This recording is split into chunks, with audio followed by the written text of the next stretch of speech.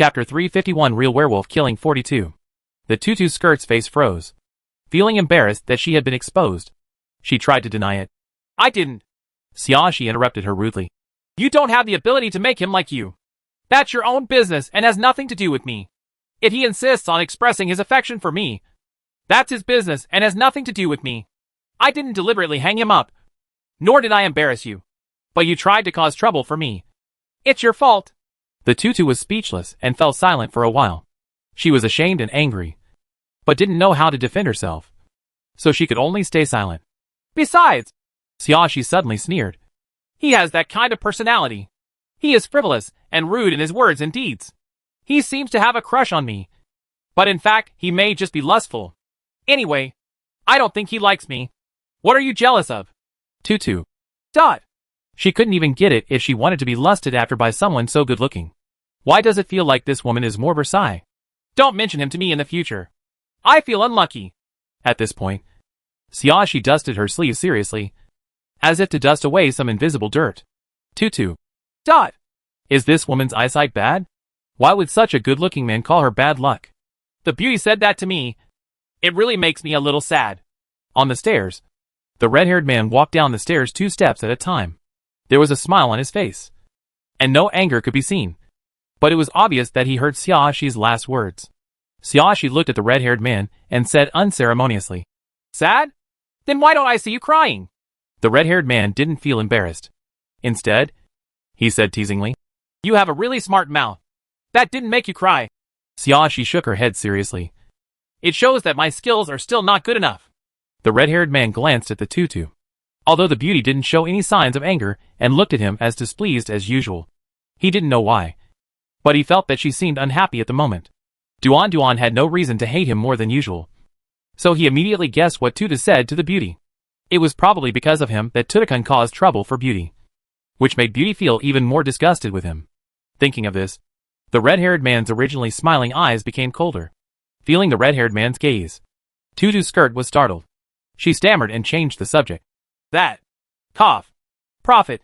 Was it successful? Seeing that the atmosphere was not right, the barefoot man came out to smooth things over. It worked. I didn't expect that the guards really didn't protect the prophet. It seems that the balance of victory this time is on our side. Speaking of this, he had an excited expression on his face, and for a moment, he forgot about the trouble of the couple role. That's great. Tutakan also became happy. Tonight we solved one of the biggest problems. Are the freckles dead or gone? Xiaoxi suddenly asked. Don't worry, Beauty. The prophet has disappeared and is not really dead. The red-haired man showed his kindness to Xiaoxi with a smile. I won't let you see the scene that hurts your eyes tomorrow. Xiaoxi did not respond. Just said, Do you have any ideas about who to vote for tomorrow? Chapter 352 Real Werewolf Killing 43. At the moment, I think I will either vote for the one who talks the most tonight, or the one who talks the least tonight. The barefoot man gave his opinion. The 2 who talk the most tonight are already out, Pingchuan reminded. The one who talked the least. There are actually quite a few players who didn't talk much tonight. We'll see who is the most suspected of being a couple. Let's make a decision based on our observations during the day tomorrow and a speech tomorrow night, the red-haired man suggested. According to the beauty's opinion, if you can tell who is a couple, vote them out together. It's really hard to tell. It just depends on who else votes the most, and we will follow the vote. This opinion was unanimously approved by everyone. Now that we've discussed it, I'll go back and rest first. Xiaoxi stood up and was about to walk upstairs. The red-haired man grabbed Xiaoxi's wrist. Beauty, don't leave in a hurry. It's still a long time until 4 in the morning. Why don't we take this opportunity to go on a date and cultivate a relationship? Xiaoxi closed her eyes, inhaled and exhaled, then turned around and punched the red-haired man in the chest. Her strength was not very strong, and the angle was not completely correct, so the punch was not powerful enough. The red-haired man actually reacted quickly, but he didn't avoid it and received a solid punch. Then he asked with a smile, Have you vented your anger? At the same time, there was also an electronic voice saying, If a player's tall woman hurts a player who was not voted out and who was not the target of the attack that night, 10,000 points will be deducted. This voice only sounded in Xiaoxi's ears, and no one else heard it except herself. Xiaoxi snorted in her heart, not taking the system's words seriously at all. She took out a silver table knife and stabbed the red-haired man's hand that was holding her. It's just tens of thousands of points. Couldn't she afford to deduct them? Even if she deducts several million, she won't take it seriously. This time, the red-haired man let go of his hand and ducked to the side. Beauty, you are really cruel. He looked like he felt heartbroken for himself. You would rather deduct points than hurt me. It really makes me heartbroken. Xiaoxi didn't reply. After getting rid of the red-haired man, she immediately turned around and went upstairs. Asterisk. On the morning of the third day, when everyone confirmed that Freckles was attacked by a werewolf, everyone knew in their hearts that Freckles should be a true prophet, and losing the prophet is a huge loss for the good guys camp. Throughout the day, the atmosphere in Ri Hotel seemed very gloomy. Even when everyone interacts with each other, they are cautious and tentative, and everyone speaks very little, except for the red-haired man. After Xiaoxi's hurt last night, the red-haired man not only did not restrain himself, but also took the initiative to tease Xiaoxi in front of everyone. He shouted, Beauty, without hesitation, as if he was afraid that no one would be able to tell that he had thoughts about Xiaoxi. Even if Xiaoxi is with Yi Kongqing, the red-haired man is still unrestrained. During lunch, Xiaoxi and Yi Kongqing were eating instant noodles in Yi Kongqing's room, when the red-haired man knocked on the door brazenly. Beauty, are you in there? The red-haired man's smiling voice could be heard clearly through a door. Yi Kongqing's brows were furrowed tightly, and his emerald green eyes were filled with anger. I have been listening to this red-haired man making noisy noises all morning, and now I don't know how to restrain myself. And he even comes right to my door. Chapter 353 Real Werewolf Killing 44. Yi Kongqing looked at Xiaoxi and suddenly asked, Does he pester you like this at night? He remembered that Xiaoxi told him that this Hongmao was also a werewolf. So when the werewolves acted at night, Xiaoxi would definitely come into contact with Hongmao. He didn't know why, but when he thought about Xiaoxi being so entangled with Hongmao every night, he felt a little irritated. He's just a bit mean-mouthed, but I can handle it. Xiaoxi shrugged. I didn't let him get close. As soon as she finished speaking, the red-haired man outside the door spoke again.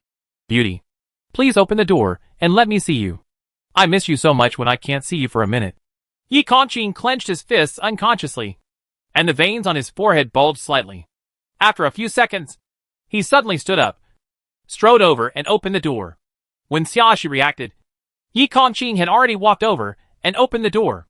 Get out, Yi Kongqing said angrily to the people outside the door. Seeing that it was not Xiaoxi who opened the door, the red-haired man's smile faded a bit. He turned his head slightly and looked over Yi Kongqing's shoulder to see Xiaoxi, who was still sitting on the bench. Beauty, he called Xiaoxi with a smile.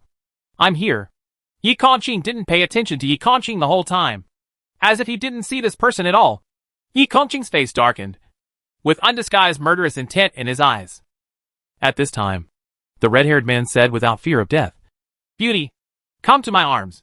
The next second, Yi Kongqing punched the red-haired man in the face.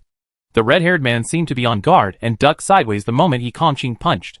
At the same time, Yi Kongqing punched up with his other hand and aimed it at the red-haired man's chin. The red-haired man had to take a few steps back to barely avoid Yi Kongqing's attack. At this time, the two men had already reached the center of the corridor. Although the corridor was not spacious enough, Yi Kongqing was not restrained and still greeted the red-haired man with neat moves, with the electronic sound constantly deducting points reminders. The two men fought fiercely. The red-haired man was shorter than Yi Kongqing, and he didn't seem to be very good at fighting in a narrow space. He was quickly suppressed by Yi Kongqing. Within a few minutes, he received several solid punches. At this time, Xiaoxi was already standing at the door of the room. Seeing the red marks on the red-haired man's cheeks, she couldn't help but feel very relieved. Although he didn't do it himself, Yi Kongqing was also very good at it. Other players had already heard the commotion. At this time, some opened the door to peek, and some stood at the top of the stairs to watch from a distance. As long as they were not affected, they did not want to meddle in other people's business. In their opinion, the red-haired man was so blinded by beauty that he was still in the mood to chase girls in the game. Besides, my brother is still here. My brother doesn't like the pigs outside eating his own cabbage. It's normal. The red-haired man had to yell in front of his brother. It was not normal to be beaten. But this green-eyed guy is so ruthless. He looks like a practicing master. The red-haired man was also very strong. He was still resisting in the hands of the green eyes for more than 10 minutes. If it were them, they would probably fall apart after just a few moves. Yi Kongqing was merciless. and the few blows that the red-haired man failed to block were painful. Brother, Xiaoxi's clear voice sounded.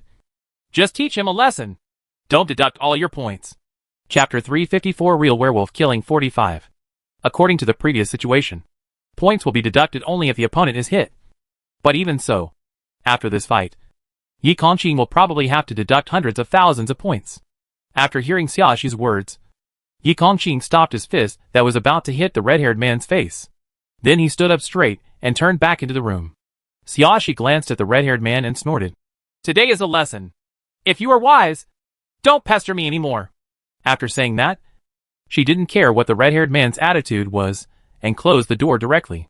Seeing that there was no excitement to be seen, the other players dispersed one after another, closing the doors and going downstairs. The red-haired man sat on the ground with his knees bent, leaning against the wall and panting.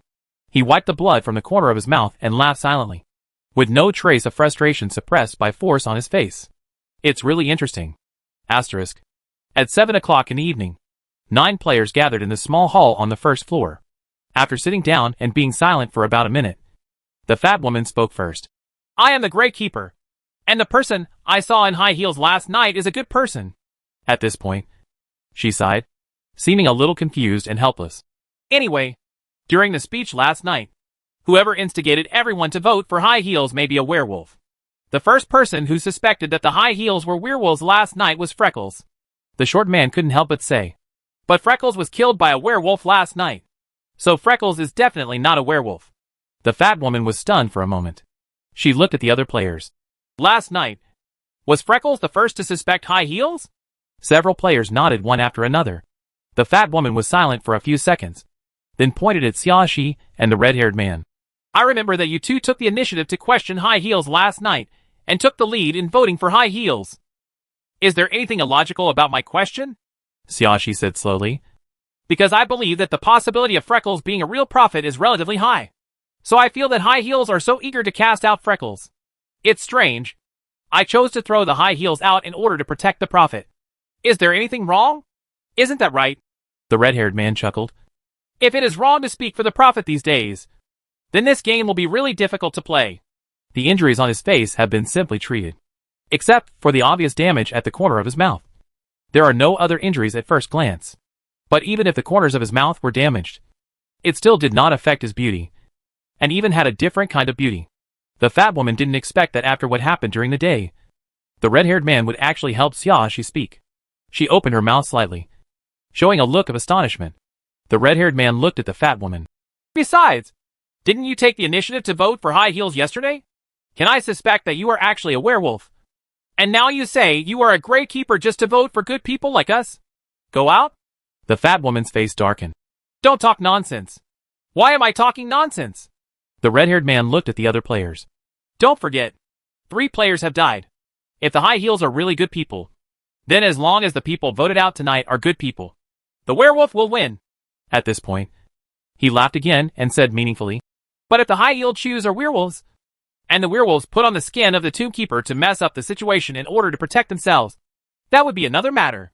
Chapter 355 Real Werewolf Killing 46. You are such a slanderer. The fat woman suddenly stood up, furious. Don't get excited. This is just a reasonable guess. The red-haired man said to the fat woman with a smile. Look, when you doubted me, I wasn't angry. I doubted you. And it's not okay for you to be so angry. The red-haired man said a few words, and the fat woman was at a disadvantage. Several players saw the fat woman's expressions change, with some scrutiny and suspicion. The fat woman's face was ugly. Just as she was about to say something more, someone spoke again. It was a young woman with a round face. She looked a little chubby, but she looked cuter compared to fat women. Aye. The round-faced woman took a deep breath, as if she needed courage to finish her sentence. I am a prophet. What? The fat woman forgot to argue with the red-haired man for a moment. She turned to look at the round face with obvious doubts in her eyes. It's too strange for you to be a prophet at this time. Freckles was a prophet last night. You didn't say anything when we got home. And you didn't jump until she was killed? It's like this. Roundface tried hard to explain. I was planning to announce my identity last night, but Freckles stood up first. Out of caution, I didn't want to have a confrontation between 2 prophets immediately, so I decided to observe for a day before talking. What I checked for on the first day was freckles. So I knew she was from the good guy camp, Yuanlian said, while observing the expressions of other players. When she stood up at that time, she probably wanted to take the initiative to cover my identity if I danced against her, but it turned out to be internal strife, and it failed her hard work. The fat woman felt that something made sense. She sat down again and asked, In that case, tell me who you checked last night. It's him I checked. The round face pointed at the barefoot man. He's a werewolf. The barefoot man was stunned for a moment, then showed a surprised expression. What are you talking about? The round-faced man continued regardless. Last night, when the high-heeled shoes suspected the identity of the freckled prophet, I paid attention to the expressions of the players. Although this barefoot man didn't show much obviousness, he still made me feel a little happy. Then the last player voted out had high heels instead of freckles, and he looked a little disappointed. I felt that his behavior was not normal at that time, so I decided to check his identity at night. After Yuanlian said this, he paused before continuing. The result was just as I guessed. He was indeed a werewolf. The barefoot man stood up slowly. There was no expression on his face, but there was still a hint of panic in his eyes uncontrollably. Maybe he thinks he has good control. But unfortunately, he is not a player with superb acting skills and excellent psychological quality. This subtle change in expression was almost visible when everyone focused their attention on him. And his change not only confirmed his identity, but also gave other players some trust in the round-faced prophet's identity. In that case, let's vote for him tonight, the fat woman said, pointing to the barefoot man. With one less werewolf, we still have a chance of winning. Everyone knows that if the fat woman is really the great keeper, and the high-heeled shoes are really as good as she said. Tonight is the key game. Chapter 356 Real Werewolf Killing 47. The number of werewolves must be reduced to avoid the possibility of an immediate werewolf victory. Therefore, other players also pointed to the barefoot man. Given the situation, Xiaoxi, the tutu skirt and the red-haired man couldn't speak for the barefoot man at this time. So they had no choice but to follow suit. The barefoot man closed his eyes with an expression of resignation. He knew that he was not good at disguise. If he opened his eyes at this moment, he might subconsciously look at his werewolf companions. Once other companions are exposed, the werewolf camp's chances of losing will increase a lot. He did not forget that as long as his side won, he would at least be exempted from the penalty of losing the game. So he can't betray his fellow werewolves. The barefoot man was voted out, but it was the red-haired man who shot him. The round face looked at the fat woman. If you are really the two keeper, then tonight you will know the identity of the barefoot man. Then you will know whether what I said is true or false. The fat woman snorted. If you don't tell me, I will check it out. Her expression was not very good, and she was a little angry. But she didn't say anything else. She just rolled her face and left. The round-faced man smiled awkwardly and pretended not to notice. Asterisk.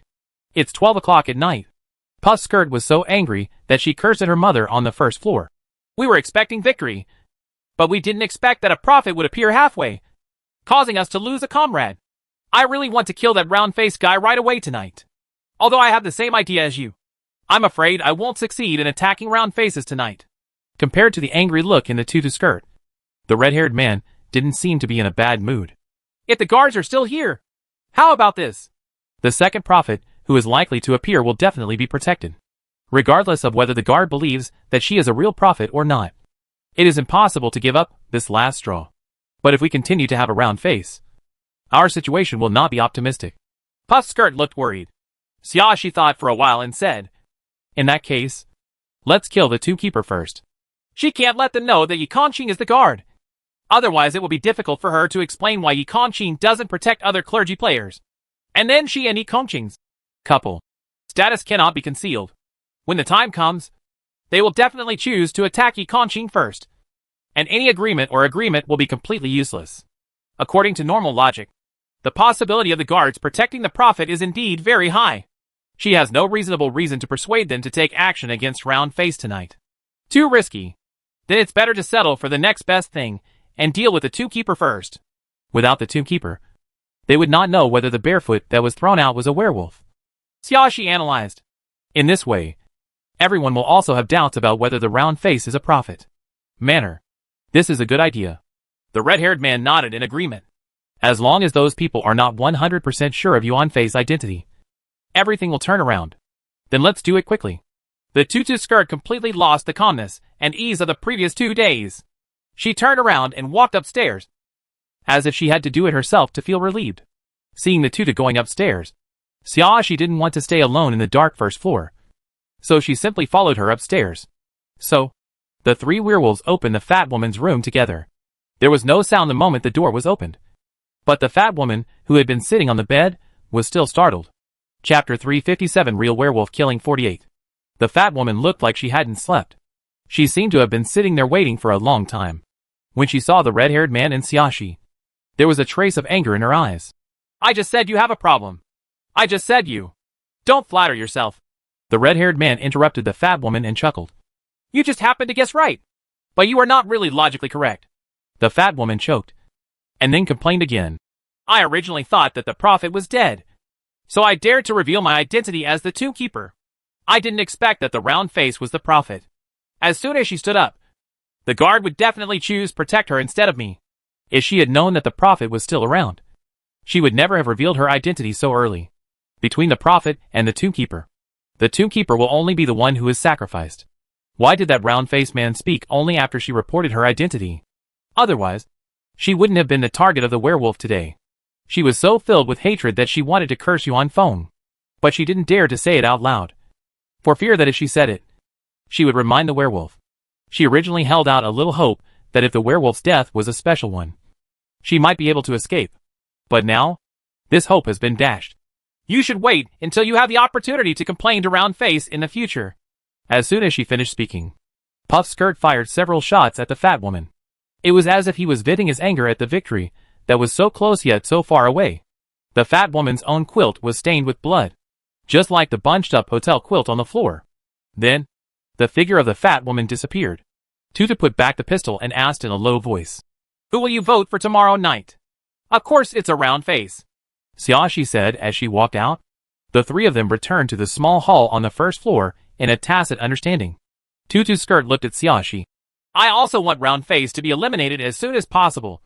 But are you sure other players will vote for her tomorrow?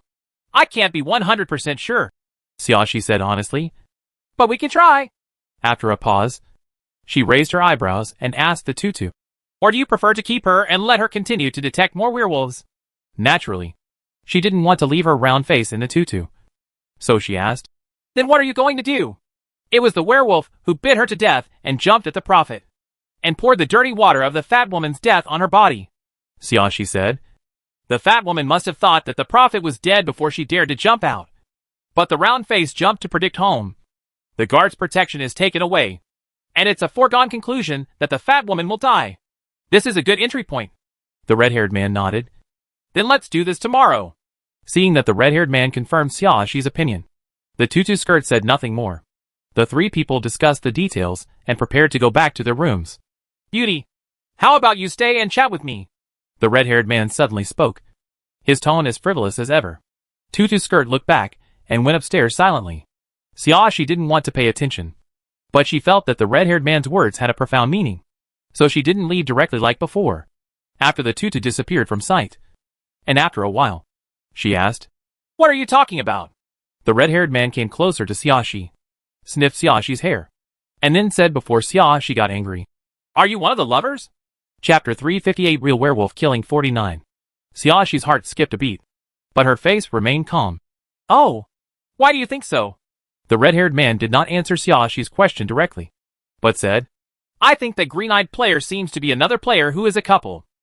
You guessed him like this just because you first doubted me and then thought I had more contact with him. Right. Xiaoxi raised her eyebrows slightly. That's not true. The red-haired man smiled. He picked up a lock of Xiaoxi's hair and played with it in his hand. This is a man's intuition. After saying that, he approached Xiaoxi again, his warm breath carrying a bit of ambiguity. I don't think he is your brother, but he trusts you extraordinarily, and is so annoyed by my approach to you. How can this be done? All I can think of is another relationship. Xiaoxi slapped the red-haired man's hand away unceremoniously. She looked at the red-haired man and sneered. So? You think he and I are a couple? So you think he and I are also couples in the game? If Freckles' suspicion about the short man is correct from the beginning, and the short man is Cupid, the red-haired man chuckled, then the probability that he will designate you and Green Eyes as a couple is much higher than that of designating someone else. Although it seems that round faces are the prophets now, The analysis of Freckles at the time was not unreasonable, and still has some reference value. Really? Xiaoxi also laughed. So now you believe that the short man is Cupid? These are just my guesses and intuitions. There is no direct logical inference. The red-haired man smiled at Xiaoxi. But I always feel that my intuition is very accurate. Since you trust your intuition so much, why are you telling me? Xiaoxi sneered. You should have said it directly during the voting session, and let everyone vote me out. Then I'm really reluctant to part with you. The red-haired man said with a distressed expression. Beauty is always pleasing to the eye. So I would rather cast my green eyes first. Huh? Xiaoxi looked at the red-haired man sarcastically. If he and I are really a couple, wouldn't it be the same no matter who we vote for? Both of us have to be eliminated. That's true. The red-haired man seemed to have just remembered, and sighed with a little regret. That's really embarrassing. From your tone, it sounds like you have decided that I am a couple. Xiaoxi glanced at the red-haired man and said, You must think clearly, and don't regret it. Then I'd better think about it again. The red-haired man made a slightly cautious expression, as if he really listened to Xiaoxi's words. Then you think about it slowly. I'll go back and rest first. Xiaoxi yawned, seemingly not paying much attention to the red-haired man's words. After answering the room, her face darkened slightly. The red-haired man did not seem to have any direct logical evidence. But if it was really based on intuition, she had to admit that his intuition was too accurate. She suspected that all the red-haired man's behaviors during the day were a kind of test. And Yi Kongqing's reaction made the red-haired man confirm the result of his test. Now it seems that some changes have to be made to the plan for tomorrow's voting session. The red-haired man was always a difficult character to deal with, and she didn't know if he had any other cards or tricks. Chapter 359 Real Werewolf Killing 50. If the red-haired man had a way to make other players believe his words and vote with him, then he might get 4 votes even for himself. And Xiaoxi can only be sure that she can get the 3 votes of herself, Yi Kongqing, and the short man. The odds were stacked against her, so she had to change her plan and throw out a werewolf first. To be honest, she wasn't sure she had a chance of winning directly against the red-haired man, unless the prophet happens to be checking the identity of the red-haired man tonight. Then she can get a round-face vote, and the chance of winning is very high. But if the person with a round face is checking someone else, in fact, she wasn't even sure that the round face must be the prophet. Xiaoxi's brows wrinkled slightly. It seemed that she had to take a risk, even if other players might guess her identity. After making this decision, Xiaoxi laid down and forced herself to fall asleep as soon as possible. Asterisk. During the day on the 4th day, the death of the fat woman made it impossible for anyone to know whether the barefoot man was a werewolf. But many players still trust the identity of the round-faced prophet. After all, there are only 7 players left. But the game is not over yet, which proves that the number of werewolves has been reduced. So Roundface's previous inspection and voting should be correct. Xiaoxi found an opportunity to tell Yi Kongqing her plan and asked Yi Kongqing to find a way to convey it to the short man. She didn't say anything about the risk she needed to take. She just asked Yi Kongqing and the short man not to speak easily tonight. And then they must vote for the same person as her. Everything was ready, and the time soon came to 7 o'clock in the evening. The 7 players sat on the old wooden chairs on time.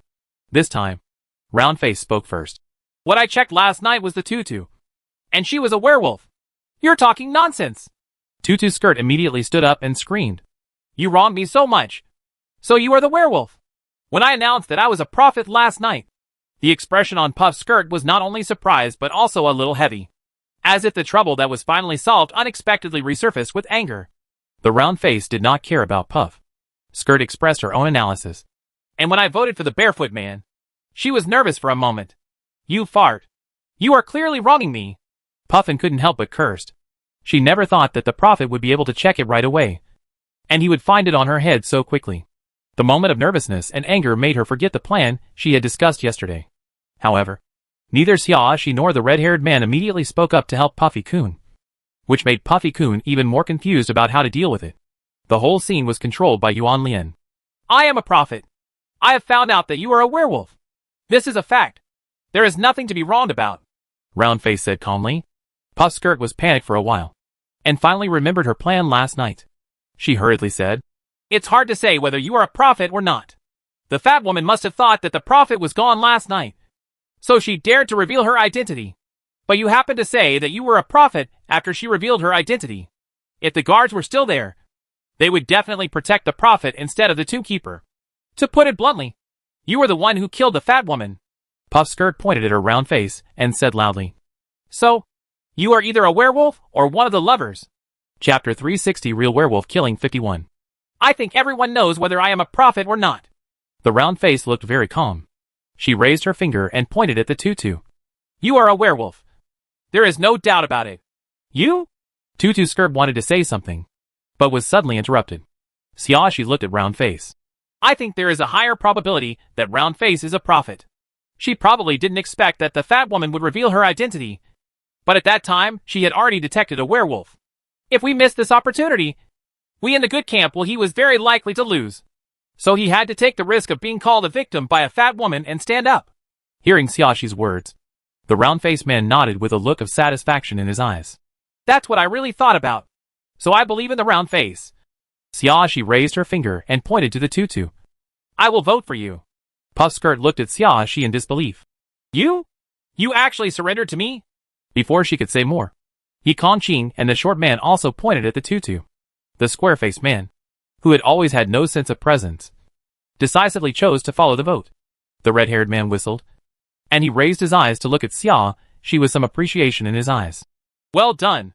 Then he pointed at Yi Kongqing. Although it is of no use anymore, I still decided to vote for him. Yi Kongqing glanced at the red-haired man, but there was no change in the expression on his face. Puff's skirt pointed at Xiaoxi angrily. Are you crazy that you actually surrendered to me? This was not the original plan. Before she finished speaking, she was shot to death by Yi Kongqing. Seeing the figure in the tutu disappear, her round face was stunned, and she looked at Xiaoxi. What did the tutu mean just now? The square-faced man also looked at Xiaoxi defensively. You? Are you a werewolf too? Xiaoxi stood up, with a bright smile on her face and no trace of panic. Then she made a polite gesture of slightly bending her knees and lowering her head. Good night, everyone. She neither denied nor admitted the doubts about round and square faces. But her attitude was shocking. Xiaoxi knew that what Peng Pingquan had just said was very clear. Anyone could guess that she was a wolf. Even if she denied it, it would be useless. But there is no need to admit it deliberately. Even if everyone confirms this fact. As long as she doesn't admit it, there will always be a chance to try to reverse it when she has to. Yi Kongqing stood up and followed Xiaoxi upstairs without saying a word. The expression on her round face changed rapidly. She seemed to have thought of something, and fell weakly on the chair. She didn't say a word for a long time. The square-faced person was a little confused when he saw the round face looking pale. He asked, What are you doing with this expression? Now that we know she is a werewolf. Just vote for her tomorrow. Even though we will lose one player from the good guy camp tonight, the werewolf still won't win. The round-faced man glanced at the square-faced man, and his lips murmured a few times, but still no words came out. Yi Kongqing followed Xiaoxi into Xiaoxi's room. Xiaoxi covered her beating heart and smiled at Yi Kongqing. It was really exciting just now. Although I was a little nervous, I finally performed well. Of course, what was even more fortunate was that round face actually pointed out another werewolf. Although it is a pity that the target is not a red-haired man. As long as a werewolf can be thrown out, things will go much smoother. Chapter 361 Real Werewolf Killing 52. When the werewolf takes action tonight. As long as Xiaoxi reacts faster than the red-haired man, everything will be settled. Yi Kongqing reached out and rubbed Xiaoxi's head. Thank you for your hard work. I'm good at mental work, Xiaoxi said to Yi Kongqing with a smile. If there is a time when forced labor is needed in the future, it will be your turn to put in more effort. Yi Kongqing's eyes showed a little smile. Okay, I'm in a good mood today. Let's eat this cake. Xiaoxi took out a sweet and delicious cake from the storage compartment. I exchanged the magazine for this with someone else. You can't eat it. She ate one before and sent one to Yi Kongqing. Now there are only 3 left. Because the craftsmanship is really good and it is really delicious. She usually keeps it because she is reluctant to eat it. But today, she thought it was worth celebrating that she had the opportunity to win before the red-haired man did. Yi Kongqing took the small cake from Xiaoxi's hand and cut it into 5 small portions with a fruit knife. He kept 1 portion for himself and gave the rest to Xiaoxi. You worked the hardest in this game, so you should eat more. He looked at Xiaoxi and said. Xiaoxi's eyes sparkled. Yi Kongqing, you are so cute. Yi Kongqing was stunned for a moment, then frowned slightly. Don't call me cute. How can a grown man be so cute? Then what do I have to say? Xiaoxi approached and asked without fear of death. Yi Kongqing. Dot. What can he do? He doesn't know how to scold. Either. Not willing to fight. She can only say whatever she wants. Asterisk. 12 o'clock at midnight. Xiaoxi hadn't slept. And when she estimated that it was almost time, she was already standing inside the door waiting. Her hand was on the doorknob. Ready. As soon as the clock struck 12 o'clock, she opened the door and jumped out. But the red-haired man was not slow either. He walked out of the house almost at the same time as Xiaoxi. At the same time, the gun in his hand was pointed at Xiaoxi's head. The two people's rooms were a bit far apart, but still within pistol range. Beauty, you are so courageous. You risked having your identity discovered by other players to eliminate the players in the werewolf camp. There was a smile on his face. No anger at all. And there was even a hint of anger in his eyes when he looked at Xiaoxi, with a bit of joy. But in this case, you can't deny the fact that you were one of the lovers. Right? When you tested me last night, I didn't deny it. Xiaoxi shrugged. Her expression relaxed. You don't look nervous at all. The red-haired man approached Xiaoxi and said softly, Do you think that werewolves can't kill werewolves? At this point, he suddenly laughed. The rules of the game don't say it's not allowed. As soon as he finished speaking, he shot Xiaoxi in the head without any hesitation. But before the bullet touched Xiaoxi, it suddenly disappeared. Then, the electronic sound sounded softly. The player's red hair attacked the guard's protection object. The attack failed. Tonight is Christmas Eve. Its voice was very low, as if it was whispering in the ear, and only Xiaoxi and the red-haired man could hear it. Of course, I know that werewolves can attack werewolves. Xiaoxi chuckled. But unfortunately, your attack will not be successful. The red-haired man was stunned for a few seconds before he reacted. He looked at Xiaoxi with interest. Interesting. Chapter 362 Real Werewolf Killing 53. So, the one with green eyes is the guard? Although the red-haired man was asking Xiaoxi, his tone was already very certain. Except for that person. No one else would choose to protect the other person when they suspected that the other person was a werewolf. And this can also explain why the beauty was so generous in betting that the attack on the prophet would be successful. Not because the guard was most likely gone, but because she knew the guard was hers. Yes, Xiaoxi admitted frankly. Now that you have told me everything, you are not afraid that the situation will be unfavorable to you tomorrow? The red-haired man asked with a smile. The worst result tomorrow will be for the players who vote to tie and are not eliminated. Xiaoxi shrugged. She knew very well that the red-haired man had already confirmed his inner guess. It was useless to deny it at this time. It was better to talk about it. If you don't mind the endless draw, I can also accompany you until the end. It depends on who can last longer with food. Who said it would always be a draw? The red-haired man smiled with a seductive look on his face. Although you are protected by guards and I can't hurt you. During the werewolf action tomorrow night, I can choose to kill the green-eyed man. Then let's compete to see who can move faster. Xiaoxi looked at the red-haired man without fear. The reason why this situation is happening today is because the man and the woman happen to live on opposite sides of the corridor. No matter which room the red-haired man comes out of, he will face her face to face, and he will have the opportunity to point a gun at her. But if the red-haired man wanted to take action against Yi Kongqing, he would have to go to Yi Kongqing's room and open Yi Kongqing's door. There are two doors between the red-haired man's room and Yi Kongqing's room. And the room next to her is a room with round faces. And opposite the room with round faces is a room with square faces. No matter who she chooses, they will attack faster than the red-haired man. Originally, she wanted to attack the round-faced man tonight. But the red-haired man was more decisive than she thought. After recognizing the situation, he immediately chose to attack her. This is indeed the fastest and most convenient way. Unfortunately, he failed to calculate that the guard was still there, and he did not expect that the guard would choose to protect her. The red-haired man knew very well that if he chose to attack the green-eyed woman, he had no chance of winning from a distance. Otherwise, he would not have given priority to attacking the beauty he admired. In today's battle of wits and courage with the beauty, he was at a disadvantage. The red-haired man came closer to Xiaoxi, his warm breath lingering ambiguously. Beauty, I am really becoming more and more interested in you. Xiaoxi punched the red-haired man in the face unceremoniously. I've warned you many times not to get so close to me. The red-haired man quickly sidestepped and said, I have such a beautiful face. Beauty, how can you bear to attack me? Of course I can't bear it. Xiaoxi sneered and attacked the red-haired man again. Damn it. She had tolerated him for a long time. In the past, because we had to pretend to be in the same camp. We couldn't show off too much even if we took action. Now that we've already shown our cards, it's so hard to bear it. The red-haired man's skills were very good. Although he couldn't beat Yi Qingqing, he was more than enough to deal with Xiaoxi. The red-haired man didn't really mean to fight with Xiaoxi. Most of the time, he avoided her.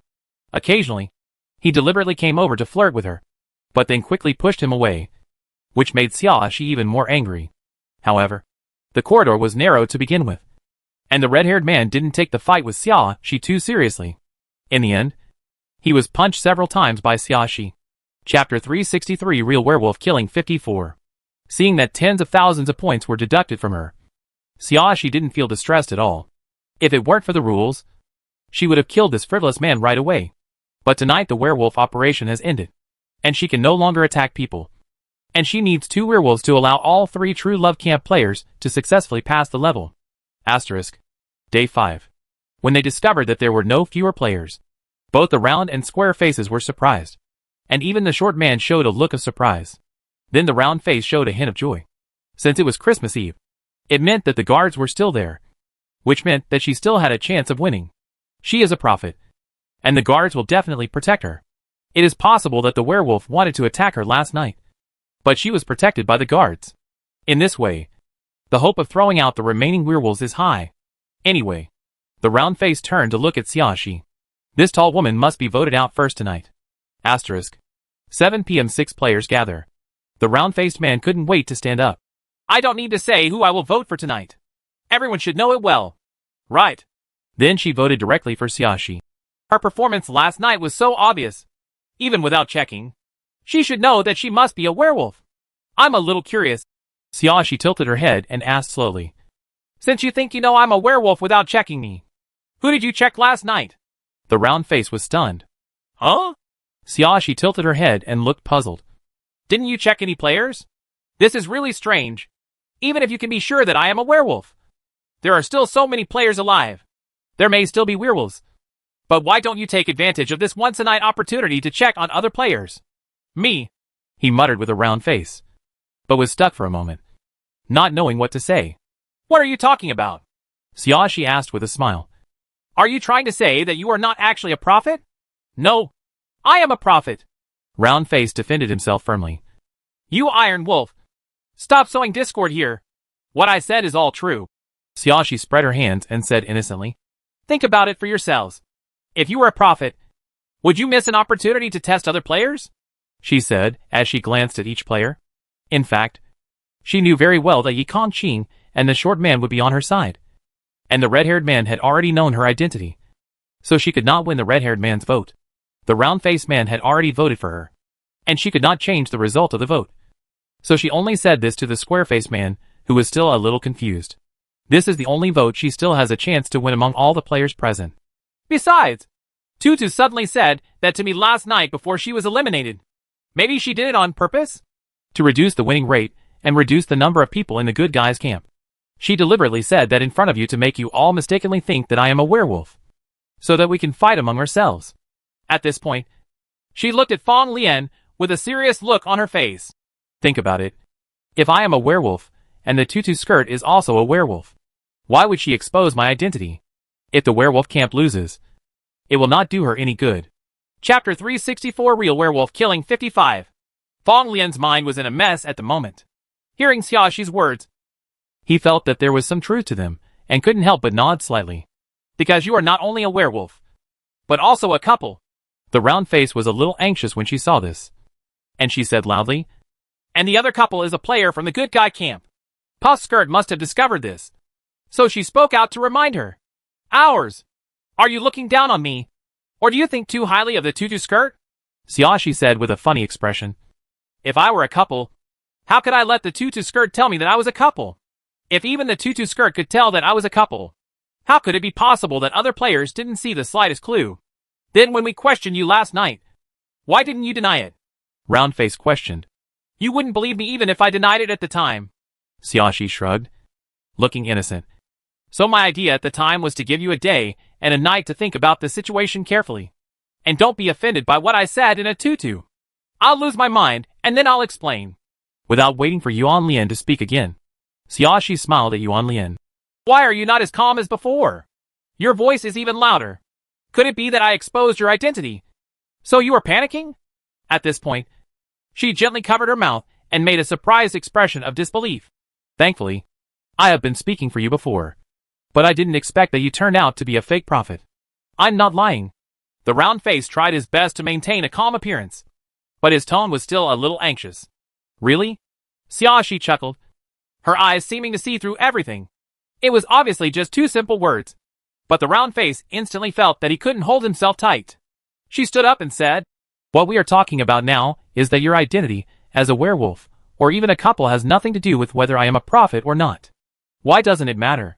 Xiaoxi tilted her head and said with a smile, If you are not a prophet, then I think you are probably a werewolf or a lover. Otherwise, why would you pretend to be a prophet and keep doing this? What about me, who is obviously a civilian who has been wronged? In fact, she just took a gamble. To be honest, Roundface's performance was really good, especially after pointing out two werewolves one after another. I'm afraid no one doubts Roundface's identity as a prophet. Even she believed it. However, she still noticed some language flaws in the round face. And it was because of those little flaws that she chose to start from this angle. You are obviously talking nonsense. You are messing up the situation. Roundface became a little angry. Don't think that just because you divert attention randomly, everyone will forget the fact that you are an iron wolf. I'm not trying to divert attention. After all, it's important to find out your identity. And I really doubt your identity as a prophet. You can't find a suitable reason to explain why you didn't check one last night. Player.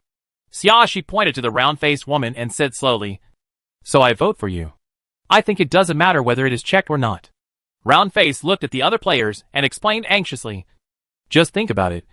As long as she is thrown out, even if there is still a werewolf, I can definitely deduce it with my ability. Inference? Xiaoxi blinked and asked in confusion, If you are really a prophet, why don't you check it directly instead of relying on inference? Chapter 365 Real Werewolf Killing 56. Sure enough, when people are anxious, they are more likely to slip up. The round-faced man suddenly felt a thump in his heart when he realized that he had accidentally exposed a flaw. Closing her eyes, she seemed to have made up her mind and said, I am indeed not a prophet. I am just a commoner. I jumped into the identity of a prophet just to get more favorable votes. Otherwise, I will only talk about my own reasoning. Where is the prestige of direct verification by a prophet? Freckles was indeed a prophet, but he died at the beginning, and the situation was very unfavorable for the good guys camp. And she happened to see something wrong with the barefoot man, and she was very sure that the barefoot man was a werewolf. In order for the good guys to win, she chose to take a desperate risk and take advantage of the prophet. Not only can you gain prestige, but you can also get protection from guards. Of course, she knew that after the fat woman revealed her identity as the Tomb Keeper, she would definitely fall into a dead end by becoming a prophet. But as long as she can win, she can't care so much whether others die or not. You are too inconsistent. Xiaoxi couldn't help but laugh out loud. You said you were a prophet so confidently before, and now you are claiming that you are a commoner after you have been exposed by me, and you are completely confused. She looked at the round face as if looking at a lying child. Do you really think everyone is a fool? As soon as Xiaoxi finished her words, Yi Kongqing pointed at Yuan Yuan and said, I'll vote for you. Then, the short man also voted for the round face. The square-faced man's mind was already in turmoil, seeing that everyone was giving round faces, and feeling that Xiaoxi's words were indeed quite reasonable. He immediately developed a herd mentality, and also gave round faces. The round face turned pale, and she looked at Fang Lian, Yi Kongqing, and the short man. You idiots! How can you believe her words? The red-haired man couldn't help but applaud. He smiled enchantingly at Xiaoxi. Beauty, I have to admit that your performance is really good. The reason why he never spoke was because he was curious about what kind of drama his beauty could make in such a situation. Unexpectedly, it was quite exciting, and he was not disappointed at all. The red-haired man didn't seem to care that the current situation was not good for him, and just looked at Xiaoxi with focused eyes. Then, he raised his hand and pointed at Yi Kongqing. Although I know it is useless, I still vote for him. Yi Kongqing didn't even look at the red-haired man, and didn't care at all that he was voted. When Round Face was eliminated, she couldn't help crying loudly, with a look of despair on her face. She obviously did a good job, but it ended up like this. She couldn't accept it at all. Yi Kongqing neatly killed the round face with a gun. The figure with the round face disappeared, and the small hall suddenly became quiet. Round Face disappeared, but no other players disappeared with her, which proved that Round Face was at least not a couple. The square-faced man was completely confused. He had no idea who was who. There are only 5 players left. But the couple is still there. Who are the lovers? Is it the tall woman? Is that round face a werewolf? If it was a werewolf, there should be another werewolf on the field. Could the werewolf also be a tall woman? Because the tall woman is both a werewolf and a lover. Why does the round face target her so much? Before the square-faced man could think more, other players had already left the small hall and went upstairs to their rooms. Chapter 366 Real Werewolf Killing 57. That night, Xiaoxi still didn't sleep. When the clock struck 12 o'clock, she immediately opened the door. The red-haired man was still very fast. But this time, the gun in his hand was pointed at his head. Xiaoxi's footsteps paused and had to stop. Since Cupid and the couple are still alive, if you want 3 people to clear the level together, you need at least 2 werewolves. The red-haired man's smile contained a bit of malice. If I die, you will have to fight among yourself. It's really exciting when you think about it. Okay.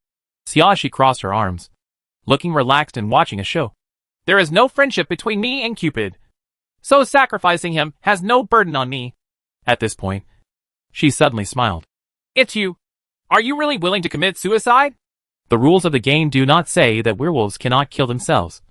But in a situation where there are no witches, generally no werewolf will choose to kill themselves to gain trust.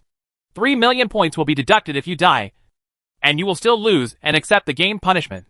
Xiaoxi asked unhurriedly. Are you really willing to treat yourself like this just to let us infighting? And you don't see any infighting. The red-haired man looked at Xiaoxi quietly for a while. Then he put down his pistol and laughed. You're right. I really can't bear to deduct an additional 3 million points.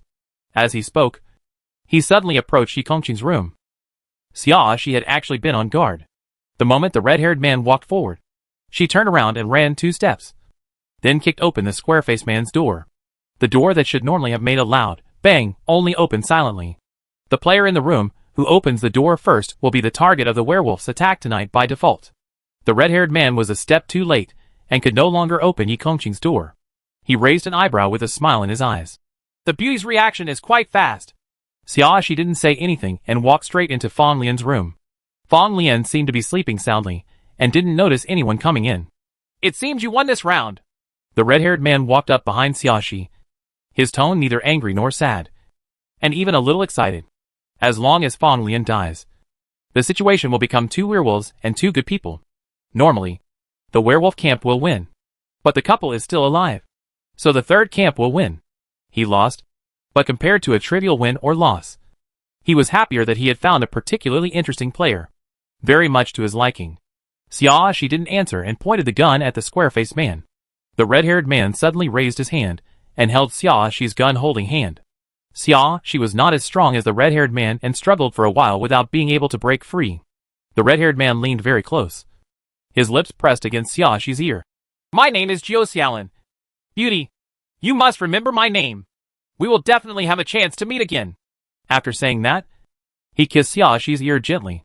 Before Xiaoxi could react, his index finger hooked Xiaoxi's index finger and pressed the trigger. Fang Lian was killed with 1 shot, but his body did not disappear. This is another player with insufficient points, and he is truly dead at this time. The next second, the red-haired man disappeared. Xiaoxi angrily wiped her ears with her sleeve, with an angry expression, as if she wanted to feed the red-haired man a bomb right away. Chapter 367 Points and Name 1. Damn it. Don't let her see him again, or else you'll definitely rain bombs on him. While Xiaoxi was yelling in her heart, the electronic sound started playing. This round of the game is over. Congratulations to the players of the third camp for winning. Then, the environment around Xiaoxi changed and turned into a white room again. Xiaoxi wiped her ears red, but didn't feel relieved. She took out the alcohol cotton ball from the storage compartment and applied it to her ears for a while. Then she was in the mood to watch the bullets popping out in front of her window. Congratulations to player Xiaoxi for clearing the game and earning 1 million points. Xiaoxi raised her eyebrows slightly. This is the highest score she has ever scored for clearing the game so far. But it is also the most difficult game so far. It has 2 rounds of games, which itself increases the difficulty of clearance. In the second round, players have accumulated a lot of experience, and the battle of wits and courage is indeed more strenuous. It seems that the number of points earned by passing the game is indeed related to the difficulty of the game. I just don't know where the upper limit is. She wouldn't ask the system anyway, and she wouldn't ask it even if she knew it. However, according to her own speculation, after clearing the single-player game once, the difficulty of the subsequent games should increase. After all, before she cleared the single-player game, there had never been a game with 1 million points. In addition, not every player can successfully go through 5 rounds of the game before getting the opportunity to play a single-player game. It is understandable that the difficulty of the game increases after completing the single-player game. The player has a half-hour rest here. The inorganic voice of the system sounded, and he continued his lines. The health and growth of seeds game will be entered in half an hour. Players are asked to choose products to purchase, or enter the next step immediately. A game. She sat down cross-legged out of habit. She opened the mall and took a look. No new props appeared, and the gun and ammunition column became purchasable. But she was not lacking. All in all, there is nothing I want to buy.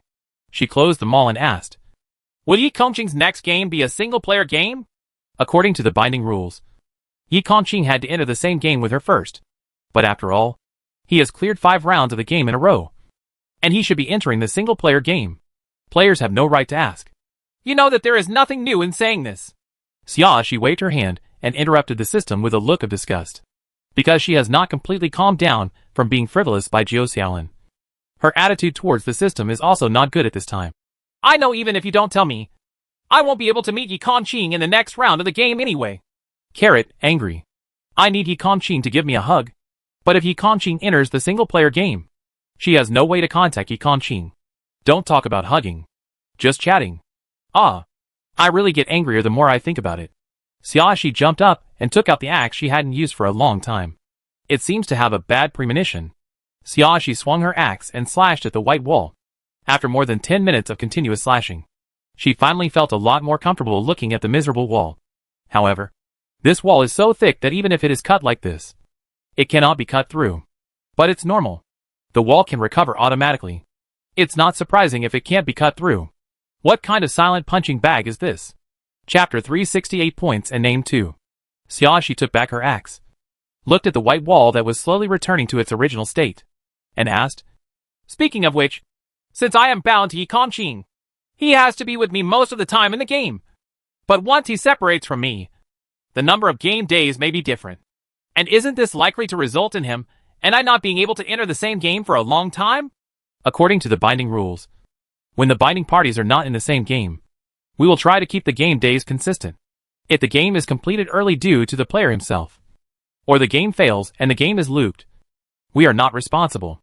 Hearing this, she suddenly knew something in her heart. In other words, the number of days of Yi Kongqing's single-player game may be the same as the number of days of her next game. As long as you can successfully complete the level according to the time, you should be able to play the next game again. After understanding this, she felt much better. She sat cross-legged again, supported her chin with one hand, and asked, "I'm talking about the system. Anyway, you are idle. You should tell me your code name or name." "Right. Otherwise, I will just give you a nickname." The system did not respond. She was not angry and continued, "Well, I'll call you number 2. And the electronic sound system will be called number 1. Players, please don't give us nicknames at will. The sound of the system does not have any ups and downs, but it just makes people feel unhappy. If you don't tell me your code name, then of course I have to give you a nickname so that you can mention it to others later." She said with a smile. The system was silent for a while. She became impatient and waved her hand directly. "Not to mention knocking you off. It makes it seem like I care about your name. Anyway, you will be called number 2 from now on." The system finally spoke reluctantly. "My name is..." "None." As if she didn't want to be misunderstood by she has another word. A pop-up window popped up in front of her, displaying a big word. She looked surprised. "You actually have a name." She thought it would be something like job number XXXX, but she didn't expect it to be a name. Although it is not a given name, it is still a serious title. "Does each of your systems have a name?" She asked curiously. "Yes." This time, the system didn't let it go. She chuckled lightly. "The person behind you is quite stylish." She didn't believe that there were only 2 systems in such a huge survival game, so naming each system would be quite troublesome.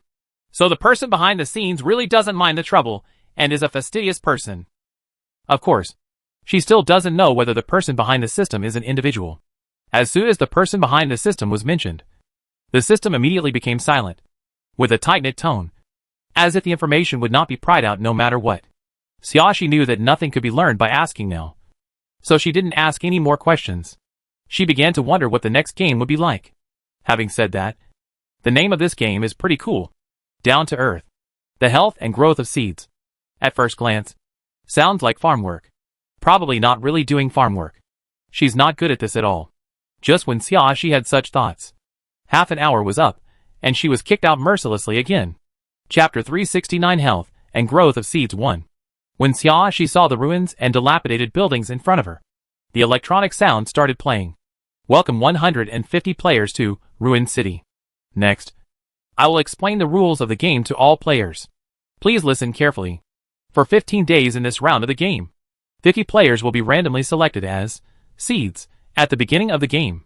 Players who become seeds will enter a sleeping state until they are awakened. Xiaoxi raised her eyebrows slightly when she heard this. It turns out that this kind of seed is not just for her to grow crops. After the seeds are ready, the remaining 100 players need to search for your seeds throughout the ruined city. Reminder, each player has a seed that is most suitable for him. If he finds the most suitable one, the speed of growth and development will be relatively improved. If he finds other ordinary seeds, it will take 15 days. Complete the entire growth process. To confirm whether seed is the most suitable for you, you only need to touch the head part of seed to know. If players find the seed that suits them best, the growth time can be shortened to up to 10 days. Players need to take good care of their seeds in order for the seeds to germinate, grow and bear fruit. Otherwise the seeds may wither and die at any time during the process. Each seed has different characteristics and requires different care and attention. Players have to make their own judgment based on the needs of the seed. The seed germination period is the period when players are asleep. This period is the most dangerous. Please protect your seeds and give them reasonable germination conditions. The germination conditions will be displayed when the player touches the seed, and the growth conditions and result conditions will not appear until the seed enters the growth stage and result stage. Good luck to all players. After hearing these last words, Xiaoxi decisively took out the fairy wings and put them on herself, and flew into the sky in a flash, to find a target in a city. Walking there step by step is as fast as flying. Although this place is in ruins, it still looks like a city. The dilapidated high-rise buildings and towers still exist, as well as all kinds of urban garbage and dust-covered cars. I don't know how long it will take to find it slowly, or it will be faster to fly. Whenever she saw someone lying down, Xiaoxi walked up and touched the person's forehead. But the pop-up window that popped up every time had the 4 characters, ordinary seeds. She found a total of 12 seeds in one morning, but every one of them was an ordinary seed. Although she didn't know what kind of prompts would appear on the most suitable seed for her, she knew very well that ordinary seeds were definitely not the most suitable. Speaking of which, the game only lasts for 15 days. Players can either grab a random seed on the first day and start growing it, or they can only struggle to find the most suitable seed for them and then grow it, in view of the various obstacles and problems that may arise during raising seeds. If you raise ordinary seeds, you simply cannot withstand any variables, so most people should choose to find the most suitable seeds. Chapter 370 The Health and Growth of Seeds 2. Among 100 players, each player has a seed that is most suitable for him. To put it bluntly, at least 2 players must compete for the same seed. This is the most obvious competitive relationship we can see so far. But judging from the rules of the game, the 50 players as seeds seem to have to pay very little. If no player deliberately destroys the seeds, then the risks taken by these 50 players are also much smaller. It makes people feel that it is easier to make seeds. But this is not in line with the nature of the system. How can the system bear to watch the player relax? Xiaoxi always felt that there was something deceitful about it. Forget it. I can't guess what will happen now. I need to find her seed first. Xiaoxi also met many players who were looking for seeds along the way, because at the beginning of the first day, no one had found the seeds yet. And even if they met each other, there was no conflict. When other players saw Xiaoxi's wings, they would look envious. But no one tried to touch her. It's late spring here, and no one wears much, which makes Xiaoxi's defensive bracelet easily visible. Even players who were greedy for Xiaoxi's wings had to temporarily give up their thoughts after seeing Xiaoxi's defensive bracelet. It is more important to find the seed.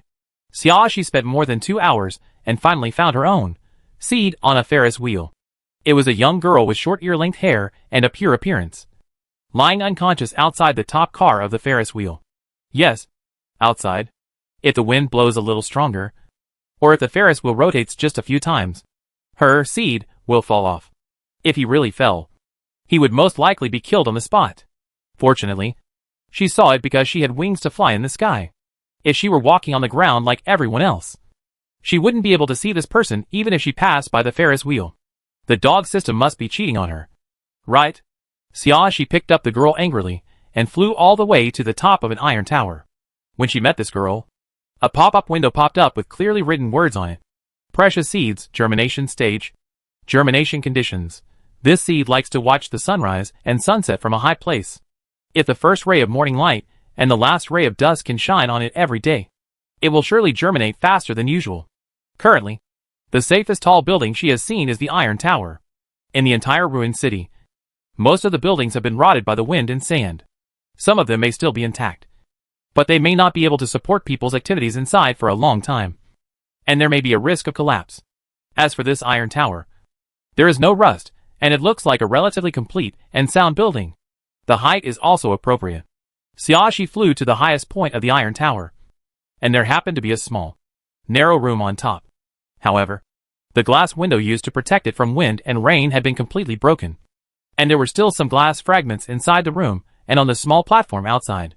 She cleaned up all the unfinished glass from the window, and then flew into the small room with the girl. There was an iron-framed bed in the small room, but it was rusty. Xiaoxi threw the iron-framed bed out to save space. She took out another quilt from the storage compartment and spread it on the floor, then placed the girl on the quilt. Chapter 371 Health and Growth of Seeds 3. After thinking about it, Xiaoxi took out another thin blanket and covered the girl. Although the germination conditions do not say that seeds are afraid of cold, it does not say that seeds like cold.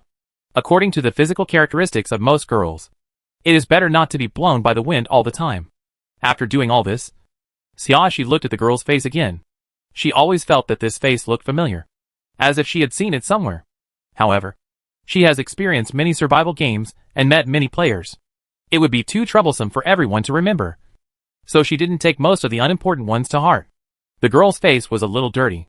Xiaoxi took out a small square towel, dipped it in some water, and wiped the girl's face.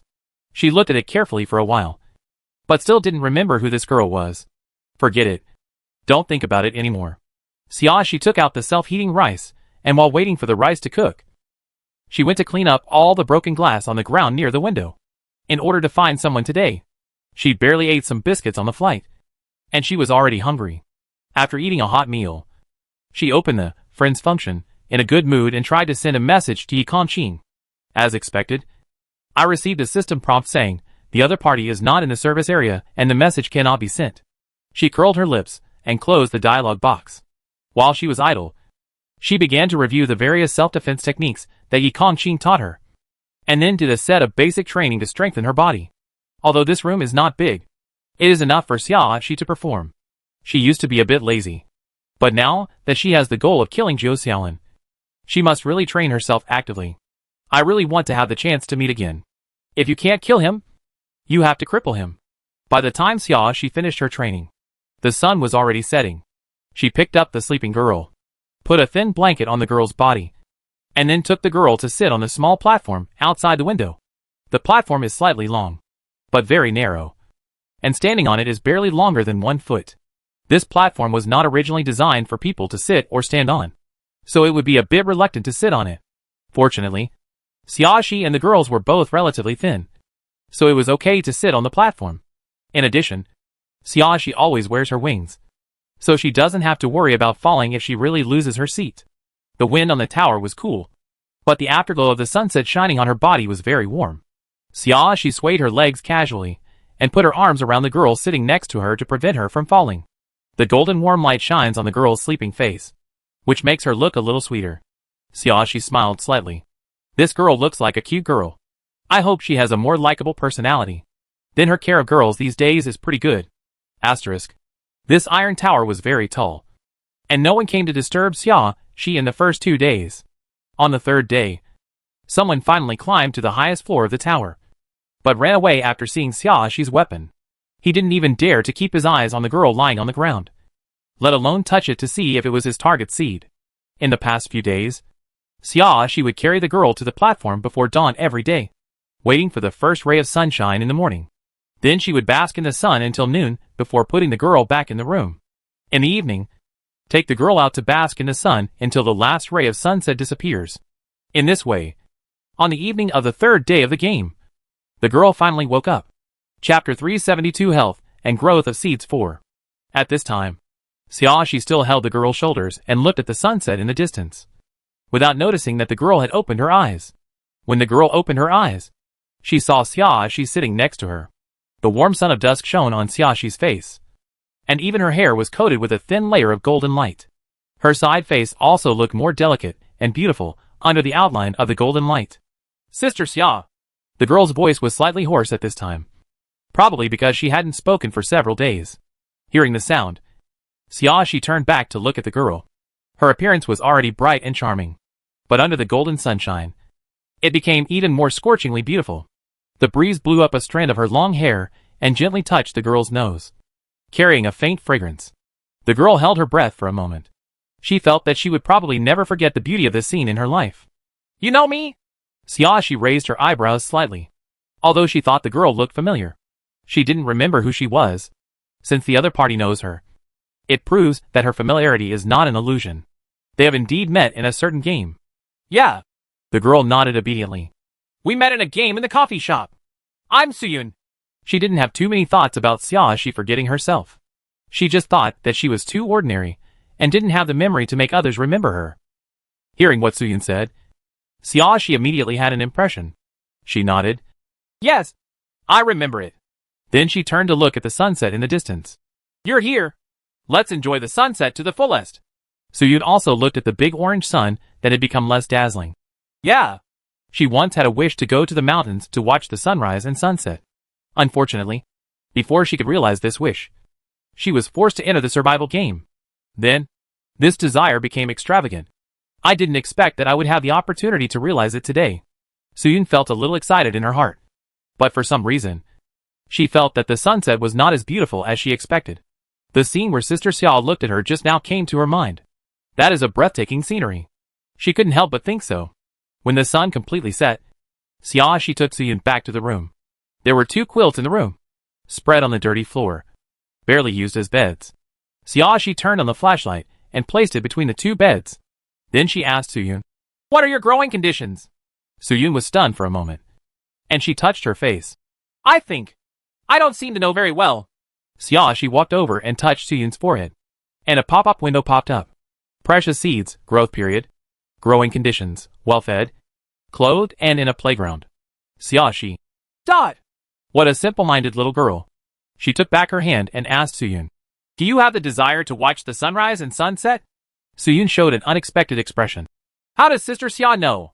When you are in the germination stage, the germination condition is to be illuminated by the rising and setting sunlight every day. Xiaoxi shrugged.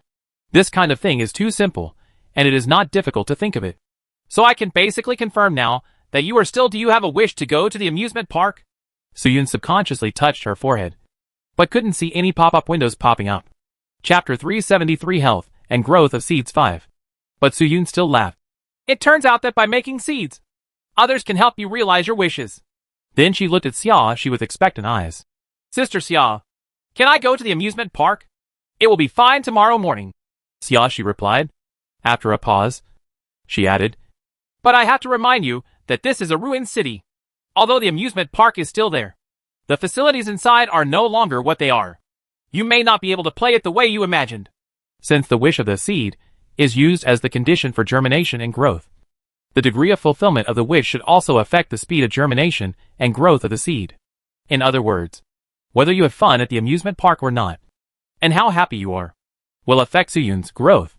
Xiaoxi is now giving Suyun a vaccination to prevent Suyun from being disappointed when she finds out that it is different from what she thought, which would affect her growth.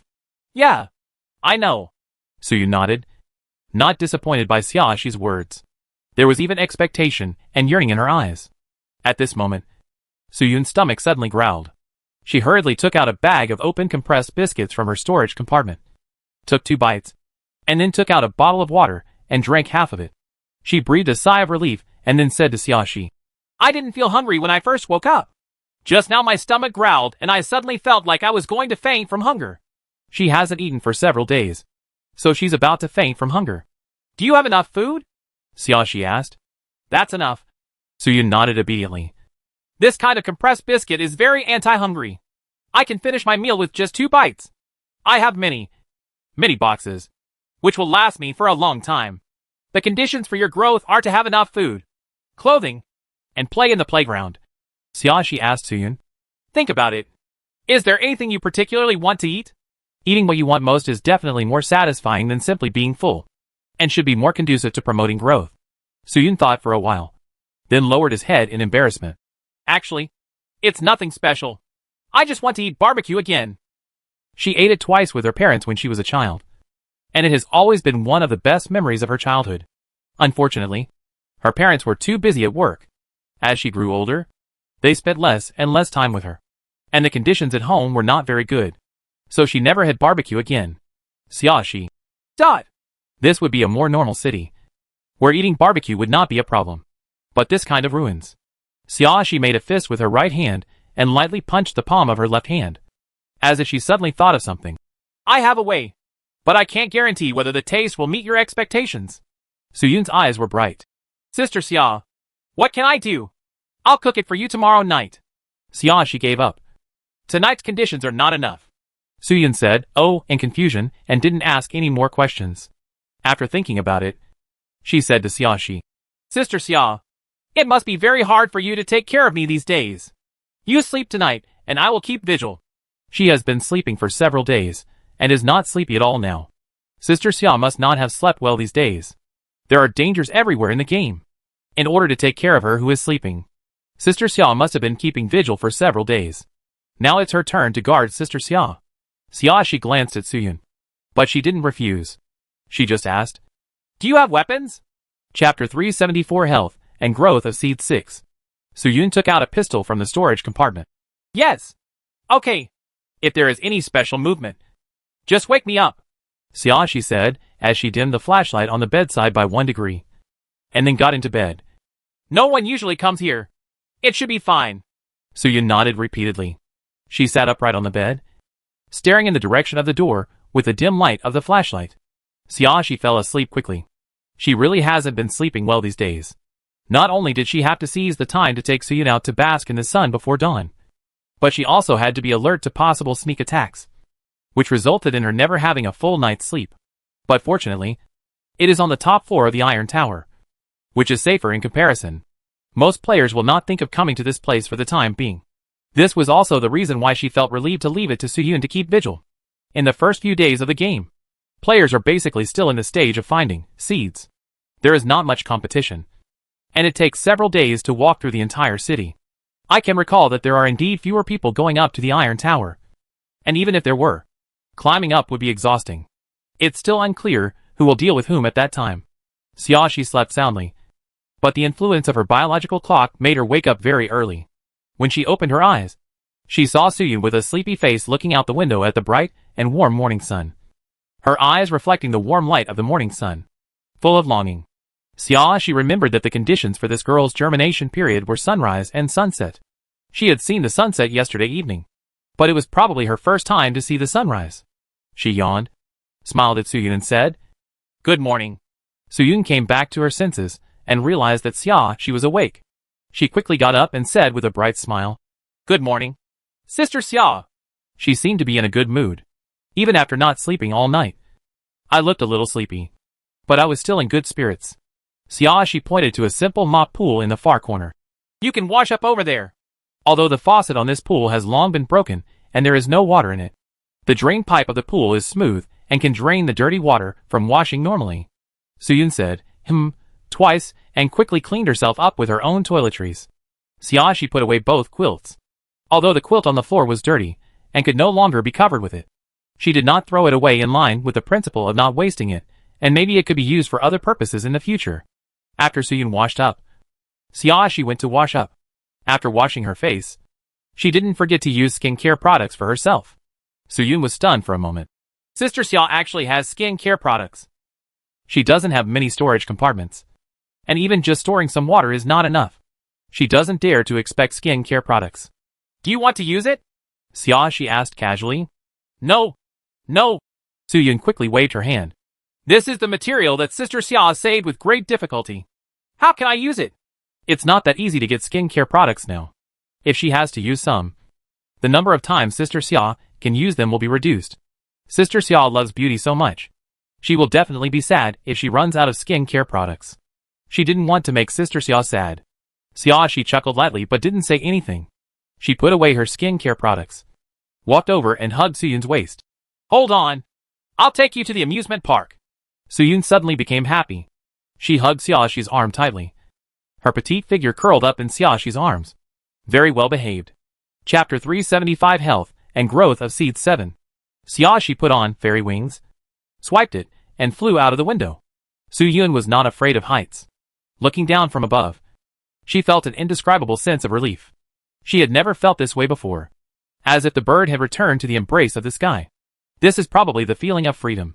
Xiaoxi was very fast and arrived at the playground in a short while. When she put Soo-yoon down, she said to Soo-yoon, I found you on the Ferris wheel here. It turns out it's here. Soo-yoon said with a face of surprise. I remember that when I first arrived here, I was on the Ferris wheel. I was so scared that my legs went weak. But before I could get off, I heard the electronic sound announcing the rules of the game. And then I fainted. Although she was not afraid of heights, she was afraid that she would fall to death if she stood at such a high place without any safety measures. Because she was too nervous. She was not in the mood to look around at the situation at the time. Nor did she realize that this was an amusement park. After listening to Xiaoxi's words, she happily walked and watched. Most of the facilities in the amusement park have been corroded by wind and sand. And the original paint has also fallen off, making it almost impossible to see the original appearance. But Soo-yoon still looked around with great interest. Whenever she came to an amusement facility, she would get close and touch it. She would circle around the amusement facility and take a closer look at its structure. Although he couldn't play, he still looked excited. Have you never been to an amusement park before? Xiaoxi looked at Soo-yoon's childish attitude, and there was a real smile in her eyes. Soo-yoon said to Xiaoxi while touching the paint-off wooden horse on the carousel. My parents are too busy. In addition to working, they also have to take care of my grandparents, who are sick and hospitalized. There is not much money at home, so I've never been to an amusement park in my whole life. There was a bit of disappointment in her tone, but there was no complaint. She knows how difficult it is for her parents. Although she may not have as good a life as other classmates, she feels the love of her parents no less than others. Even if she can't go to the amusement park, she won't complain to her parents because she doesn't want to burden her parents. She thought at that time that it would be nice to be able to live like this forever. Although I have some regrets, and I also envy other children who have better conditions. As long as the family can be together, happiness will always be there. Pity.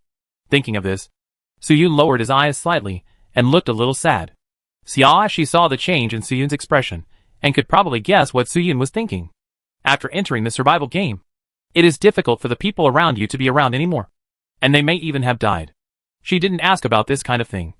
She just walked up and patted Soo-yoon on the head and changed the subject calmly. Would you like to sit on it and try it? Soo-yoon was stunned for a moment. Yes. Is it okay? I can't spin anymore, but I can let you sit and feel it. Xiaoxi told the truth. That's fine. Soo-yoon nodded vigorously. She turned to look at the tall wooden horse beside her, with expectation still in her eyes. It's good to sit for a while. Although she couldn't make the wooden horse spin like others, she could imagine it. Xiaoxi took out a large, clean bath towel and directly covered the dust and peeling paint on the wooden horse. Then helped Soo-yoon sit on the wooden horse. There was no music, no spinning, just sitting on a lifeless wooden horse. But Soo-yoon still showed a happy smile. Chapter 376 Health and Growth of Seeds 8. In this way, Xiaoxi took Soo-yoon to ride the pirate ship and roller coaster, and even went to the Ferris wheel to experience the scenery of the entire amusement park. Although this amusement park had long since lost its beauty and was filled with dust and dilapidation, it did not affect Soo-yoon's interest at all. After feeling like this for more than an hour, a third player came to the playground. This was probably a player who had not found his seed yet. When he saw Xiaoxi and Soo-yoon, the man showed a look of surprise and defensiveness. What surprised him was not that he would meet players here, but that there were players playing with the amusement facilities that were broken. Aren't you fools? The man couldn't help laughing.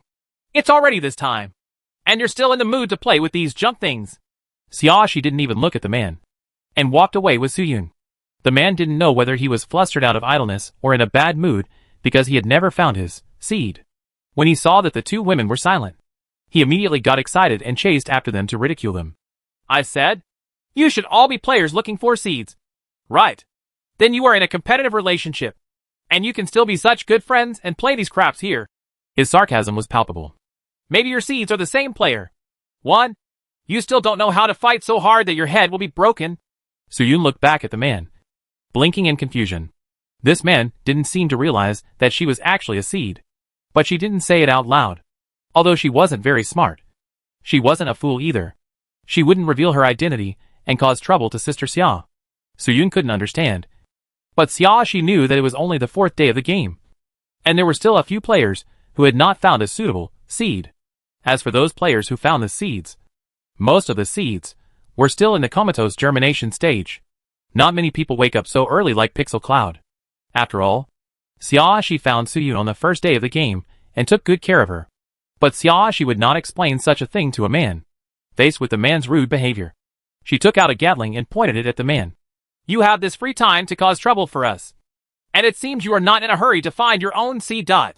The smile on her face was bold and provocative. Why don't you let me send you to the west? The man paused, and then he noticed Xiaoxi's hand holding Gatling, wearing a beautiful silver defensive bracelet on her wrist. He was immediately frightened. At first, I went to look for trouble just because I thought the two women were easy to bully, and he couldn't find the seed he needed for several days, and he was in a bad mood. So he thought about finding someone to vent his anger on, who knew that this ridiculously beautiful woman could have such good weapons and top-notch defensive items. This was something he couldn't afford to provoke. Misunderstanding. The man quickly apologized and stepped back. I just say something bad, but I actually mean well. I want to advise you to hurry up and complete the task. Of course she could see that the man was making excuses for herself, but she was too lazy to expose them. Seeing that the man was about to run away, she did not stop him, turned around and continued walking forward with Suyun. The man saw Xiaoxi and Suyun exposing their backs without any precautions, but he didn't dare to do anything to them at all. With the best defensive items, he couldn't hurt the opponent at all. Chapter 377 Health and Growth of Seeds 9. Even if the little girl who looks underage is protected by the beautiful woman next to her, the man can't do anything. He quickly moved away from the two women, searched around other places in the amusement park, and left quickly without finding any unconscious people. Come to think of it, this is already the 4th day. In a place like this where people can be easily found, the seeds should have been discovered and taken away by other players long ago. At lunchtime, Xiaoxi found a wider lawn in the playground. She cleared the weeds on the ground to create an open space, and asked Suyun to pick up some dry branches that fell on the ground. She took out a lighter and lit the dry firewood, then used an axe to chop up a nearby wooden sign. After the fire started to get strong, she put the chopped sign into wooden strips into the fire. Then, she took out a roll of thin wire and a bag of meat from the storage compartment. This is the few bits of raw meat she has stored, including beef, pork, a few chicken wings, quail eggs and the like. She took out a cutting board and kitchen knife and handed them to Suyun. Cut the meat into pieces, as long as they are not too big. It doesn't matter whether the shape is ugly or not. Suyun looked at the kitchen knife in her hand, a little confused. Sister Xia, what are you doing? I'll grill you some meat. Xiaoxi took out another bottle of water and handed it to Suyun. Wash your hands. Suyun looked surprised, but looked around a little uneasily. Wouldn't it be good to bake here? Although she asked this question, she still took water and washed her hands carefully, and then washed the chopping board and kitchen knife. Conditions are limited. Let's make do with it, Xiaoxi said, taking out another small bag of lettuce, which was one of the few lettuce she had. She pulled out the iron wire, cut it to a suitable length, and placed 2 iron rods of suitable length that she had picked up from the roadside on both sides of the fire, and poked them into the soil. These 2 iron rods seemed to be used as shells or something like that. They seemed to be connected together originally, but now the connecting section in the middle has been completely corroded, and the 2 rods are also rusty. But it's more than enough to serve as a support. I'm worried that other players will see it and steal your food, Suyun explained quickly, fearing that Xia she would misunderstand. We are eating here so blatantly. And lighting a fire will easily attract other people's attention. As long as I'm here, you don't need to worry about any of this. Xiaoxi handed the bag of lettuce to Suyun with a smile on her face. What you need to worry about is how to get rid of all the meat and lettuce as soon as possible. Seeing Xiaoxi's confident look, Suyun couldn't help but have stars in her eyes. Wow, I think Sister Xia looks so handsome. When I met Sister Xia in a cafe game before, I felt that Sister Xia was smarter and more powerful than her. Now it seems that she is even more handsome and reliable. Suyun felt relieved for no reason. She put aside the distracting thoughts in her mind and concentrated on cutting the meat and cleaning the lettuce and meat pieces. The bottle of water Xiaoxi gave her was quickly used up. But instead of asking Xiaoxi for a new one, she took her own water to wash with. She knew that the reason why Xiaoxi asked for barbecue was because she said she wanted to eat barbecue. Xiaoxi prepared all the ingredients for her. She couldn't use Sister Xia's for everything. Xiaoxi fixed the iron frame and washed her hands before skewering the meat and quail eggs with a long wire and tying the two ends to the iron frame. Chapter 378 Health and Growth of Seeds 10. Xiaoxi adjusted the height very well. It was just above the flame, so it would not be easily scorched, but could be roasted by enough heat. She pondered her seasoning and finally sprinkled in some cumin and pepper. The operation level is very average, but she tried her best. After finishing her work, Xiaoxi turned to see Suyun preparing to cut lettuce, and reminded her, just wash the lettuce. No need to cut it. The meat will be cooked later, so you can wrap it and eat it directly. Lettuce can be eaten raw, but it happens to be easy to get tired of eating barbecue, so it is suitable to neutralize it. And the grilled meat will be very hot, so if you wrap the meat with lettuce, you won't be afraid of burning your hands. When she took the first bite of meat, Suyun, who had not burned her hand, understood the subtleties of Xiaoxi's thoughts, and she was suddenly moved. Sister Xia is so gentle and considerate. After swallowing the meat in her mouth, Suyun's eyes were bright. The barbecue cooked by Sister Xia is so delicious. It is the best barbecue I have ever eaten. Xiaoxi couldn't help but laugh. You are the first one to be so supportive. Suyun looked at Xiaoxi seriously. I really think it's delicious. If others say it's not delicious, they must be deliberately making things difficult for Sister Xia. It's okay to be difficult, Xiaoxi said to Suyun after taking a bite of the meat herself. But I've almost never cooked food before, let alone fed it to others. This was the second time she grilled meat herself, but the first time she served it to others.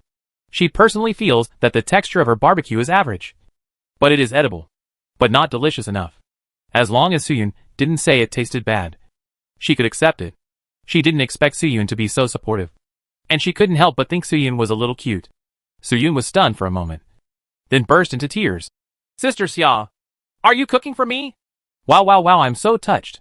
She was really touched that someone who had never cooked actually cooked by herself in order to fulfill her small wish. Of course, Xiaoxi said with a smile. The conditions for your growth are to have enough food and clothing. Giving you the things you want to eat will also be conducive to your growth. She told the truth and made no secret of her purpose in completing the task. She would not deliberately show off her selfless dedication just to make Suyun thank her more. To be honest, if there wasn't a mission, she wouldn't mind her own business. Even though Xiaoxi said this, it still did not break Suyun's feeling of emotion and happiness. Her eyes were bent into a crescent shape when she smiled, as if she had been immersed in the atmosphere of joy. Xiaoxi looked at Suyun's simple and easy-to-satisfy look and couldn't help but ask, Suyun, how old are you?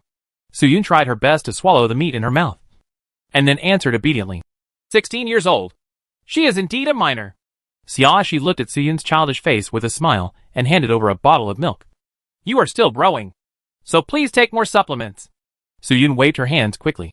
Sister Xia roasted meat for me, and I'm very satisfied. But I can't drink your milk anymore. I have my own milk, so just drink my own. Xiaoxi put the milk directly into Suyun's hand. She raised her eyebrows and asked, Are you worried that my supplies will be eaten up by you? Suyun nodded and said seriously, Everyone's supplies are precious. Sister Xia gave me these things to eat. I may have to starve for several meals in the future. I can't harm Sister Xia just for my own pleasure. Chapter 379 Health and Growth of Seeds 11. Don't worry. I won't be able to eat enough for just a few days. Xiaoxi chuckled. If you really feel sorry for me, just help me with more work. Okay. Suyun responded positively. Whatever Sister Xia wants me to do, as long as I can help, I will do it. Xiaoxi pointed to the cutting board and kitchen knife placed aside. For example, help me wash those two things. I'm the best at this. Soo-yoon laughed happily. I'm the best at housework. Seeing that Soo-yoon was about to roll up her sleeves and start working, Xiaoxi stopped her. Let's finish eating first, and then clean up. Soo-yoon nodded obediently and started eating the barbecue happily again. Soo-yoon was quite satisfied with this meal, and she worked very efficiently after eating and drinking. While Soo-yoon was washing things, Xiaoxi put out the remaining fire, wrapped up the used wire, and threw it into a nearby broken trash can. After the two packed up their things, Xiaoxi asked Soo-yoon, "Do you still want to visit the amusement park again?" Soo-yoon shook her head. "One morning is enough." Then she asked, "What does Sister Xiao want to do next?" "Find a place to rest," Xiaoxi said, leading Soo-yoon out. This time she did not fly, but slowly passed over various ruins and entered a hotel that had not yet collapsed. At first glance, you can tell that this hotel is very high-end, and the overall decoration style and layout are like a gorgeous manner. The exterior of the hotel has been corroded to the point where the name of the hotel cannot be clearly seen, but the internal structure is still intact. This building should be pretty solid. "It looks pretty good here," Xiaoxi said to Soo-yoon. "I'll find a room I like later and tidy it up a bit. Will you live here?" Soo-yoon was a little worried. "Yes. Will it be dangerous? What's the danger in being with me?" Xiaoxi chuckled and walked towards the hotel. Soo-yoon felt relaxed for no reason, and she couldn't help but smile, and followed Xiaoxi to the hotel. The door of the hotel lobby was also somewhat eroded by wind and frost, but the inside was still intact. It was just a thick layer of dust that kicked up some dust when walking, making people's noses feel itchy and making them want to sneeze. There are many messy footprints on the floor of the lobby. A quick look shows that this relatively well-preserved hotel has been visited by many people. "Sister Xia," Soo-yoon leaned close to Xiaoxi and asked softly, "Is it possible that there are already people inside?" "It's still possible to live there, but it's unrealistic to live full of people," Xiaoxi said, and was already walking towards the stairs. "The elevator is no longer available, so we have to take the stairs." The stairs were well protected. Apart from a layer of dust on the ground, there was no major damage. On the ground of the stairwell, many footprints walking up or down can be clearly seen in the thick dust. Soo-yoon stepped lightly and followed Xiaoxi. She was afraid that someone would hear her, so she didn't dare to speak anymore. The second floor was the restaurant. Xiaoxi glanced at it without stopping and continued to the third floor. The third floor is a guest room. Xiaoxi walked inside, preparing to choose a larger room. After taking 2 steps, I suddenly heard clear voices coming from one of the rooms. She paused and looked at the door. The door was only ajar, leaving a crack, but the person inside could not be seen clearly. The voice was not deliberately lowered, and you could clearly hear what was being said without getting too close. Chapter 380 Health and Growth of Seeds 12. Soo-yoon looked curious and followed Xiaoxi, listening carefully to what was going on in the room. "Your request is too much," a young woman said with anger in her voice. "How can there be such growing conditions? Although I can't see my growing conditions myself, I can guess what they are." This was a man's voice. "Little girl, I am your most suitable seed. If you don't satisfy me properly, if the growing conditions are different, I won't be able to enter the next fruiting period. At this point, the man suddenly laughed, with a bit of vulgarity in his voice. "In order to meet my growth needs, it's better for you to cooperate with me as soon as possible." Xiaoxi even felt that the man's voice was a little slurred at the end, as if he was swallowing saliva. Soo-yoon stood behind Xiaoxi and whispered, "This man's growth conditions seem to be very harsh." As soon as she finished speaking, the woman inside shouted angrily, "Don't touch me casually." The man seemed a little unhappy, and said threateningly, "What? You don't want to cooperate with me?" The woman was silent for a while, and didn't speak. The man changed his tone to a gentler tone and comforted, "We are all people who have been playing in the survival game for so long. There is no tomorrow today. Why do you care so much about this thing? You can complete the game tasks and successfully pass the game. Letting yourself survive is the most important thing. Don't think that I don't know what you're thinking," the woman said angrily. "Why do you say so high-sounding things because you want to succeed?" The man chuckled and made no secret of his purpose. "I've been holding it in for several months. Just make me feel comfortable. I promise to let you successfully pass the game." Xiaoxi. She seemed to have guessed what this man's growing conditions were. Now that I think about it, it seems normal. The growth conditions of each stage of the seed are somewhat related to the wishes of the seed itself. Soo-yoon's wish is very pure and innocent, so she can deal with it easily. But not all Seeds are like Suyun. When encountering those with eccentric personalities, or those who think in the lower body, it is quite difficult to make the seed germinate, grow, and bear fruit perfectly. If she had met this man, she would have chosen to kill him directly, and then grab other ordinary seeds and try to raise them. If you really can't keep up the game and fail, start over from the beginning. But the woman in the room might compromise. Thinking about it, she suddenly felt that her seed was Suyun, which was a good result. Thinking of this, Xiaoxi turned around and glanced at Suyun, who was still confused, and decisively pulled Suyun towards the 4th floor. We can't stay on the 3rd floor. Who knows if there will be a lot of noise later. So it's better to go up and stay away. Do not contaminate the ears of minors. Although Suyun didn't understand what was going on and was curious about the growing conditions of the man in that room, Xiaoxi asked her to leave. So she followed obediently. In order to create distance, Xiaoxi simply took Suyun directly to the 5th floor. This high-end hotel has a total of 5 floors. The decoration on the top floor is more luxurious, and each room is more spacious and comfortable. Chapter 381 Health and Growth of Seeds 13. Xiaoxi casually broke the lock on one of the doors and walked in to take a look. 2 large beds, soft carpets on the floor, bathroom and bathtub. That's it, Xiaoxi said, patting Suyun. I'll leave the cleaning task to you. Suyun showed a big smile and was very happy that she could come in handy and help. Yeah, I will clean it up. As she spoke, she rolled up her sleeves and began to clean the bed. Xiaoxi handed over a mask. Wear it. It's quite choke here. Suyun's eyes were shining with admiration. Sister Xiao's storage compartment seems to have everything. It's so amazing. Xiaoxi smiled and patted Suyun on the head. Then she put on a mask and started cleaning the bathroom. Although she agreed to let Suyun do the work, she really didn't like doing this kind of cleaning work. But if she really let Suyun do it alone, I'm afraid she wouldn't be able to finish it before dark. In order to go to bed early, she had to move on her own. The bathroom had no water supply for a long time, so she could only use her own bottled water to clean up the mess. In fact, there are no particularly dirty stains here. It is mainly dust. This city must have been in ruins for many years. There is no trace of use in this room, and there is a thick layer of dust. But it can be easily solved by flushing it with water. The bathroom is waterproof, and the sewer pipes are not clogged. Sprinkle water everywhere and wipe it with a clean towel, and the dirt will basically come off. Those who could be caught with a towel were thrown into the trash can, and those who could not be caught were flushed directly into the sewer with water. When Xiaoxi finished her work and came out of the bathroom, she saw Suyun laying a new quilt on the empty bed. The dusty old quilts and sheets were neatly spread out on the ground by Suyun. The walkways to basic rooms are paved. Seeing Xiaoxi come out, Suyun explained, The inside of the quilt in this hotel is still clean. I thought that the dust on the carpet is really difficult to clean without a vacuum cleaner. It is better to cover it with a quilt directly, which can prevent the dust from flying up. It can also keep away those dirty things. That's a good idea. Xiaoxi nodded. Carpet is really difficult to clean. If you don't want to cover it with something, then you have to clean the carpet. But cleaning the carpet is laborious, and it's not as convenient as covering it with something. Anyway, I only plan to stay here for 3 to 5 days, and that's enough. Suyun made a new bed and opened the window to let some air in. The dusty smell in the room suddenly decreased a lot.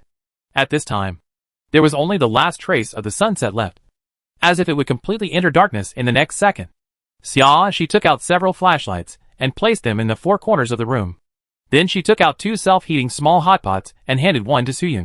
Today's dinner. Suyun's eyes widened. Sister Xia even has such food. How amazing! Seeing Suyun's expression of admiration and envy, Xiaoxi couldn't help but ask, How do you, a little white rabbit, survive in the survival game until now? Although she has not experienced enough survival games, she still has some understanding of the cruelty of survival games. Pixel Cloud's innocent, stupid and sweet person only has 2 endings in the end. Either pay the price for your innocence and die in the game, or become normal, or even go dark, and become a player who can adapt to the survival game. Chapter 382 Health and Growth of Seeds 14. Suyun seemed to have experienced at least a few survival games. He did not die and still retained such an innocent side. Xiaoxi was really curious about how Suyun survived. Me. I haven't experienced too many survival games, so maybe I haven't encountered a particularly dangerous time. Suyun smiled sheepishly. Then, maybe my luck is a little better than the average person. So you can beat the game every time. How many survival games have you experienced? She couldn't help but be curious. Suyun counted them on her fingers and replied, This is the 6th one. She raised her eyebrows slightly. You haven't lost yet? Yeah. Suyun nodded obediently. That's really good luck. She commented pertinently. She has a pretty good eye for people. This Suyun is not very strong. But he is also a real little white rabbit. But he can safely pass the game so many times. He is definitely very lucky. Yes. Yes. I also feel that I am very lucky. Suyun smiled sweetly, with luck in her eyes. I feel like I am very lucky to meet Sister Xia this time. If it were in other places in the hands of players, I will definitely not live so comfortably. Although she is shallow-minded and can easily be seen through, she is not a fool. She can still tell who is good and who is bad. Sister Xia may not be so approachable to outsiders sometimes, but she actually treats people very well. You are quite sweet. She also laughed. She could see that Suyun didn't say that deliberately to flatter her, but really thought so. Because of this, she found Suyun more pleasing to the eye. All in all, her luck was actually pretty good this time. Her seed is Suyun, which is much better than those messy people, like the one downstairs. She couldn't help feeling cold when she thought of the one downstairs, because it was Suyun who made her feel motivated to complete this task. Otherwise she would probably rather try the game and fail than do the task. Moreover, Suyun's wishes were very simple, which made her task of raising seeds a lot easier. Since you have cleared 6 rounds of the game in a row, you should have participated in a single-player game. Right. After she asked this, she added, If you don't want to say it, don't force it. I'm just asking casually. How many games players have participated in, and what types of games they have participated in are actually secrets that cannot be easily told to others. Under normal circumstances, she would not ask others at will.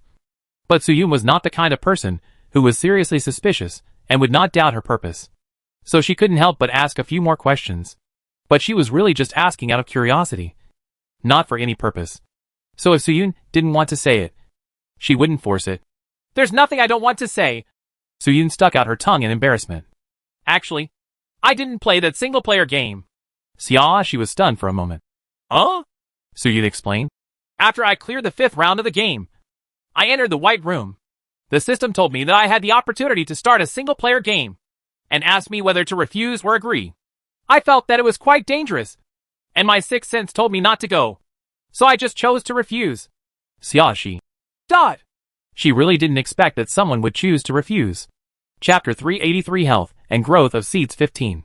But yes, although you can get special rewards by participating in the single-player game, without the help of any players, it may be difficult for Suyun to pass the level alone. If you fail the game, and you have to accept the punishment, you might as well refuse it directly. Suyun's choice may not be the one that suits her best. She thought about it, and suddenly felt that this might be another manifestation of Suyun's good luck buff, invisibly avoiding the possibility of Suyun being punished for failing the game. To be honest, there are not many people like Xiangyun who are born with good luck. Good luck itself is considered her special ability, as long as she has enough luck to survive. It doesn't matter whether there are other special abilities as rewards. It makes sense for you to think so. She said to Suyun and stood up. It's getting late. Go to bed. She provided bottled water. And after washing herself and Suyun one after another, they each lay on the same bed to sleep. The flashlight was placed on Xiaoxi's side, and the light was adjusted to the darkest level to avoid affecting Suyun's sleep. Probably both of them were a little tired from working during the day, so they both fell asleep after a while. Early morning on the 5th day of the game. Xiaoxi got up on time. Suyun was probably not that sleepy in the past 2 days, because he had been sleeping so hard in the past few days. And he woke up quickly.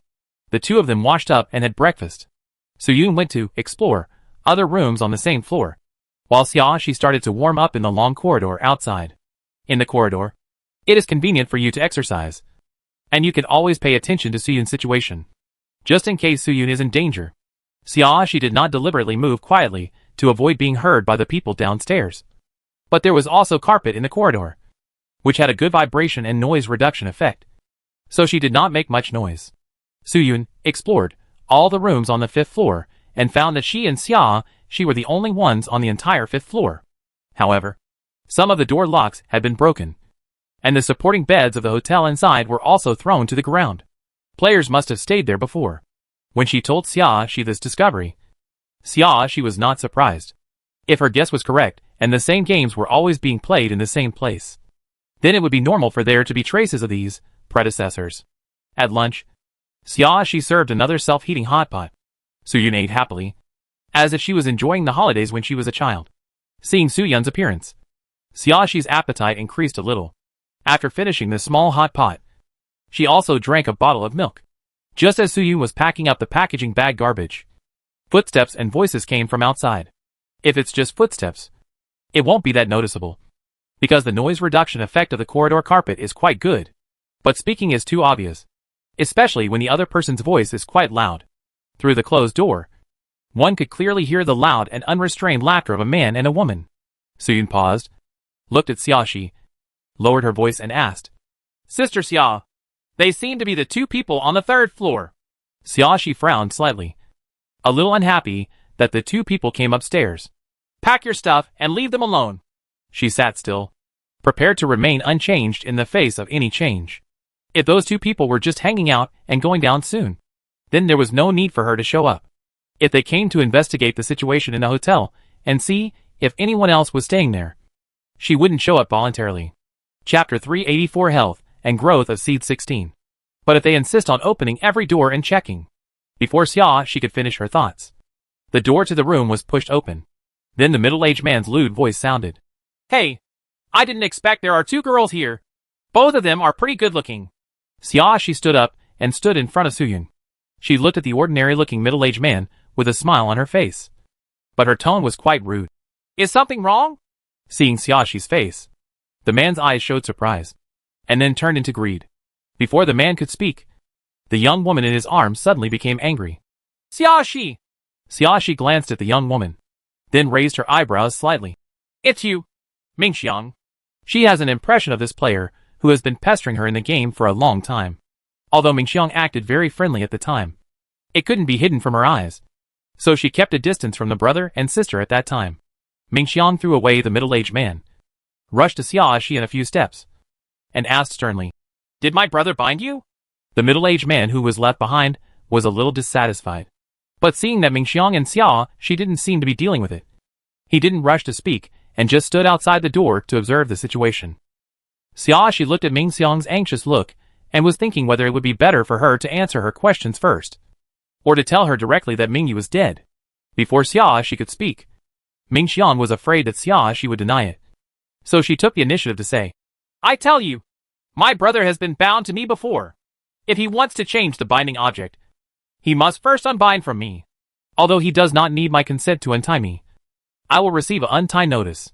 Speaking of this, Mingxiang seemed to be very angry. "My brother was not clear-headed after meeting you. I tried to persuade him to stop him, but he suddenly untied me not long after. I don't believe that he can still do it in a short time." To meet the second person who made him unconscious, he must have untied himself from me in order to be bound to you. She pointed at Xiaoxi and roared, "Don't even try to deny it. When did I deny it?" Xiaoxi took the disposable chopsticks on the table and slapped Mingxiang's hand away. "You said a lot of things and didn't give me a chance to admit it. So you just said I wanted to deny it? It's best if you dare to admit it."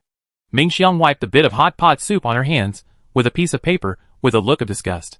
She snorted coldly and asked again, "Then let me ask you, how did my brother die?" Before Xiaoxi could speak, she warned again, "Don't even think about lying to me. My brother's name on my friend column has turned gray.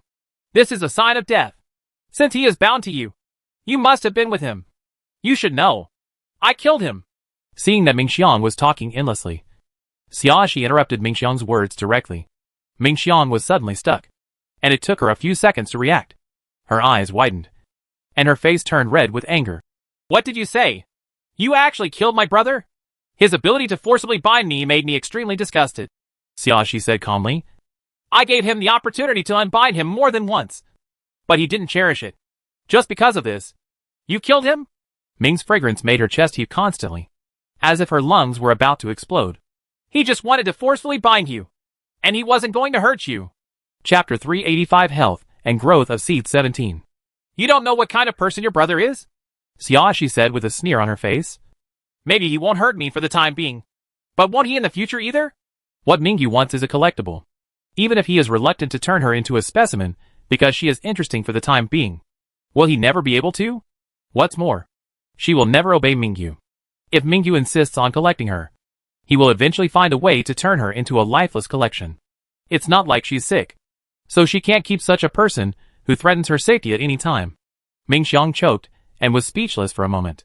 Could it be that Xia already knew her brother's purpose? Ming Xiang suddenly hated that iron could not become steel. Brother, a fool, had told him many times that Xia, a woman, was not easy to deceive, let alone bully. But he insisted on Xia. Now that her life was on the line, she felt a little unreasonable and weak even when confronting Xia. Besides, I don't like being bound at will. And I told him very clearly that I will definitely kill him if he doesn't untie him. Xiaxi's eyes were a bit cold, but he still refused to untie him. I can only fulfill my words, so as not to make people think that I am not a person who sticks to my word. Ming Xiang's face became a little ugly. My brother has something wrong. But don't you think you are a little too cruel? I don't think so, Xia said confidently. Ming Xiang. I instantly felt like I had been chatted to death for the entire day. Is there anything else? Xia crossed her arms. Her refusal to be thousands of miles away was obvious. If you have nothing to do, please stay away from me. Ming Xiang moved her lips, but no sound came out. She was unwilling to leave like this. Xia was responsible for her brother's death. Even if her brother was wrong, Xia was still responsible. But with Xia's attitude, she didn't know what she should say to reverse the situation. Your name is Xia, right? The middle-aged man saw that Ming Xiang seemed speechless, and then he opened his mouth to gain a sense of presence. I'm a little curious about you and the little girl behind you. Who is the seed? Xia looked at the middle-aged man and said in a rather rude tone. I'm sorry. I find you very unpleasant. So please don't speak again. And it's best not to appear in front of me again. Otherwise I may be itchy for a moment. Let me say goodbye to this beautiful world. The words she heard from the middle-aged man on the third floor were enough to make her sick. Now that I see him in person, I feel even more disgusting. This middle-aged man, from top to bottom, from front to back, from inside to outside, can be seen as obscene. If she was a murderous person, she would kill this man immediately the first second he appeared. The middle-aged man's face turned blue at Xia's words. He was about to open his mouth to say a few harsh words, but was interrupted by Xia again. Xia looked at Ming Xiang. This man is your seed, right? If you still want to raise your seed well, please stay away from me. Otherwise you will be responsible for the consequences. Ming Xiang subconsciously took 2 steps back.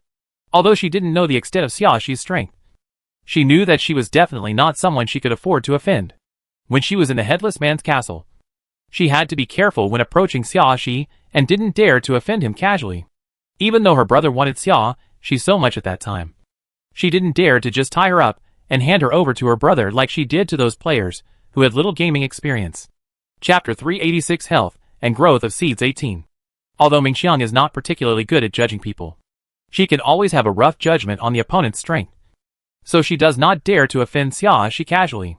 Now that she has experienced many survival games, Xia will be more difficult to deal with than before. The middle-aged man seemed very unconvinced. He raised his hand and pointed at Xia. You stinky girl. Before he could finish his words, Ming Xiang suddenly covered his mouth. Ming Xiang looked at Xia cautiously and defensively. Do you promise that as long as I don't provoke you, you won't cause trouble for me? Although her brother's death made her very angry, she actually felt an indescribable sense of relief. In the past, she had to clean up a lot of messes because of her brother's hobby, but because she only had her brother as a relative, she couldn't bear to leave him alone. Especially after she and her brother were bound and spent most of the time together. She couldn't ignore him. But that time, her brother actually broke up with her without her consent and didn't reply to her messages. She was really angry at that time.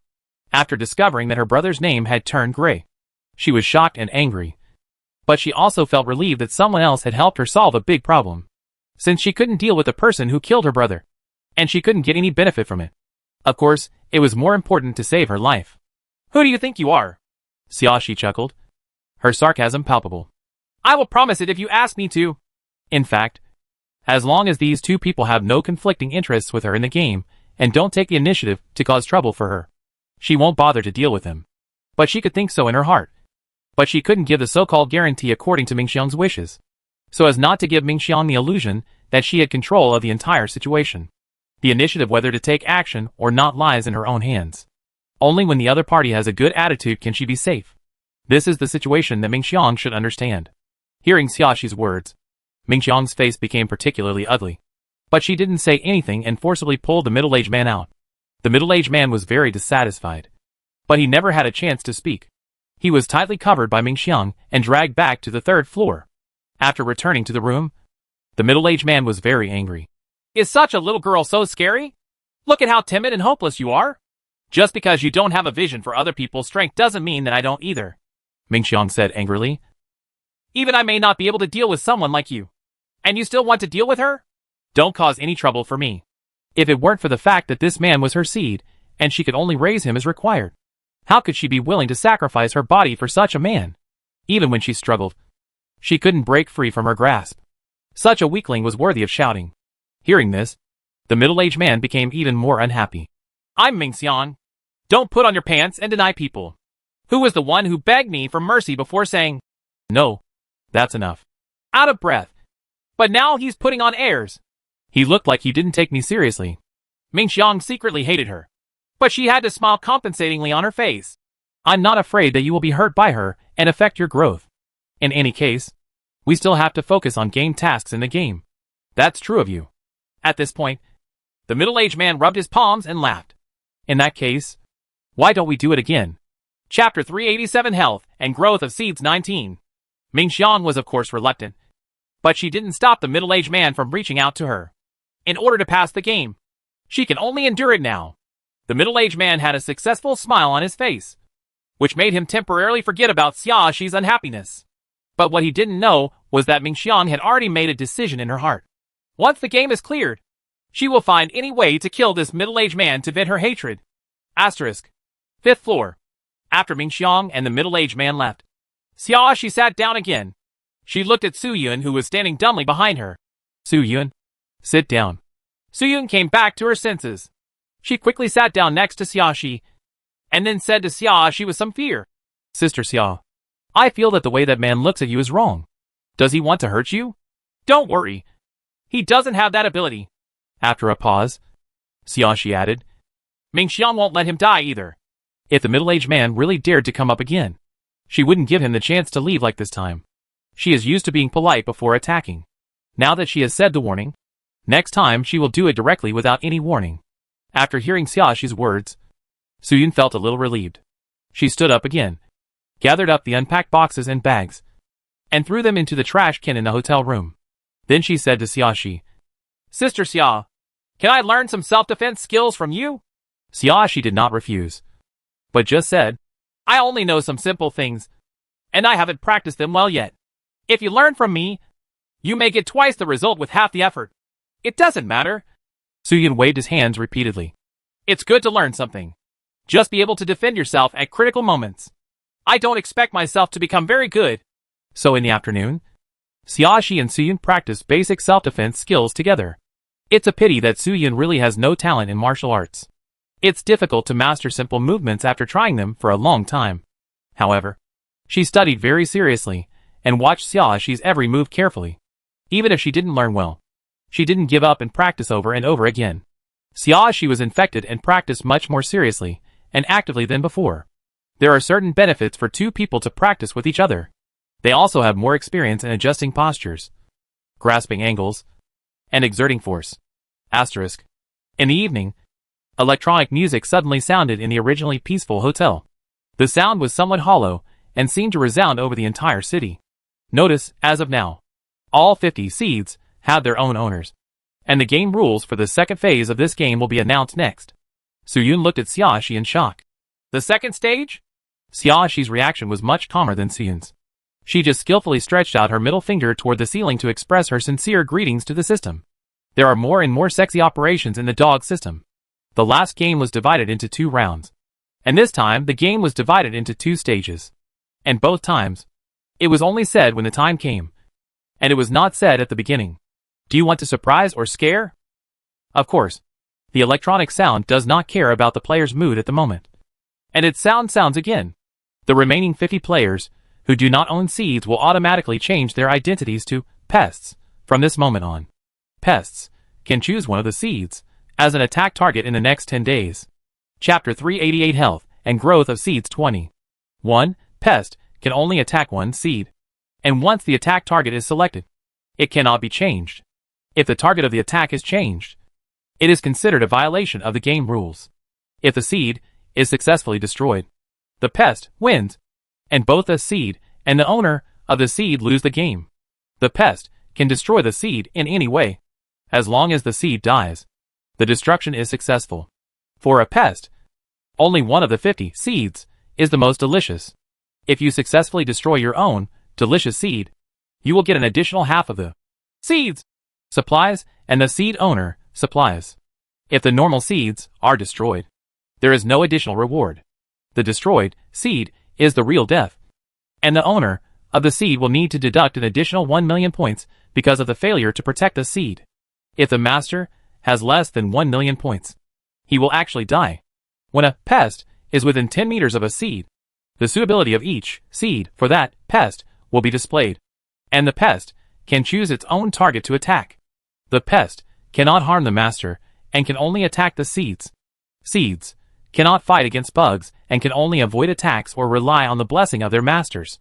The master needs to find insecticides in the ruined city.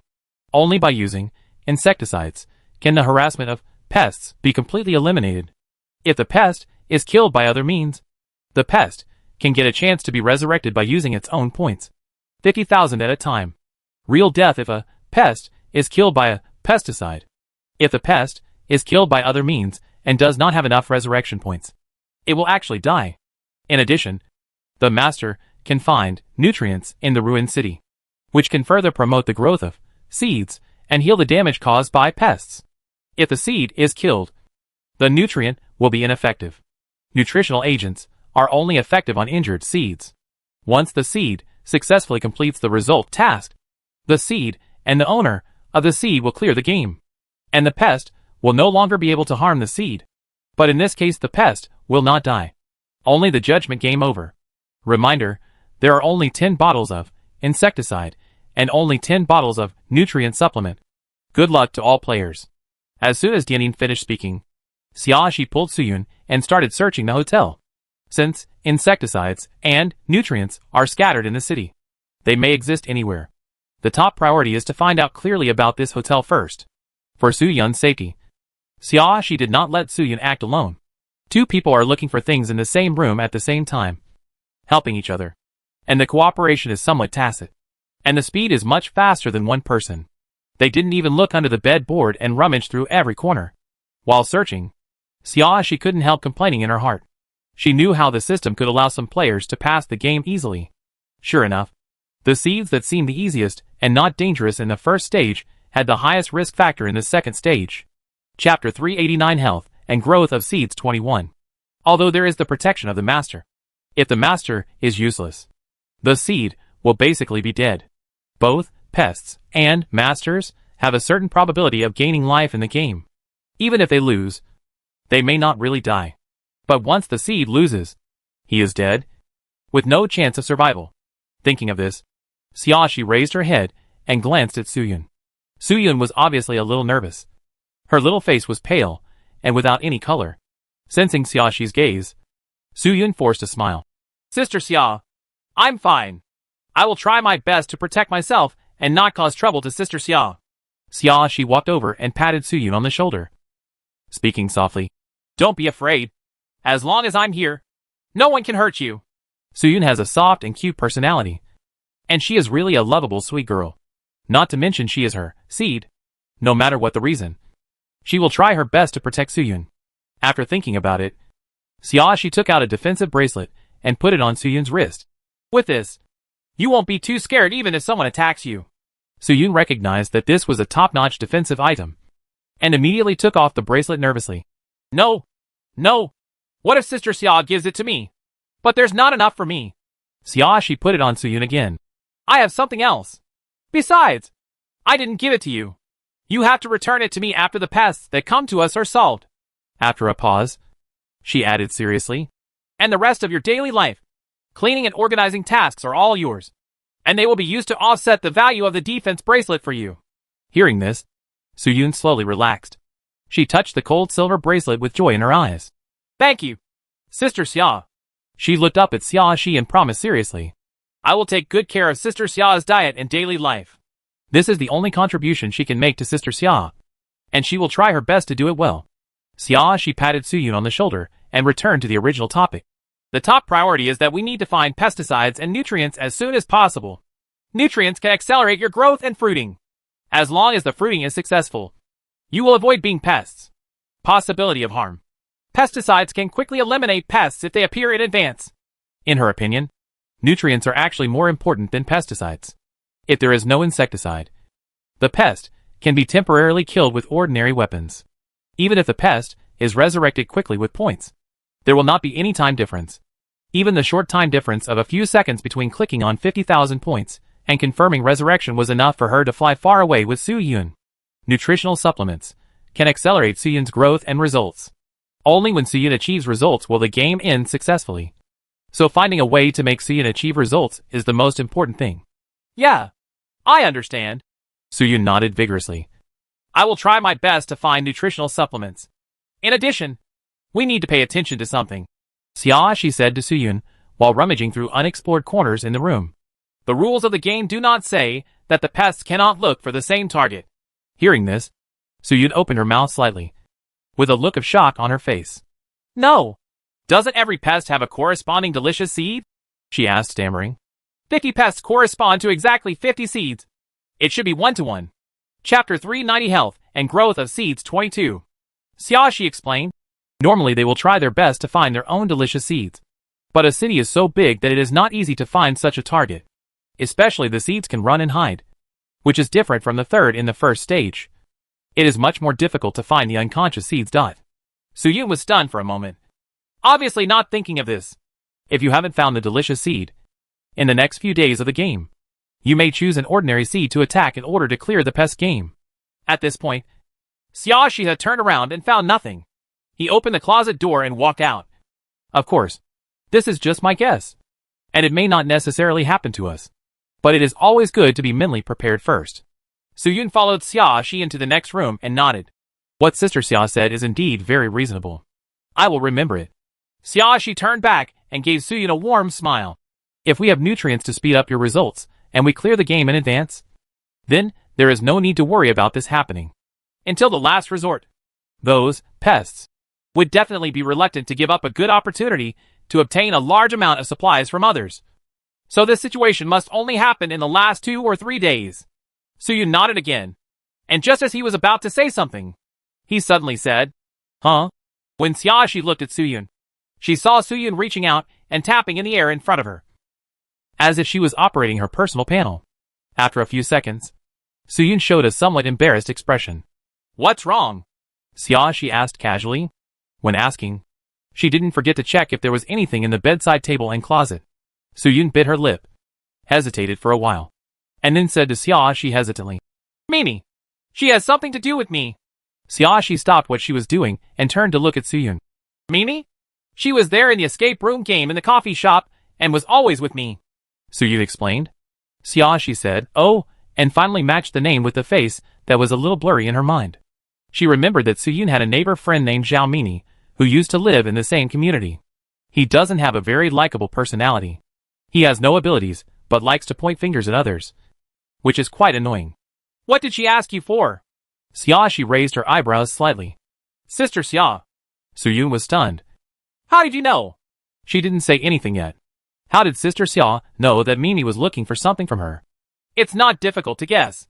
Xia Shi shrugged. Zhao Mimi is obviously a person who likes to ask for things from others. She and Suyun are most likely to be friends because of Suyun's supplies or other things, rather than really treating Suyun as a friend. Coupled with Suyun's current troubled expression, it was obvious that Zhao Mimi wanted something that was difficult for her to give. Suyun lowered her eyes and tried her best to hide the sadness in her eyes. Mimi, she wants me to give her 2 boxes of pistol bullets and a box of milk. Milk actually doesn't matter. She already has more than 100 cartons of milk, and she would be willing to give Mimi 10 or 20 cartons. But pistol bullets. She originally had few points. After clearing so many games, she finally saved some points. However, she had always wanted to buy a more powerful defensive item, so she did not dare to spend the points randomly. So she bought very few bullets, Chapter 391 Health and Growth of Seeds 23. She only had 2.5 boxes of pistol bullets left in total. If she gave Mimi 2 boxes, she would really have nothing left. Thinking of this, Soo-yoon couldn't help but feel a little sad. After experiencing several survival games, she would give Mimi something almost every time in the game. Many times they are not in the same game. But as long as Mimi wants it, and she happens to have it, she is willing to give it. She always felt that it was the greatest fate that she and Mimi could meet in a survival game. She no longer has her parents, and Mimi's relatives are no longer here. She and Mimi share the same problem and should help each other. So when she could help Mimi, she felt it was her duty to do so. And she really wanted to maintain a hard-won bond. Without this bond, she felt like she would really become a rootless duckweed with no place to belong. But sometimes Mimi wants too much, and she is really in trouble. In the last game, she gave Mimi a box of grenades and a box of bombs because Mimi said she was in danger and might die without these. She didn't want Mimi to die, so she gave all her stock to Mimi. Before the start of this game, she was not willing to buy new ones because she really wanted to buy a top-grade defense item. She didn't want to use her points elsewhere unless she had to. But if she gives Mimi pistol bullets this time, she will have to replenish weapons and supplies after the game is over. Otherwise, she has no means of self-defense at all. Even if she is lucky, it will be difficult for her to survive one game after another that is full of dangers. But she felt sad when she thought that she was no longer close to buying defensive items. Is she in the same game with you this time? Sia, she suddenly asked Soo-yoon. Soo-yoon came back to her senses and shook her head. No. I contacted Mimi the day I woke up. She is not in this game. Although the friend function could not send information about each other's games, just because the name of the game was mentioned in garbled characters, it let her know that they were not in the same game. Friend function, you can only send one item to the same friend a day. She asked you for so many. But she is not afraid of your trouble. Sia, she sneered, with a bit of ridicule in her eyes. Soo-yoon lowered his head and said nothing. Since you feel embarrassed, you don't have to give it. Sia-shi's tone was relaxed, as casually as if she was saying, useless garbage should be thrown away. Soo-yoon struggled for a while and refuted Sia-shi's words for the first time. But Mimi is my best friend. What if I don't give it to her and she has an accident? She is so weak and has an unpleasant personality. Isn't it normal for her to have an accident? Sia-shi blinked her eyes, with confusion on her face. I'm surprised that she can survive until now. Soo-yoon. Sister Sia, you shouldn't say that about my friend. Soo-yoon resisted weakly. Soo-yoon, I won't make decisions for you. And I don't want to interfere with your friendships. But I think you're a pretty good person. So I'll give you a heads up. Sia-shi was not angry because of Soo-yoon's unfulfilled look. Looking quite calm. Think about it carefully. You and Xiao Mimi have been together for such a long time. Has she ever given you anything? If she just asks for it, and never gives anything to you, do you think this is a true friend? Chapter 392 Health and Growth of Seeds 24. Soo-yoon was stunned. Her mouth opened slightly, but no sound came out. Her expression was tangled. Maybe she thought of something, and she looked a little sadder. Even if Soo-yoon didn't say anything, just such an expression was enough for Sia-shi to understand the meaning. If two people get along, only one person gives unilaterally, and the other person enjoys taking it without knowing anything in return. This is not a healthy relationship. Whether it is friends, lovers, or even relatives, there should be comings and goings. I am willing to pay for you, but you are reluctant to let me pay alone. Sia-shi looked at Soo-yoon and asked word by word. Even if Xiao Mimi is too big-hearted to give you something, will she give it to you when you ask her for it? Or will she still find all kinds of high-sounding things every time? No excuse? Me. I have never asked her for anything. Soo-yoon muttered. Then you can try it once. Sia-shi's tone was calm, neither angry nor deliberately sarcastic. If you ask her for something that is not difficult for her, if she refuses here, that's enough to prove what I said is right. Because of Sia-shi's gentle attitude, Soo-yoon listened. Soo-yoon hesitated for a moment, said a sentence to Xiao Mimi, and then waited for the reply nervously and expectantly. Wait and wait. We still need to find things. Sia-shi reminded Soo-yoon. Don't forget the current task. Soo-yoon quickly closed the chat interface and continued to search the room with Sia-shi. The two people quickly searched the entire 5th floor, and then went to the 4th floor. When they were halfway through the 4th floor, the sky turned completely dark, and Soo-yoon finally received Xiao Mimi's message. Soo-yoon opened the chat interface with some excitement. When Sia-shi saw Soo-yoon suddenly standing still, she guessed what was going on and did not stop her. Zhao Mini, why do you suddenly ask me for something? Zhao Mini, water is so precious and I don't even have enough for myself. How can I give it to you? Zhao Mini, could it be that you deliberately used this method to frustrate me because I asked you for some bullets, and you didn't want to give them to me? Zhao Mini, Suyun. I didn't expect you to be this kind of person. Suyun stared blankly at the chat interface in front of her, as if she couldn't understand the words above for a while. She just asked Mimi for a bottle of mineral water. Of course she knew that water resources were precious, and not every game had the opportunity to store new drinking water. So she only asked for a small bottle of mineral water. And she made a decision in her heart at that time. As long as Mimi gave her this bottle of water, she would not only give Mimi the supply she asked for, but she would also return the bottle of water to Mimi. However, she never expected that Mimi would say that to her. So sad. Suyun felt that the tip of her nose was a little sore. Her eyes were astringent. Her heart was filled with panic. And she felt an indescribable discomfort. Even if Mimi wants to reject her. Don't say it so harshly. She had never thought of deliberately rejecting Mimi in this way. And she had no intention of disrespecting Mimi. Stop crying! She handed Suyun a tissue. Suyun stared blankly at the blurry white paper in front of her. And then she realized that she had shed tears. She lowered her head, took the paper, and wiped the corners of her eyes. But because of Xiaoxi's concern, Suyun's grievances seemed to suddenly find an outlet to vent. And her tears couldn't stop falling for a while. Chapter 393 Health and Growth of Seeds 25. Seeing Suyun crying so sadly, Xiaoxi did not urge Suyun to collect her emotions quickly, but continued to rummage through the rest of the room. Then Xiaoxi took Suyun to the next room and said as she walked, I just misjudged one person. It is inevitable that you will make mistakes in life. If you can find the problem and stop the loss in time, it is no big deal. But blindly immersing yourself in the harm caused by the problem and refusing to come out will only double the harm to yourself. Suyun sniffed and wiped away her tears. Only then did she tell Xiaoxi the reply from Zhao Mini. She felt aggrieved and puzzled and asked Xiaoxi, Sister Xia, I have always been very good to Mimi. Why would she do this? Talk about me like this. She will do this to you. And she will do this to others. The problem is with her, not with you. Xiaoxi said while rummaging in the new room. She is this kind of bully. Afraid of the strong. And selfish. Lee's character. No matter how nice you are to her, she will just take it for granted and think you are someone who can be used. A person like her will basically not regard anyone as her friend. Xiaoxi looked at Suyun. She is more powerful than her and looks particularly difficult to offend. She doesn't dare to offend. So of course she can only I'm bullying a little white rabbit like you. Suyun blew her nose with a tissue. After listening to Xiaoxi's words, she couldn't help but recall the past interactions with Zhao Mini in her mind. And suddenly she felt like she could see the moon through the fog. It was as if at that moment she was enlightened and realized that what Xiaoxi said was actually true. Although she was still sad, Suyun's mood calmed down a lot. Since the fault is not hers, she doesn't have to reflect on what she did wrong. Although she felt sad about having a quarrel with Mimi. And she felt very aggrieved by being wronged by Mimi. Sister Xia was right. When she found a problem, she should stop the loss in time instead of dwelling on the harm caused by the problem itself. Sister Xia, I was wrong. Suyun apologized to Xiaoxi seriously and sincerely. I said before that you were saying bad things about Mimi. Now I know that what you said is the truth. I shouldn't say that about you. Xiaoxi chuckled lightly, her peach blossom eyes filled with bright tenderness. Be good. I accept your apology. Suyun bit her lip and asked Xiaoxi in confusion. Do I need to make it clear to Mimi now? Explain what?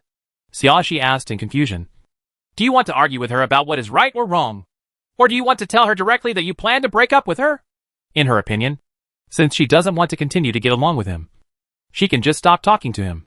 There is absolutely no need to talk about anything else. What's more, it's impossible for someone like Zhao Mimi to explain anything clearly to her. She would neither admit that she was wrong nor think that Suyun had paid a lot for her.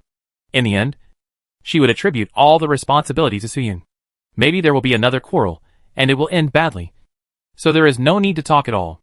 Of course, this was just her own idea, and Suyun might not think the same as her. So she asked puzzledly what Suyun was thinking. Suyun was stunned and didn't speak for a while. She hasn't considered that far yet, and she hasn't decided whether to break off the relationship or not. It was a bit difficult for her to completely change her attitude all of a sudden. So she didn't actually think about breaking off the relationship at all. Chapter 394 Health and Growth of Seeds 26. looking at Suyun's expression. Xiaoxi knew that Suyun hadn't thought clearly yet. She walked over and patted Suyun on the shoulder and said, "This is your own life. The choice you make can only be decided by yourself. No matter what decision you make, you have to do it for yourself. You must be responsible for this decision and bear the consequences that may exist in the future. As long as you think clearly about the consequences and are willing to bear them, you can make any decision." Suyun looked at Xiaoxi with tears in her eyes, feeling indescribably moved in her heart. She suddenly felt that Sister Xia was like her life mentor, not only guiding her in the right direction, but also respecting her own wishes. This was the kind of respect she had never received when she was with Zhao Mimi. Zhao Mimi would always order her to do things. If she didn't agree with Zhao Mimi, she would complain about all kinds of bad things about her. After such a comparison, Suyun suddenly felt that breaking up with Zhao Mimi was not so unacceptable. She tried hard to calm down her mood, clicked on the friend function, and deleted Zhao Mimi as a friend without hesitation. Then she said to Xiaoxi, "Sister Xia, I have made a decision. I will be myself and no longer pay for people who are not worthy." Xiaoxi showed an expression of satisfaction that a child can be taught, and she raised her finger at Suyun. "The first priority is to find the nutritional supplement for yourself." Suyun nodded repeatedly and actively and attentively joined Xiaoxi in searching for things. The two people quickly searched the 4th floor and headed to the 3rd floor. The light of the flashlight projected a bright area in the stairwell. Suyun and Xiaoxi saw Mingxiang and the middle-aged man coming from the corner of the 3rd floor on the landing between the 3rd and 4th floors. Obviously, everyone has the same idea and wants to search the hotel first. However, because something happened to Suyun, Xiaoxi's speed was obviously slower than Mingxiang's. Since Mingxiang wanted to go up to the 4th floor, she must have searched the 3 floors below. "What a coincidence," the middle-aged man said to Xiaoxi in a somewhat pleading voice. "We have already finished the search below. Even if you go now, you will be in vain." Xiaoxi continued downstairs without squinting, her eyes not falling on the middle-aged man at all. The middle-aged man was a little unhappy. He stepped forward and blocked Xiaoxi's way. "I'm talking to you. Can't you hear me?" Without saying a word, Xiaoxi picked up the pistol and shot the middle-aged man in the head. Because the distance was very close, she hit the shot accurately. The middle-aged man was startled, but had no time to react. Fortunately, the bullet was deflected. It took a few seconds for the middle-aged man to regain his breath. And then he remembered that he had defensive items. Then, he yelled at Xiaoxi angrily. "Are you crazy? Woman? I just said a few words to you. And you want to kill me? I made it very clear during the day. If you dare to appear in front of me again and speak, I will be rude to you," Xiaoxi said, taking out another grenade in her hand. "I would like to take a look. How high level of defense items do you have? Can you protect against grenades?" The middle-aged man's face changed slightly. He took a few steps back and said, "You are not a pest. You can't kill me." "It's hard to say." Xiaoxi sneered. "The rules of the game never say that masters can't kill each other. Nor do they say that masters can't hurt other seeds." Chapter 395 Health and Growth of Seeds 27. The middle-aged man suddenly panicked. The rules of the game do not say this. And based on his experience, if there is no clear statement about what is not allowed, 9 times out of 10, it can be done. Mingxiang's face also became particularly ugly. She subconsciously glanced at Suyun, who was hiding behind Xiaoxi. By the light of the flashlight, she clearly saw the silver bracelet on Suyun's wrist, and immediately gave up the idea of threatening Xiaoxi with Xiaoxi's seed. She remembered that when she saw Suyun during the day, she didn't have a bracelet yet. It was obviously given by Xiaoxi. I don't know how many top-quality defensive items Xiaoxi has, but she is willing to give them to others casually. The gap in strength between the enemy and ourselves is too obvious. And Mingxiang has no ability to fight. She could only show weakness in exchange for a chance to pass the game. Thinking of this, she couldn't help but resent the middle-aged man even more. If the middle-aged man hadn't been so mean-mouthed and insisted on provoking Xiaoxi, she wouldn't be in such big trouble.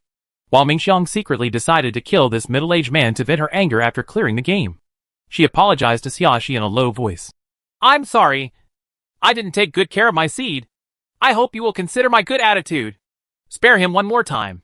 Xiaoxi glanced at the middle-aged man. The middle-aged man had long lost his previous aura, and his whole body was tense and panicked.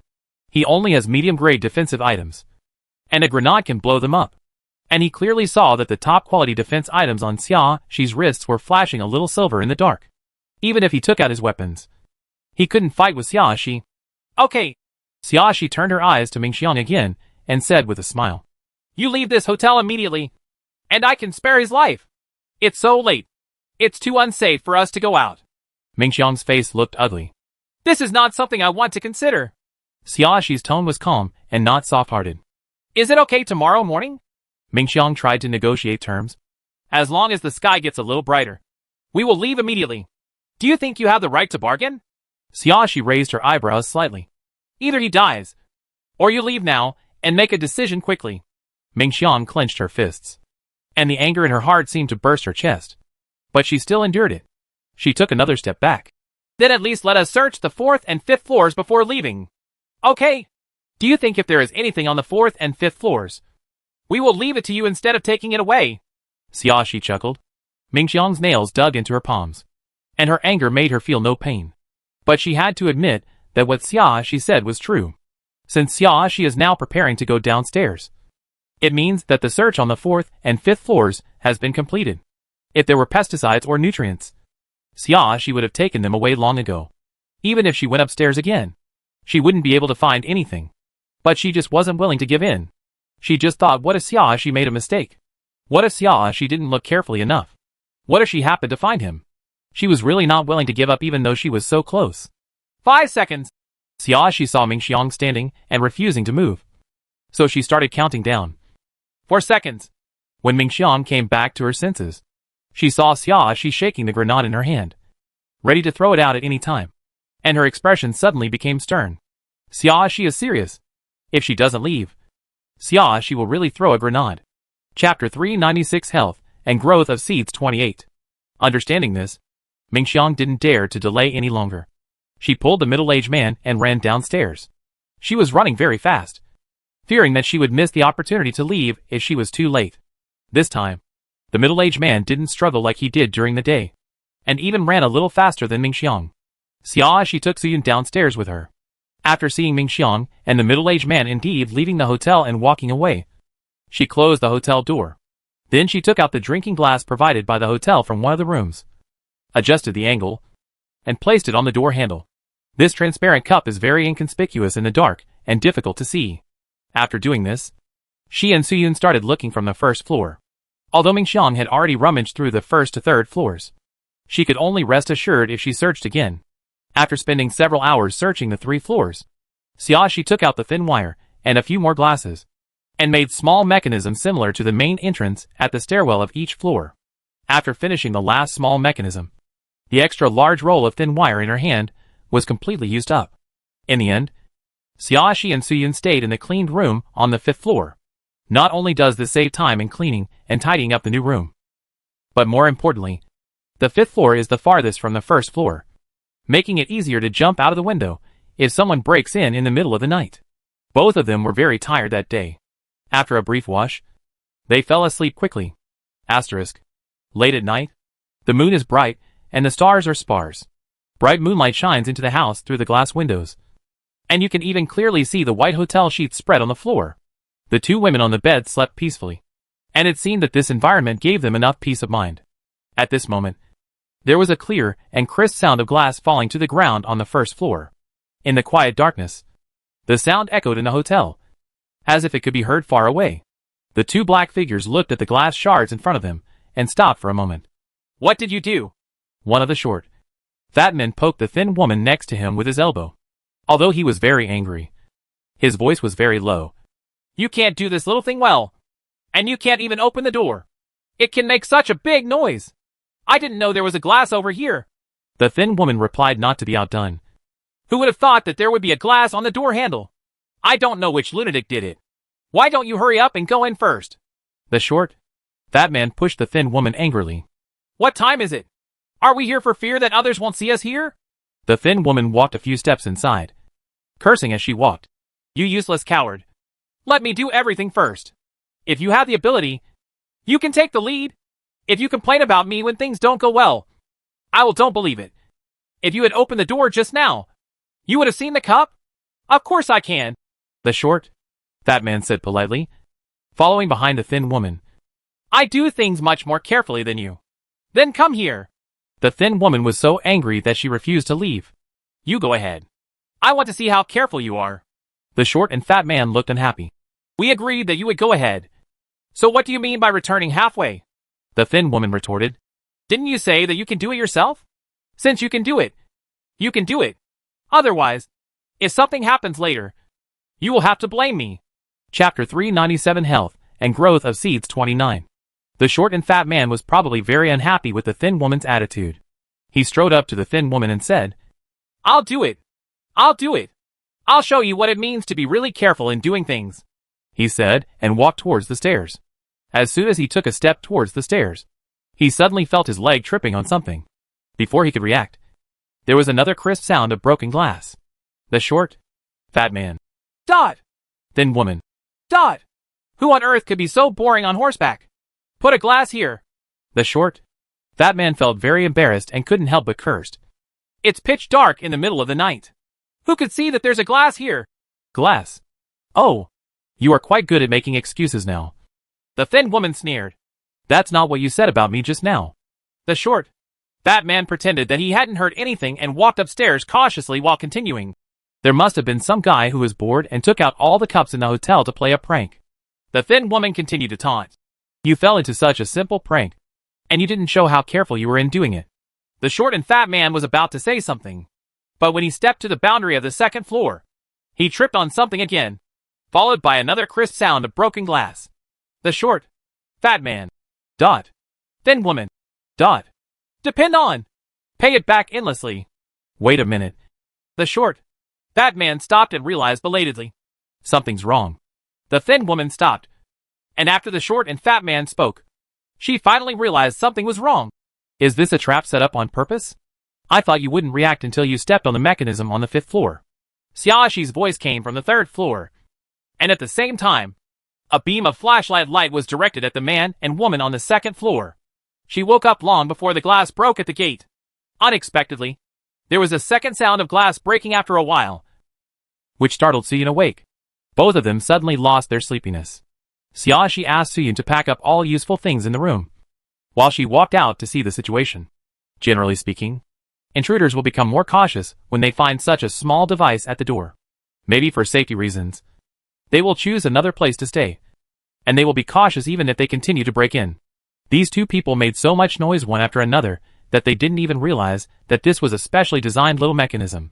They really didn't look very smart, since he is not that kind of difficult character. There is no need to run away with Suyun in the middle of the night. When they heard Xiaoxi's voice, both a man and a woman were startled. They both looked up simultaneously, and saw only a vague figure. The two of them didn't have a flashlight and couldn't shine, but the flashlight in Xiaoxi's hand was shining on them. Xiaoxi was standing in the dark, so they couldn't see her appearance clearly. But this did not prevent these two people from speaking harshly.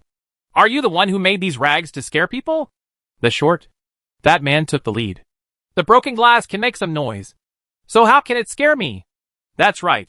The thin woman who had been at odds with the short and fat man before, now stood on the same front as the short and fat man. We are not scared. We are not afraid of this. Xiaoxi. Dot. After working on it for a long time, although these two people thought that this was a design mechanism, they only thought it was to scare the enemy, not knowing that it was used to warn themselves. Chapter 398 Health and Growth of Seeds 30. Hey, let me ask you, what do you mean by standing over there and saying nothing? The short, fat man suddenly became very unhappy when he saw Xia. She didn't respond. Are you looking down on us? That's right. What do you mean? The thin woman helped. She came back to her senses and decided to make a quick decision. This territory is mine. If you want to rest, you can only find another place. If you insist on forcing your way in, I will shoot. As she spoke, she took out a pistol with a silencer. The black muzzle of the gun stretched out past the flashlight, allowing a man and a woman to clearly see the existence of the pistol. The short, fat man and the thin woman looked at each other. They didn't know what they thought of. But the short, fat man suddenly took a breath of air. He raised his hand and pointed at Xiaoxi and asked, Are you a pest? Xiaoxi. The thin woman took 2 steps back and said to the short and fat man, Don't ask. She must be. She is acting alone. She is definitely not the seed nor the owner of the seed. After hearing this, the short and fat man suddenly felt that it made sense. He followed the thin woman back, and at the same time, He did not forget to shout to Xiaoxi. I'm telling you, we are already retreating. You can't catch up. Our seeds are definitely not your delicious seeds, so you can't do anything to us. After saying that, he ran away as fast as if there was a ghost chasing him. The thin woman kept shouting, Wait for me, and ran just a little slower than the short and fat man. Xiaoxi. How should I put it? Although this trouble was solved easily, it still felt strange. Not only are these two people not very intelligent, they also seem to be a bit funny. It made her dumbfounded. Suyun carefully stepped over the small trap made by Xiaoxi and whispered to Xiaoxi. Sister Xia, I have packed everything. Xiaoxi looked back at Suyun. Let's go back and rest for a while, then set off again at dawn. Since they were looking for pesticides and nutrients, they couldn't stay in this hotel all the time. They had to travel all over the city. But I was too tired during the day, so it was still necessary to take a proper rest.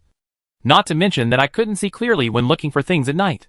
Anyway, those two people have already driven away, so why not sleep some more while there is still time? Suyun said and mumbled. But I put away all the quilts and everything. Xiaoxi patted Suyun's head. Then take it out again. It doesn't need to be neat. Just make the bed casually, and you can sleep on it. At this time, she stopped being picky. So the two made the bed again and fell asleep again. However, neither of them could fall asleep quickly this time. They tossed and turned for a long time before they fell asleep unconsciously.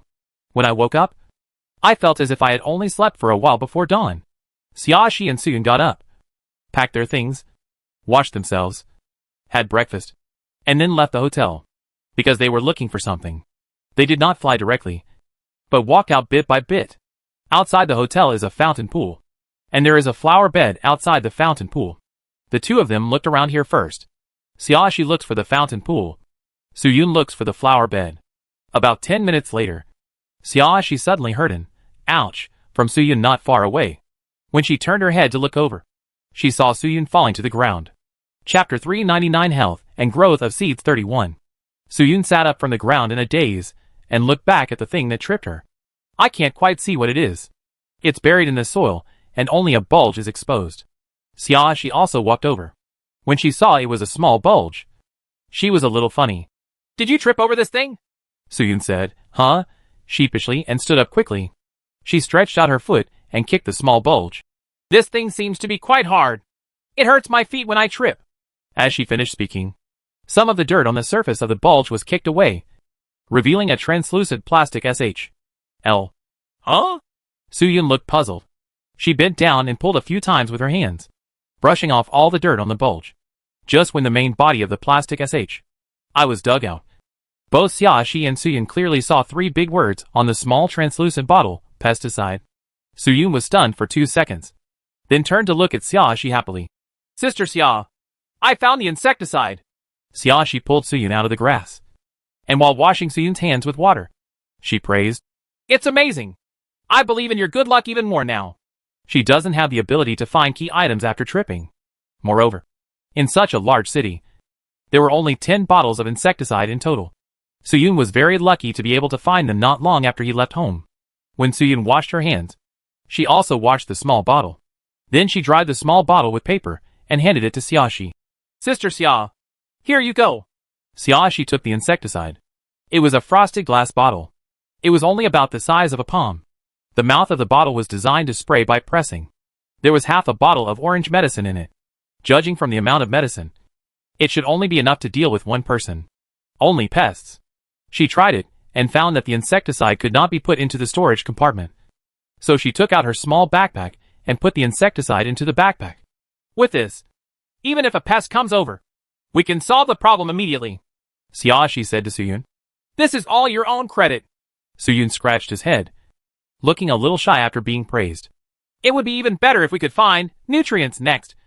Xiaoxi paused and then said to Suyun. But you don't need to put too much pressure on yourself.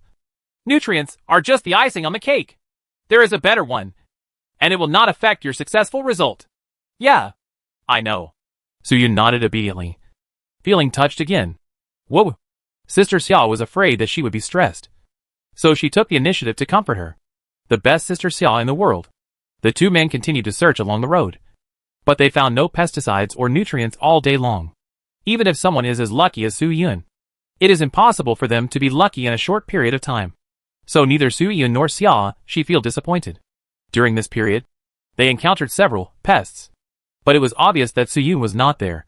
Delicious seed. The pests only glanced at Soo-yoon and walked away immediately. When it got dark, Xia-shi and Soo-yoon arrived at a residential building.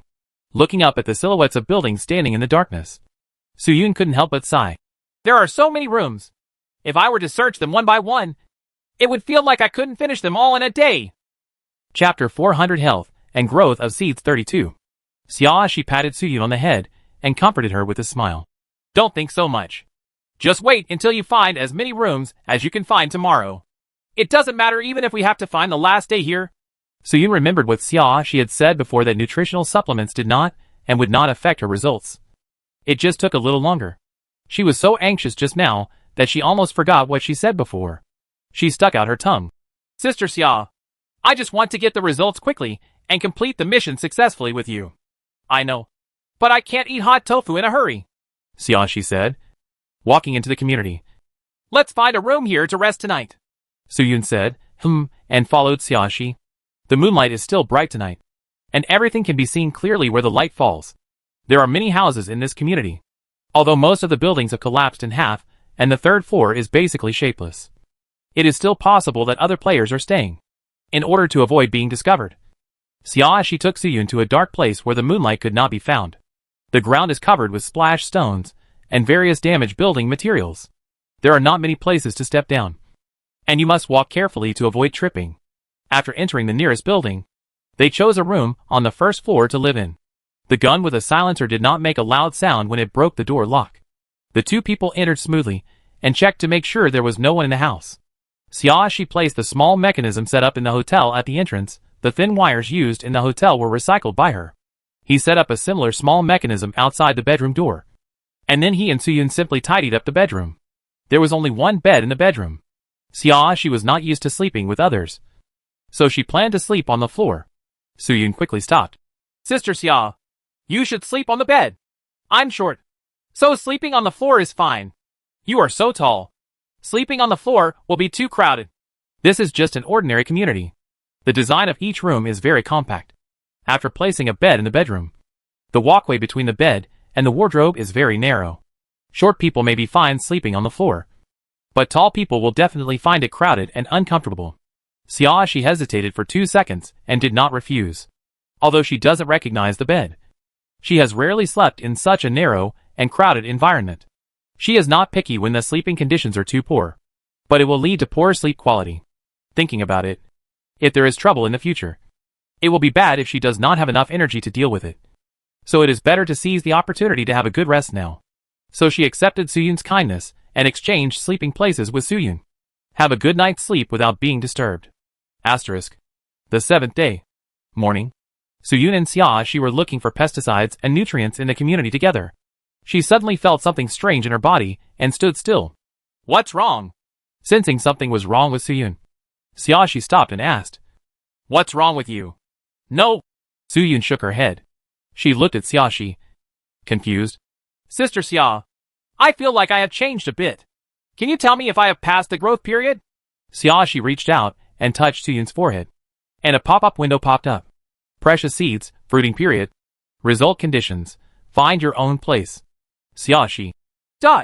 This result condition is actually not too demanding, but this kind of ethereal thing is a bit difficult to deal with. Moreover, in the survival game, no one is as stable as puping. So how can they find a home? Chapter 401 Health and Growth of Seeds 33. Seeing that Xia-shi didn't speak for a while, Soo-yoon touched her forehead, but couldn't see anything. She couldn't help but ask Xia-shi. Sister Xia, haven't I changed?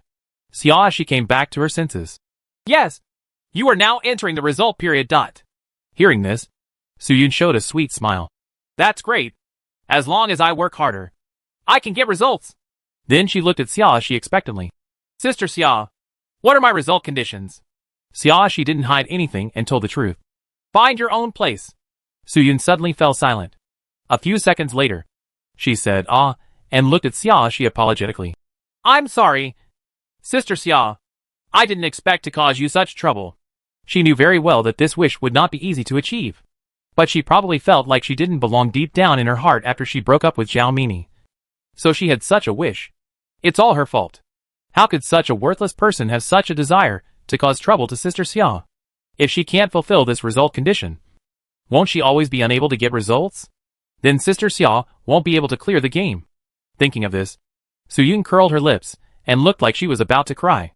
Actually, if your wish cannot be fulfilled, maybe you can try nutrient supplements, Xiaoxi said. After all, nutrient supplements are used to speed up the fruiting of seeds.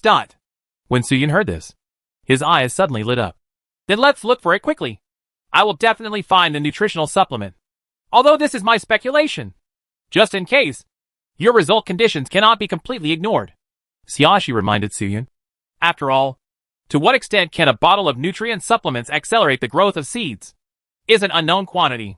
If several bottles of nutritional supplements are needed to achieve the result state, it would be difficult to find so many nutritional supplements in a city. Suyun suddenly felt a little wilted again.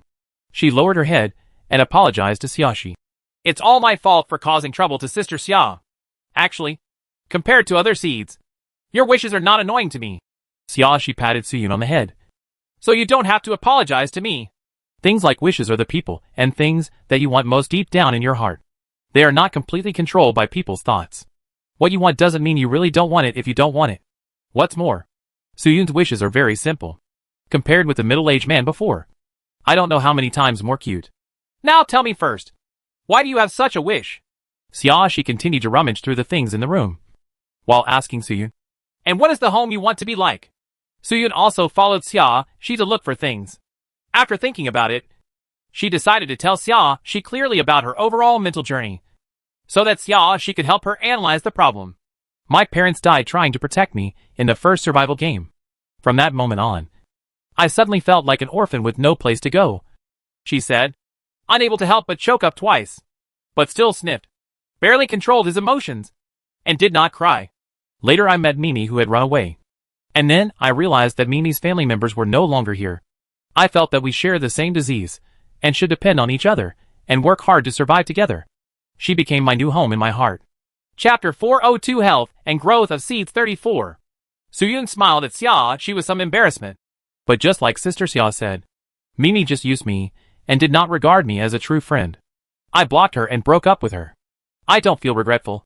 But at that moment, I felt like I had lost my place again, and became a person without any ties again. Xiaoxi understood.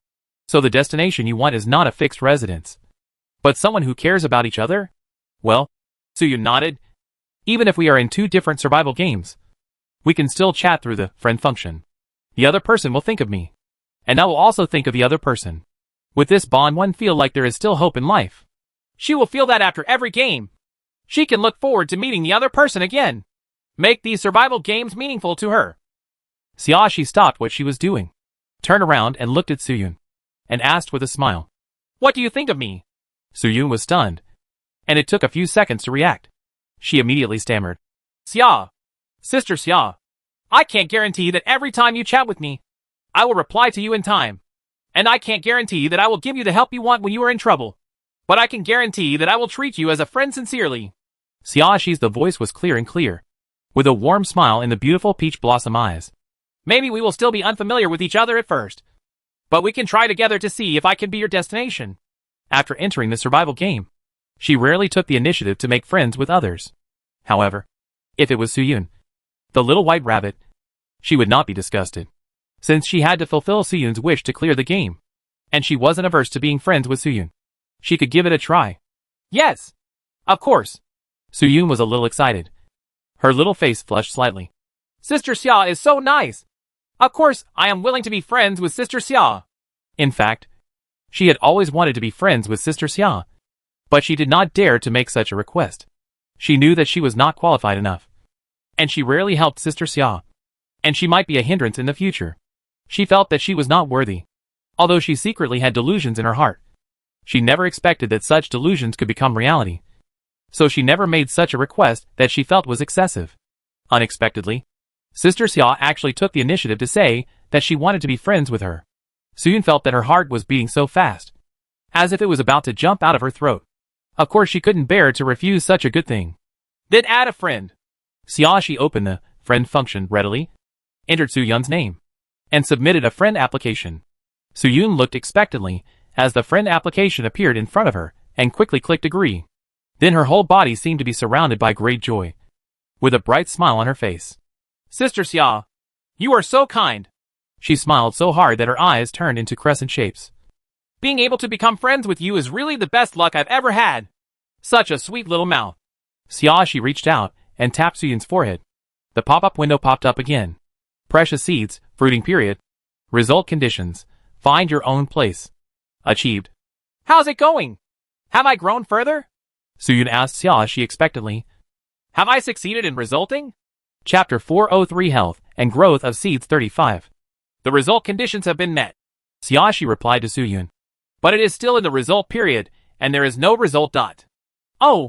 Soo-Yun was a little disappointed. My wish has been fulfilled. Why don't I get the result immediately? It should still take a while.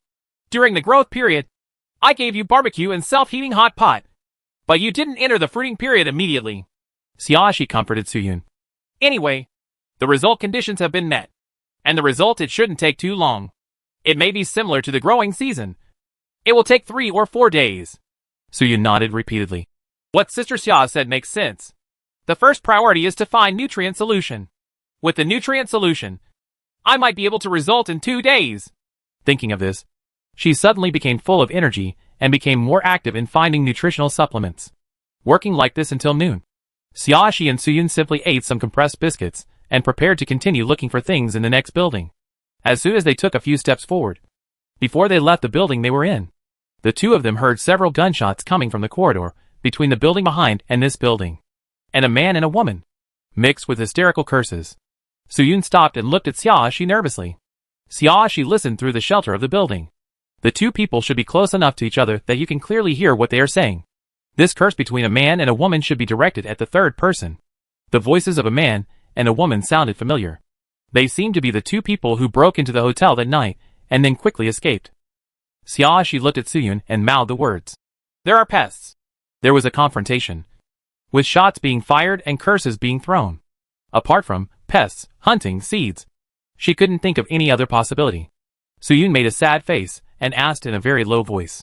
Then what should we do? Xia pointed to several buildings that had been searched before, and replied in the same angry voice. Go back. Judging from the situation, they must have just encountered each other over there. She had never heard any movement before. While the other party is fighting each other, run farther away to avoid being affected. Soo-Yun nodded and followed Xia back. Before taking a few steps, Soo-Yun suddenly tripped over a stone under her feet, and she fell to the ground uncontrollably. Xia quickly supported Soo-Yun with quick eyes and hands. Soo-Yun also bit her lips and tried not to make any sound. But unfortunately, the stone tripped Soo-Yun and rolled to the side, hitting a tin can with a particularly loud impact. Almost the next second, a middle-aged man with a broken eye ran over. And then the man showed an expression of surprise and joy. The one-eyed man came over to take a look just in case someone attacked him. But he didn't expect to meet his target seed. He couldn't help but burst out laughing. It's really hard to find anything without trying hard to find it. It takes no effort to get it. This is a delicious seed that comes to your door automatically. When he said this, his eyes were fixed on Soo-Yun and never left. What? Are you so lucky? Another middle-aged man's voice sounded, seeming to be filled with envy and jealousy. It took a lot of effort to catch up with your target seed. But you are actually the target.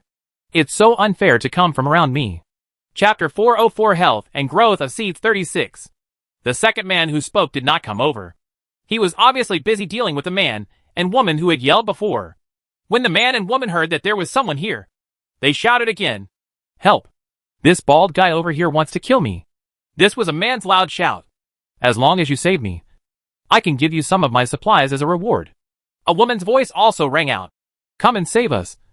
Otherwise my seeds will be killed by pests. Shut up. You two annoying guys.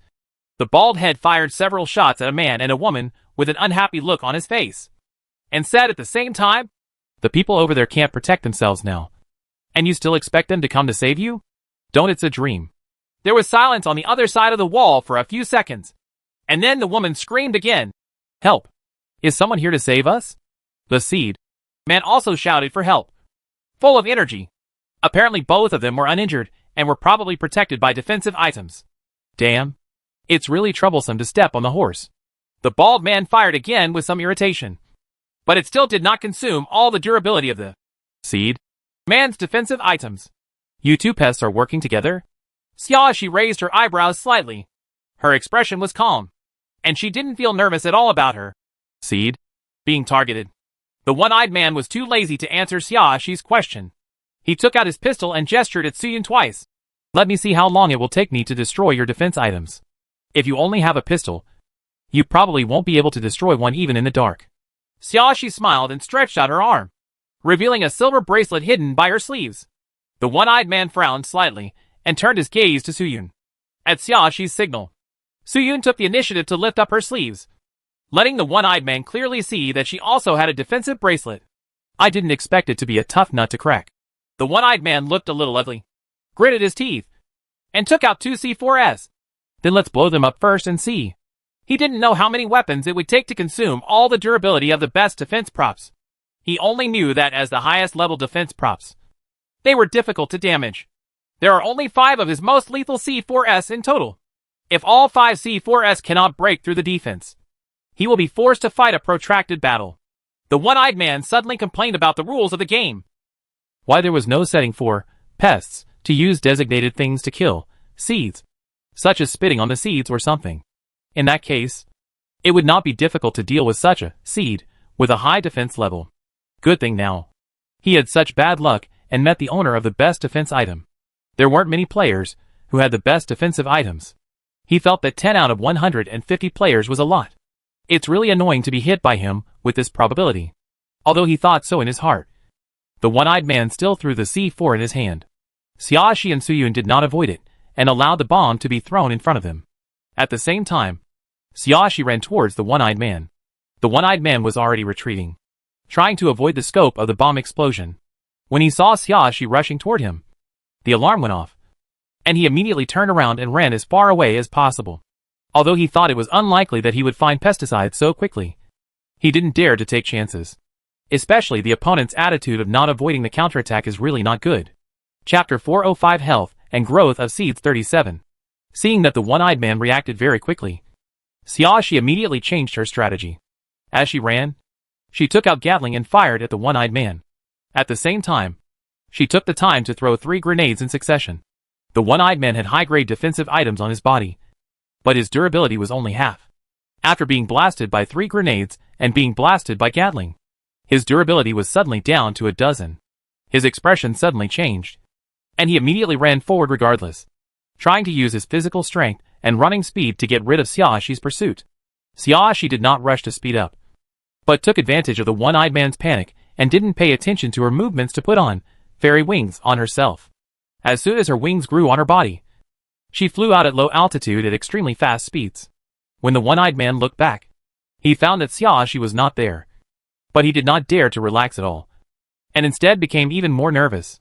He looked around as he ran forward, but one of his eyes was damaged and his vision was blocked, so his ability to observe the environment was much weaker. At this time, Xiaoxi was maintaining the same speed as the one-eyed man, flying above the one-eyed man's head. She took out the insecticide and aimed it at the one-eyed man's head.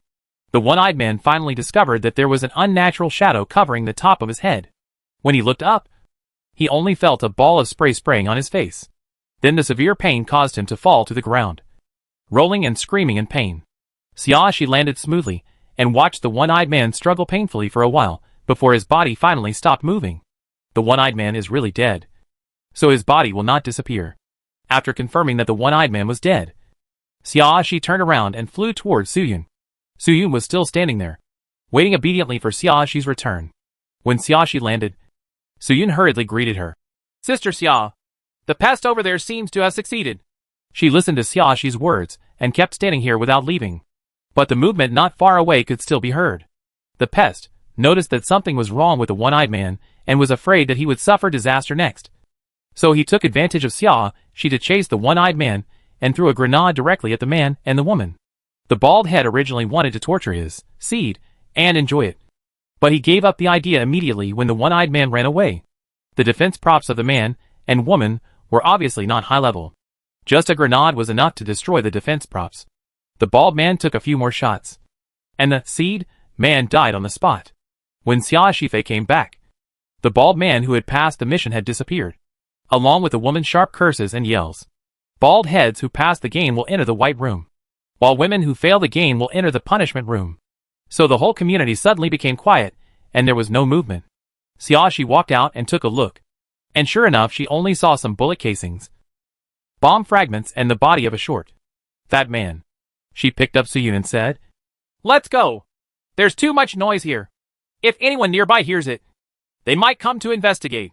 Let's move to another place." "But we haven't finished searching here yet." Suyun huddled in Xiaoxi's arms, looking at the buildings that she hadn't had time to check with some regret. "Anyway, there is more than one nutrient. You can find it in other places." After Xiaoxi finished speaking, she flapped her wings and flew out. The two people didn't fly too far and landed at a school about 1,000 meters away. Chapter 406 Health and Growth of Seeds 38. Having dealt with the pest that posed the greatest threat to them, Xiaoxi and Suyun were in a relatively relaxed state. If nothing else goes wrong, no other pests will come to trouble them in the past few days. As for whether they can find nutrients and new pesticides, it will be left to chance. Judging from Suyun's current situation, even without nutrients, the results should be successful around the 11th day. This is a middle school, and the entire building is relatively solid, except for the outer layer being worn away by wind and frost. The internal structure is still in good condition. There are already several players in the school looking for things, and everything is messed up. Seeing Xiaoxi and Suyun, those players just looked at them warily, and then continued to do their own business. As long as the other party is not a pest, no one is willing to waste time in confrontation. "Sister Xia, I have never had such a smooth experience in a survival game." Suyun couldn't help but sigh while following Xiaoxi into the teaching. "I still feel like I'm in a dream. A little unbelievable." Although her luck is not bad, it is just that she has a little more chance of survival than others at key points. She will not be so lucky that there will be no setbacks at all. It was the first time that I could get through the game so easily without worrying about my life or death. This is all because Sister Xia is so powerful. "Thanks to you. My task of raising seeds this time was also very easy."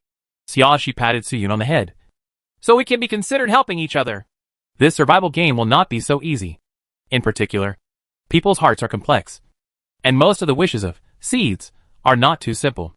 So in total, she and Suyun are equivalent to mutual success. Hearing what Xiaoxi said, Suyun's cute apple face turned red, and her eyes were filled with the joy of being recognized. At dusk, Xiaoxi was rummaging around in one of the classrooms. They have already turned over more than half of the teaching building, and they will probably be able to find all the places before dark. There were a lot of used chalk scattered on the podium in this classroom, just in case the chalk rolled to the ground. It would easily slip and stain the soles of shoes. Xiaoxi casually put all the chalk into the chalk box. While sorting it out, her fingertips accidentally touched an intact blue chalk in the box. The chalk instantly turned into an irregularly shaped log-colored building block fragment with a smooth and flat surface, as if it had been polished. Wooden product? She was stunned for a moment, and then an introduction to special items appeared in front of her. Blinking her eyes, she reacted. It had been several games since she had found a special item, and Xiaoxi almost forgot that such a thing existed. Her fingers moved slightly, and she put the special items into the storage compartment. Suyun didn't notice Xiaoxi's movements, and was still bent over not far away, concentrating on checking whether there was anything in the belly of the desk. Xiaoxi had no intention of telling Suyun specifically, although she was mentally prepared to become Suyun's home, and sincerely wanted to accept Suyun as her friend. She also told Suyun that if they were not familiar with each other at the beginning, they needed to get used to each other and try to see if they were suitable. She knew that Suyun was simple-minded and didn't need to be too defensive, but she was not the kind of person who could immediately get to know someone. So regarding the special items, she had no plans to tell Suyun proactively for the time being. Chapter 407 Health and Growth of Seeds 39. On the night of the 7th day, Xiaoxi and Suyun spent the night at school. Several tables were put together and covered with quilts. Although it was not as comfortable as a bed, it was much better than sleeping on the ground. However, other players were not so quiet. They were probably eager to find pesticides and nutrients, and they were still rummaging around the teaching building at night. The players were very noisy. Xiaoxi and Suyun couldn't sleep well in the first half of the night, so they simply burned a few table legs in the corridor outside the classroom and roasted the last remaining bits of meat and eggs. The smell of barbecue is very fragrant, especially with the addition of cumin. which attracts other players to look in this direction. But looking back, no one came to ask for food. During the critical period, most of their thoughts were on finding nutrients and pesticides. Even if they were a little greedy, they would not forget the most important task. In the second half of the night, everyone was probably too tired to go anymore. And then, they gradually stopped. Xiaoxi and Suyun also finished eating the barbecue, went to the toilet to wash briefly, and then slept on the prepared bed. Asterisk. On the 8th and 9th days, Xiaoxi and Suyun changed places one after another. It wasn't until the morning of the 10th day that Xiaoxi found a bottle of blue nutrient stuck in the gap under the bridge pier beside the moat. The size of the bottle is the same as that of insecticide, but the medicine inside is light blue. There is no spray head at the mouth of the bottle. You can pour the medicine out directly by opening the cap. Xiaoxi glanced at the 3 big words, nutritional supplement, on the bottle and the 4 small words, drink directly, next to it. She handed the bottle to Suyun. Drink directly. When Suyun looked at the color, she always felt it was as hard to swallow as poison. But the words, nutritional supplement, were clearly written on it. So she closed her eyes, and held her breath, and drank it in one gulp. After drinking it, she smacked it in her mouth, showing an unexpected expression. It's not bitter. It's even a little sweet. Then she lowered her head, and looked at her body, trying to feel it. I don't seem to feel any changes in myself. Maybe it's not time to change yet. Xiaoxi was much calmer than Suyun, and was not impatient at all. There has to be a process. She had predicted before that a bottle of nutrient supplement might not be enough to make the seed bear fruit immediately. Now this was just as she expected, so she didn't feel disappointed. However, Suyun's result conditions have been met, and after drinking another bottle of nutritional supplements, the results are probably about to come. After Suyun bears fruit, they will clear this game and separate. Thinking of this, Xiaoxi said to Suyun, Suyun, as a friend, I want to give you some advice. When Suyun heard this, he quickly stood upright, looking serious and obedient. You bring your own good luck. This is your talent. If you use it well, it will be very helpful for you to pass the game. Xiaoxi patted Suyun on the shoulder with a bright smile on her face. But if you are good to everyone, with a gullible attitude and giving everything to yourself as easily as you did to Xiaomini, no amount of good luck can stop you from rushing towards death. Suyun lowered his head and listened to the opinions with an open mind. Yeah, Sister Xia, I will change it. Making yourself stronger is the greatest guarantee for yourself. Xiaoxi added. If you want to survive, you can't count on the help of others, nor can you completely count on your own good luck. You must work hard to make yourself stronger and stronger. Chapter 408 Health and Growth of Seeds 40. Suyun lowered her eyebrows and nodded. Sister Xia is right.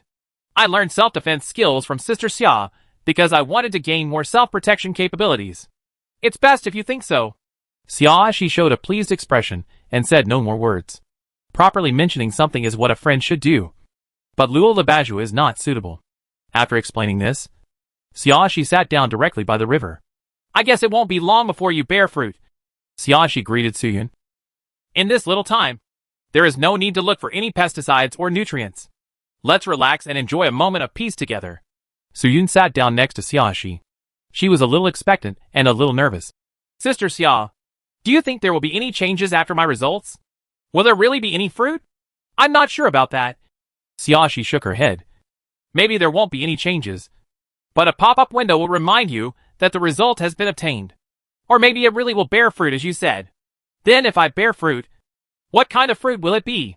Suyun looked at the dry bottom of the lake and didn't know what she thought of. She suddenly covered her mouth and whispered, I won't bear another fruit. Let me come out. Xiaoxi blinked her eyes. Probably not. Just like that, while Suyun was imagining one after another. At noon, her body suddenly emitted a light blue light. Ah! Suyun stood up quickly. She stared nervously at various places in her body. Sister Xia, I feel like I am getting pregnant. Xiaoxi put her hand on Suyun's forehead. Precious seeds resulting. It's indeed coming to fruition. Xiaoxi looked at Suyun. Do you feel any discomfort? Suyun scratched his hair. There's nothing particularly uncomfortable. I just feel a little itchy on my scalp. As soon as she finished speaking, more light blue lights suddenly gathered on her head, eventually forming the shape of 2 leaves. And in the middle of the leaves was a small, round light blue fruit. Suyun reached out to grab it, and easily grabbed the fruit with 2 leaves. Sister Xia, this is my fruit. Suyun showed a happy expression. And this fruit also has special effects. It seems to be very useful. What's the purpose? Xia, she asked curiously. Sister Xia, you'll know just by touching it. Su Yun handed over the light blue fruit in her hand. Xia, she stretched out a finger and touched it. Before Xia, she could clearly see the pop-up window that popped up in front of her. Su Yun suddenly pushed the fruit onto Xia Xi's body. Almost in the next second, the fruit was buried in Xia Xi's arm. Xia Xi felt a warm current gradually spread to her whole body from where she was pushed. Her body glowed with light blue, and the light disappeared after a moment. Sister Xia, it's because of you that I can achieve such a smooth fruiting. So this fruit should be your reward. After Su Yun said with a smile, the figure disappeared.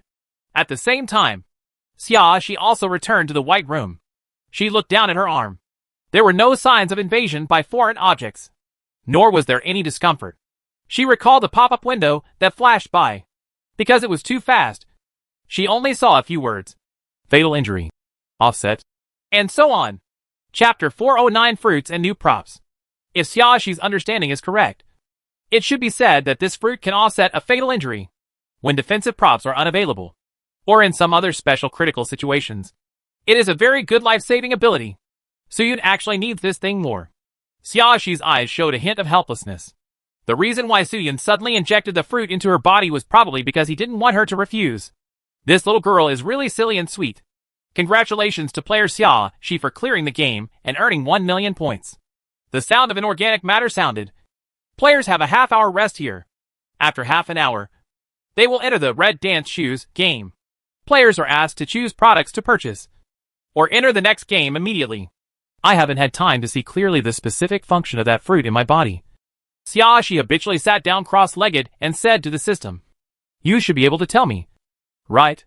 Although she could guess the general purpose, she still needed to know the specific instructions, just in case there were any discrepancies in the details. For example, under what circumstances it cannot be used, or only under what circumstances it can be used. The system, which was rare, had no objection and happily popped up a pop-up window in front of Xia Xi.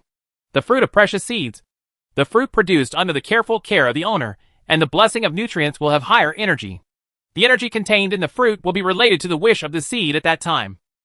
The function of this fruit is, when suffering fatal damage, it can offset the damage. Use once. How to use. Inject the fruit into the body from any part, and the fruit will be in a state of activation. When fatal damage is received, the energy of the fruit is passively activated. After reading the explanation, Xia Xi asked the system, Can this fruit be taken out of my body and given to others? Can't. The sound of the system has no fluctuations. Players, please do not dream randomly. You're doing well now. You've learned how to complain. Xia Xi chuckled, not angry, and asked, Then when I suffer damage and am defended by defensive items, the energy of the fruit will not be activated. Right. Won't. That's pretty much it. Xia Xi nodded with satisfaction. She clicked on them all and found that the gun and ammunition column was no longer available for purchase. But there was a new prop on the last page. Antidote pills. After taking this pill, any toxin can be removed within 12 hours. Whether it is swallowed poison or injected toxin. No matter what kind of poison it is. Note, eating after poisoning is ineffective. Price, 50 million/piece. After reading the description of the props, Xia Xi's eyes suddenly lit up. This is a good thing. Regardless of whether it can be used in the next game, it is still worth buying. Anyway, it will come in handy sooner or later. And there is no limit on the number of times it can be used, as long as it is not eaten after being poisoned. If you feel that you may be at risk of poisoning during this period, you can take one pill every 12 hours to ensure safety. Although the price is really not cheap, one pill is worth a top-notch defensive item. The best defensive items have a durability of at least 100 and can be used for a period of time. But a pill is only valid for 12 hours. But it's worth it. Well, let's buy 100 of it first. Xia Xi spent 5 billion without any regrets. Looking at the 100 detox pills in the storage compartment, she felt satisfied that she had an extra layer of protection. Chapter 410 Red Dance Shoes 1. After resting for half an hour, Xia Xi found herself standing outside the door of a luxurious 3-story villa. Pushing open the European-style iron gate, you will see a garden full of tulips. Walking along the stone road, you came to the front door of the living room. It was also a European-style wooden door with exquisite and beautiful reliefs and excellent wood. But this door gave off an aura of wealth. Xiaoxi turned the door handle and found that the door was not locked. So she opened it easily. When she entered the house, she saw several players sitting on the sofa in the living room. Yi Kongqing is also among them. Yi Kongqing sat on the double sofa. But perhaps because his aura was too strong, his face said, "Keep strangers out." So there was no one sitting next to him. The moment she saw Yi Kongqing, Xiaoxi's eyes were filled with a smile. She quickly walked up to Yi Kongqing and said coquettishly, "This handsome guy. I don't know if the seat next to you can be good. Can't you let me sit?" The people on the sofas nearby showed expressions of watching the show. One of the female players, in particular, had a hint of contempt in her eyes. Yi Kongqing raised his head and looked at Xiaoxi, who was standing in front of him. A hint of helplessness flashed through his emerald green eyes. "Yeah." His voice was calm, as if he was treating strangers. But hearing that Yi Kongqing did not refuse, the other players showed incredulous expressions. As for the female player with a look of disdain, her face turned blue and white at this time, which was very ugly. As soon as she entered the room, she saw the outstanding-looking Yi Kongqing. She took the initiative to show her kindness and wanted to sit down next to him, but was pushed away directly. There were already several players in the living room at that time, and her face suddenly became confused. But seeing the angry look on the other side's face, I couldn't help but feel a tremor in my heart, and had to quietly change places to sit. She thought that this man treated everyone the same, but she didn't expect that there were exceptions. Why? Just because this woman has a pretty face? How superficial. Xiaoxi automatically ignored the gazes of other players. She sat down next to Yi Kongqing with a natural expression. Before she could speak, she suddenly received a message from Suyun. She turned on the friend function and took a look. Suyun set her defense bracelet over. "Suyun, Sister Xia. The game ended suddenly before, and I didn't have time to return this to you. Suyun, as soon as I settled in the new game, I came to you immediately. I hope you don't blame me for being slow to return." Xiaoxi smiled silently and sent the defensive bracelet back. "Xiaoxi, since I gave it to you, there is no need to pay it back. Xiaoxi, besides, you gave me the fruit, so it's nothing if I give you a defensive bracelet. Xiaoxi, take it and don't pass it to me again." It was quiet for a few seconds before Suyun sent another message. "Suyun, Sister Xia. You are so kind to me. Suyun, I'm so touched. Oh. Suyun, Sister Xia is the best." Seeing the series of compliments said by Suyun, Xiaoxidu felt a little embarrassed, which was rare. This little sweet girl is really cute. During the short time that Xiaoxi and Suyun were chatting, several more players came in. Then, a cheerful voice sounded. "Welcome 11 players to Jingyuan Villa. And then I will explain the rules of the game to you." Xiaoxi turned off the friend function and raised her eyebrows slightly. It's rare that I actually changed the system. In total, this is the third system she has come into contact with. Chapter 411 Red Dance Shoes 2. Just judging from the emotion conveyed by the sound, I always feel that this system is a bit more advanced than the previous two. Xiaoxi thought about it while looking at all the players in the living room. The living room of this villa is very large. The sofa set consists of a 5-seater, 2 2-seater, and 2 1-seater, which together are just enough for 11 players to sit on. There are 7 days in this round of the game. The cheerful voice of the system sounded again. The rules of this game are quite simple. Just follow 2 points. First, all players must spend 7 days safely in this villa. Only the player who survives to the end will be able to pass the game. Second, one of the 11 players is the original owner of this villa. Please search for clues in the villa and analyze each player's words and deeds to find out the original owner of the villa and find the person who killed him. Method. It is worth noting that as the original owner of the villa, of course, he does not want everyone to recognize his identity, let alone find a way to kill him. So he will find a way to kill you before you can find clues. For your own safety, players please work hard to find clues. By the way, every player has a chance to kill the person they suspect. But if the method of committing the crime is wrong, or the person they suspect is wrong, the player will be directly judged to have failed the game. Well, I pretty much said what needs to be said. Do you have any more questions to ask me? The 11 players looked at each other, but no one spoke for a while. It seems that everyone has no problem. The system's tone is cheerful. Then, I have a problem. Xiaoxi raised her hand and interrupted the system. This game is obviously not suitable for pretending to be stupid and good, so there is no need for her to act. The system got stuck, and I paused for a few seconds before asking, "What's your problem?" Its tone was still cheerful, but there was always a hint of unhappiness in it. Xiaoshi asked the system while observing the reactions of other players. If the player who commits the crime in the wrong way or suspects the wrong person will die directly after the game is judged to have failed. This depends on the situation. Depends on the situation? A middle-aged man with a small scar on the corner of his mouth couldn't help but say something. There was surprise on his face. Obviously, he didn't expect that this kind of thing could be different. The system explained. For example, if you did find the correct original owner of the villa, but your murder method was wrong, then the original owner of the villa will definitely kill you to silence you. And you will die directly. But if you find the wrong original owner of the villa, no matter whether the murder method is correct or not, as long as the other party does not kill you, you can still live. That is to say, if you find the wrong original owner of the villa, there is a high chance that you will not die. But you will just have to accept the punishment if you fail the game? The scarred man tried to confirm again. That's right. After the system finished speaking, its voice became a little unhappy. But please don't ask me similar questions again. Okay? I won't be happy if this increases my workload. The scarred man choked and did not dare to speak anymore. Xiaoshi asked her second question with a natural expression. After the player who is regarded as the original owner of the villa is attacked by other players, can he continue the game? Or will he die? Chapter 412 Red Dance Shoes 3.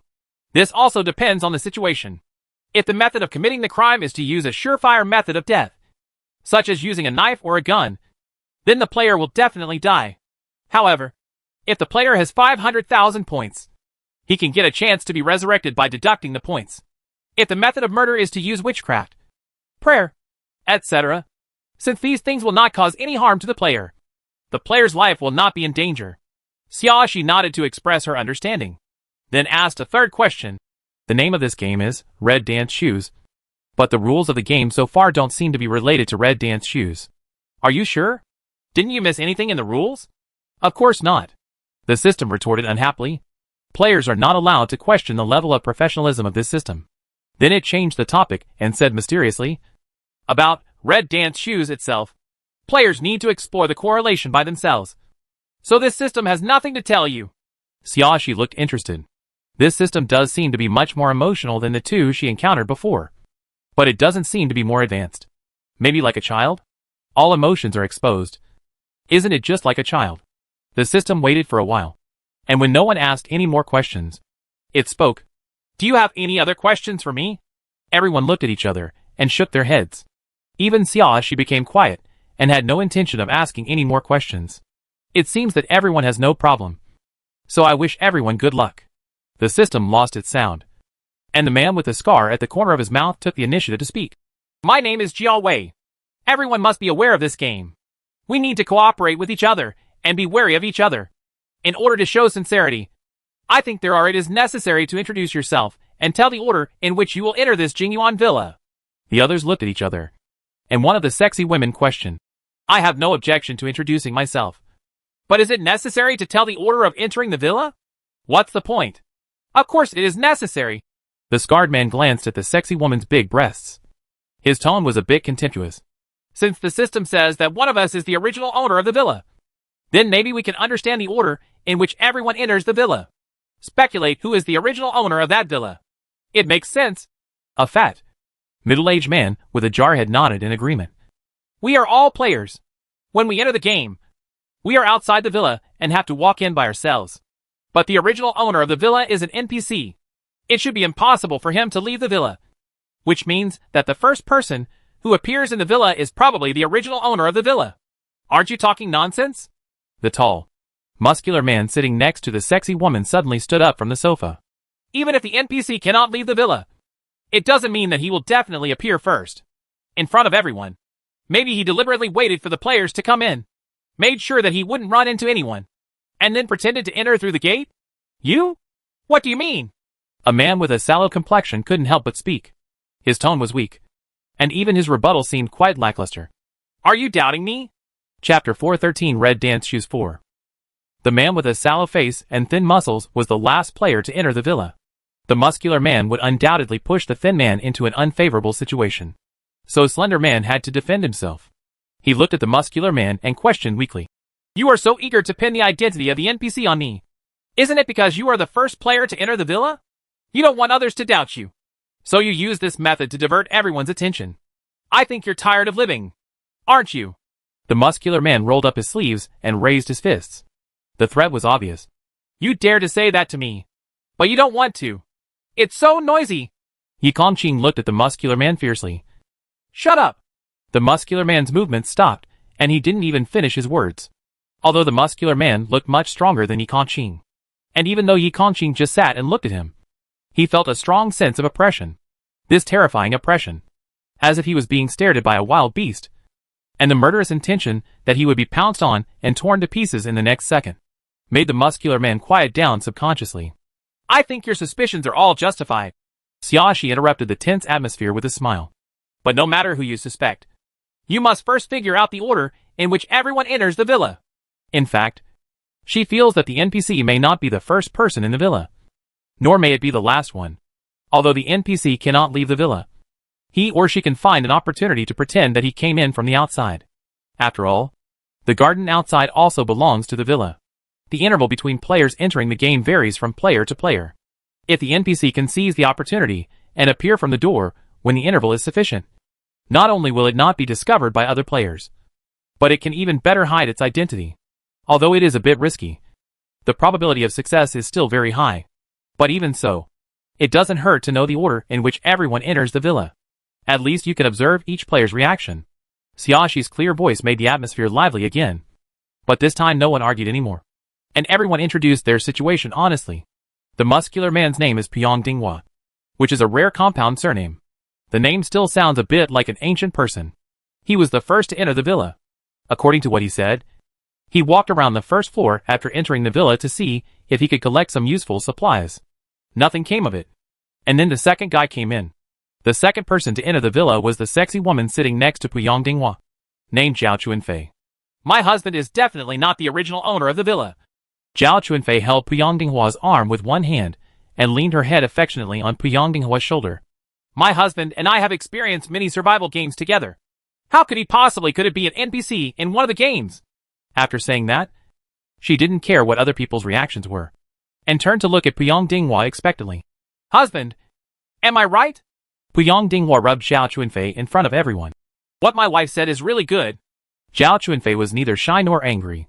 Instead, she showed a proud expression after being praised, and even squinted her eyes to enjoy it. Xiaoxi turned her head and looked away expressionlessly. These two people don't seem to understand the difference between showing affection and showing disgust. They act licentiously in public, which is disrespectful to themselves. Chapter 414 Red Dance Shoes 5. The other players either looked embarrassed or disdainful. But Pyong Dinghua and Zhao Chuanfei didn't seem to feel anything wrong, and even touched them more and more. I am the third person to enter the villa. Tian Yuan rolled his eyes at the two people and broke the awkward atmosphere. My name is Tian Yuan. When I came in, the two of them were in about the same state. Her fingers pointed at Pyong Dinghua and Zhao Chuanfei, but her eyes did not look at them. Her eyes stayed on Xiaoxi and Yi Kongqing for a second, and then quickly shifted her gaze. Unexpectedly, she actually met these two people in the game again. However, unlike her previous mentality, Tian Yuan no longer had any intention of going against Xiaoxi. Now she just wanted to work hard to survive. It seemed that Tian Yuan's words finally restored some sense to the inseparable couple, and they did not take any further action. It's just that Zhao Chuanfei lay softly in Pyong Dinghua's arms and smiled triumphantly at Tian Yuan. Look at your expression. You are obviously jealous that I have a husband who loves me. Tian Yuan rolled his eyes, but he was too lazy to argue with Zhao Chuanfei. She didn't even want to look at Zhao Chuanfei. It's not like she hasn't had a boyfriend before. What's there to show off about this kind of thing? What's more, she has experienced being betrayed by a man. Zhao Chuanfei looks so proud now, after she has also experienced betrayal. She is afraid that she will end up worse than her. She was not simply cursing Zhao Chuanfei viciously, although she is not the kind of person who reads people very accurately. Anyone like Pyong Dinghua, a man who has no intention of hiding his thoughts, can tell that he is not a good person. It was only because Zhao Chuanfei was immersed in love and looked at Pyong Dinghua through a filter that she didn't see anything wrong. What's there to show off for a man who eats from a bowl and looks at the pot? Relying on his masculine charm to seduce everyone. Give it to her for free. She won't even want it. Zhao Chuanfei didn't see Tian Yuan's expression and thought Tian Yuan was jealous of her. So she was too angry to speak, which made her even more proud. Other players automatically ignored Zhao Chuanfei's words and continued to introduce themselves in order. The fourth person to enter the villa was a woman named Tao Tao. The woman was very young and tall, about 1.7 meters tall. The fifth one is the woman who showed contempt for Xiaoxi at first, named Zhou Yu. The sixth one is Yi Kongqing. And the seventh one is Xiaoxi. The eighth one is Jiao Wei, who has a scar at the corner of his mouth. The ninth one is a jarhead man who has spoken once before, named Deng Xiaoqun. The 10th one is a young man with some disabilities in his left arm. 2 fingers of his left hand are missing. It doesn't look like they were severed, but they were congenitally missing. His name is Su Xiaozhong. The last one is the sallow and thin Li Mingming who refuted Puyang Dinghua before. Among the 11 players, there are 5 women and 6 men. Jiao Wei was the first to speak. According to my previous experience, when the number of players is not large, the ratio of men to women is very balanced. So I think we can NPC targets are mainly men. I think it makes sense. Tian Yuan nodded and analyzed. Excluding NPCs, there are 10 players in total. Normally, there should be 5 men and 5 women. This way, there will be 1 more man among the men, who is more likely to be hiding. An NPC. I don't agree. Puyang Dinghua let go of Zhao Chunfei and glared at Jiao Wei and Tian Yuan. The system has never explicitly stipulated that the ratio of men to women must be equal in every game. Chapter 415 Red Dance Shoe 6. That's right. Zhao Chunfei followed. In the survival games I have experienced before, there were many situations where the number of men and women was unequal. Your argument is simply untenable. Puyang Dinghua even mocked unceremoniously. I don't blame you for the few games you have experienced. But if you want to summarize all situations with your little experience, it's just a joke. Tian Yuan's face turned very ugly, and she couldn't help but said, Anyway, according to what you said before, the NPC is either the first to enter the villa or the last to enter the villa. And they are all men. Puyang Dinghua choked for a moment, then glared at Tian Yuan displeasedly. What do you mean?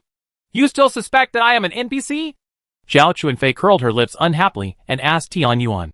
I have already said that my husband and I have experienced many survival games together. There is no way he is an NPC. Why do you still have to doubt my husband? I don't have any suspicion that it's him. I'm just making reasonable assumptions based on logic. Tian Yuan didn't even want to look at Zhao Chunfei, and even turned his face elsewhere when he spoke. Hey, I don't feel any reasonable logic at all. Puyang Dinghua sneered. I think you just want to exclude your own suspicions. So you want to stick to male gender? It seems like you are more questionable. Me.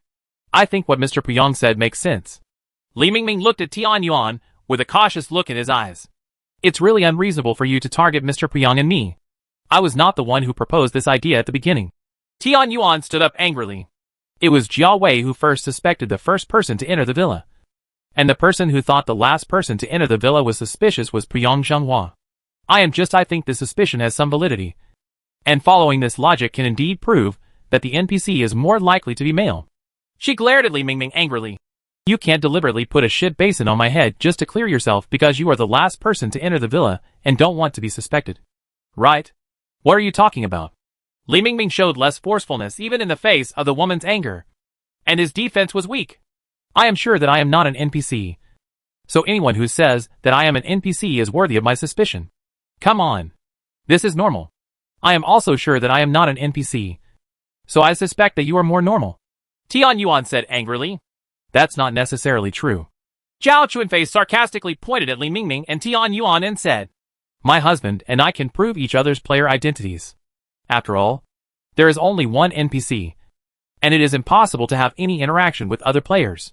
But you two are the same person, and no one can prove your identity as a player. That's right. Puyang Zhenghua chuckled. There's no point in proving yourselves. Li Mingming wiped the sweat from his forehead anxiously. Me? I'm really not an NPC. You have to believe me. It's impossible for an NPC to admit that she is an NPC. Although Zhao Chunfei was speaking to Li Mingming, she looked at Tian Yuan with contempt. So it's useless to deny it. Feeling that Zhao Chunfei was deliberately targeting him, Tian Yuan's eyes were filled with anger. This stupid woman is so disgusting. Tian Yuan struggled for a moment, then suddenly raised his hand and pointed at Xiaoxi. She and I have met in previous games. She can prove my identity as a player for me. Chapter 416 Red Dance Shoes 7. After saying that, Tian Yuan stared at Xiaoxi nervously. She wasn't sure whether Xiaoxi was willing to prove this to herself. Their previous relationship could be considered bad, not to mention that they never crossed paths. This time they met again in a game, and they pretended not to know each other. Now she suddenly asked the other party to be her witness, which made her feel uncomfortable.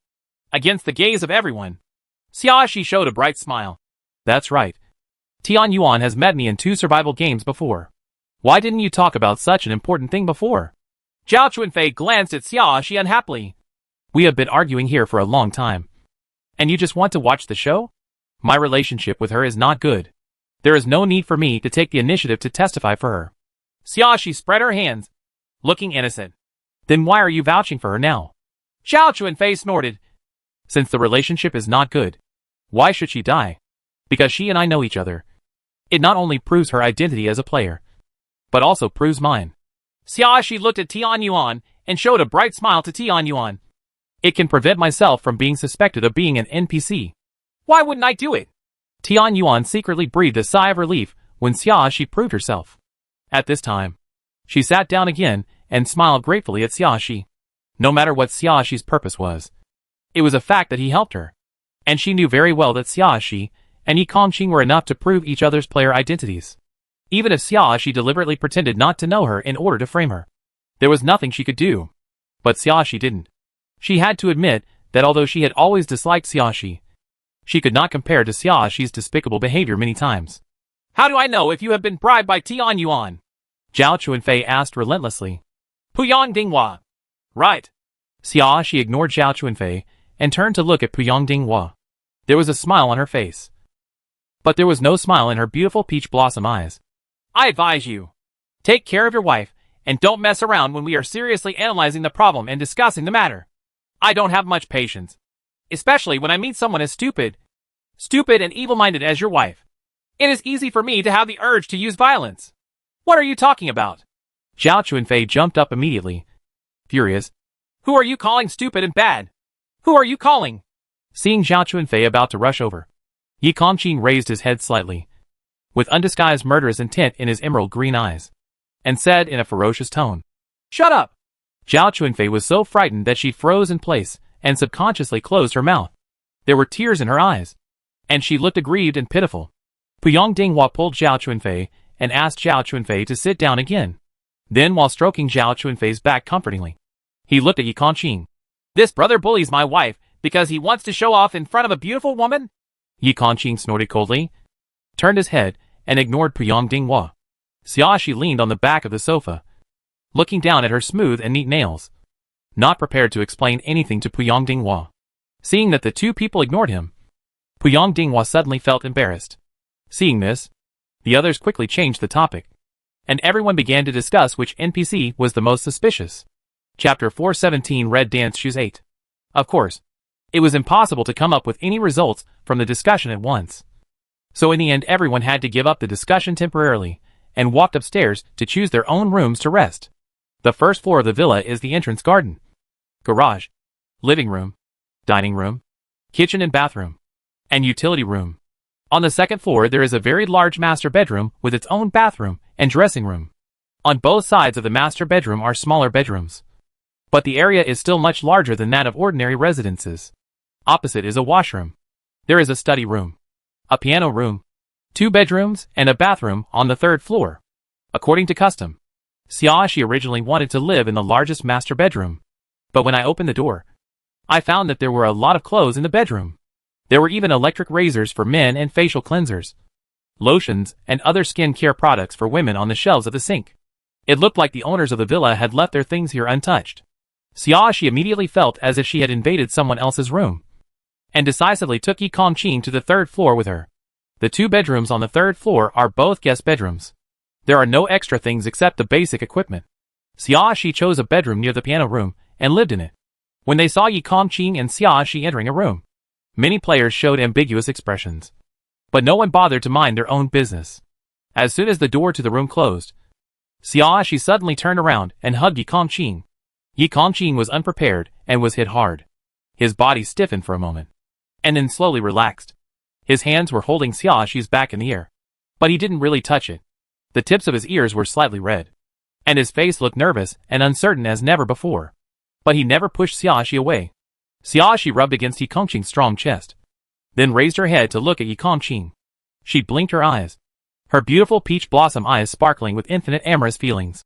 Yi Kongqing, do you miss me? Yi Kongqing's Adam's apple rolled, and he turned his gaze to the side, avoiding Xiaoxi's gaze.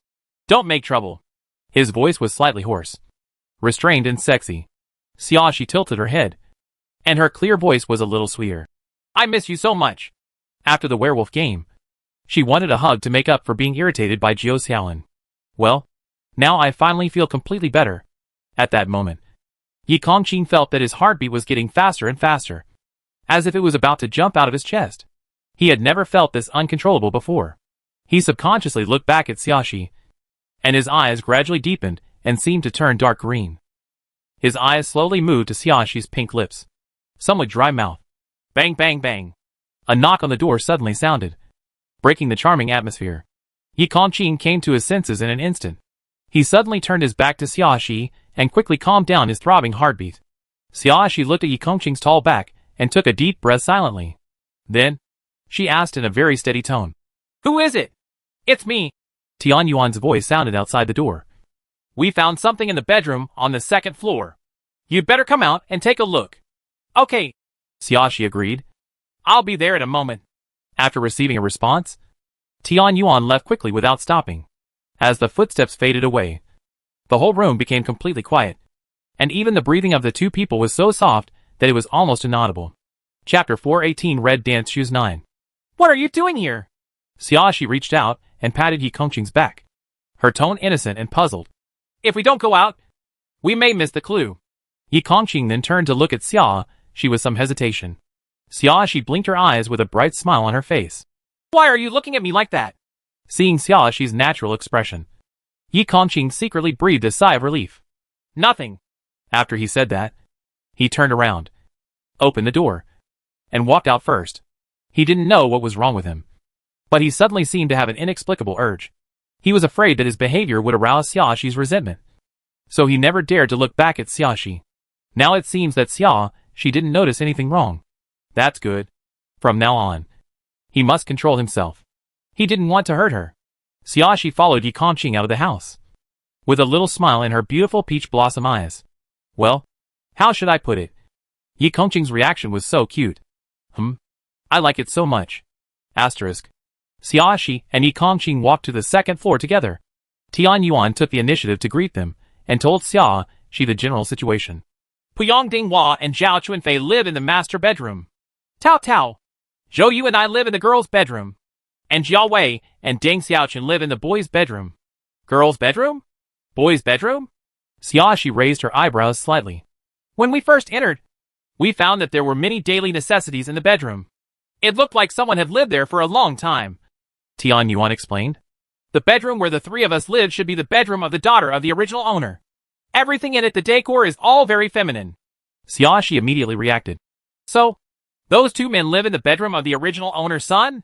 That's right. Tian Yuan nodded. There is a family photo on the dressing table in the master bedroom. And there are indeed 4 people on it. Can you see 4 people? Xiaoxi was a little surprised. No. Tian Yuan showed a pitiful expression. The faces of the 4 people were completely destroyed. And it's impossible to tell what they looked like. I'm telling you the same. Xiaoxi chuckled. If we could directly see the original owner's face, wouldn't it be like giving us an open book exam? You can still laugh at this. Tian Yuan couldn't help but muttered. Without the most direct clue, she was extremely disappointed. This Xiaoxi was still in the mood to laugh. What a big heart. Xiaoxi ignored Tian Yuan's complaints and asked, Did you find anything else? We haven't found any particularly important clues yet, but we all feel that with so many things preserved in the room, there must be something of reference value. Tian Yuan pointed to several busy players in the master bedroom. So everyone decided to search all 3 rooms first. After a long time, you asked me to come down to find something with you. Xiaoxi moved her arm. In that case, let's get started. Tian Yuan couldn't wait to take Xiaoxi to the girls' bedroom. While Xiaoxi followed Tian Yuan, she didn't forget to turn to Yi Kongqing and say, Yi Kongqing, just go and look in that boy's bedroom. Yi Kongqing also felt that it was inappropriate for a grown man to enter a woman's bedroom and rummage through things, so he had no objections. Xiaoxi walked into the girls' bedroom and saw Tao Tao and Zhou already looking for things seriously. One was looking through the closet, and the other was looking through the dressing table. Chapter 419 Red Dance Shoes 10. Xiaoxi turned to Tian Yuan and said, I feel like there is no room for me to perform here. People are already looking for the dressing table and wardrobe that can best store things. At most, there is only a bedside table left to look through. Tian Yuan can handle it by himself. She didn't seem to be of much use. Observe carefully, mainly to see if there are any parts that we have missed. Tian Yuan whispered to Xiaoxi, then strode to the bedside table and started rummaging through things. It's incredible to say that although her relationship with Xia, she is not friendly at all. In this game, the only one she feels she can trust are Xiaoxi and the taciturn Yi, who has always been by Xiaoxi's side. Empty blue. Moreover, Xiaoxi and Yi Kongqing were players that she could confirm were definitely not NPCs. So she could rest assured of their identities. Since there is no conflict of interest between her and Xiaoxi in this game, cooperation is the best policy. So this time, she tried her best to express her attitude with her greatest kindness. Xiaoxi followed Tian Yuan to the bedside table. She supported her knees with both hands and bent over, watching Tian Yuan take out things from the bedside table one by one. What is a little different from ordinary women's bedrooms is that the bedside table in this bedroom is filled with music scores. After taking out the pile of music scores, I found a nail clipper, a stack of unused sticky notes, a pair of slightly yellowed mobile phone headphones, and a TV remote control. This doesn't seem to be anything special. Tian Yuan looked at all the things he took out, feeling a little disappointed. Now the bedside table is empty. That's all I found. You can take a look at these music scores, Xiaoxi said to Tian Yuan while putting other odds and ends back on the bedside table. See if there is anything written on the back, or if there is anything special about the music scores. Okay. Tian Yuan sat on the edge of the bed, looking through the pages one by one. While Tian Yuan was looking through the music scores, Xiaoxi stood up and walked to the dressing table. Zhou Yu was in charge of the dressing table. She had opened all the drawers of the dressing table. At this time, a lot of things were poured on the table and piled high. Seeing Xiaoxi walking over, Zhou Yu snorted unhappily. What are you doing here? Xiaoxi's eyes shifted from the various accessories and cosmetics on the dressing table to Zhou Yu's face. Zhou Yu raised his head slightly, as if he wanted to take his chin to look at Xiaoxi. It's a pity that the height difference is here, making Zhou Yu look like he is looking up to Xiaoxi. Xiaoxi only glanced at Zhou Yu, then looked at the dressing table again, with no intention of paying attention to Zhou Yu. Seeing that he was ignored, Zhou Yu suddenly became angry. She glanced at Tian Yuan and Tao Ao who were busy, and suddenly raised her hand and threw a small part of the things on the dressing table to the ground. Then she took a breath and said to Xiaoxi in an extremely aggrieved voice, Sister, what are you doing? When Tian Yuan and Tao Tao turned to look at Zhou Yu, they only saw the mess on the ground and Zhou Yu looking at Xiaoxi aggrievedly. Even if you don't like me, you can't destroy it. Zhou Yu knelt down to pick up the things that fell on the ground. His tone was anxious and humble. These are all things left by the original owner of the villa. Even if there are no clues, there will be no clues. Out of respect for the original owner, you can't just throw them away. It's so rude. Chapter 420 Red Dance Shoes 11. Xiaoxi crossed her arms and looked at Zhou Yu condescendingly. There was a mocking smile on her face. Who is your sister? You can't think you are younger than me just because you are shorter than me. Right? I see you are so old. So you should be older than me anyway. That's right. Zhou Yu stood up immediately. She touched her face subconsciously and retorted loudly. You? What nonsense are you talking about? I am not old. She is obviously pretty. How could she look old? Xiaoxi's smile was a bit evil. Your ability to frame someone as a scapegoat is really too low level. Keep working hard next time. Sister Zhou. I'm only 21 years old. How can you call me eldest sister? Zhou Yu was very angry. And you did throw these things. Now you are still talking about me like that. You are really going too far. At this point, she looked like she wanted to cry or not. See for yourself where I am standing on the dressing table now. It will fall near you or at the end of the bed, instead of all falling at my feet. In order to make people believe that she had dropped the things on the ground, Zhou Yu threw them at her feet. But in fact, if you swing the things on the table with your hands, they will either fall to the side or the opposite side, and very few will reach your feet. That's why she said that Zhou Yu's ability to frame people was too low to even arouse her desire to act. Zhou Yu was stunned for a moment, then said loudly, You are talking nonsense. You are talking nonsense yourself. Don't you believe it? You will know after you do an experiment yourself? Xiaoxi chuckled and added, By the way, I am 20 years old. You are indeed older than me. Sister Zhou. After saying that, Xiaoxi turned around and walked towards the closet where Tao Tao was, not planning to continue talking to Zhou Yu. Zhou Yu blushed with anger, but found that neither Tian Yuan nor Tao Tao actually meant to speak for her. It was useless for her to perform a one-man show by herself. She could only stare at Xiaoxi's back secretly, and thought about Xiaoxi in her heart. She cursed profusely. Tian Yuan glanced at Zhou Yu's furious expression and shook his head. This girl's nerves are wrong. If she wants to make trouble with Xiaoxi, she has to see if she can handle it. Well, I don't know why I suddenly remembered my old self. Maybe when others saw her and Xiaoxi going against each other, they had the same mentality as she does now when they see Zhou Yu. When Tao Tao saw Xiaoxi walking towards her, she immediately expressed her position. I am 19 years old, younger than you, and not an eldest sister. Xiaoxi. She was just deliberately mocking Zhou Yu. She would call everyone eldest sister whenever she met someone. I'm here to see if you found any useful clues. Xiaoxi asked Tao Tao with a smile. Anything gained? There don't seem to be any useful clues at the moment. Tao Tao generously made room for Xiaoxi to stand next to her. Most of the wardrobe is filled with clothes. I only saw some certificates and contracts in the drawer. Xiaoxi leaned over and took a look. There were indeed many certificates and contracts in the drawer. She took a quick look and found that the certificates were all related to piano, and the contracts were also for piano performances. There is no long-term contract here. Basically, one contract is signed per event. Chapter 421 Red Dance Shoes 12. Tian Yuan came over and took a look, showing an envious look. The daughter of this family is really amazing. She can actually get so many certificates and still perform on the international stage. Xiaoxi confirmed that on all certificates and contracts, the name and ID fields had been blacked out, leaving no clues for reference. She put these things back in the drawer and said to Tao Tao, You can see if there is anything in the pockets of those clothes. Tao Tao nodded. Okay, I understand. After a lot of work, no one found anything useful in their daughter's bedroom. Tao Tao sat down on the edge of the bed and beat her arm tiredly. I thought it would be easy to find things, but I didn't expect that it was quite tiring to turn over and over one piece of clothing after another. Tian Yuan also sat by the bed. Yeah.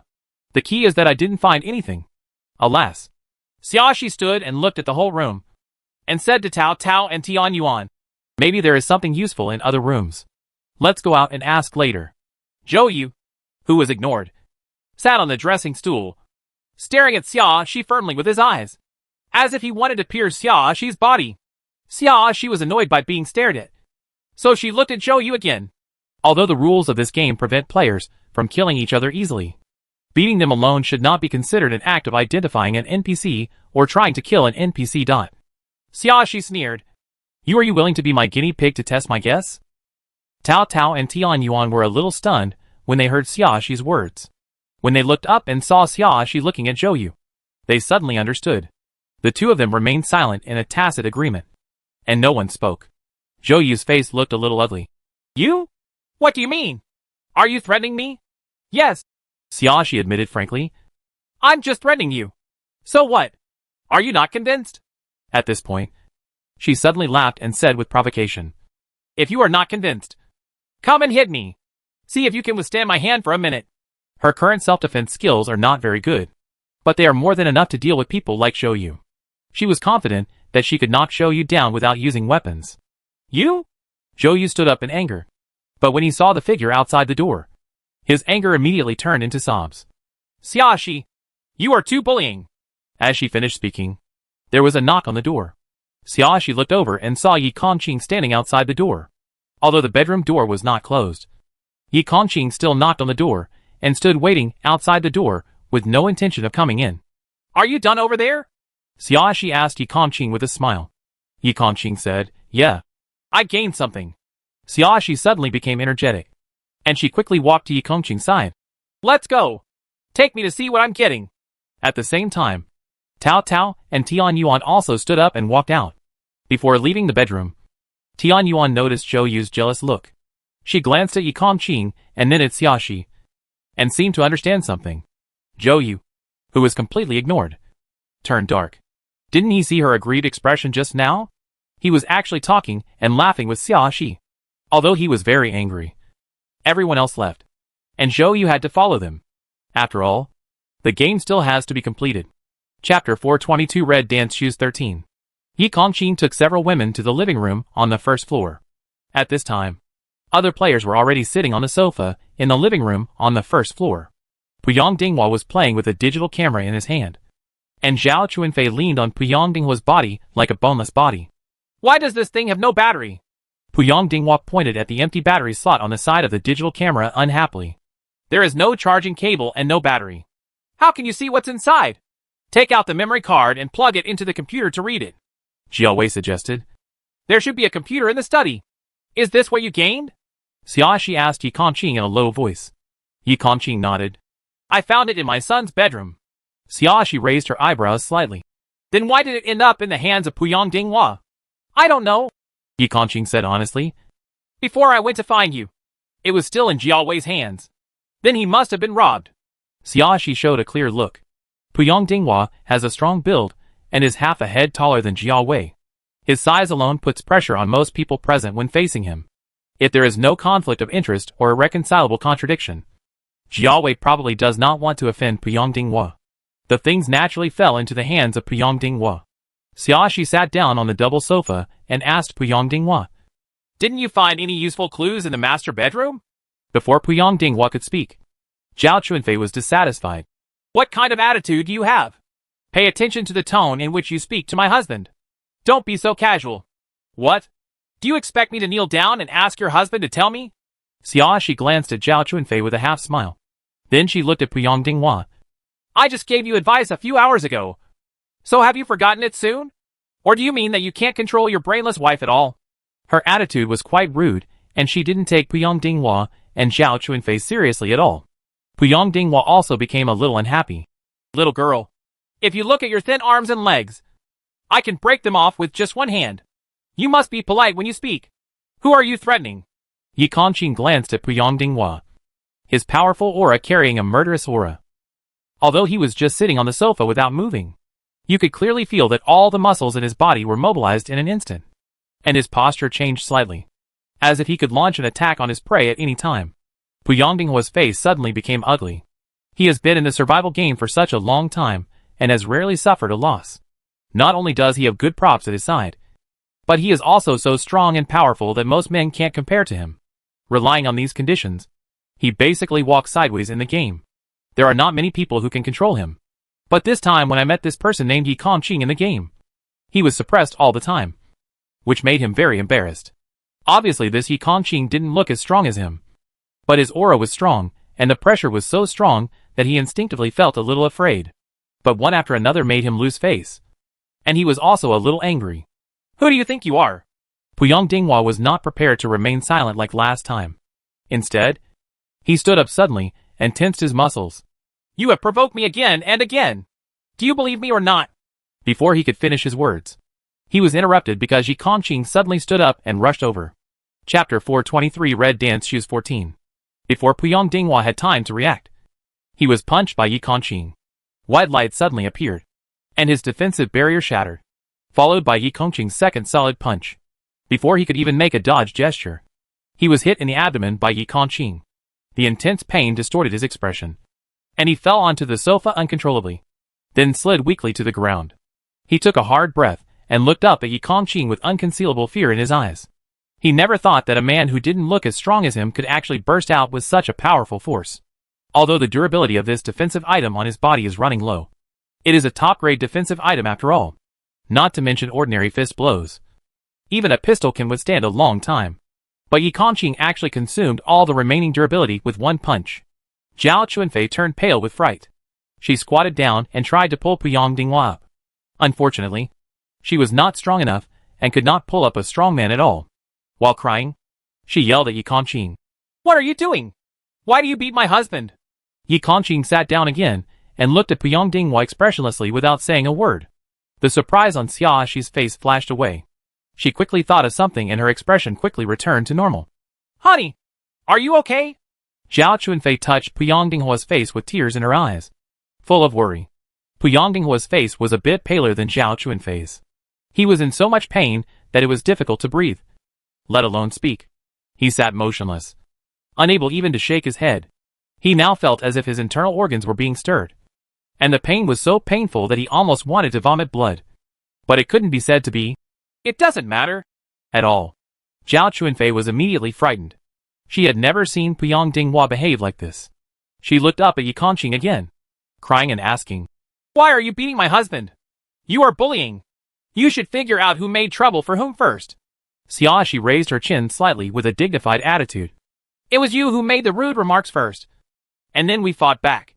None of the other players spoke, and everyone silently reduced their presence, for fear of angering one of them, which would bring bad luck to themselves later.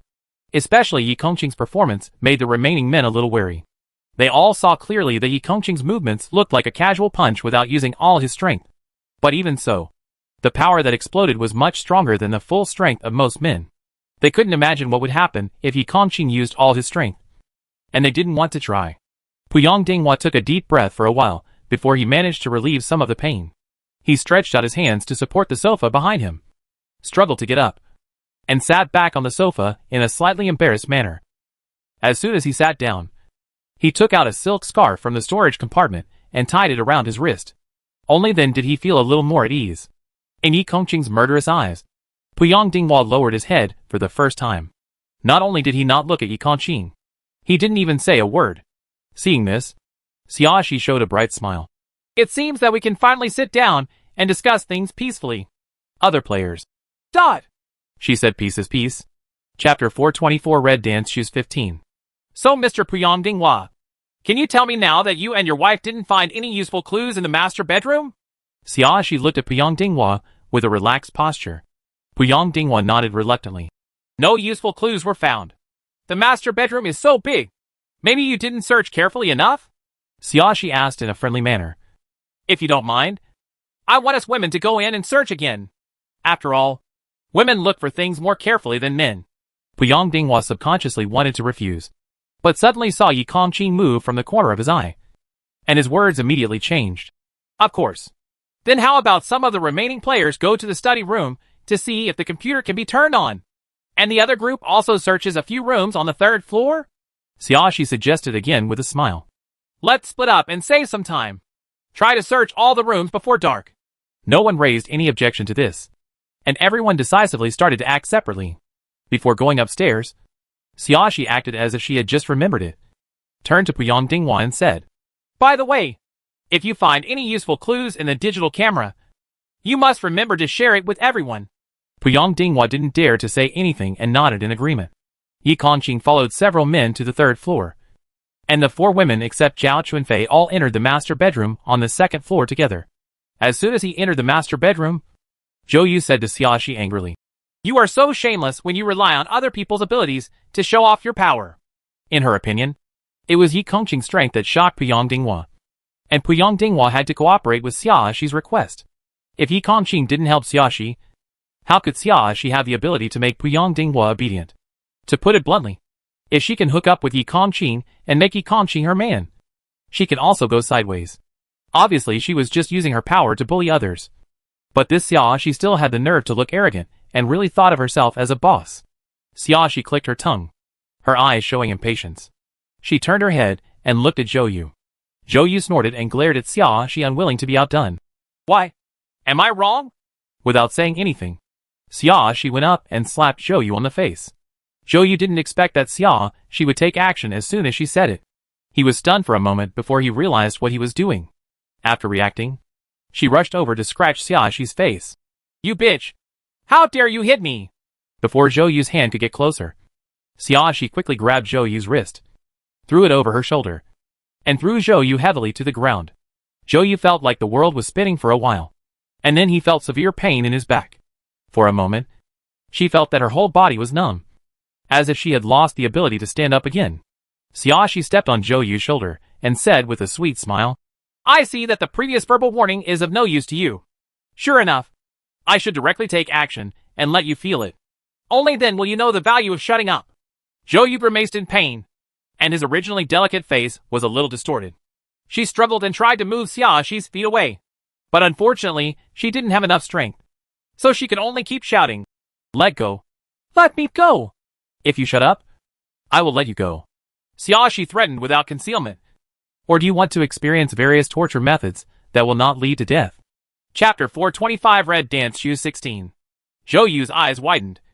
Full of panic, she looked at Xiaoxi's delicate and beautiful face. It was obviously a smiling face, but it actually made her feel a little scared in her heart.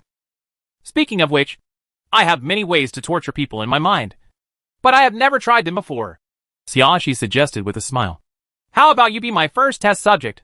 Zhou Yu felt a chill in her heart, and she shook her head desperately. She had no doubt that Xiaoxi would definitely keep her word.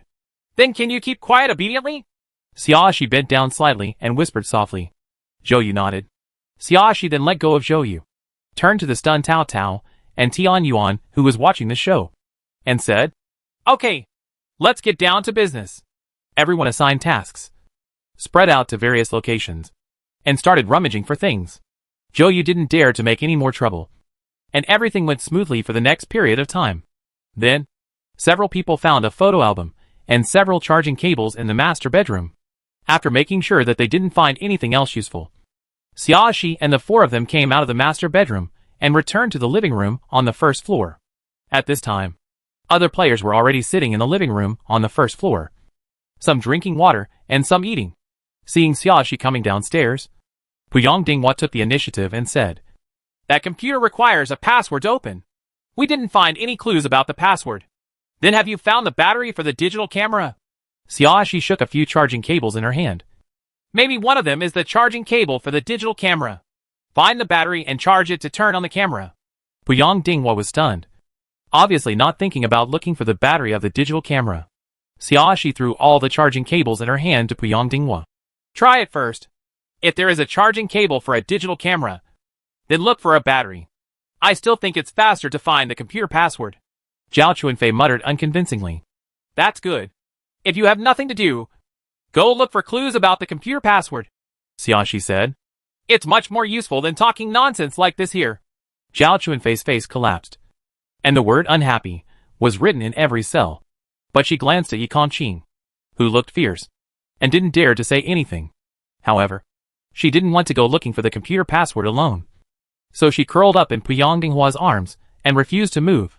Xiaoxi sat down next to Yi Kongqing, opened the photo album in her hand, and said to everyone, I have seen this photo album probably once before, and the faces in every photo are ruined and cannot be identified. However, you can try to start with the clothing style and body shape. Maybe you can find the NPC's appearance characteristics. Yi Kongqing handed Xiaoxi a bottle of milk. Eat something before you get busy. Xiaoxi accepted it obediently, sucked a few mouthfuls of milk, and then asked Yi Kongqing, What's gained from those rooms on the third floor? Only some music scores were found in the piano room. Nothing else was found for the time being. Yi Kongqing answered. Xiaoxi put the photo album on the coffee table and opened the first page so that everyone could see the photos inside. Then she flipped through page after page. After everyone had finished reading the photos in the album, Xiaoxi looked at the gradually darkening sky outside. It's getting late. Why don't we stop here today? Have a good night's rest, and continue tomorrow, she suggested. Chapter 426 Red Dance Shoes 17. Then this photo album. Jiawei glanced at the photo album on the coffee table and hesitated. I think it's safer to leave it to me. What do you think? Xiaoxi looked at Jiawei with a smile. Jiawei. Dot. If he dares to say no, will he also get punched? With Yi Kongqing here? Jiawei nodded quickly. I think what you said is very reasonable, so I'll keep it for you. Xiaoxi stood up and picked up the photo album. Well, good night, everyone. After saying that, she walked upstairs. Yi Kongqing followed behind her. The other players looked at each other and went back to their rooms in silence. Asterisk. After closing the bedroom door again, Xiaoxi threw the photo album on the bedside table. Then she turned to look at Yi Kongqing and asked in a low voice. In the single-player game, did you choose the ability to strengthen your physical strength? Although Yi Kongqing's physical fitness has always been very good, his performance today was beyond the normal range, and she had never seen him so powerful. If you think about it for a moment, you can guess this possibility. Yi Kongqing nodded. There are only two options. I don't need the binding ability, so I chose the second one. It seems that all players' options for the first single-player game should be the same. Xiaoxi sat down on the bed and said to herself, I just don't know if the options will be the same the second time. She looked at Yi Kongqing again and asked curiously. Speaking of which, your physical strength has been strengthened 100 times. Doesn't it mean that if you push me with a little force now, you can push me from here to the far wall? Going up? Yi Kongqing pursed his lips. And after a while, he said, I will quickly adapt to my situation and will not hurt you. Xiaoxi blinked her eyes. For some reason, she suddenly remembered that when she hugged Yi Kongqing before, Yi Kongqing did not touch her. Could it be that she was afraid that she couldn't control her strength? So she didn't touch it, instead of just being shy as she thought? Seeing that Xiaoxi didn't speak, Yi Kongqing thought that Xiaoxi was worried. So he promised again, I will never hurt you. Xiaoxi came back to her senses and showed a bright smile to Yi Kongqing. Her peach blossom eyes were full of brightness. Well, I believe you. She never worried that he would hurt her. Then, she remembered another thing and asked, By the way, did you clear the single-player game in advance? No. Yi Kongqing shook his head. My single-player game time is only 10 days. What a shameful operation of the dog system. Xiaoxi couldn't help but muttered. She completed the game ahead of schedule and completed the 15-day game on the 10th day. She was also worried that she would not meet Yi Kongqing in this game. Unexpectedly, Yi Kongqing's game time was only 10 days. Thinking about what the dog system said last time. When the bound parties are not in the same game, they will try to keep the game time of both parties consistent. Although she knew that try to did not mean 100%. She thought that at least the times must be consistent. The dog system played word games with her again. Fortunately, she didn't drag it out for 15 days to clear the level. Otherwise, she wouldn't be able to be with Yi Kongqing. What's wrong? Seeing that Xiaoxi seemed a little unhappy, Yi Kongqing asked with concern. Is there anything wrong? No. It's fine for now. Xiaoxi took out her slippers from the storage compartment. And while changing her shoes, she said to Yi Kongqing, Now, let's review the rules of the game this time. Chapter 427 Red Dance Shoes 18. Yi Kongqing was used to Xiaoxi reviewing the rules of the game on the first night of the game. He sat next to Xiaoxi and looked like he was listening carefully. Xiaoxi thought for a while, then chose one of the aspects and started to say, In the game rules mentioned by the system, it has always described the NPC as the original owner of the villa. But it is obvious that there is no new owner of this villa. So, this so-called original owner may have severed ties with the rest of the family, or may have died. Yi Kongqing was stunned for a moment. He did not expect that the first point Xiaoxi said was beyond his expectation. You mean, this NPC may not be human? He asked. It is possible. Xiaoxi nodded. If it is not a human being, then the other point will make more sense. Which point? The system has mentioned that if you use witchcraft and prayer to attack the suspect, and the other party is not an NPC, it will not cause any harm. Then think about it from another angle. Maybe witchcraft and prayer are used to attack the suspect. Is the way that can really cause harm to NPCs. Hearing this, Yi Kongqing understood. If the NPC is a ghost, then it is very logical to use witchcraft, prayer, etc. to eliminate it. Yes. Xiaoxi nodded again. Of course, this is just my speculation. But at present, it is indeed the most reasonable result that can connect these 2 points. So I think the possibility is quite high. Yi Kongqing said, Yeah. Then we have to look for clues in the direction of the strange power and chaotic gods. Maybe we can find a way to kill the NPC. Xiaoxi showed a childish smile of satisfaction. I think so too. In addition, although the system does not say it clearly, since every player has a chance to identify the NPC, it can be basically guessed that the players who successfully identify and kill the NPC will get higher points than other players who have cleared the level. He continued his analysis. So there is still competition between players. According to the rules of the game, players can pass the level if they survive for 7 days and successfully kill the NPC before the end of the game. Players who have not taken action against the NPC can still pass the level as long as they survive to the end and the NPC dies. But if you pay so little, you won't get much. So there should be a difference in points this time. Just like the last game in the youth apartment. She felt that if the player who was the murderer succeeded, he would get more points than other players, because it is more difficult to pass the level as a murderer. In this game, it is not easy to kill NPCs. On the other hand, in order to get more points, you have to deal with NPCs yourself. And there is a competitive relationship between players. Other players should gradually think of this, and may be hiding something in terms of clues. Xiaoxi said to Yi Kongqing. At least I think Puyang Zhenghua must be hiding something. You asked him before because you doubted him? Yi Kongqing understood immediately. Yes. Xiaoxi laughed. The master bedroom is so big, and it is also the room of the two owners with the most say in the villa. There can't be even an important clue in it. Right. After a pause, she added, Besides, before I followed Tian Yuan into my daughter's bedroom, I took a special look at the master bedroom. Although there were two other players inside at that time, Puyang Dinghua blocked them, leaving Zhao Chunfei alone. The man is rummaging through things and is so obviously wary. He must be trying to seize the clues alone. Chapter 428 Red Dance Shoes 19. But don't worry too much. It will take some time to find the right NPC, not to mention the right way to kill the NPC. This is not an easy task, even if Puyang Dinghua holds a useful clue in his hand. But without other clues to support it, it may not be useful. Xiaoxi's tone was relaxed, and it seemed that she really wasn't worried about the undisclosed clue in Puyang Dinghua's hand. I will pay attention to him, Yi Kongqing said seriously to Xiaoxi. Whether he exposes clues or tries to attack someone, I can find out in time. Yeah. Xiaoxi tilted her head and looked at Yi Kongqing with a smile on her face. Then it's up to you. Then, she changed the topic. Speaking of which, there are 4 owners of the villa, and I don't know which NPC is hiding among us. Judging from the approximate height, body shape, and dressing style, there are 11 players. There are quite a few that fit the bill. What can be used as a reference are the photos in the album, based on the various reference objects in the background of the photos. The approximate heights of the 4 original owners of the villa can be estimated. However, a child's height will continue to change with age. Without the face as a reference, the approximate age can only be inferred based on the clothes. However, it is still difficult to accurately infer whether the child has an adult height and shape, because the photos are not placed in chronological order. No one knows when these photos were taken, and it is impossible to confirm whether the 2 children are taller now than in the photos.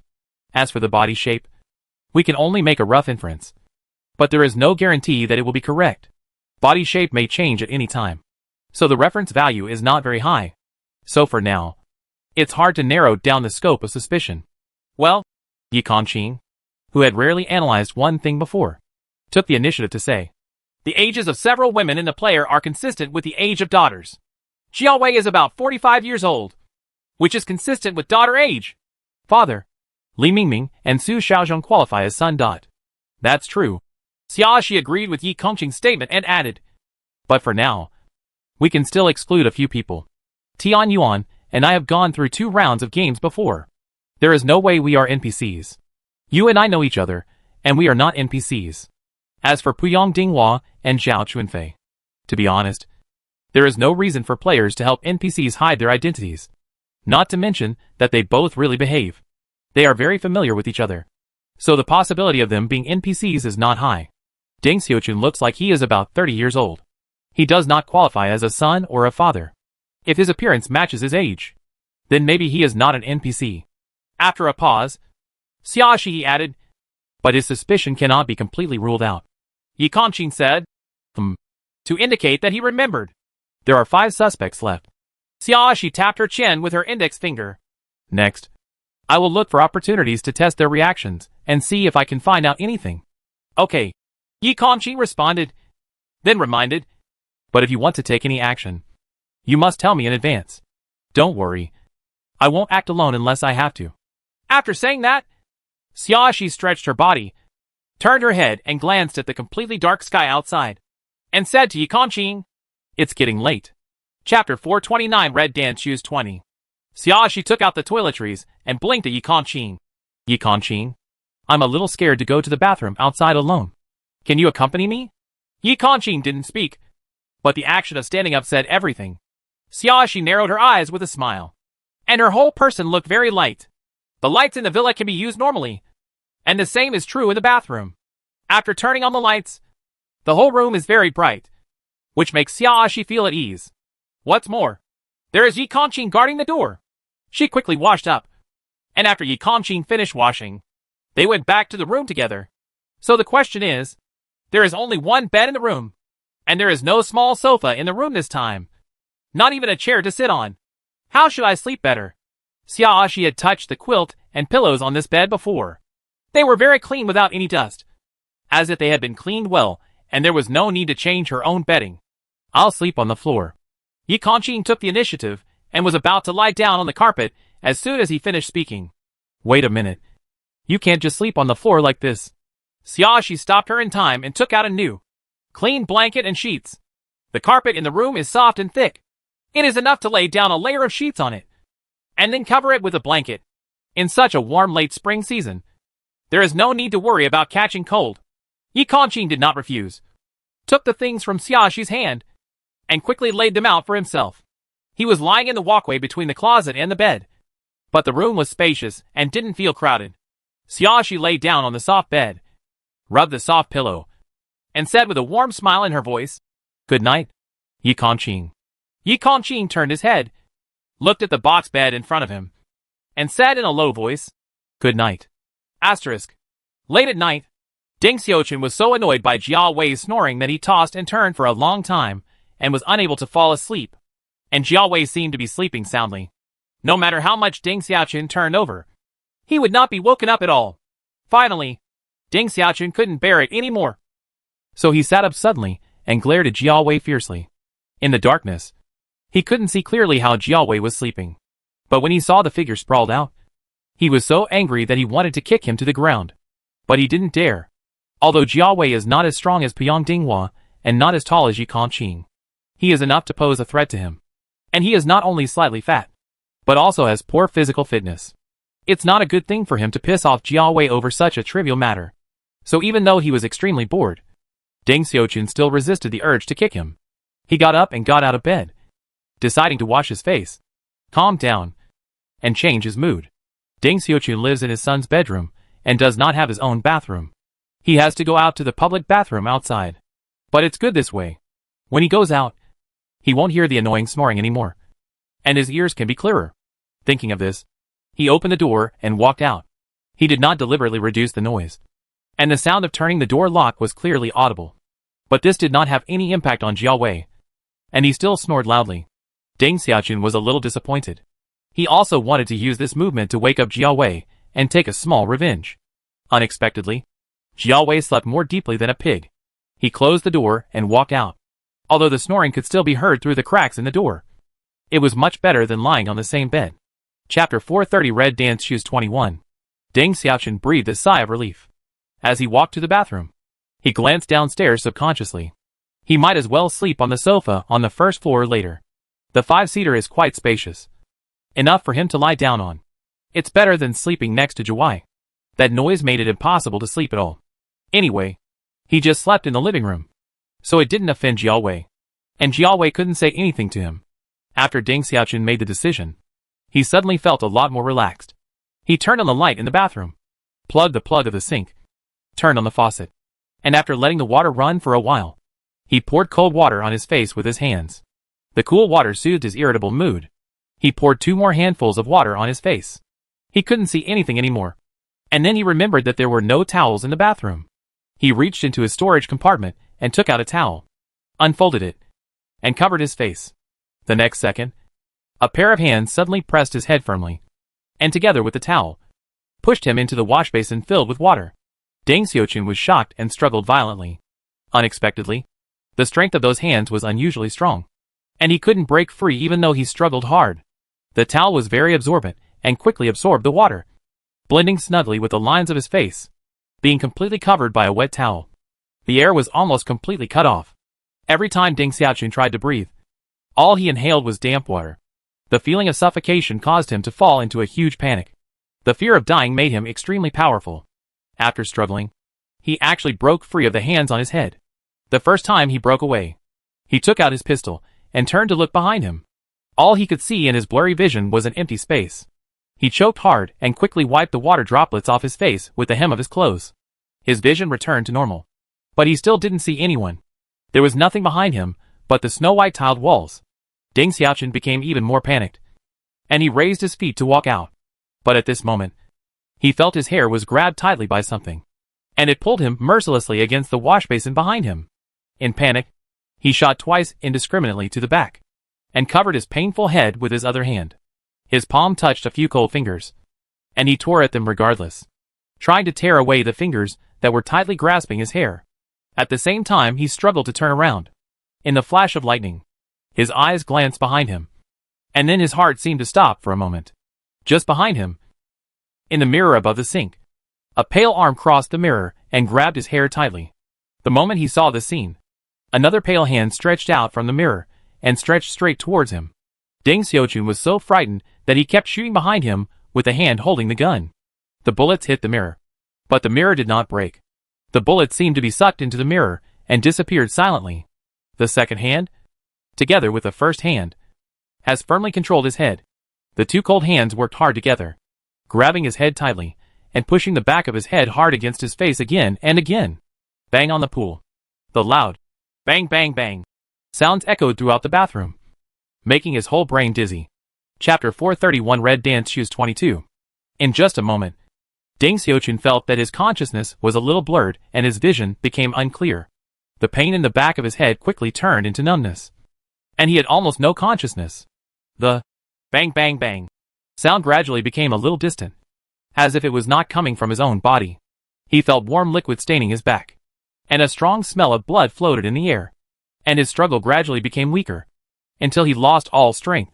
Finally, his body fell limply to the ground, and the bright blood spread from underneath him, dyeing the wet beige floor tiles a coquettish red. Asterisk.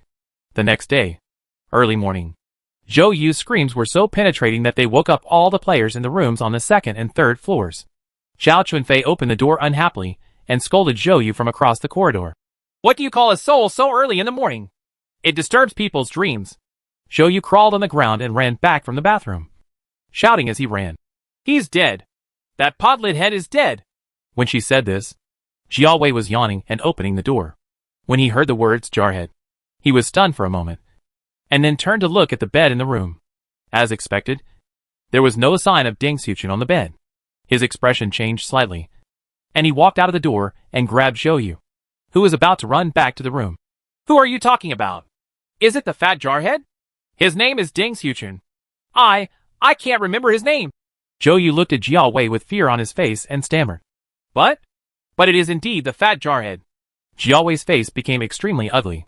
He let go of Zhou Yu and walked quickly to the bathroom. He and Deng Xiaochun slept in the same room. Now that Deng Xiaochun is dead, doesn't he become the biggest suspect? But the key point was that he had no idea when Deng Xiaochun left the room. If he couldn't find a reason to excuse himself, he would be in a bad situation. When Zhou Yu screamed, she was washing up in the bathroom on the third floor. Yi Conqing accompanied him. After hearing Zhou Yu's words, the two looked at each other, quickly packed up and walked downstairs. When the two of them arrived on the second floor, they saw Jiao Wei standing at the door of the bathroom. He didn't know what he saw and gasped. Xia and Yi Conqing walked over quickly. In the bathroom, the faucet of the sink was not turned off yet, and water was gurgling. The water in the wash basin was full for a long time. At this time, it continued to overflow and flow to the ground. The water mixed with blood flowed into the drain. Only a faint trace of blood could be seen on the floor tiles. There was even blood in the entire bathroom. The breath became very weak, but there was still a small amount of water on the ground. Deng Xiaochun's body had been soaked in running water all night, and had become swollen and white. There was no blood on his face, and his palms were still soft and white, which made his originally fat body became a lot bigger. There is a fallen pistol near the drainage outlet, which must have been washed here by the water flow. Seeing the appearance of Xia and Yi Conqing, Jiao Wei was a little nervous and took the lead in explaining. I didn't do it. I slept so deeply last night that I don't even know what happened. Xia glanced at Jiao Wei. I didn't say I doubted you. Why are you so nervous? Can I not be nervous? Jiao Wei said angrily. He slept in the same room with me, and now he died suddenly. I can't prove that his death had nothing to do with me. You will all doubt me immediately. Chapter 432 Red Dance Shoes 23. You are indeed suspicious, but I didn't identify you as an NPC just because of this. However, your overly nervous behavior is more likely to arouse suspicion. Xiaoxi's tone was smiling, as if mocking. Jiao Wei's face froze, and his expression became even more ugly. Yi Conqing walked into the bathroom, turned off the faucet, took out Deng Xiaochun's body, and placed it in the corridor outside. Xiaoxi squatted down, took out a pair of disposable plastic gloves from the storage compartment and put them on, then carefully checked the condition of Deng Xiaochun's body. While she was checking the bodies, Other players arrived one after another, and stood nearby staring at the bodies of Xiaoxi and Deng Xiaochun. After checking, Xiaoxi stood up, threw away her gloves and said to everyone, "The wound on the back of the head should be fatal. It seems that he is missing a few strands of hair. He should be hit to death by pressing his head." Tao Tao gasped after hearing this. "Who did it? So cruel." "Yes."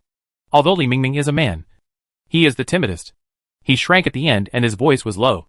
"It would be fine if I just shoot him to death. At least it will be over in an instant. This way of death is too much." "Crap. Dinghua. I'm so scared." Zhao Chunfei threw herself into Puyang Dinghua's arms and said coquettishly, "You must protect me."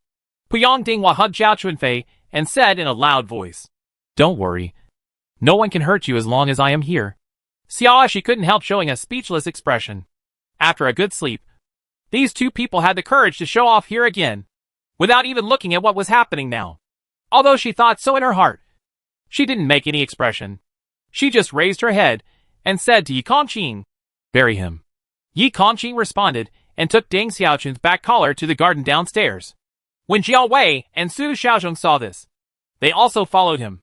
Su Xiaozhong provided a few shovels, and together with Yi Kongqing and Jiao Wei, they dug a deep hole in the corner and buried Deng Xiaochun. By the time the three men finished their work and returned to the living room on the first floor, the other players were already sitting on the sofa in the living room. Xiaoxi was asking each player about the timeline of the previous night. After Su Xiaozhong and Jiao Wei came back, they would naturally be asked. The players all said that they had not left the room all night, but the only thing they could prove to each other was the time period before falling asleep. There was no guarantee whether anyone walked away after falling asleep. Some people fall asleep very deeply and are not easily woken up, making it difficult for them to notice that people around them have left. Just like Jiao Wei, he had no idea that Deng Xiaochun was not in the room. "Did you not know that he was not in the room? Or was it actually the bathroom you took him to?" Zhao Chunfei doubted Jiao Wei unceremoniously. "Deng Xiaochun lived with you. But he died? So you are the biggest suspect. I've explained it before. I'm a heavy sleeper. I really don't know when he went out." Jiao Wei was a little annoyed. "Besides, if I were really an NPC, I would definitely attack others first. Kill myself first." "Didn't the people who live together just push themselves to the forefront? Am I so stupid? Perhaps you are a reverse thinker and are just looking for this excuse to let us eliminate your suspicion?" Zhao Chunfei snorted. "And none of the other players left the room last night, so you can't find a chance to attack alone. Of course you can only attack the people around you." Chapter 433 Red Dance Shoes 24. "I think what my wife said makes sense," Puyang Dinghua added. "As an NPC, you may be required to kill at least one player every day. You have no choice but to take the risk and kill Deng Xiaochun, who lives with you first." "I told you I'm not an NPC." Jiao Wei was so angry that he punched the table hard. "You guys are asleep. Even if the roommates around you sneak out, how would you know? Don't act like everyone is serious. Innocent. When you opened the door this morning, was it closed?" Xiaoxi suddenly asked Jiao Wei, breaking the tense atmosphere. Jiao Wei calmed down a little, and he tried to think back. "I remember that the door seemed to be ajar at that time." At this point, he suddenly became excited. "Yes, the door is ajar and not closed. I am usually very difficult to be woken up when I sleep. But this morning I heard the shouting very clearly. So I started from I woke up from my sleep. It must be because the door was ajar. So I could clearly hear the sounds outside. The door is ajar. Can it prove anything?" Tian Yuan asked Xiaoxi. "Generally speaking, if Deng Xiaochun just wants to go out to use the toilet, it is normal for him not to close the door," Xiaoxi explained.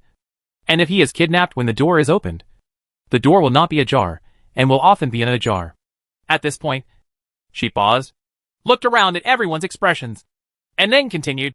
"If Deng Xiaochun was deceived into leaving, there must be some reason, and this reason must make him willing to leave.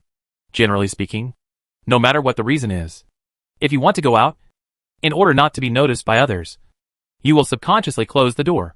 "You mean, you think Jiao Wei is not an NPC?" Zhao Chunfei asked with an unhappy look. "Based on the situation, Deng Xiaochun probably didn't go out for anything." Xiaoxi shrugged. "If Jiao Wei wanted to trick Deng Xiaochun into killing him, he would always need a reason. Maybe two grown men going to the bathroom together?" "That's right." Jiao Wei nodded quickly. "How can we two grown men go to the toilet together? It's disgusting. Even if I made such a request, There is no need for Deng Xiaochun to agree to it. Of course, this is based on the fact that the door is indeed ajar. Xiaoxi added. Then I think the possibility of Jiao Wei committing murder will be lower. I'm not lying. That door is really ajar. When Jiao Wei said this, he kept looking at other players, trying to find recognition. Sorry. Although you said that, I can't completely trust you. Tao Tao looked at Jiao Wei with apologetic eyes. After all, only you know whether the door is ajar.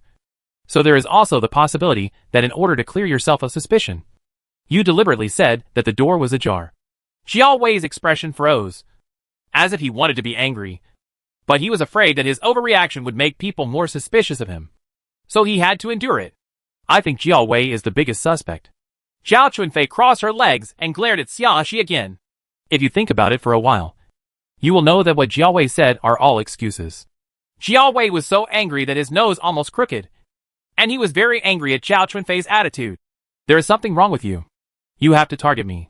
Even if you have doubts about me, you can't completely rule out other people's suspicions. Just focus on me. Chapter 434 Red Dance Shoes 25. Compared to Jiao Wei's excitement, Xiaoxi seemed much calmer. She automatically ignored Zhao Chunfei's words and turned to look at Tao Tao and Tian Yuan. Did you hear any strange noises last night? Strange movement? Tian Yuan asked proactively. What kind of movement do you mean? For example, a vague cry for help, or a crash. Xiaoxi pointed to the direction of the bathroom on the second floor. Deng Xiaochun was hit on the head and died. It is impossible to die instantly, so there will definitely be a lot of noise during the period. No. Tian Yuan shook his head. Although I am not the kind of person who sleeps very lightly, if there is this type of movement, I will definitely wake up. Tao Tao also shook her head. I didn't hear anything either. So, when the NPC commits an attack, other players can't hear anything? Li Mingming's expression became very nervous. Then if the NPC is watching, wouldn't it mean that they don't even have the chance to call for help? That's indeed the case so far. Xiaoxi nodded and added. So for the sake of safety, I hope everyone will stop acting alone. I agree. Tian Yuan agreed. If the NPC can only kill one player a day, and 2 people act, it will be difficult for the NPC to have a chance to do it.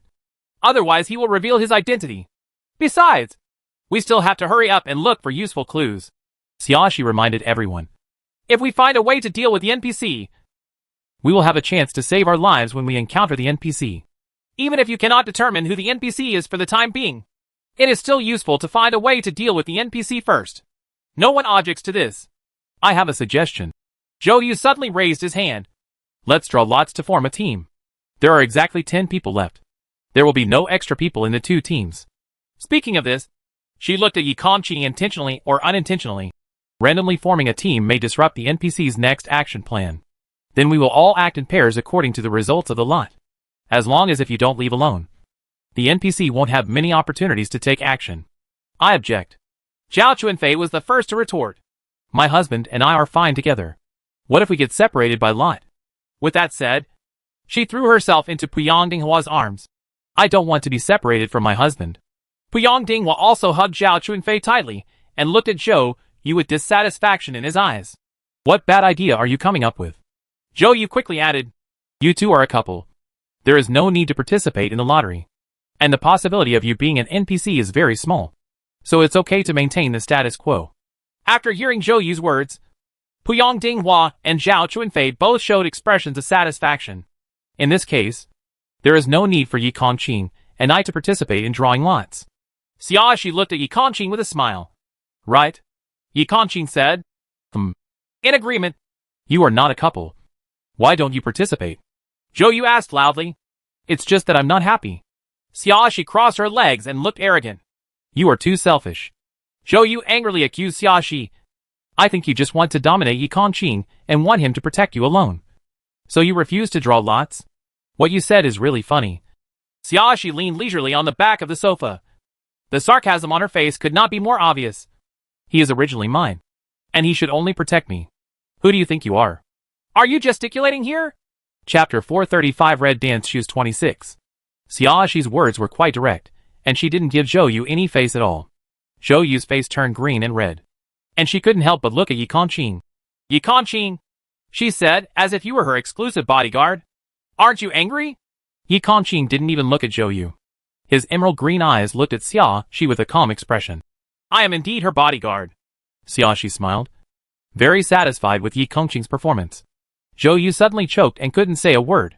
Tian Yuan glanced at Zhou Yu's expression that looked like he was constipated, with a bit of contempt in his eyes. This woman's thoughts are so obvious. In such a tense survival game, I am still in the mood to snatch a man. I am really speechless. So you two knew each other before? Zhao Chuanfei reacted belatedly. The two people had not told each other that they knew each other before, and she thought they knew each other as soon as they met.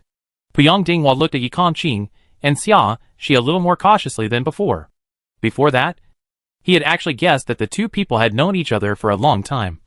But he only thought that Xiaoxi had gained Yi Kongqing's blessing by betraying her appearance. But now, Yi Kongqing said that he was Xiaoxi's bodyguard. A powerful person like Yi Kongqing basically didn't take other players seriously. But he took the initiative to admit that he was Xiaoxi's bodyguard. The meaning contained in this title is worthy of scrutiny. It could even be said that the relationship between Xiaoxi and Yi Kongqing was probably completely different from what he had guessed. Then this Xiaoxi cannot be underestimated. Xiaoxi did not respond to Zhao Chuanfei's words, but said, I suggest that you should not act alone. As for how you want to form a team, I can't control it. But it is no one else's turn to take care of it between me and Yi Kongqing.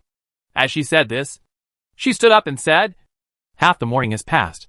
I hope you haven't forgotten what the mission of the game is, and don't waste time on other unimportant things. One of those chargers yesterday was indeed a charger for a digital camera. Puyang Dinghua said to Xiaoxi in a rare initiative. So I decided to look for the battery today. If I can find it, I will have the opportunity to open it. A digital camera. Then I'll trouble you. Xiaoxi nodded politely to Puyang Dinghua, and then said, Yi Kongqing and I will go to the study to see if we can find the computer's power-on password. Others can make their own arrangements. After saying that, Xiaoxi turned around and walked upstairs, followed by Yi Kongqing. From the beginning to the end, Yi Kongqing's eyes never stayed on other players for even a second. Zhou Yu's earnest gaze always failed, and he felt unspeakable disappointment. Looking at Zhou Yu's jealous and disappointed expression, Tian Yuan frowned. After thinking for a few seconds, Tian Yuan quickly caught up with Xiaoxi. Xiaoxi had already reached the second floor. Seeing Tian Yuan chasing after her, she stopped and asked, Is something wrong? Tian Yuan did not speak immediately, but looked up at Yi Kongqing, then took Xiaoxi 2 steps to the side, and then spoke in a lower voice. Wouldn't it be better if you just tell Zhou Yu that Yi Kongqing is your brother? Tian Yuan put forward his own suggestion. In this case, Zhou Yu will not only not go against you, but also please you in turn. If we cause trouble, it will also have an impact on the progress of our mission. Chapter 436 Red Dance Shoes 27. Indeed, this is the second time she has wasted time and not done business. Xiaoxi nodded in agreement. The last time he was looking for something in his daughter's bedroom. Zhou Yu deliberately threw the things on the dressing table to the ground, trying to frame her. Although the incident itself had no impact on her at all, Zhou Yu's behavior would indeed waste some time. Well, if there is a next time, she might as well just block Zhou Yu's mouth and not give Zhou Yu a chance to talk nonsense again. Since you agree with me, then find an opportunity to make it clear to Zhou Yu, Tian Yuan reminded. This way she will not go against you again. I wouldn't tell her that. Xiaoxi refused without hesitation. Tian Yuan was stunned. Why? Xiaoxi looked at Tian Yuan with a smile on her face. Because Yi Kongqing is not my brother. Oh? Tian Yuan felt that his mind was a little down. You? I remember you said before that you are cousins? It's just for convenience. Xiaoxi shrugged. It saves the trouble of explaining to outsiders. Rural.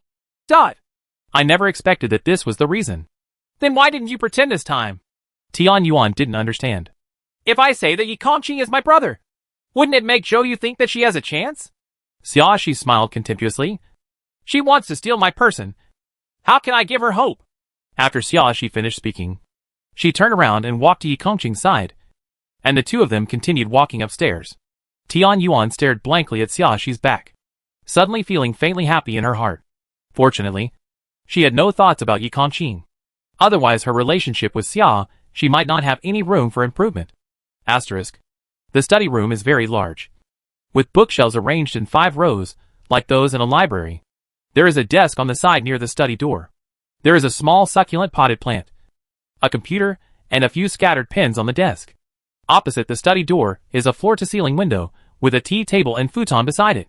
Sitting there, you can clearly see the beautiful tulip swaying in the wind outside the courtyard downstairs. It is a good place to drink tea and enjoy the scenery. After the two of them walked into the study, Xiaoxi handed Yi Kongqing an antidote pill. Yi Kongqing, take this. Yi Kongqing looked at the pill. Is this the new pill in the mall? Yes, Xiaoxi said, as she took another small pill herself. Although Ding Xiaochun's death method has nothing to do with poisoning, I am always a little worried. So I'd better take it just in case. How many do you have? Yi Kongqing asked without taking the pills immediately. If there aren't enough pills, he can't take them. Xiaoxi knew what Yi Kongqing was thinking as soon as she saw Yi Kongqing's expression. She smiled and put the pills into Yi Kongqing's hand. Don't worry. I bought 100 pills. I will take 2 pills every day. And it's enough for 2 people. Yi Kongqing knew that Xiaoxi would not lie to him about this kind of thing. So he didn't shirk and swallowed the pill directly. At the end, he couldn't help but say something that lingered in his heart for a long time. You are richer than I thought. He remembered that this antidote pill cost 50 million each. Xiaoxi said she bought 100 pills, which meant that she spent 50 billion in one go. If the total points weren't much more than 5 billion, he wouldn't be so generous. Chapter 437 Red Dance Shoes 28. Yi Kongqing had always known that Xiaoxi had a lot of points. But now he found that there was probably a big gap between the many he understood and the many Xiaoxi actually had. Xiaoxi blinked at Yi Kongqing with a bit of playfulness in her beautiful peach blossom eyes. How else can I become a money-making boss? Yi Kongqing reached out and rubbed Xiaoxi's hair, then looked at the bookshelf opposite. Do you want to search one by one? Xiaoxi nodded. It seems like this is the only way for now. When the players were looking for something in the study room before, they only looked in the drawer of the computer desk. The bookshelf was completely untouched. So what they were looking for now was the bookshelf. The two stopped talking nonsense and approached the bookshelf together. They stood in front of the same bookshelf, one from the left and the other from the right, rummaging through books one by one for possible useful information, especially if there is paper in the book. I will take it out and turn the pages. Time passed by, and the two of them only took 2 bites of compressed biscuits and drank 2 mouthfuls of water when they were hungry. The rest of the time was not wasted, and they concentrated on looking for things on the bookshelf. Finally, in the evening, they finished reading all the books. Apart from finding a few letters, there was absolutely no other game. Yes, they didn't find the computer's power on password. Xiaoxi even asked Yi Kongqing to dismantle the computer host and shine a flashlight on the inside of the baffle under the desk. But there were no clues about the power on password in these places. In the end, Xiaoxi had to give up, go downstairs with the letters, and gather with other players in the living room on the first floor. When Xiaoxi and Yi Kongqing sat down, Puyang Dinghua was the first to speak.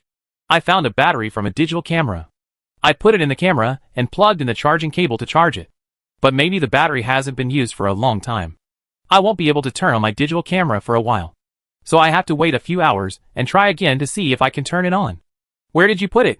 When Xiaoxi asked this question, she looked at the socket under the TV opposite. Put it in the master bedroom.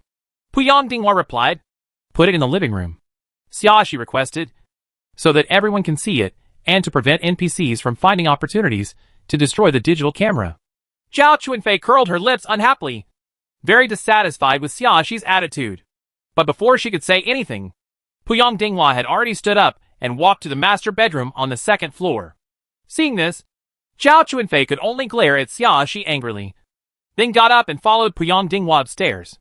She couldn't let her husband go upstairs alone. It would be bad if there was danger. Only after Puyang Dinghua and Zhao Chuanfei returned to the living room on the first floor did the others speak again. Su Xiaozhong took out a piece of paper of excellent quality and put it on the coffee table. We found this admission notice in our son's bedroom. Xiaoxi picked it up and looked at it carefully. The paper was folded neatly, with several horizontal and vertical creases on it. The creases are deep, and it looks like it has been folded for a long time. The notice says that I am from XX University, so there is nothing special about it. She didn't know whether this university was good or not. After all, it wasn't a school in the world she was in. The place where the student's name is written has been painted out, and it's a big black mass. It's impossible to know the name from here, and you can't even judge the number of words in the name from the length, because the entire underlined part has been blacked out. Chapter 438 Red Dance Shoes 29. Where did you find this admission notice? She shook the notice in her hand and asked Su Xiaozhong. You didn't seem to find it yesterday. I found it in the inner pocket of a down jacket in the closet. Su Xiaozhong answered. This is really strange. Xiaoshi murmured to herself. Why should you hide an admission notice? If it is to be kept as a souvenir, then it should be unfolded flatly and placed in a special booklet for collecting various commemorative values. If you forget to put it away, it will get damaged when the clothes are washed in the change of seasons. And the notice will not be so clean and tidy. No matter how you think about it, you feel that this is specially hidden. I can't guess it either, Su Xiaozhong said with some embarrassment. But my thoughts are the same as yours. I also think this should be hidden. Otherwise it wouldn't be so well preserved. Xiaoshi put the notice back on the coffee table. However, at least we can be sure of one thing. That is, the name used by the NPC in front of us is his real name. I think so too, Tian Yuan agreed. Otherwise, I wouldn't have painted out all the places with names. The other players nodded and agreed with this statement. Did you get anything there? Xiaoshi looked at Tian Yuan. We searched our daughter's bedroom again to make sure we didn't find anything special. When Tian Yuan said this, he looked at Tao Tao sitting next to him. Tao Tao nodded and testified for Tian Yuan. We have searched every corner in the bedroom, but we really found nothing. However, we found a folding fruit knife in the kitchen on the first floor, Tian Yuan said, putting the fruit knife on the coffee table. What kind of clue is this? Zhao Chunfei showed a mocking expression. It's normal to have a fruit knife in the kitchen. Is it necessary to make a fuss? I didn't say that this must be a useful clue, Tian Yuan said angrily. But I think it's a bit abnormal that there is not a single kitchen knife in the kitchen. But there is a fruit knife. Yes, Tao Tao said. Even if this fruit knife can't provide any clues, at least if we hide it, we can prevent NPCs from using it to commit murder. There are no kitchen knives in the kitchen? Xiaoshi was a little surprised. She asked Tian Yuan. Are there dishes, chopsticks, spoons and the like? There are all of these. Tian Yuan recalled for a moment and then added.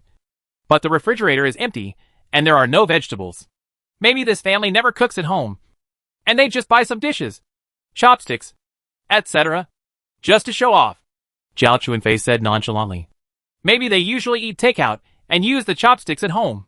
Then it's normal that they don't need a kitchen knife. Finally, she muttered. Anyway, I don't think this folding fruit knife is a useful clue. Tian Yuan's face darkened, and he couldn't help but rolled his eyes at Zhao Chunfei.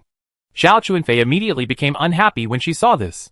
She raised her finger and pointed at Tian Yuan to scold him. I found a few letters on the bookshelf in the study. Xiaoshi decisively changed the subject to avoid wasting time on bickering. I haven't read what's written in them yet. Please pick someone to read them. As she said that, she put the letters on the coffee table. Chapter 439 Red Dance Shoes 30. Puyang Dinghua couldn't wait to open one of the envelopes. Glanced at it, frowned slightly, cleared his throat, and started reading the letter. Mom and Dad, I'm fine abroad. Don't miss me. The other players waited and saw that Puyang Dinghua did not continue to speak. Zhao Chunfei couldn't help but leaned over and took a look. Is that just one sentence? Puyang Dinghua nodded. That's really the sentence. In order to make other players believe him, he turned over the letter and gave it to all the players to take a look. There are really only a few words. I thought this was some kind of important clue. Zhao Chunfei mocked unceremoniously. It turned out to be useless. Are you asking me to sew your mouth shut in this special way? Xiaoshi interrupted Zhao Chunfei unceremoniously. She took out a piece of thin wire from the storage compartment that was recovered after setting up a trap in the previous game, and played with it in her hand. This thickness should be just right. Do you want to try it? After saying that, she tilted her head and smiled at Zhao Chunfei. The smile was evil and full of threats. Zhao Chunfei subconsciously turned her head to look at Puyang Dinghua, hoping that the man she relied on would help her. But Puyang Dinghua just picked up the second letter on the coffee table and opened it, as if he didn't hear what Xiaoshi said just now, and he didn't see Zhao Chunfei's eager eyes at this moment. Zhao Chunfei suddenly felt aggrieved. She curled her mouth and looked pitiful whether she wanted to cry or not. Puyang Dinghua didn't even say a word of comfort. After opening the envelope, he began to read the second letter. Seeing this, Zhao Chunfei felt more dissatisfied. But at this time even Puyang Dinghua didn't help her, so she didn't dare to cause any trouble and could only calm down. The content of the second letter is still very brief, but it contains one more greeting to my sister than the first letter. Since the sister was mentioned, the person who wrote this letter should be the son of this family. The next few letters have a little more words, but most of them talk about life abroad and my learning achievements. Only one of the letters sent a photo, which should have been taken by my son abroad. But his face was painted out and his appearance could not be seen. Judging from the content of the letter, there really aren't any useful clues. Tian Yuan looked a little disappointed. It was just a short chat between some parents, and the only photo was painted over, and the face couldn't be seen. Xia, she was not too disappointed. There will definitely not be too many useful clues that can be found. Otherwise it would be very easy to find the NPC. So most of the clues that appear to be useful may be just a pretense and not actually of much use. Which is normal. She pointed to the digital camera on the TV cabinet and said to Puyang Dinghua, "Let's see how the digital camera is charging."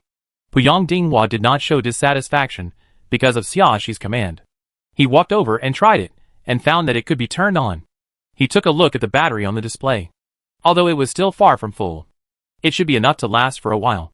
He unplugged the charging cable and checked the contents of his digital camera. "There are some photos and videos," he said to other players. "I think the TV here should be able to plug in a data cable to cast the screen.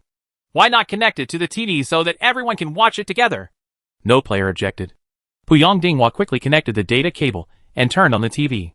Chapter 440 Red Dance Shoes 31. After some operation with the remote control, the photos will automatically start looping. There are not too many photos in the digital camera, but there are 4 members of the family. But the faces seem to have been processed, and only a mosaic can be seen. Occasionally you will see a group photo of 4 people, and more often it will be a single photo of each of them. A picture of a father sitting at the piano, a picture of a mother drinking coffee, a picture of a daughter playing the piano, a picture of a son playing tennis. They all look like daily photos. After viewing the photo, Puyang Dinghua clicked on the video. There are only 2 videos. The first video is a photo of her daughter practicing the piano. The sound of the piano is beautiful, but she has played a piece of music many times without getting any praise from her father, who is standing next to her. The father pointed out his daughter's shortcomings over and over again, and asked her to continue practicing again and again. Even though the daughter worked hard to correct her shortcomings, she did not receive a kind word from her father. More often than not, my father would say, "Why are you so stupid? I should have learned it after learning it once. But you have learned it 4 or 5 times, and still don't understand." Although you can't see the facial expression, you can still imagine the displeasure on the father's face, and the grievance in the daughter's eyes. The second video is a bit strange. The scene in the previous minute has not changed at all, which makes people think that the video is stuck. A minute later a pair of slender legs appeared, wearing white stockings and a pair of white ballet shoes. Those legs danced in front of the camera, as if they wanted to show off their most beautiful appearance. Although the whole body cannot be seen, one can still see that the dance is elegant and the posture is standard. The dancer must have practiced hard. In this way, without music, the legs in front of the camera danced for several minutes. And suddenly the sound of the door opening was heard in the distance. The legs seemed frightened and took several steps back. "How many times have I told you that you are not allowed to dance?" The middle-aged man's angry voice sounded, as if he had suffered the worst betrayal. "How dare you secretly practice here behind my back? I like dancing." The girl's voice sounded, probably an emotional outburst after long suppression. Her voice was trembling a little. "I have loved dancing since I was a child. I don't like playing the piano, but you force me to learn the piano every time. Dance! What's wrong with me? What's so good about dancing? You only have 2 days of rest a week. If you don't practice the piano well, you spend time doing such meaningless things." The middle-aged man interrupted the girl rudely. "I see. You are out of your mind and have such abnormal thoughts. You promised me before that as long as I practice piano well, I can have 2 hours a week to study ballet." The girl yelled angrily, full of grievances. "You were still young at that time, and I just asked you to dance as a refreshment." The man disagreed. "But how old are you now? Can't you tell what is more important? You should have given up ballet a long time ago. If you hadn't forced me, I wouldn't have learned piano at all." The girl collapsed. "I have loved ballet since I was a child. My wish is to become a ballet dancer and perform on the international stage. But all this has been cancelled. You're ruined. What are you talking about?" The man did not feel guilty because of the girl's accusation. On the contrary, he even felt that the girl was unreasonable. "I am a pianist. Your daughter, a pianist, does not learn piano but learns ballet. If others know now, don't you have to laugh at me?" Chapter 441 Red Dance Shoes 32. It's just for your face. The girl screamed, as if this was the only way to vent her long-suppressed grievances. Does every pianist child have to learn piano? Then why don't you? Let my brother learn. If my brother has talent, do you think I won't let him learn? The man seemed a little angry. If it weren't for the fact that you have some talent, do you think I would be willing to urge you to practice every day? The girl let out a series of laughter, which sounded painful and helpless. I would rather I was the one without talent. You have this talent, so why don't you cherish it? The man yelled angrily. You know how many people who love piano may not be able to achieve the highest achievements due to lack of talent, no matter how hard they put in the day after tomorrow. I don't like playing piano, the girl cried. Do I have to learn it if I have talent? Why should I learn it if I don't like it if I have talent? I am also talented in ballet. And I also like ballet. Why can't I do it? Study? I think you are crazy. The man strode towards the girl. He seemed to be holding her arm. From today on, you stay in the room and reflect on yourself until you figure it out. When will you go to school? After saying that, he took the girl and left the room. As those two legs disappeared from the camera, the scene became the same again. Puyang Dinghua looked at the progress bar and saw that there were still several hours to come. He chose to fast forward. There doesn't seem to be any difference between fast forwarding and not fast forwarding, because the picture is always the same. In the last paragraph, the picture finally changed again. Puyang Dinghua quickly adjusted the speed back to normal. The same pair of slender legs were still there, but now the white ballet shoes were no longer on the feet. She walked closer to the camera and reached out to pick up the digital camera. The camera focused on her neck, and you could see her beautiful collarbone and a strand of long hair falling on her collarbone. The picture remained motionless for a while, and the girl's voice came clearly after a while. I hate him. Then the screen went black and the video ended. The living room was quiet for a few seconds before Su Xiaozheng murmured. This father is a little too authoritarian. What do you young people know? Jiao retorted. Parents always think a lot about their children, even if the way they deal with it may not be good enough. It must be for the best of their children.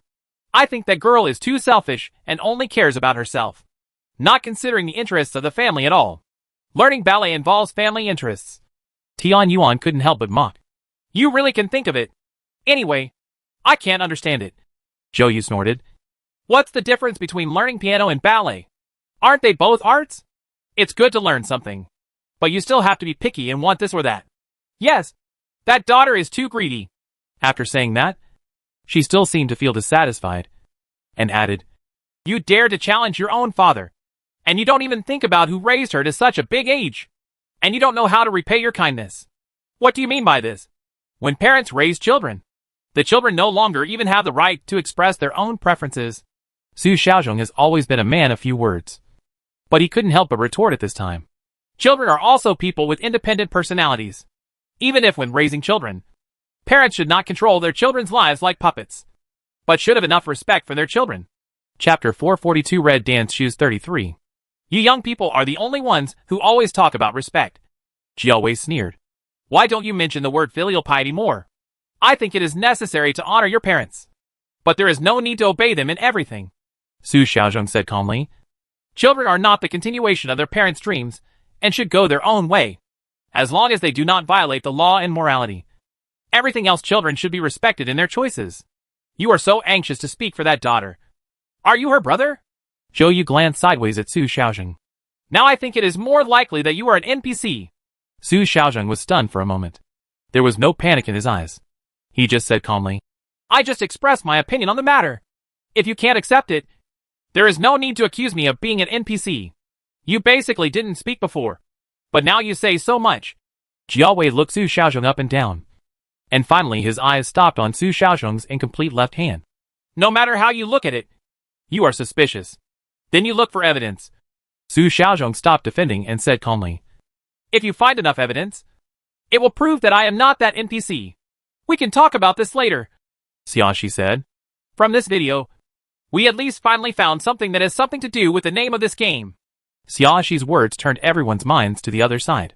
Thinking about it carefully, Xiaoxi was indeed right. Those white ballet shoes. Although the name of this game is Red Dance Shoes, which is different from white dance shoes. But in any case, it finally has the dancing shoes aspect. Come to think of it, is the NPC a female? When Tian Yuan said this, He looked at all the female players present with some hesitation. Among the female players, Xia Shi and Zhao Chunfei can basically be excluded. Then the only ones left are Zhou Yu and Tao Tao. If it was really a female NPC, it would be better to guess correctly. It is indeed possible. Li Mingming, a timid man who had never spoken a word, said in a low voice. The name of the game is Red Dance Shoes. In the video just now, the daughter happened to be dancing ballet wearing dance shoes. What do you think of her? They are all more like important characters in this game. Hey, I don't know why you are so easily led by that Xia Shi. Zhao Chunfei snorted dissatisfied. Haven't you ever thought that if you were a woman, you could so easily take advantage of that big Deng Xiaochun? Did the man hit his head to death? And Deng Xiaochun still had a gun in his hand at the time. So the NPC couldn't possibly have defensive items. Right? I also think that a man must have the strength to control Deng Xiaochun, so that Deng Xiaochun doesn't even have a chance to shoot. Zhou Yu echoed. That's right. Zhao Chunfei immediately became energetic when she saw someone helping her. She glanced sideways at Tian Yuan. You said before that the most suspects were my husband and Li Mingming. And you were very sure that the NPC was a man. Now you changed your mind and said it was. She's a woman. Not firm at all. I've said it before. I just made inferences based on everyone's guesses. And I'm not sure the inferences are correct. Tian Yuan rolled his eyes angrily. Now I'm just making new ones based on Xia Shi's guesses. Inference? It does not mean that this inference is necessarily correct. Chapter 443 Red Dance Shoes 34. To put it bluntly, you are just making random guesses. Zhao Chunfei also rolled her eyes at Tian Yuan. You are just talking nonsense without any evidence. Can you please shut up? Tian Yuan was immediately angry. She stared at Zhao Chunfei and wanted to tear him into pieces. Speaking of evidence, Xia Shi looked at Puyang Zhenghua and diverted everyone's attention with a smile on her face. When are you going to share the clues you found in the master bedroom with us? Puyang Zhenghua's heart skipped a beat, but he had a confused expression on his face. What are you talking about? Didn't I take out everything I found? Do you think I have a bad memory? Or do you think everyone is a fool? Xia Shi chuckled, pointing to the digital camera. Yi Kongqing and the others found this thing in their son's bedroom, and it was not found in the master bedroom. And when I asked you what you found yesterday, you still said nothing. I really didn't find anything yesterday. Puyang Dinghua explained. Today I just found this digital camera battery in the master bedroom, and nothing else was found. That's it. Xia Shi crossed her legs, put one hand on the armrest of the sofa, supported her head, and said in a casual tone, Puyang Dinghua, have you ever thought about it? You hold a clue in your hand but don't tell everyone. But instead did you give the NPC a reason to kill you and silence you? Puyang Dinghua was stunned for a moment, then thought of something, and his face became a little ugly. The clue in his hand is currently only known to him and Zhao Chunfei, which means that as long as he and Zhao Chunfei are killed, this clue is likely to be completely broken. And then the chance of the NPC's identity being revealed will be even lower. From this perspective, it is indeed possible that the NPC will silence them. If Xia Shi had not brought up this matter originally, the NPC might not know that he had clues at all, so he would still be safe.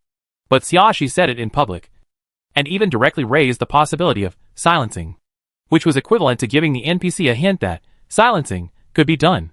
On the surface, this was for his own benefit, but in fact it blocked his path, leaving him with no choice but to hand over the clues. This Xia Shi really had a plan.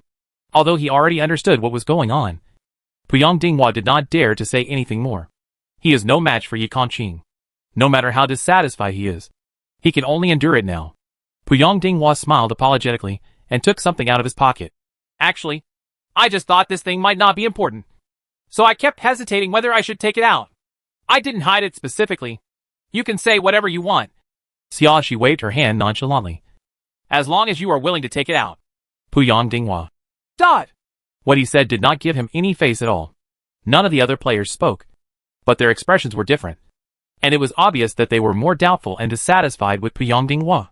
What Puyang Dinghua took out was a 3-inch photo. The photo shows a young girl wearing a pink ballet skirt and a pair of beautiful red dancing shoes. It's a pity that the girl's face is still painted out and her appearance cannot be clearly seen. Aren't these red dancing shoes? Jiawei suddenly showed an excited look. This must be an important clue. You haven't come up with such an obviously important clue. Tian Yuan glanced at Puyang Dinghua and said in a strange way. And you said you don't think this thing is important? How interesting. Chapter 444 Red Dance Shoes 35. It's not important in the first place, Zhao Chuanfei angrily said to Tian Yuan. The most that this photo has is a pair of red dancing shoes. What else can be included? And I can't see her face, so I have no idea who this woman is. But at least this can prove that the NPC hiding among us is more likely to be a young woman, Su Xiaozhen said. Then the scope of suspects can be narrowed a lot. After saying that, his eyes stayed on Zhou Yu and Tao Tao for a moment, and the meaning couldn't be more obvious. Why are you looking at me? Zhou Yu looked angry. Don't you think it's too hasty to conclude that the NPC is a female just based on the name of the game and this photo? Before anyone else could speak, Zhou Yu glared at Su Xiaozhen again. Don't you just deliberately point the finger at women just because we suspected you were an NPC to dispel other people's suspicions about you? I didn't mean that, Su Xiaozhen said calmly. I said before that you doubt me, but you have to have evidence. Judging from the current known clues, it is indeed more likely that the NPC is a woman. Actually, I also think we should think about it more carefully. Tao Tao was much calmer than Zhou Yu. She looked at the others and said, After all, it is difficult for women to kill Deng Xiaochun so easily. That's an NPC. Maybe she's a very strong woman in character. Tian Yuan expressed his guess. So I think it's wrong to infer that she's not a woman based on her strong strength. Is it right to conclude that the NPC is a female just based on a photo, a video, and these red dancing shoes? Zhou Yu glared at Tian Yuan. I still think this is nonsense. At least this is more logical, Xiaoxi said. Whether it's the red shoes related to the game's name, or the videos and photos, all indirect evidence points to women. And just because of her strength, she denies that she is a woman. It's not very tenable anymore. If the NPC is a ghost, the strength of the NPC should be determined by the strength of the resentment. And it has little to do with gender. Before Zhou Yu could speak, Xiaoxi continued. However, the girl's voice in the video sounds like she is in the process of changing her voice. In addition, she is always excited and speaks sharply. So she should be very different from the current NPC's voice. It's hard to tell who it is based on this. After saying that, she raised her head and looked at Zhou Yu and Tao Tao. If they are women, you two are indeed the most suspect. Zhou Yu's face darkened. Anyway, I'm not an NPC, so don't try to accuse me unjustly. Tao Tao bit her lip, and after a while she said, I'm not an NPC, but I can't prove it. I can only wait for more evidence to clear my mind. Actually, NPCs don't have to worry too much about having their identity revealed. Xiaoxi tilted her head and laughed. Her eyes were blank, and she didn't look at anyone. Even if everyone knows that you are an NPC, there is currently no one who can kill the NPC. No matter what, we still have nothing to do with you. After saying this, her eyes refocused, and she carefully observed the expressions of each player.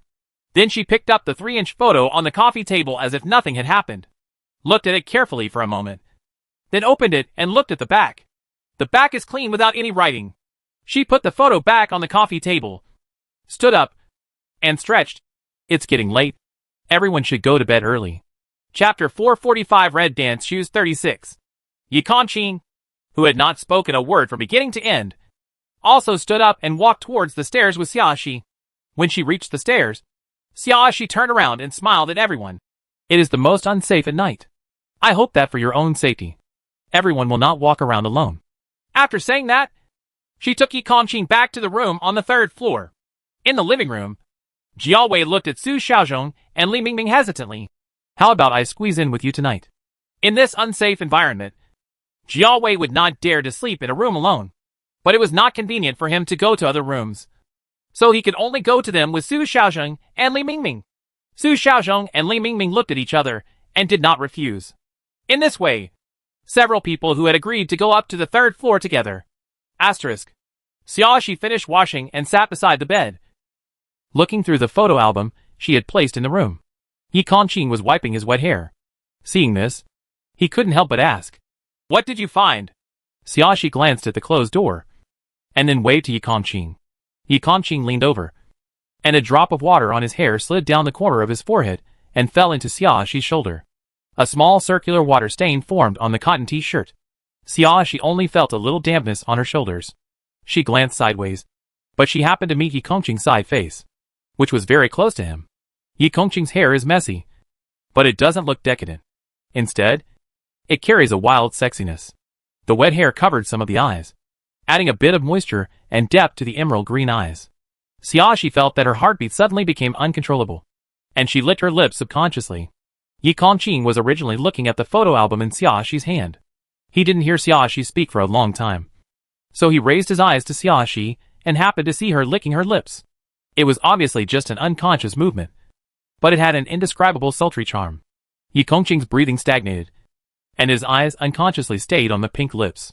He only felt that his heartbeat seemed to be getting louder and louder, as if it was ringing in his ears, and even his breathing became hot, making his throat a little dry. Xiaoxi noticed the change in Yi Kongqing, blinked her eyes in a very good mood, and asked in a very innocent tone, "Yi Kongqing, why are you in a daze?" Yi Kongqing came back to his senses instantly. He looked away and looked at his hands on his knees, feeling a little flustered. "No, it's nothing." In the past, he never panicked no matter how difficult the task was. He thought he would never have such a cowardly mood. But at this moment, he discovered that he could also be chaotic. Xiaoxi admired the slightly red tips of Yi Kongqing's ears, and thought Yi Kongqing's reaction was so cute. It was completely opposite to his personality and appearance. The contrast was so endearing. If she didn't have other business to do, she would really want to tease Yi Kongqing more. But forget it now. The timing is not right. It's more important to clear the game. In order to prevent Yi Kongqing from being embarrassed, Xiaoxi pretended not to notice anything. She raised her hand and clicked on a few photos she took out from the album. "These are all photos of that daughter." Yi Kongqing raised his eyes and looked over, his tone as fierce as usual. "Is there anything special?" If it weren't for the fact that the tips of his ears were still red, betraying his inner feelings, at first glance, it would have seemed like he was just as normal as usual. Chapter 446 Red Dance Shoes 37. "There is a small scar above the knee of the left leg." Xiaoxi pointed to one of the photos and said to Yi Kongqing, "I saw it more clearly in the photo that Puyang Dinghua took out. Maybe that photo it was taken not long after the injury. These photos should have been taken long after the wound healed. The scar is not that obvious, but if you look closely, you can still see a mark." She found all the photos showing her legs, and these were the only ones where the scars could be seen. The other photos showing the legs were probably taken before the legs were injured. Yi Kongqing looked carefully. "There is indeed a scar. If the NPC is a woman as we have guessed, then you can find out who it is by looking at Zhou Yu and Tao Tao's legs." Having said this, Xiaoxi laughed. "The photo of Puyang Dinghua does have important clues, but if you are not careful, it is easy to overlook the scar and focus more on the red dancing shoes." "Yeah," Yi Kongqing nodded. "I didn't notice that scar." After being quiet for a while, he asked Xiaoxi again, "What do you plan to do with those two people's legs?" Those two people were wearing trousers. They couldn't roll up their trousers for no reason without a proper reason. Xiaoxi winked at Yi Kongqing and said, "Of course in a way suitable for a woman. Leave this matter to me." She approached Yi Kongqing and said half-jokingly, "You are not allowed to look at their legs." Yi Kongqing turned his face and said angrily, "Not interested." Xiaoxi smiled and handed Yi Kongqing another detox pill. "It's almost time. Go to bed after eating." Yi Kongqing did not refuse and swallowed the small pill obediently. Asterisk. Early morning on the third day of the game. Before Xiaoxi opened her eyes, she heard a scream from next door. She immediately sat up from the bed. At the same time, Yi Kongqing also sat up. Immediately afterwards, another loud call came from the next door. "Come quickly! Someone is dead here!" Xiaoxi and Yi Kongqing quickly dressed up and went directly to the next room without having time to wash up. At this time, the door of the next room had been opened, and Su Xiaozhong and Li Mingming were standing outside the door. Both of them looked unhappy.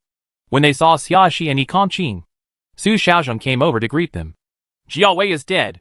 He took the initiative to tell Xiaoxi and Yi Kongqing. "It seems that he was poisoned." "Died in the room?" Xiaoxi asked as she walked into the room. "You two didn't hear anything?" "I woke up when I heard some noise," Su Xiaozhong explained. "I heard some strange noises, and when I got up to look, I found that Jiao Wei had been poisoned." In the room, Jiao Wei was lying on the carpet. His limbs were a little twisted, and his expression was ferocious. His hands were pinching his neck, and there were some scratches on his neck. There were blood stains in his 7 orifices, and even people who didn't understand the situation could tell that he was poisoned. No wonder Su Xiaozhong could directly say, "It's poisoning. Did you hear any strange noises?" Xiaoxi asked Su Xiaozhong as she rummaged through her storage compartment and finally found the last pair of disposable plastic gloves. "It was just some sound of struggling, and there was a sound like his throat was stuck and he couldn't breathe. Su Xiaozhong struggled to find a suitable description. The sound was not loud at first, and Li Mingming and I didn't wake up. Then it was Jiao Wei's feet. After kicking the bed, we both woke up at the same time. Chapter 447 Red Dance Shoes 38. Is that so? Xiaoxi looked at Li Mingming, who was still standing at the door. Li Mingming was very timid. He huddled outside the door and did not dare to go into the room. When Xiaoxi asked him, he nodded. That's it. While several people were talking, the players on the second floor also came to the door. Seeing Jiao Wei's miserable condition, many people took a breath of air. What's going on? Tian Yuan was a little confused. The last person was knocked to death, but this time he was poisoned. This killing method is too irregular. Yeah, Tao Tao couldn't help but say. Since NPCs can use poison, why did they use violence when dealing with Deng Xiaoqun before? It's much easier to use poison. Perhaps the poison in NPCs' hands is limited and not enough to use on all players. Xiaoxi said her speculation while checking Jiao Wei's body. So when other methods can be used to solve the problem, NPC does not choose to use it. Poison. That's possible. Tian Yuan nodded in agreement. Jiao Wei died in the room. And you two didn't hear anything? Zhao Chunfei looked at Li Mingming and Su Xiaozhong with doubts on their faces. Su Xiaozhong said what he just said to Xiaoxi to Zhao Chunfei again. At the end, he added, We didn't leave the room all night. And Jiao Wei probably didn't either. He just wanted to sleep with us for his own safety.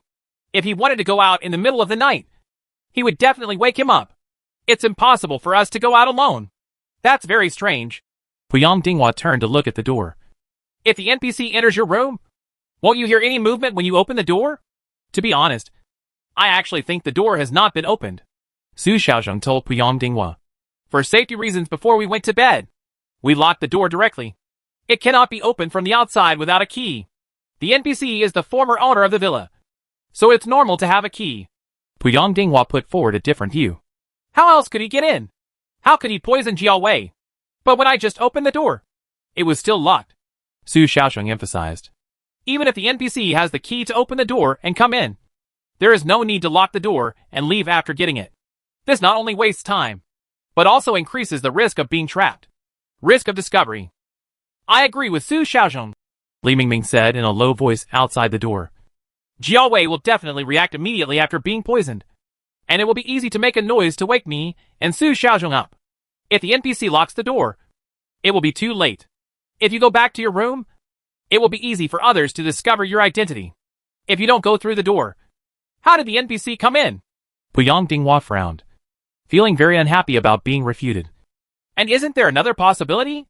If the NPC is between you two, then you can do it directly without opening the door and entering. Wow! My husband is so awesome.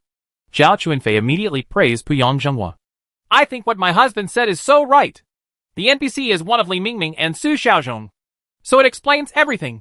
Living in the same room. It's so easy to get started. After receiving Zhao Chunfei's praise, Puyang Dinghua raised his chin slightly, showing a proud look. We lie on the same bed and sleep, Su Xiaozhong argued.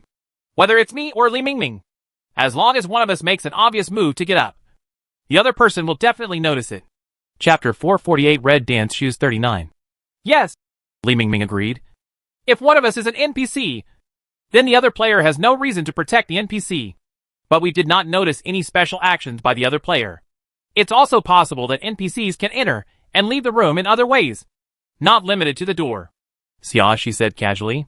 She pulled out a very thin silver needle from Jiao Wei's hair and showed it to other players. This the thing should be a deadly poisonous needle. Just hold it like this. Tian Yuan subconsciously took a step back, trying to get further away from the poisonous needle. You're not afraid of the remaining poison hurting yourself. It's fine if it doesn't break my skin. Xiaoxi shrugged nonchalantly. Even if the skin was punctured, it would be fine. She took antidote pills. Of course, she would not say this in public. After thinking about it, she poked the poisonous needle back into Jiao Wei's head. What are you doing? Zhao Chunfei accused Xiaoxi. He is already dead. And you still treat him like this? How cruel. Otherwise, where do you think it is more appropriate to put this needle? Xiaoxi turned to look at Zhao Chunfei, her eyes full of ridicule. Should I put it in the trash can and let the NPC pick it up? Or should I put it on the table and accidentally poke it again? One person? Zhao Chunfei choked and was speechless. Don't give random orders if you don't have the ability. Xiaoxi stood up and threw the disposable gloves in her hands into the trash can in the room. Unless you can completely eliminate the remaining poison on the poison needle. This is the most appropriate choice. Jiawei's body will be buried in the garden later. If someone later walked out of the villa and wandered around the garden where the person was buried, it would be easy for people to doubt their identity. What's more, digging out the body again and taking out the needle is laborious and more likely to be discovered. I don't think NPCs would do that. Zhao Chunfei was speechless, but she was not convinced. After thinking for a long time, she decided to find another place.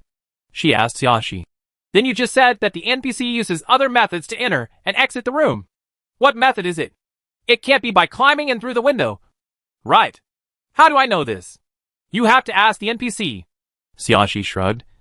I'm not a roundworm in the NPC's belly. Don't you have any guesses? Zhao Chunfei felt like her nose was going to be crooked with anger. I'm just guessing that the NPC has another way to enter the room. But I can't guess the specific way.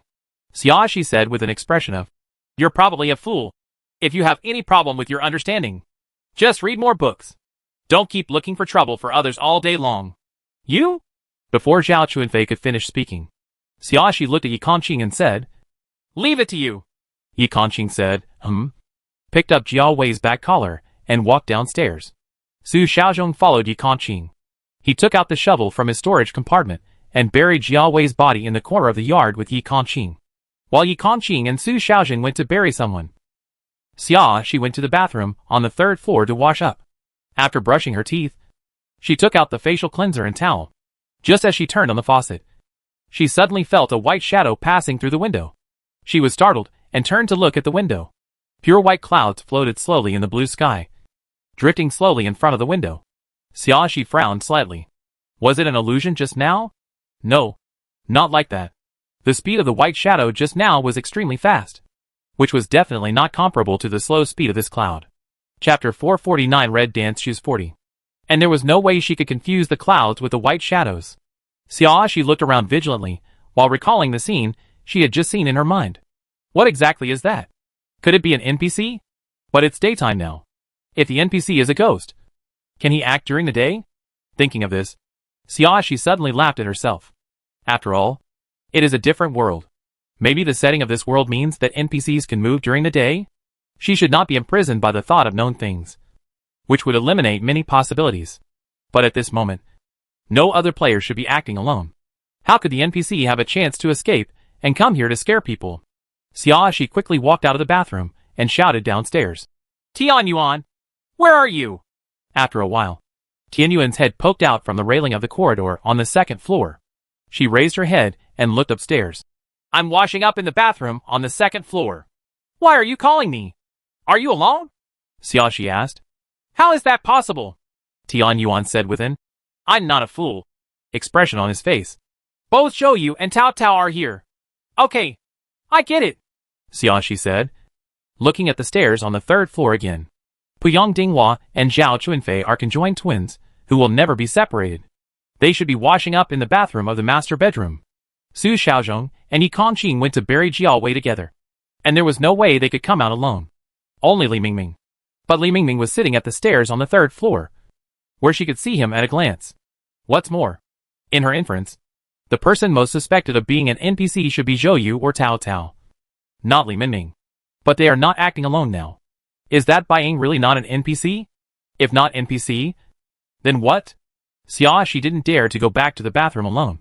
She simply walked to the stairs and talked to Li Mingming. Where are you going to sleep tonight? Li Mingming looked really timid. And since he found Jiao Wei dead in the room, he didn't dare to enter that room again. I guess he didn't want to sleep in a place where people had died tonight. Li Mingming didn't seem to expect that Xiaoxi would take the initiative to find him. He was startled at first, and then whispered, I want to sleep in my son's bedroom on the 2nd floor, or in the living room on the 1st floor. That's right, Xiaoxi said very understandingly. Someone died in the room. If it were me, I wouldn't dare to sleep anymore. Hearing this, Li Mingming seemed to feel understood, and he immediately started chatting. Yes, it's terrible. The death is so miserable. Hey, Xiaoxi sighed. It's our 3rd day in the game, and we haven't found a way to deal with NPCs at all. I don't know if I can beat the game this time. I'm also worried. Li Mingming nodded repeatedly. with a worried look in his eyes. This game lasts only 7 days, and we have searched twice for every place in the room. I feel like there is no hope at all. See? Yeah. Xiaoxi sighed again, feeling helpless. Now I don't have any clues at all. I really don't know what to do. Li Mingming looked at Xiaoxi, hesitated for a moment, and then murmured, Actually, I admire you very much. You are brave and smart. Unlike me, who is timid and not smart. I don't know if I can still be here. How long can you survive in this survival game? Chapter 450 Red Dance Shoes 41. When he said the last half of the sentence, Li Mingming's voice became lower and lower, revealing a hint of despair. It's not easy for those who can persevere until now. So don't give up easily. Xiaoxi encouraged. It's better to do your best to live as long as you can, than to let yourself die casually. You're right. Li Mingming's spirit cheered up a little. I don't want to give up my life easily. I always have to work hard. What are you talking about?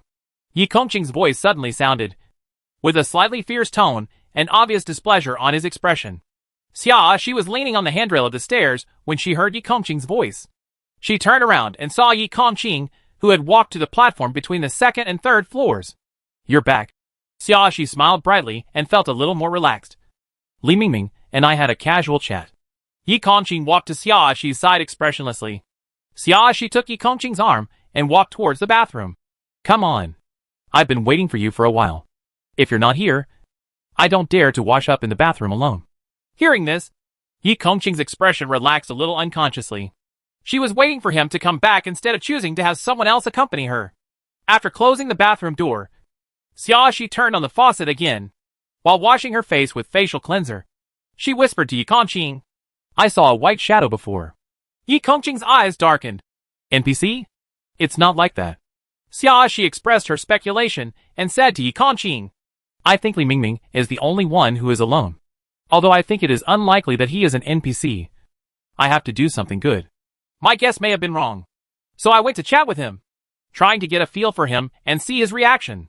Yi Kongqing's expression relaxed slightly, and the idea of throwing Li Mingming down the stairs immediately disappeared. Then what did you see? He asked. He shouldn't be an NPC. Xiaoxi watched the foam from her face and continued. When I talked to him about survival games, his reactions were very natural. And what he said was consistent with having participated in many survival games. The player's logic and his fear and despair for the survival game are very real. Not like a performance. Then if that white shadow is not an NPC, what could it be? Yi Kongqing showed a puzzled look. Are there other unknown things in this game? I can't be sure now. But since the white shadow will appear once, there will definitely be a second and third time. Xiaoxi looked at Yi Kongqing. I don't know whether it will appear in front of every player or not. Targeted me for some reason. But we all have to be careful these days. I understand. Yi Kongqing nodded and said solemnly, I will protect you. Xiaoxi smiled sweetly. Yeah. After the two of them washed up, they took another detox pill and then came out of the bathroom. At this time, the players are scattered in various places in the villa, looking for things everywhere, trying to find a useful clue. As time goes by, everyone's sense of urgency becomes stronger and stronger. This is already the third day of the game. If nothing useful is discovered yet, the situation will be quite unfavorable. So everyone is actively looking for things, and basically no one is in the mood to fish. Chapter 451 Red Dance Shoes 42. Xiaoxi and Yi Kongqing went to the piano room on the third floor together. This is a place that neither of them has visited so far. Although other players have already looked for it, they have to look for it again to feel at ease. The piano room is very large. In addition to a piano that is obviously valuable at first glance, there is also a piano case placed on the shelf in the corner. The piano case was covered with dust, and it looked like it hadn't been touched for a long time, judging from the layout of the piano room. In the video I saw last night, my daughter should be dancing in the piano room, probably so that you can easily see your posture when playing the piano and make adjustments at any time. This piano room has a mirror wall like any other dance room. My daughter dances here and can adjust her dancing posture at any time. Unfortunately, the daughter was interrupted by her father before she could even finish a complete dance. Xiaoxi opened the back cover of the piano and saw nothing hidden inside. Nor did she see any damage. The piano is extremely well maintained and is covered with a dust-proof cloth when not in use. Xiaoxi touched the piano and found nothing. She took out a towel and handed it to Yi Kongqing. Please wipe the violin case. Yi Kongqing had no doubts and obediently performed the task given to him by Xiaoxi. After cleaning the piano case, he opened the piano case and handed it to Xiaoxi. Inside the case is indeed a beautiful violin, made of excellent material and with smooth and beautiful lines. Xiaoxi had seen a photo of the hostess playing the violin in the photo album before. This violin should belong to the hostess. Xiaoxi tried to pluck the strings. The sound quality is pretty good too. Save my daughter! Xiaoxi was stunned. She raised her eyes and looked around, but didn't find any strange phenomena. What's wrong? Yi Kongqing asked, sensing that Xiaoxi's reaction was not right. Didn't you hear anything? Xiaoxi asked Yi Kongqing. I heard the sound of the violin strings. Yi Kongqing replied. Xiaoxi lowered her head and looked at the violin again. Yi Kongqing didn't hear it, but she heard it just when she plucked the strings. After thinking about it, she tried to pluck the strings again. Save her! Sure enough, she heard the sound again. It was a slightly sad female voice. And since the violin belonged to the mistress, Xiaoxi could basically conclude that the voice was the mistress. After thinking for a moment, she asked, How do you want me to save you? As soon as she finished speaking, a pop-up window suddenly popped up in front of her. Player Xiaoxi triggers the hidden task and completes it to get special items. Xiaoxi was stunned for a moment, and then remembered what Mingxiang said a long time ago. Special items refer to building blocks. And there are two ways to get special items. One is to touch special items disguised as ordinary items, and the other is to trigger hidden tasks. Obviously, triggering hidden tasks is more difficult. However, special items themselves are extremely random. Whether you can find special items or trigger hidden tasks depends entirely on luck. This is the first time she has triggered a hidden mission. What's wrong? Yi Kongqing felt a little uneasy when he saw Xia. She suddenly stopped talking after she said something incomprehensible. I triggered the hidden mission.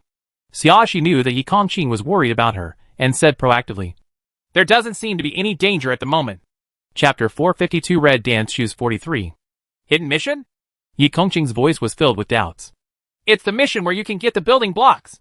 Xiaoxi reminded Yi Kongqing. Yi Kongqing said, Oh? Then thought about it, and asked again. Then what are you going to do now? When I finish reading the content on the pop-up window, I'll probably know what I should do. After Xiaoxi finished speaking, she looked at the pop-up window in front of her intently. Yi Kongqing didn't bother him again. Under the guidance of the violin owner, learn about the NPC's past, and find a way to rescue the NPC. This mission fails without any penalty. This task can be transferred to others. Player Xiaoxi, please choose. Accept, reject, transfer. Xiaoxi chose accept without hesitation. As she pressed the accept button, a white shadow suddenly appeared in front of them. Xiaoxi was startled and instinctively took 2 steps back. Yi Kongqing stood in front of Xiaoxi, his eyes cold. Buying quickly transformed into a human form, standing dignifiedly in midair. It was a gentle face, and even though the years had left traces on her face, her beauty could not be concealed at all. Xiaoxi suddenly remembered something. Is it you that I saw in the bathroom on the 3rd floor? That flashing white shadow is so similar. It's me.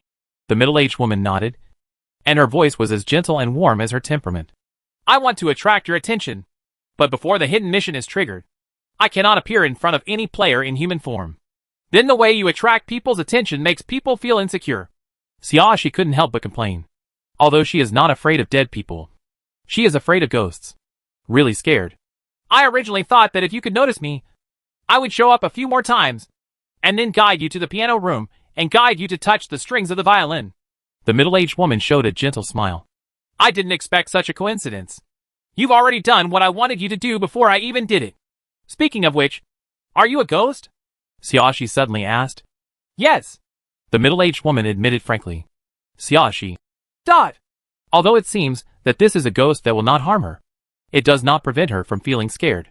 How about transferring this task to Yi Kongqing? Xiaoxi raised her head and glanced at Yi Kongqing, who was standing next to her. Feeling Xiaoxi's gaze, Yi Kongqing lowered his head and looked over. Xiaoxi gave up the idea. Although Yi Kongqing has extremely high martial arts value, he is not good at reasoning and analysis.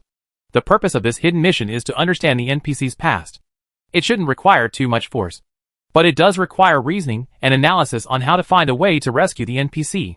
If it were a solution that could be seen at a glance, it would be better if the middle-aged woman just said it. Since there is such a process of understanding the past, players must find relevant clues and reason on their own. so it would be more appropriate for her to go. Thinking of this, Xiaoxi calmed down. She looked at the middle-aged woman again and asked, "Why did you choose me?" The middle-aged woman had just made it very clear that she had appeared in front of her on purpose to attract her attention and guide her to touch the strings. It just happened that she triggered the hidden mission early, saving her from the process of being guided by the middle-aged woman. In other words, the middle-aged woman chose her from the beginning instead of others. Chapter 453 Red Dance Shoes 44. Hidden tasks should not be specifically designated to be completed by a certain player, so this must be the middle-aged woman's own wish. Although the hidden mission must be done, it did not prevent Xiaoxi from understanding what this middle-aged woman was thinking. "I can observe all of you players when they are playing the game." The middle-aged woman's voice was calm. "So I know that you are the most suitable person to help my daughter." "Oh!" Xiaoxi raised her eyebrows slightly. "Am I the most suitable? You are smarter than them. And you are not heartless." The middle-aged woman paused and looked to the side, as if she wanted to see the players downstairs through the thick cement board. "Some people can't even understand my daughter's pain. So how can I expect them to save her? It seems like it's an honor for me to be chosen by you." Xiaoxi bent down slightly and nodded, making a polite gesture of thanks. "Then should you take me to learn about your daughter's past now?" She was truly grateful. Although the middle-aged woman has her own goals, it is good for her not to find others. However, she didn't know how to learn about NPC's past. She hoped that she wouldn't stay here for too long. If she was discovered by other players, the invisible competition between players would have to be brought to the surface. "This is what I should do." The middle-aged woman nodded and explained. "But now is not the time. When you come back to me at midnight, I will let you know everything you need to know." After saying that, the white figure flashed and disappeared. Xiaoxi. Although she could understand making a date at night, it was indeed less likely to attract the attention of other players. But in the middle of the night, I met the ghost in the dark. It's so permeable. As if aware of Xiaoxi's emotions, Yi Kongqing reached out and rubbed Xiaoxi's head. "I'll stay with you." Even though it was just a few simple words, Xiaoxi's mood improved a lot. She raised her head and smiled brightly at Yi Kongqing. "I feel at ease with you."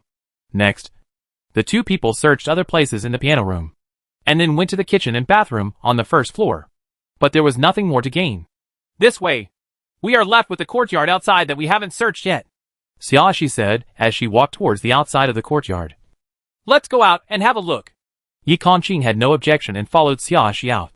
Seeing Xiaoxi opening the door to the villa and looking for something in the living room, Su Xiaozhong couldn't help but ask, "Are you going out?"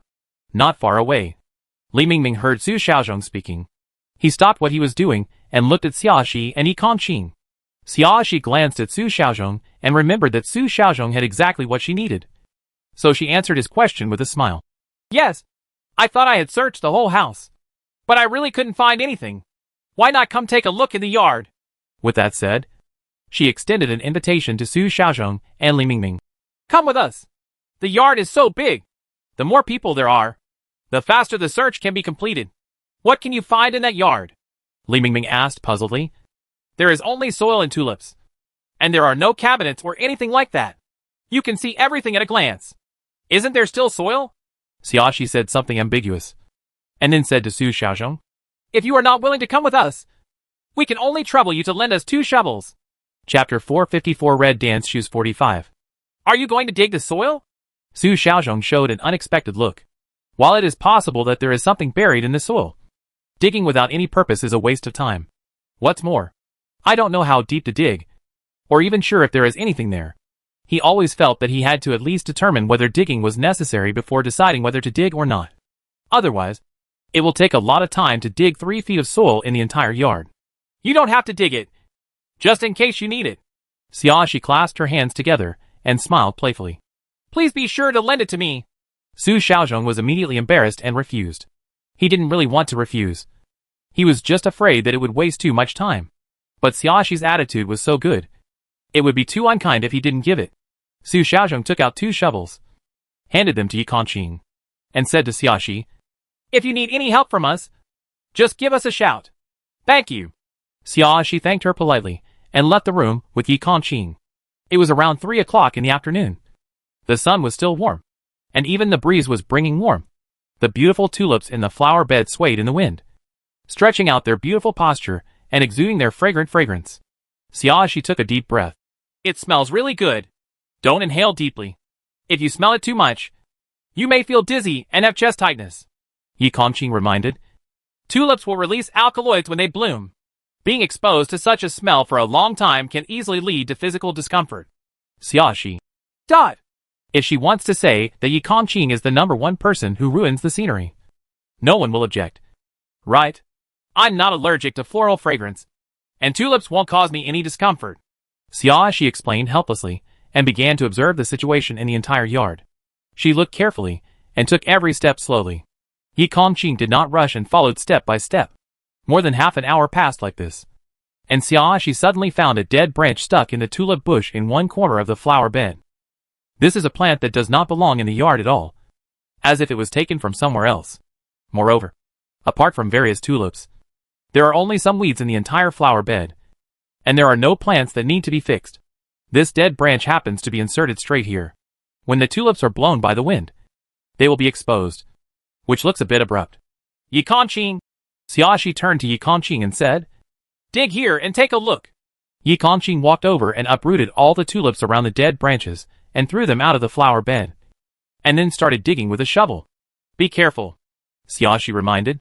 She wasn't sure if there was anything in it, or what it could be if there was something. But if it is something fragile, it will be useless if it is broken. Yi Kongqing nodded. I know. His movements were careful.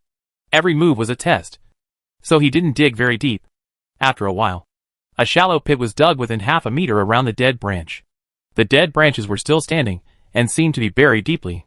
Yi Kongqing simply stayed close to the dead branch, and poked straight down, with the shovel, until half of the shovel was submerged before finally touching a hard object.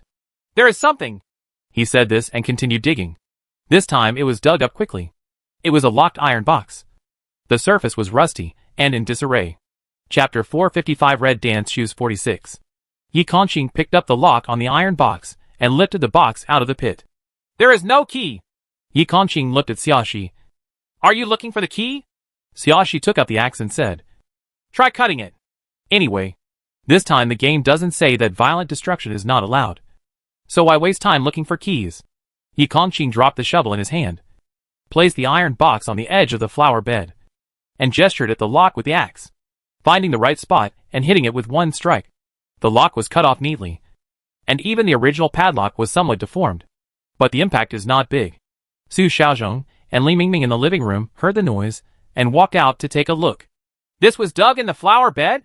Su Xiaozhong was a little surprised. Yes, Xiaoxi replied with a smile, then put on a pair of cotton gloves to open the iron box to prevent her hands from being stained with dirt and rust. I didn't expect there was something in the soil. Li Mingming was very surprised. Inside the box was a pair of beautiful red dancing shoes, or rather, they were supposed to be beautiful. This pair of dancing shoes had several cuts, and there were burnt marks on the toe. It was clear at first glance that they had not been treated well. What is this? Tian Yuan saw Su Xiaozhong and Li Mingming running out when he was going downstairs, so he followed him out. When he saw the dilapidated red dancing shoes, he suddenly had an indescribable complex emotion. Are these the red shoes in that photo? Zhou Yu and Tao Tao, who came with Tian Yuan, were silent for a while. Isn't it the father who broke this? Su Xiaozhong expressed his guess, and finally couldn't help but sigh. If it is true, this father is too authoritarian. What's broken? Zhao Chuanfei, who had arrived late, pushed aside Tian Yuan and Tao Tao who were blocking the front, and leaned over to take a look. When she saw the broken pair of red dancing shoes, she showed a disgusted expression. What? They are tattered. Just a pair of shoes. I thought they were some kind of treasure. Don't look at it. Baby. Puyang Dinghua hugged Zhao Chuanfei. It's dirty and stains your eyes. Tian Yuan couldn't help but rolled his eyes after hearing this. I think it was the daughter who was too selfish, forcing her father to act like this to solve the problem. Zhou Yu snorted and suddenly refuted Su Xiaozhong. Everyone has seen the video. Obviously. At the beginning, the father-the-daughter was allowed to dance occasionally. It must have been because the daughter wanted to specialize in ballet and gave up the piano, which hurt her father's heart. So the father destroyed his daughter's shoes. To put it bluntly, it was the daughter's own problem. Zhou Yu, please stop saying a few words. Tian Yuan glared at Zhou Yu. She no longer had the desire to argue with Zhou Yu about the right or wrong of this matter, but she still felt uncomfortable when she heard Zhou Yu's words. Zhou Yu said confidently, Did I say it wrong? It's true. Xiaoshi looked at Zhou Yu rudely. When the thing you love and care about the most is destroyed by someone close to you, only if you really don't care and still feel that you deserve it, then you are qualified to judge the daughter of this family. I would never go against my parents like this. Zhou Yu snorted. This daughter is just unfilial. Shut up. Xiaoshi raised her voice slightly and said in a bad tone. No matter what you are thinking, keep it to yourself and don't say it out loud. I don't want to hear it. Chapter 456 Red Dance Shoes 47. You are too overbearing. Zhou Yu was unconvinced. If you don't like to hear it, can't you tell me what you want to say? You have to say it. Xiaoshi sneered. It's just that when I hear something I don't like, I have the urge to throw someone. I don't know how many times I'll throw it. Maybe I'll hit it until I feel relieved. Zhou Yu. If you threaten someone if you don't agree with them. Bah. Although he was cursing in his heart, Zhou Yu calmed down. The over-the-shoulder fall last time still gave her some memory. And now she didn't want to be thrown again. Xiaoshi took out the dilapidated pair of red dancing shoes and found that there was a beautiful piece of letter paper in the iron box. But now the paper was yellowed and looked old. There is only one sentence on the paper. Bury the dream I can never realize. The other players looked at the words on the letter with different expressions. What should we do now? Su Xiaosheng asked Xiaoshi. What are you going to do with these dancing shoes? Are you going to bury them again? I won't bury it anymore. Xiaoshi put the dancing shoes back into the iron box and asked Yi Kongqing to refill the soil in the flower bed and replant the uprooted tulips. Su Xiaosheng took the initiative to help, and the two of them quickly restored the flower bed to its original state. The group returned to the living room on the first floor. Xiaoshi placed the rusty iron box on the coffee table. As soon as he sat down, Tian Yuan couldn't help but say, I am increasingly suspicious that NPC is not a human being. I actually have this guess. Su Xiaosheng thought for a moment and said, I think the NPC may be a ghost. Don't talk nonsense. Zhao Chunfei threw herself into Puyang Dinghua's arms, looking delicate and timid. Where did the good guy come from? Don't scare people. All the information we have found so far shows that the relationship between this family is not harmonious. Especially the relationship between the daughter and her father. Su Xiaozhong did not pay attention to Zhao Chunfei's words and continued. I have lived under such an authoritarian state for a long time. It is easy to go to extremes. In addition, the buried red shoes and the yellowed paper look old. I feel that it is very likely that the daughter could not bear the pressure and committed suicide. I think so too. Tian Yuan seemed to have found a like-minded person and nodded repeatedly. Besides, if the NPC is a ghost, it will explain why he can enter the room quietly and kill people without attracting anyone's attention. Although your speculation sounds reasonable, it is based on the premise that the NPC is a daughter. Puyang Zhenghua crossed his legs. But do you have any evidence to prove that the NPC must be a daughter? Maybe a son? Then none of what you said is true. Judging from the current situation, I think it is more likely that the NPC is a daughter. Su Xiaozheng did not hesitate because of Puyang Dinghua's words. He was very firm in his guess. The name of the game, Red Dance Shoes, is also it's more relevant to my daughter. Perhaps the game is deliberately creating such a pretense to let brainless people like you guess in the wrong direction. Puyang Dinghua disagreed and even laughed at him. You people just think too simplistically. It sounds like you are very smart. Tian Yuan couldn't bear to hear Puyang Dinghua's words and couldn't help but mutter. Tian Yuan's voice was not too high, but he did not lower it specially. Puyang Dinghua heard it, and his face darkened. Chapter 457 Red Dance Shoes 48. Why do all the cats and dogs dare to come and yell at me? Puyang Dinghua said in a bad tone, with a look of dissatisfaction on his face. I am polite to some people, but that does not mean I am polite to everyone. You know how much you weigh. That's enough not enough weight for my fist. Unless your fists are as powerful as Yi Kongqing's. Tian Yuan was not frightened by Puyang Dinghua's words. Instead, he replied, Otherwise, I'm afraid you won't be able to break through my defensive items at all. Who doesn't have a few defensive items these days? Although her defensive items are not of a high level, they are impossible to break with ordinary people's fists. Moreover, in this game, players cannot easily kill other players. Otherwise they will be considered to be killing the designated NPC. In this case, she is not afraid of Puyang Dinghua. Seeing that his threat did not work, Puyang Dinghua's face became very ugly. When the atmosphere gradually became serious, Xiaoshi raised her hand and fanned herself casually. Speaking of which, the weather is getting hotter and hotter. I've done a lot of physical work today, and I've sweated a lot. I really want to take a relaxing bath. There's a hot bath. Everyone was stunned for a moment, unable to react to Xiaoxi's jumping brain. You are too content with having fun. Zhou Yu was the first to come to her senses. Of course, she would not miss any opportunity to criticize Xiaoxi. When is this? Is this the time for you to enjoy yourself? Can you rush every day? A bath would be nice. But you actually want to take a bath. If you have such leisure, why not do more things that will help you clear the game? That's right, Zhao Chunfei echoed. How long should you take a bath? Don't become the target of NPCs while you soak. Your life will be gone by then. Don't you have to worry about NPC attacks if you don't take a bath alone? Xiaoxi tilted her head. I think the bathtubs in the bathroom here are quite big. It's okay for 3 people to take a bath together.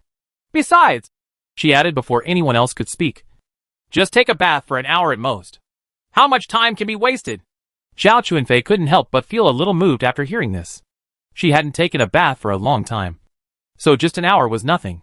With this thought in mind, she leaned against Puyang Dinghua and said coquettishly, Dinghua, let's take a bath together. The master bedroom has an independent bathroom, so we can take a bath alone. After saying that, she smiled and leaned forward to kiss Puyang Dinghua, and said coquettishly, Is that okay? Puyang Dinghua couldn't help but take Zhao Chunfei into his arms, rub him, and said without hesitation, Of course. Then, he picked up Zhao Chunfei and carried her to the second floor. Looking impatient, the other players were silent for a while without speaking, and many of them looked a little embarrassed. After a moment, Xiaoxi sent out the invitation again with a natural expression. Not every survival game has water and electricity. If you don't enjoy it while the conditions are good, when the conditions are bad, you may not even have a chance to take a shower. Tian Yuan hesitated for a moment, and seemed to be a little moved. That makes sense. Then she looked at Cao Cao and Zhou Yu. But there are 4 of us. So the bathtub is a bit crowded. How could there be 4 people? Cao Cao covered her mouth and smiled. Xiaoxi will definitely not be with us. So there are only 3 of us. Who said that? Xiaoxi glanced at Cao Cao angrily. Of course I will go with you. Chapter 458 Red Dance Shoes 49. Cao Cao was a little surprised. She subconsciously glanced at Yi Kongqing, who was sitting next to Xiaoxi. Yi Kongqing stared at the coffee table in front of him, as if he didn't notice Cao Cao's gaze. What are you thinking about? Xiaoxi interrupted with a smile. She didn't explain in detail. She just said, There are bathrooms on the 2nd and 3rd floors. There are 4 of us women, so we can take a bath together. It's quite spacious. Hearing this, Zhou Yu also looked at Yi Kongqing. Seeing that Yi Kongqing had no reaction, she suddenly had an idea. I don't object to taking a bath, but I don't want to go with Xiaoxi. She was the first to express her position. Although she had just mocked Xiaoxi, it was just to spite Xiaoxi. She was still very excited about taking a bath. But she didn't like Xiaoxi, and she wouldn't want to take a bath with Xiaoxi even to death. What's more, she has other ideas now. You make it sound like I am willing to be with you, Xiaoxi said unceremoniously, then turned to look at Cao Cao. How about we come together? She glanced at Tian Yuan and said to Cao Cao. You should also know that although I have communicated and had contact with Tian Yuan, we still don't have a good relationship, let alone taking a bath together. Hearing this, Tian Yuan snorted, but did not refute. Cao Cao couldn't help but cover her mouth and laugh. Okay, I can actually do it. The 4 women discussed how to form a team, stood up together, and walked upstairs. Before leaving, Xiaoxi said to Yi Kongqing, Yi Kongqing, you should stay here with Su Xiaozhong and Li Mingming. Don't act alone. It's not safe. Yi Kongqing said, Yeah, I know. After a pause, he added, Be careful. Don't worry. Xiaoxi winked at Yi Kongqing. I know what's going on. After saying that, Xiaoxi and Cao Cao went up to the 3rd floor together. Zhou Yu glanced at Li Mingming and Su Xiaozhong, who were sitting still, and felt a little depressed. She originally thought of taking this opportunity to capture Yi Kongqing, but she didn't expect Xiaoxi to say that in the end. Li Mingming and Su Xiaozhong had already stood up and were about to leave.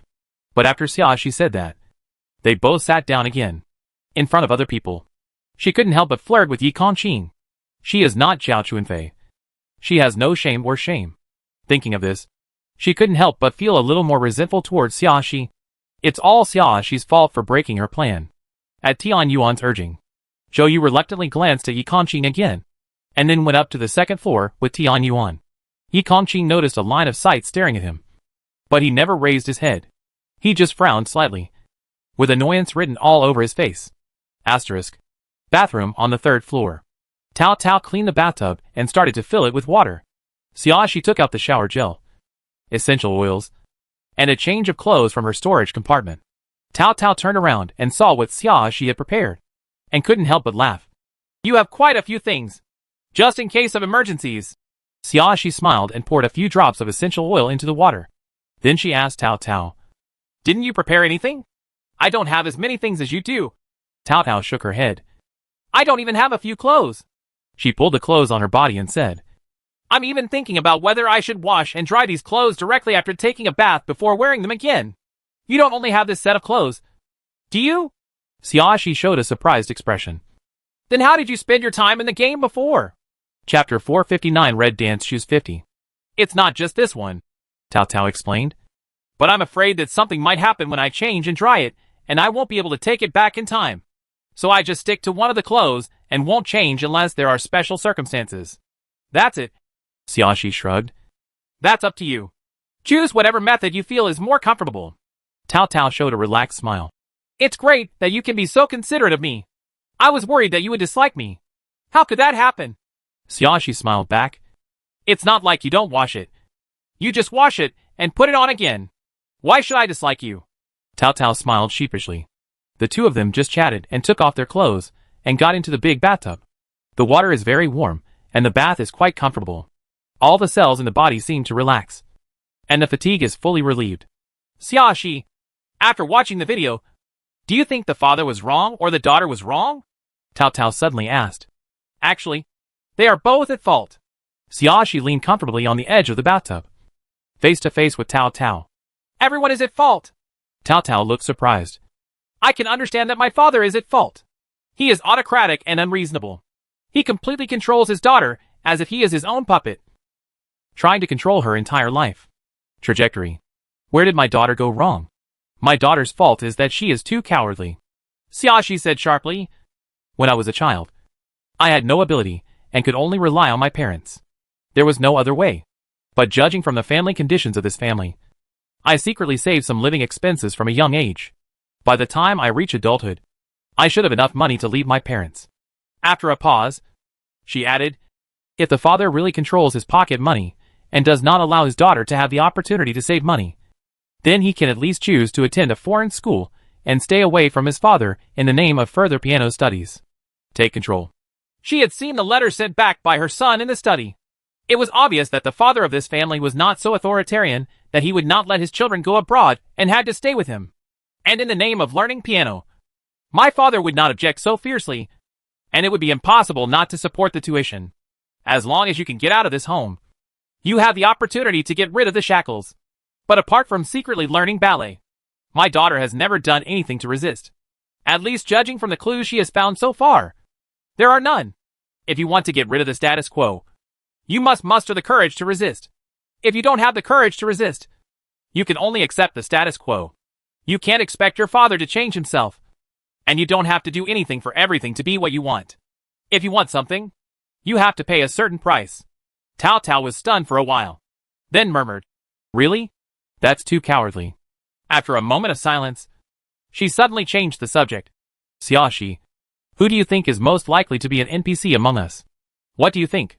Xiaoxi asked without answering. If the NPC is really female, there will be few suspects.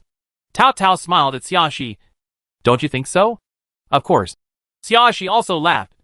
Everyone knows this. So do you doubt me? Tao Tao's voice became very soft, but there was an indescribable weirdness in it. Still, are you sure it's me? Xiaoxi's expression was slightly restrained, and her peach blossom eyes, which had always been smiling, had completely lost their smile at this time. Chapter 460 Red Dance Shoes 51. Tao Tao looked at Xiaoxi. There was no obvious change in her expression, but the temperature around her suddenly cooled down. After a few seconds, Xiaoxi naturally turned on the hot water in the faucet, adding some heat to the bathtub. Then she said calmly, Since you can say that last sentence, you and I must know each other. Yes. She has confirmed that Tao Tao is the NPC hiding among the players. In the beginning, she invited them to take a bath just to see if there were any scars on Tao Tao and Zhou Yu's legs. and she chose Tao Tao because she believed that Tao Tao was more likely to be an NPC. On the one hand, Zhou Yu behaves in a very stupid and nymphomaniac manner. Although there is a possibility that she is acting deliberately, she still has confidence in her own vision of people. Unless you have outstanding acting skills, it is usually impossible to hide it from her eyes. On the other hand, the daughter in the video who dances ballet is generally taller and thinner, and girls who play piano and dance ballet have more temperament than ordinary people. All of these are more suitable for Tao Tao. Although Tao Tao has been deliberately lowering her sense of presence, often not expressing opinions, and not having conflicts with others at all.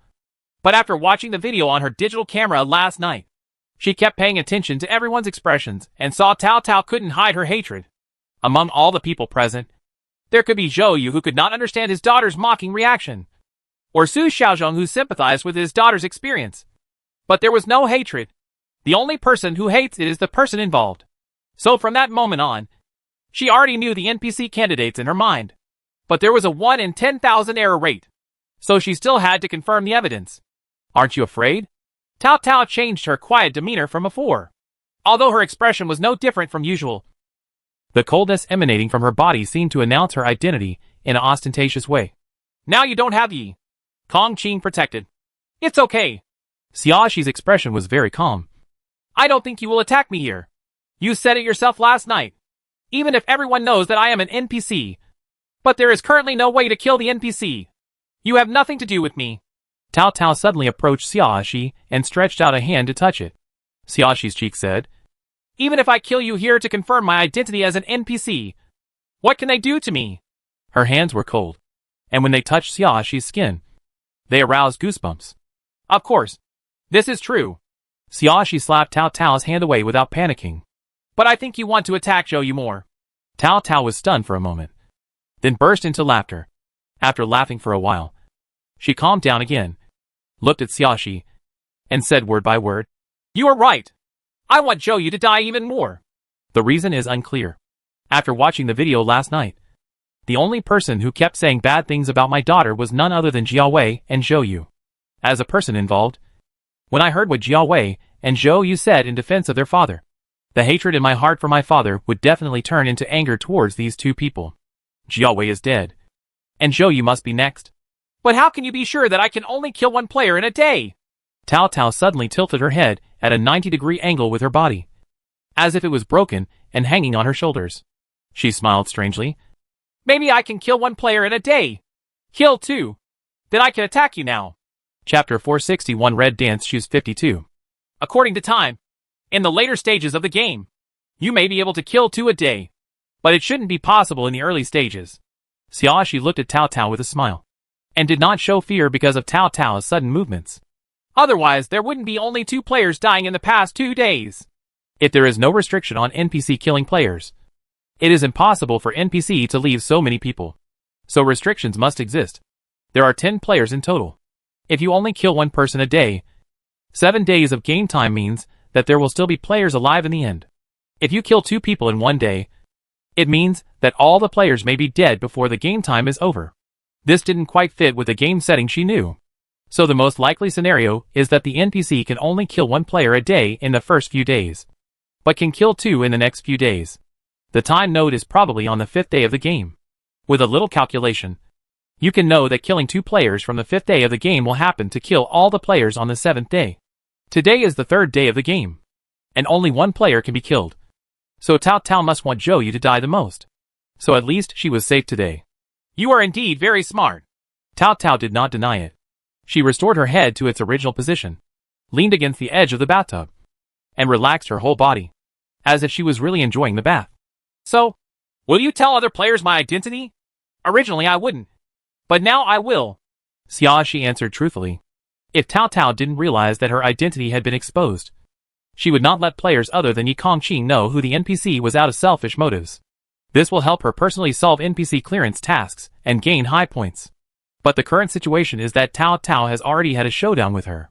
If she doesn't tell her, she will easily become the target of being silenced. And then the chance of her dying tomorrow will be very high. So it is better to speak out and let all players know who the NPC is. Then when Tao Tao chooses a target, all players have an equal chance of being selected. If you tell me this directly now, Aren't you afraid that I will kill you to silence you? Tao Tao did not expect Xiaoxi to be so honest. I think Zhou Yu is more attractive to you. Xiaoxi's tone was calm. Tao Tao couldn't help laughing. Aren't you afraid that your bet will be wrong? Xiaoxi shrugged. From the moment you gamble, you should be mentally prepared for the possibility of losing. There has never been a gambler who never loses. But according to logical reasoning, I won this bet. The probability is quite high. You are quite courageous. Tao Tao snorted, but did not deny Xiaoxi's statement. He just asked, even if I don't kill you today, the probability of you dying tomorrow is very high. Do you think that in the remaining time? Is there any chance of a comeback? That's hard to say. Xiaoxi laughed. As long as there is still a glimmer of hope. You can't give up easily. Right? Tao Tao was quiet for a while, then suddenly asked, now that you know I am an NPC, you should know very well that I am a ghost. Right? Xiaoxi nodded. Of course. Then you're not afraid of me? Tao Tao approached Xiaoxi, deliberately showing a sinister look. The cold breath spread deliberately, causing the temperature in the bathtub to suddenly drop a lot. Stop releasing the air conditioner. Xiaoxi reminded Tao Tao as she reached out to turn up the hot water in the faucet. If you keep doing this, I won't sit here chatting with you. Chapter 462 Red Dance Shoes 53. Although the weather is already very warm now, even cold water will not freeze him for a short time. But he will still catch a cold after a long time. And Xiaoxi doesn't want to get sick. Tao Tao stared at Xiaoxi for a long time, not knowing what she was thinking. But she actually calmed down obediently. The bathtub was warm again. Xiaoxi turned down the hot water again. Aren't you afraid of me? Tao Tao asked this question again. I'm very afraid of ghosts. Xiaoxi said truthfully. However, your actions are within the limits of the rules. So it doesn't scare me that much. If it were an elusive ghost in the dark, her level of fear would skyrocket. It's completely dark now, but the bathroom light is bright. In addition, she was very sure that Tao Tao would not attack her today. Thinking of this, her fear of Tao Tao was reduced to a minimum. Speaking of which, you asked me so many questions. Can I also ask you a few? Xiaoxi reached for the shower gel placed aside, her expression as natural as if she was chatting with a friend. What do you want to ask? Tao Tao raised an eyebrow. Can your attack penetrate defensive items? Xiaoxi asked directly without mincing words. Although I don't know Jiao Wei and Deng Xiaoqun, the average player should have some defensive items close by. You asked me such an important question as soon as you came up. Do you think I will answer you? Tao Tao looked funny. Whether you answer or not doesn't stop me from asking out of curiosity, Xiaoxi said while applying shower gel on herself. Anyway, when you try to do something to me, I will know what's going on. Tao Tao's eyes fell on Xiaoxi's left wrist. The silver bracelet was very beautiful, with exquisite dark patterns engraved on it. It was obvious at a glance that it was no ordinary bracelet. She curled her lips and said, it's very simple. They both only had low-grade defensive items. They didn't even have time to take them out before they were successfully attacked by me. Low-grade defense items are bulky and bulky. No one would just take them out and display them when they have nothing to do. They usually just put them in the storage compartment. This also makes it easy for players with low-grade defensive items to be successfully attacked by sneak attacks. So, the defensive items can defend against your attacks? Xiaoxi heard the implication of Tao Tao's words. Yes. Yes. But as a ghost, I also have ghost buffs. When your defense items face my attack, the level will be automatically reduced by 1 level. Tao Tao pointed at Xiaoxi's bracelet. For example, you are a top-grade defense item. When I attack you, its defensive ability will become that of a top-grade defense item. This is much better than what I originally guessed. Xiaoxi laughed. I thought defensive items were ineffective against ghosts. She had tried various methods to test the limits of the defensive props before, but she had no chance to test whether the ghost's attack on the defensive props was effective. Since defensive items cannot protect against non-physical attacks such as sounds, as a non-physical ghost, it is difficult to say whether it can defend against them. Now it seems that it is just a level drop, which is not a big problem. After all, her defense items are of the highest level. Don't be too happy too early. Tao Tao seemed to be dissatisfied with Xiaoxi's reaction, trying to add some tension to Xiaoxi. Although your defense items can prevent my attacks, I can use non-attack items. Heal you by poisoning you. Chapter 463 Red Dance Shoes 54. Then you have to have a chance to do it. Xiaoxi's smile was a little brighter. What I eat and drink is my own. You can't do it in front of me. Right. I want to see it. It's impossible to keep eating. Even if she eats it, she will have antidote pills to detoxify her and will not die. Of course, as a trump card, she would not reveal it to Tao Tao. You will know then whether I have the chance to poison you. Tao Tao said with deep meaning. It's hard to tell whether she's bluffing or if she really has some special method. She didn't take it too seriously. She washed herself, took out a bath towel from the storage compartment to wipe off the water stains on her body, and then put on new clothes. Tao Tao stood up and turned around casually, and all the water drops on her body disappeared. Even the clothes are neatly put on. Now that she had identified herself, there was no need for her to pretend that she needed to wash and dry her clothes before wearing them. She is a ghost, and her clothes are not dirty in the first place. The two of them walked out of the bathroom together and returned to the first floor. When Xiaoxi came down the stairs, Yi Kongqing raised his head and looked over when he heard the footsteps. Seeing that Xiaoxi was fine, his expression relaxed a little. It wasn't until Xiaoxi sat next to him that he asked softly, "How is it?" Just as Xiaoxi was about to answer, Tao Tao spoke first. Have Zhou Yu and Tian Yuan not finished taking a bath yet? When Tao Tao said this, she looked towards the bathroom on the second floor. Well, they haven't come out yet. Su Xiaozhong replied. But since you two have come out, they should be here soon. As soon as he finished speaking, the bathroom door opened. Zhou Yu walked downstairs immediately and looked disappointed when he saw Xiaoxi sitting next to Yi Kongqing. Now that everyone is almost here, let me announce something. Tao Tao stood up and waved to Zhou Yu and Tian Yuan. You too. Hurry up. Hearing this, Xiaoxi's eyes darkened slightly. She didn't speak anymore, but just looked at Tao Tao. Yi Kongqing saw something was wrong with Xiaoxi's reaction, combined with what Xiaoxi had said to him before taking action. He suddenly understood that Tao Tao's identity should be the same as Xiaoxi had guessed. He reached out and held Xiaoxi's hand. Xiaoxi unexpectedly turned her head and glanced at Yi Kongqing. Seeing Yi Kongqing's serious look, as if he was trying to comfort her, she couldn't help but smile. She asked why Yi Kongqing suddenly took the initiative to hold her hand. It turned out that he wanted to comfort her. She thought he was enlightened. What is it? So serious? Zhou Yu was a little unhappy when she saw Yi Kongqing and Xiaoxi's little actions. She spoke loudly, tried to destroy the atmosphere between Yi Kongqing and Xiaoxi. Unexpectedly, neither Xiaoxi nor Yi Kongqing seemed to have heard her voice, and their postures did not change in any way. If it is a very important matter, should we call down Puyang Zhenghua and Zhao Chuanfei? Su Xiaozhong hesitated. It's not appropriate to bother me at this time. But if it is an important discovery related to the game, it would not be good not to tell those two people. It's okay. Just wait until they come down and tell them. Tao Tao said nonchalantly. Seeing what Tao Tao said, Su Xiaozhong didn't insist on calling someone. He didn't want to do such an embarrassing thing. What's going on? Tian Yuan sat down on the sofa and asked Tao Tao puzzledly. Is there any new discovery? Chapter 464 Red Dance Shoes 55. Of course. Tao Tao took out a folding fruit knife from his pants pocket and slowly opened the blade. Everyone's eyes were drawn to it, and they looked at it in confusion.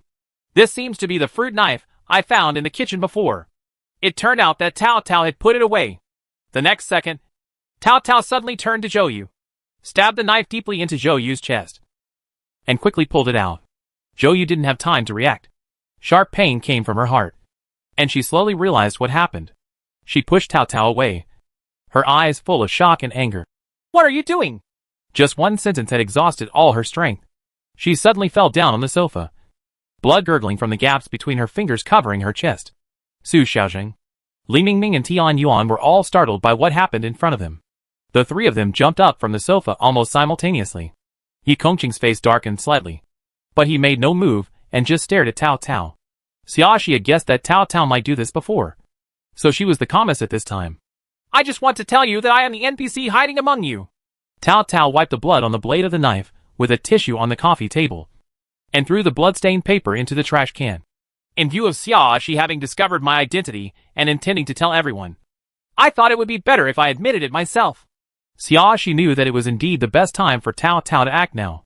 If she reveals Tao Tao's identity, everyone will be on guard, and it will be troublesome to take action.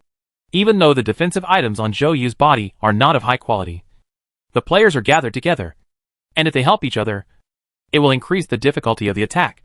But now it seems that Zhou Yu may only have low-grade defensive items. Otherwise, Tao Tao would not have solved him so easily with a dagger. Upon hearing the news, Tian Yuan, Su Xiaozhong, and Li Mingming had surprisingly consistent expressions. First they were surprised, then defensive, and they all retreated away from Tao Tao. Zhou Yu's vision was a little blurry at this time. She barely heard Tao Tao's words. But she couldn't even curse a word. The blade of the folding fruit knife was not long enough to kill her on the spot. But the fact that her heart was pierced and her vitality was slowly disappearing made her even more panicked. In this game, once she dies, she is truly dead. And there is no possibility of her being resurrected. She doesn't want to die. The fear of death prevented her from even expressing anger. She just wanted to live. She struggled to reach out to the other players, her voice trembling and weak. "Help! Save me!" Tian Yuan glanced at Zhou Yu and said nothing. Su Xiaozhong shook his head slightly but did not move. Li Mingming lowered his head and looked at his feet, not daring to look at Zhou Yu. They all knew that if they were stabbed in the heart, there would be no way to save them. Even if someone has some special means, who would give such a precious life-saving opportunity to an unfamiliar person? Zhou Yu struggled to get up from the sofa and walked towards Yi Kongqing. "Yi! Help!" Yi Kongqing frowned and didn't even look at it. Zhou Yu had just taken 2 steps when he tripped over the coffee table and fell onto the soft carpet. Unable to get up again, the blood spread quickly, soaking the small carpet.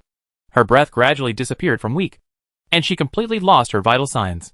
Chapter 465 Red Dance Shoes 56. The living room was eerily quiet for a while. After a while, Tian Yuan boldly asked, "Xiaoxi, how did you find out that she was an NPC?" When asked this question, she did not dare to look at Tao Tao, or even say Tao Tao's name. But she really wanted to know what happened. So she took a bath. Not long after, the identity of the NPC was suddenly exposed. "I feel like I've missed a century."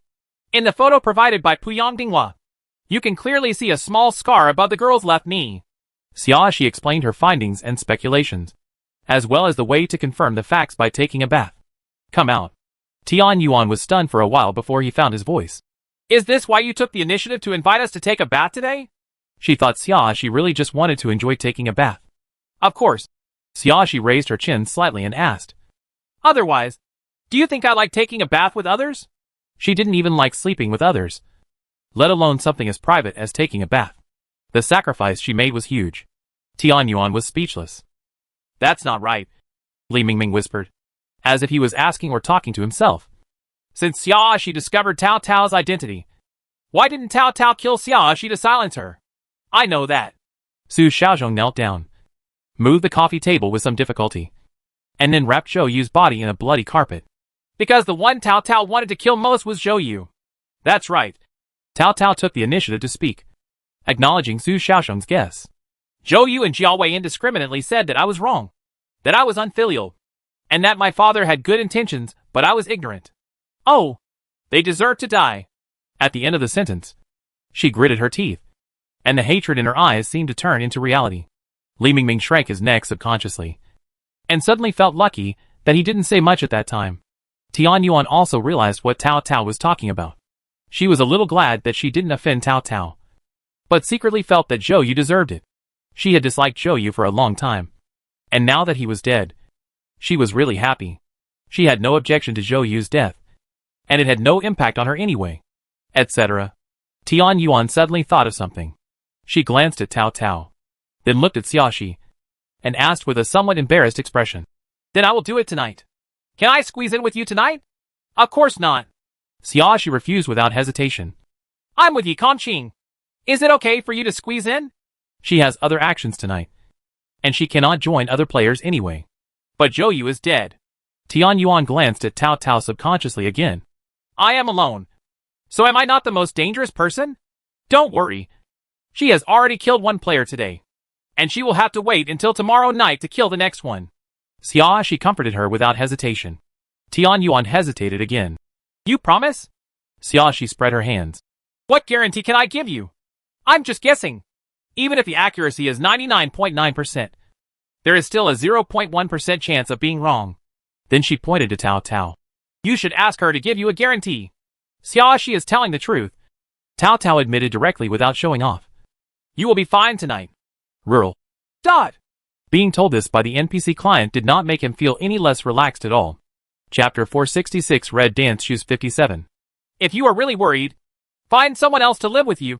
Xiaoxi pointed at Su Xiaozhong and Li Mingming. Anyway, don't come to me. Rural. Dot. She's a woman, so it's not appropriate for her to sleep with two men. Right? Su Xiaozhong and Li Mingming looked away awkwardly, not embarrassed to say anything. It's getting late. Xiaoxi glanced at the clock on the wall of the living room. It was 7:30. I'm going back to my room to rest. You can do whatever you want. After saying that, she took Yi Kongqing and walked upstairs, completely regardless of how tangled Tian Yuan was. Seeing this, Su Xiaozhong quickly took Li Mingming with him, carried Zhou Yu's body out, and buried it in a corner of the garden.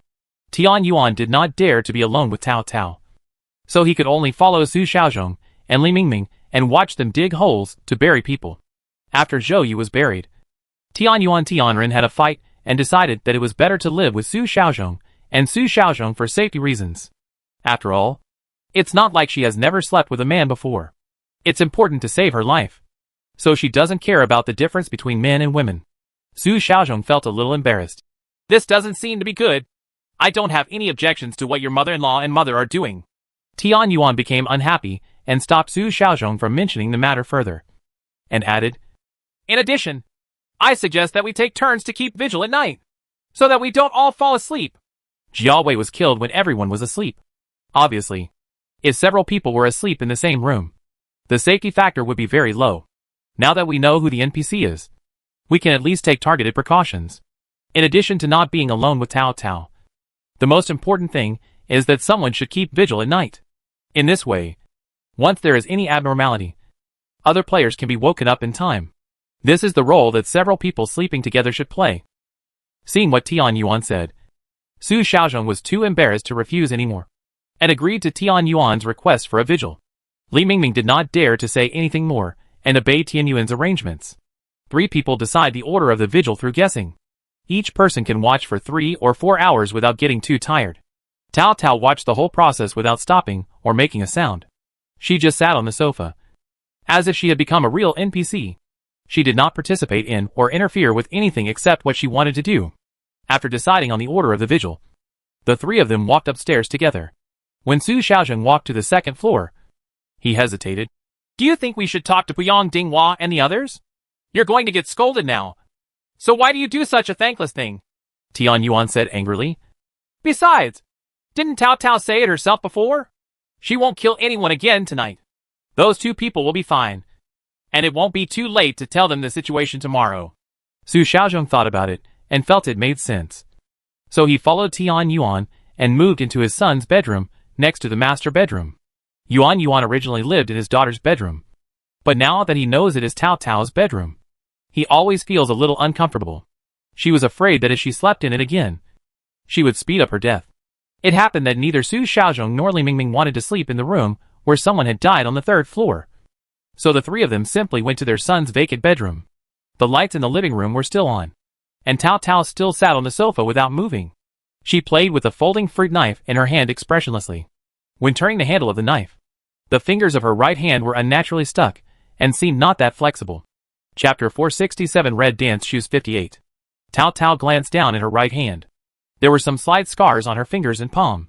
Because the scar was on the palm of her hand, it would not be easily discovered as long as she did not deliberately open her hand to others. But she knew that when this hand moved, it had long lost its initial flexibility. Looking at the scars on her palms, she remembered something and smiled self-deprecatingly. Asterisk. At midnight, Xiaoxi walked out of the bedroom. Yi Kongqing followed closely.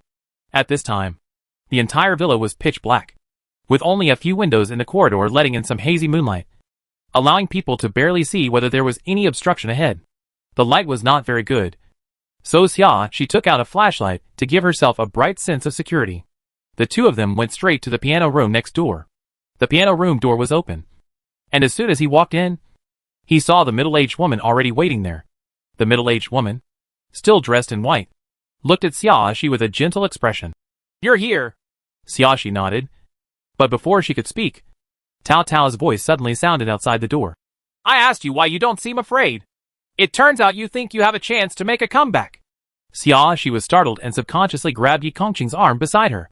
Yi Kongqing pulled Xiaoxi behind him and looked at Tao Tao defensively. Do you know you are a ghost? Xiaoxi pointed the flashlight at Tao Tao and stared. There was no sound when walking. It's the middle of the night. And you suddenly made a sound. Trying to scare people to death. At that moment she felt like her heart was going to fly. Aren't you still alive and well? Tao Tao said to Xiaoxi expressionlessly. Then turned to look at the middle-aged woman. Are you going to help them kill me? Mother? Tao's mother's expression became sad. I'm sorry. I didn't protect you.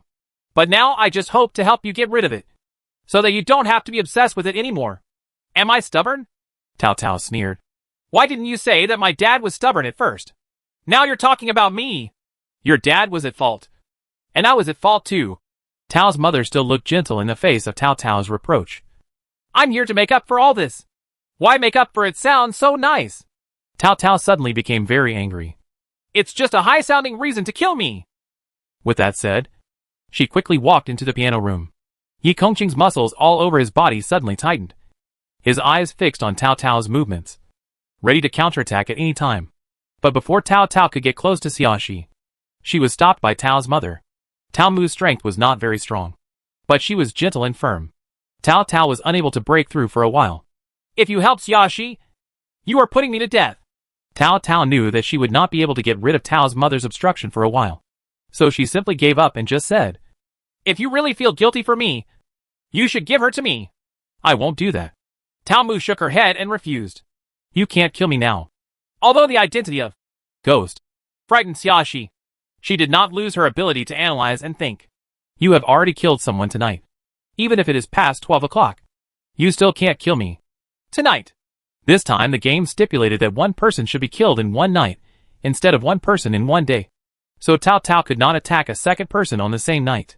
Chapter 468 Red Dance Shoes 59. Tao Tao snorted. If you can't kill me, I can drag you away from here so that you can't complete your plan. Her purpose tonight was not to kill anyone. Seeing this, Mrs. Tao raised her right hand, and a ball of white light drifted towards Xiaoxi like a marshmallow. Touch it, Tao Mu said to Xiaoxi. And you will know everything you need to know. Xiaoxi knew that Tao Mu couldn't get out now, and had to rely on Tao Mu to stop Tao Tao. So she raised her hand, and touched the light ball without hesitation. The next second, the ball of light penetrated into Xiaoxi's head. Her body went limp, and she fell down without warning. Yi Kongqing hugged Xiaoxi quickly with eyes and hands. At the same time, he looked at Tao's mother, and asked in a somewhat impatient tone. Why did she faint? Tao's mother did not look back and replied calmly. She is unconscious. Only in this way can consciousness enter the illusion. Is there no risk? Yi Kongqing asked worriedly. There will be no risk, Tao's mother assured. Yi Kongqing didn't speak anymore. He helped Xiaoxi sit on the ground, and let Xiaoxi lean on his arms. While he was always paying attention to Xiaoxi's condition, he also didn't forget to be on guard against Tao Tao and Tao Mu. Here, he didn't trust anyone except Xiaoxi. Even if Mrs. Tao behaves extremely friendly, he still has to guard against her. Asterisk. Xiaoxi felt as if she had lost consciousness for a moment, but then recovered in an instant. It seemed that in just 1 second, the environment around her became completely different. This is not a piano room in the dark, but a void space. Countless images flashed before her eyes, like a revolving lantern. Tao Tao worked hard to learn piano when she was a child. Even though she was always criticized and never praised, she still studied hard. After Tao Tao's father agreed that Tao Tao could occasionally dance ballet, Tao Tao's excited smile seemed to have gotten the most delicious candy in the world. Brother Tao was naughty, and refused to learn the piano. Father Tao whipped him with a belt. He was covered in scars, but still refused to repent. Later, Tao's father discovered that younger brother Tao had no talent, so he let him go. Brother Tao went abroad to study at the age of 15. From then on, apart from occasionally sending letters back, he had almost no contact with his family. Tao's father discovered that Tao Tao, who had grown up, had secretly enrolled in a ballet training class. Tao's father was furious and banned Tao Tao from dancing ballet again.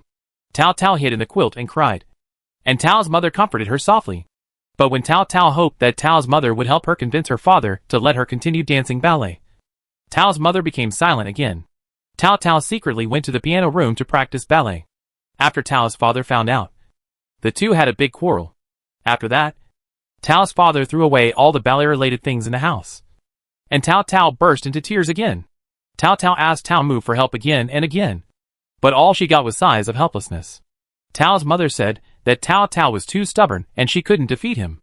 Once she went against Tao's wishes, Tao would quarrel with her. For the sake of family peace, she hoped Tao could be patient. On Tao's 18th birthday, she received a pair of beautiful red dancing shoes from her younger brother Tao. That was probably the happiest day in Tao's life. She put it on and couldn't help but dance in the piano room. However, Tao's father came back and caught him in action. Tao's father was so angry that he beat Tao in order to allow Tao to continue playing the piano. Tao's father did not hurt Tao's fingers, but used a belt to severely beat Tao's legs. He was very cruel and showed no mercy. Chapter 469 Red Dance Shoes 60. Tao's legs were bruised and swollen from the beating. But the biggest injury was on the left leg above the knee. The metal buckle of the belt made a deep gash, and the blood was flowing. Only then did Tao's father stop and sent Tao to the hospital. Tao suffered a nerve injury in her leg. Even if she could continue to dance, it would be difficult for her to achieve high attainments in ballet. She could not participate in competitions and study, so she could only entertain herself. This bad news made her become decadent and silent. But Tao's father was relieved, feeling that he could finally let Tao concentrate on practicing piano. After being discharged from the hospital, Tao looked at the beautiful pair of red dancing shoes with a sad and painful expression. Tao's mother couldn't stand it and comforted Tao, saying that it didn't matter if she didn't participate in competitions and performances. She was willing to be Tao's audience and was willing to help Tao secretly dance without telling Tao's father. After more than 10 days like this, Tao's mood gradually recovered. Her legs are slowly recovering and she has no problem walking normally. But it is difficult for her to complete difficult dance moves. But with Tao's mother helping to hide it, Tao was able to occasionally find opportunities to dance for her own entertainment, which relieved Tao's mood. Half a year later, Tao received a pink ballet skirt from her younger brother Tao, and a smile appeared on her face again. Tao's mother then offered to help Tao take photos as a souvenir. Tao happily put on a pink ballet skirt and red shoes, even put on some light makeup, and performed a standard ballet posture, allowing Tao's mother to take a photo. The clear scars on her legs can be seen in the photo, as if they are a constant reminder that she can no longer take the path she wants to take. But even so, when she occasionally looked at this photo, she still felt happy in her heart. That was a gift from brother Tao to her, and it was also a reflection of her mother's love for her. As long as she thought of these, she felt that her life was not terrible. Unfortunately, the good times did not last long, and Tao's father still discovered the secret of Tao and Tao's mother. In extreme anger, Tao's father cut off the pair of red dancing shoes in front of Tao and threw them into the fire. Tao rushed over like a madman and rescued her red dancing shoes from the fire regardless. It's just that the toes of those shoes are a little burnt black, and there are cut marks all over the uppers, so they can no longer be worn.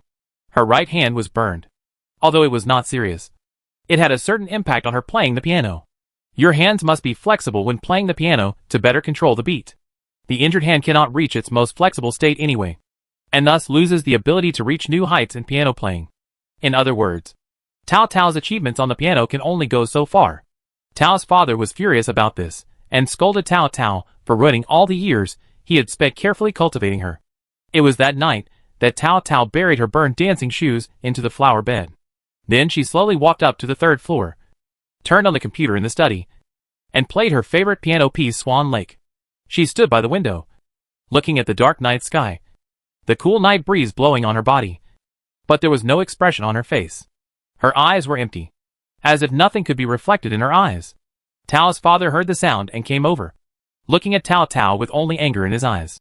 Do you want to please me in this way? I tell you, it's too late. Everything has been ruined by you. Chapter 470 Red Dance Shoes 61. Tao didn't seem to hear Tao's father's words. She just said, I initially wanted to learn piano because of this piece of music, because it is related to ballet. I always thought that one day I would stand on the stage with this piece of music, dance a perfect swan dance. So I carefully wrote down every beat of this piece. I thought that as long as I did this, I would be able to learn this dance faster. It's already this time, and you're still stubborn. Tao's father looked furious. You're still thinking about that crappy ballet. What's wrong with playing the piano? What's wrong with becoming a pianist? There is nothing wrong with being a pianist. But I don't like it. What I like is ballet. Tao couldn't help but scream. She turned around and looked at Tao's father. Her voice was shaken by the long-suppressed anger. He changed his tune. Look at yourself. You never think you are at fault. You just think I failed you. Isn't it? Father Tao interrupted Tao rudely. You have failed me in the first place. I have spent more than 10 years on you. No matter how much money I put in, how much effort I put in, you ruined your hands just for a pair of broken dancing shoes. You will always be like this. Tao yelled in collapse, her eyes full of despair. You just feel that the art you carefully created has been destroyed, and I am just an object in your eyes. It's no different from the piano you care about most. They're both items. Do you treat me as a human being? You don't. At this point, there was a hint of crying in her voice. You never care about what I think, and you don't care about what I like or want. You only care that I have to do what you like and what you want. I am worse than a wild dog on the road. You just say such pretentious words because you have never experienced hardship. Tao's father sneered. What kind of life does a wild dog live? What kind of life do you live? I provide you with good food and drink every day, and you still say that you are not as good as you.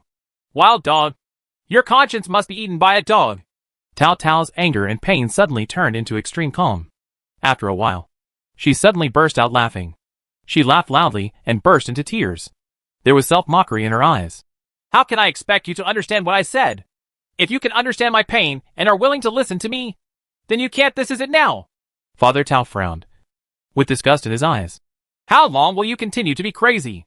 Tao wiped away the tears from her eyes, and her expression returned to calm. There was deathly silence in her eyes. Yes, it's time to end this long ago. After saying that, she opened the study window without looking back, jumped out. Behind him, Father Tao roared reproachfully.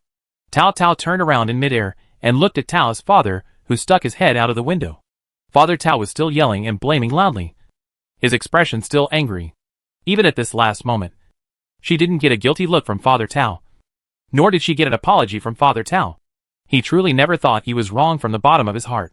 Tao was filled with despair and closed her eyes, never wanting to look at Tao's father again.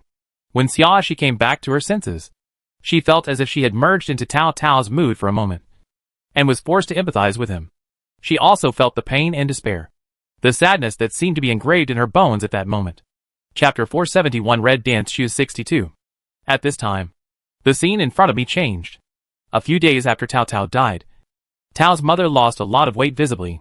Tao's mother listened to Tao's father constantly scolding her for not taking good care of her daughter. Tao's father accused Tao of being heartless and dared to retaliate against him in this way. She was sorry for his years of cultivation, the pain of losing her daughter, the self-blame for her own cowardice, and Tao's father scolding all day long finally completely crushed Tao's mother.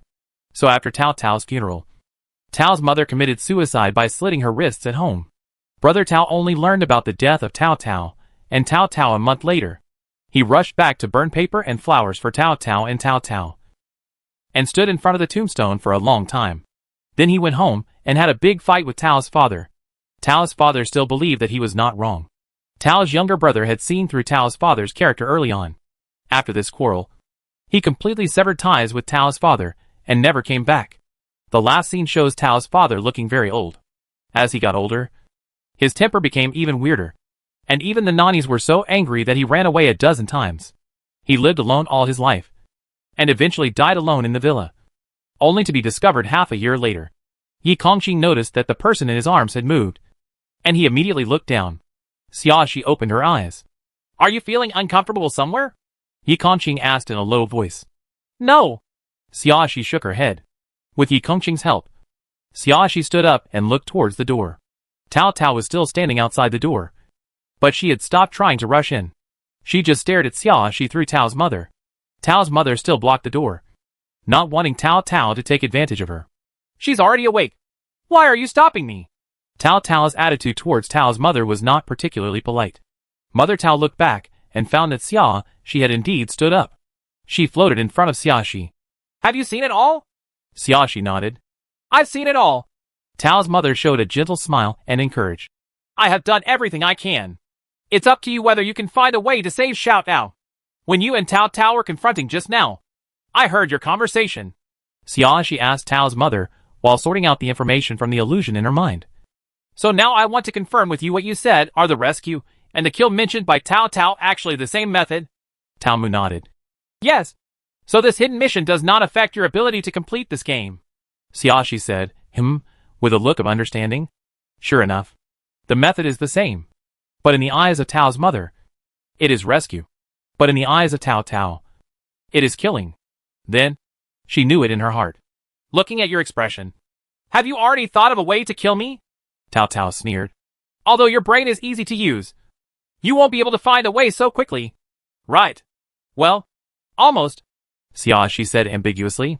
When she was in the illusion, she could almost feel Tao's mood at that time.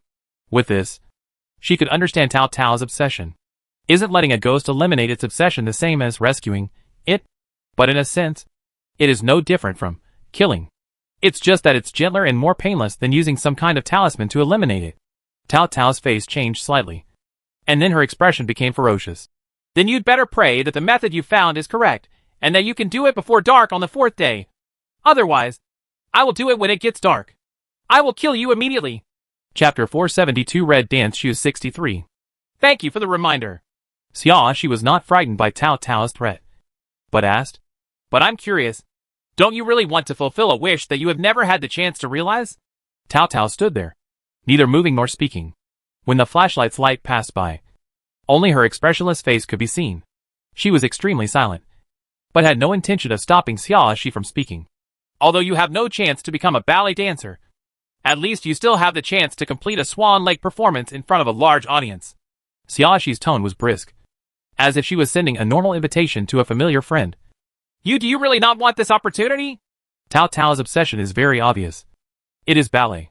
She has never had the opportunity to dance ballet openly, and she has never even had a real audience. There are currently 8 players, which is an unprecedented number of viewers for Tao, who only has Tao's mother as an audience. Moreover, they are strangers.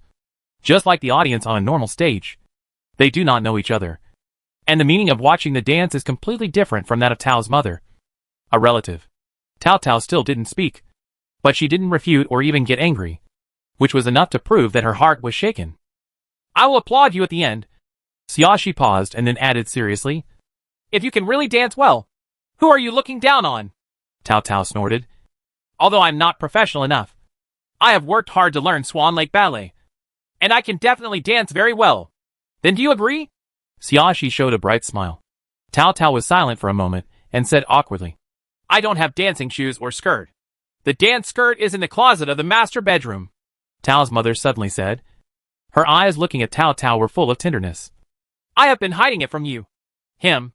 I haven't found it for so many years. There are no dancing shoes. Tao curled her lips. At this time, she looked like a child having a bad temper, completely losing her previous ferocious appearance. If you don't mind, I can find a way to repair your red dancing shoes so that you can wear them, Xiaoxi suggested. There is definitely no condition to buy red dance shoes now, and there is no ballet-related clothing in her storage. The only thing that can come in handy is the pair of red dancing shoes. Although it was a little worn out, it was Tao's favorite birthday gift after all, and Tao would be willing to come and mend it. Sure enough, Tao agreed awkwardly. If it doesn't look good, you have to redo it. Then I can only do my best. Xiaoxi reluctantly raised one of her hands and stretched it in the direction of Tao. Look at my hands. I have never done this kind of needlework. I gave it to you once, and you're still not satisfied? Her tone was natural, just like the angry tone when chatting with friends. Tao raised the corners of her lips unconsciously, unable to control her smile. She never had friends, because she had to practice piano. Whenever other children went out to play, she could only be kept at home by her father. Later, when she got some results and had to participate in performances or competitions, she became even busier. Apart from her family, there is only piano in her life. Until her death, she never had a life of her own. Chapter 473 Red Dance Shoes 64. Faced with Xiaoxi's behavior and attitude towards her friends, Tao found that she was somewhat yearning for him. This is a desire from the bottom of my heart, longing to have friends, eager to dance in front of everyone. And after this desire was aroused, she couldn't restrain such thoughts no matter what. Even if she knew that Xiaoxi had a purpose in doing this, she would still do it. Xiaoxi's flashlight kept shining on Tao. She saw Tao's expression, that pitiful look with a smile on her face, but whether to cry or not, which made her feel sympathy. After all, Tao Tao was only 19 years old when she died. Just a half-grown child.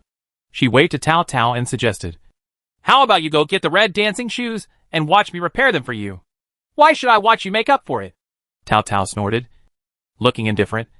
But before Xia could speak, she added, "Just watch it, so that I can always give instructions." Lest you make it up to my dissatisfaction and have to tear it all down and start over. After saying that, she went downstairs to get her shoes. She was afraid that if she acted too late, Xia would give up the idea of letting her watch. The red dancing shoes were still on the coffee table in the living room on the first floor, and no one else had touched them. "Thank you." Tao's mother's voice was choked with sobs. "I haven't seen Xiao show his childish side for a long time. You don't need to thank me," Xia said calmly. "I did all this for a purpose." She sincerely sympathized with Tao Tao, and she also sincerely wanted to give Tao Tao some warmth in the last short time. But this could not deny that she did this for a purpose. If it weren't for clearing the game and hidden tasks, she didn't know if she would still have the heart to do so much for Tao Tao. So, she doesn't need to thank you. Tao's mother was silent for a moment and then said, "But I still want to thank you. At least you gave her a chance to fulfill her wish. I can't maintain my physical condition for too long, so I'll leave it to you."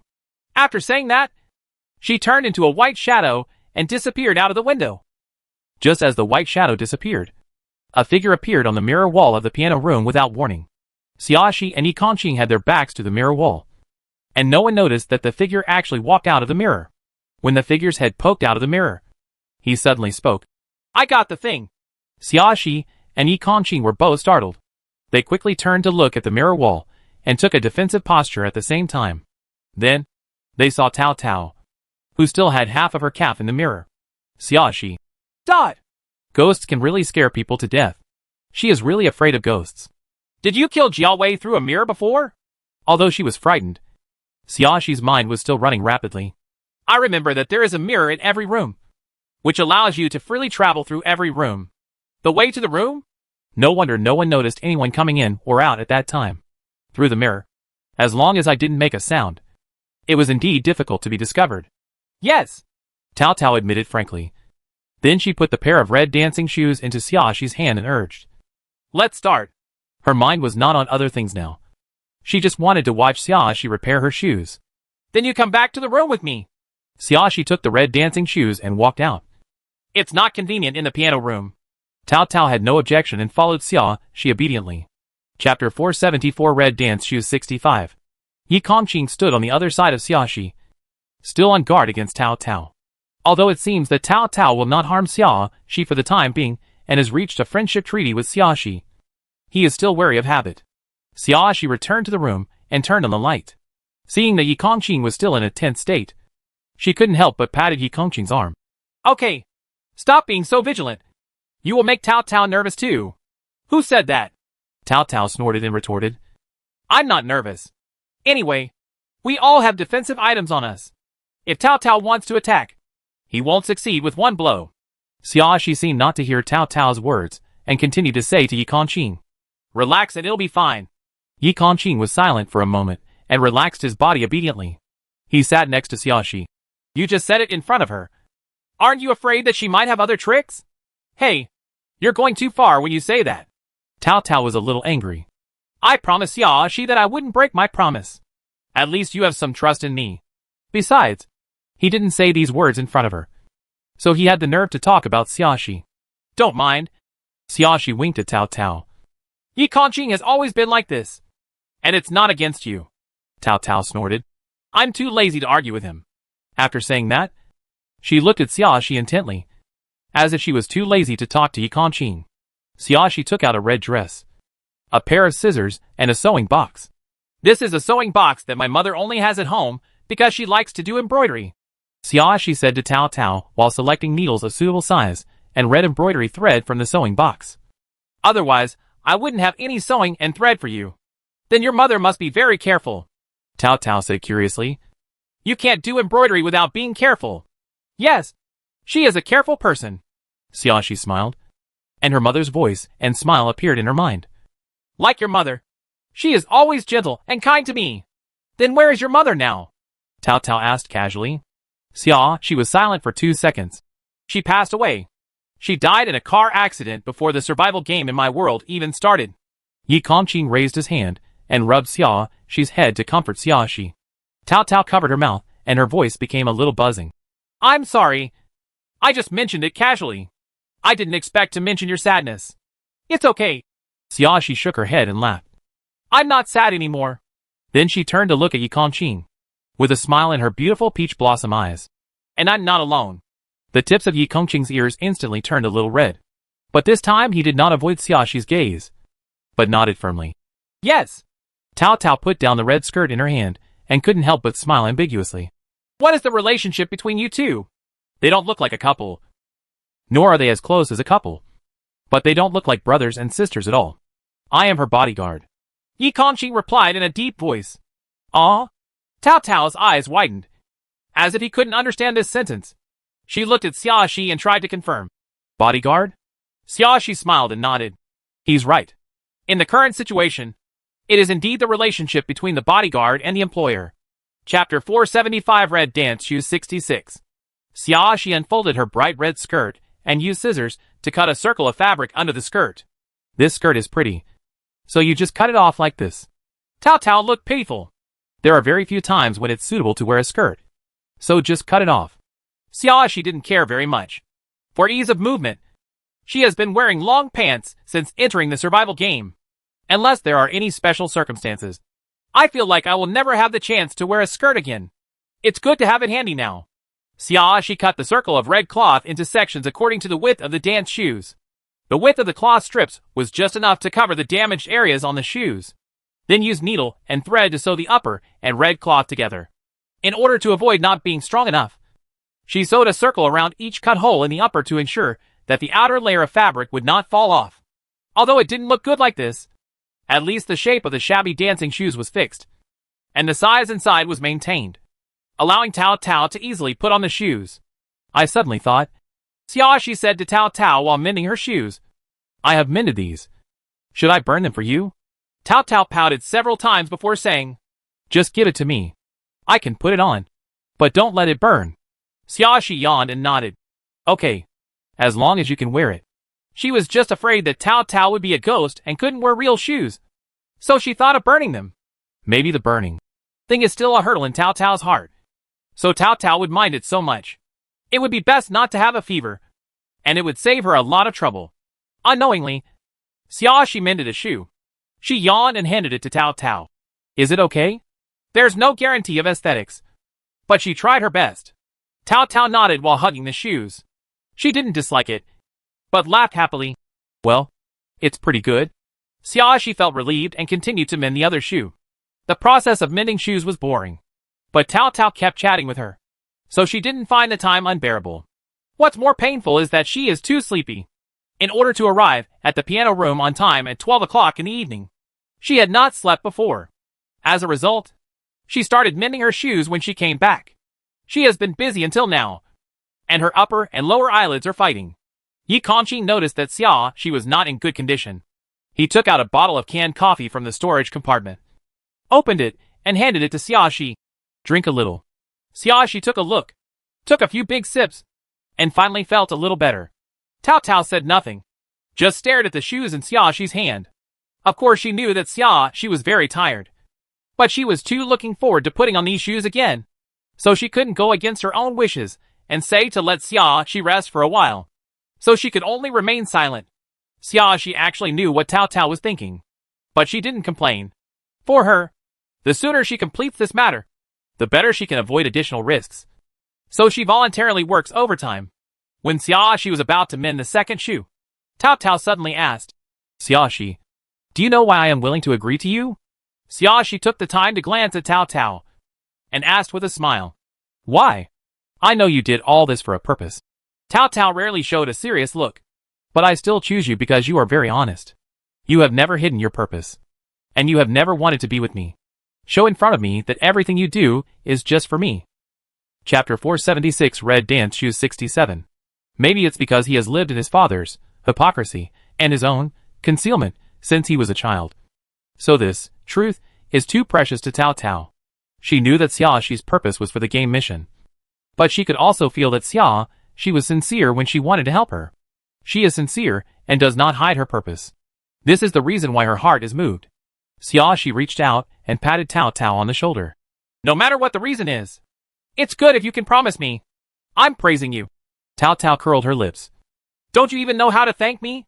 Don't I know what I'm like? Xiaoxi raised her chin arrogantly. You don't need to praise me. I know I'm real and excellent. Cao Cao couldn't help but laugh out loud. You are so proud of yourself. Before dawn, Xiaoxi finally mended the second shoe. She handed it to Cao Cao. Hurry up and try to see if it fits. If anything goes wrong, I still have time to change it. Cao Cao immediately took off her shoes and tried on her dancing shoes. They fit very well. She looked down at the shoes on her feet, and a smile appeared on her face unconsciously. Very good. There's nothing that hurts her feet. That's good. Xiaoxi couldn't help but yawn loudly. She took 2 more sips of coffee before saying, When Puyang Zhenghua and Zhao Chunfei get up at dawn, I can bring your tutu over. Why wait? Cao Cao took off her dancing shoes, carefully placed them on the bedside table, and then said to Xiaoxi, I'll just go get them myself. She put on her previous shoes again and stepped into the mirror that came with her closet. Watching Cao Cao's figure disappear in the mirror, Xiaoxi suddenly said to Yi Kongqing, I think this method of action is quite convenient. It would be really convenient if it wasn't restricted to the villa. Mirrors all over the world can be entered and exited at will, so there will be no traffic jams. It's good to walk normally. Yi Kongqing stopped Xiaoxi from imagining. Don't walk in those messy places. Xiaoxi smiled and winked at Yi Kongqing. I just thought about it casually, but I don't really want to have this ability. While they were chatting, a woman's scream suddenly came from downstairs, followed closely by a man's question. Xiaoxi and Yi Kongqing looked at each other, and they immediately got up and went downstairs. Before leaving, Xiaoxi didn't forget to put on her dancing shoes, just in case anything happened to them. Second floor. Tian Yuan, Su Xiaozhong, and Li Mingming had already walked out of the bedroom next door, and were standing in front of the master bedroom door asking about the situation.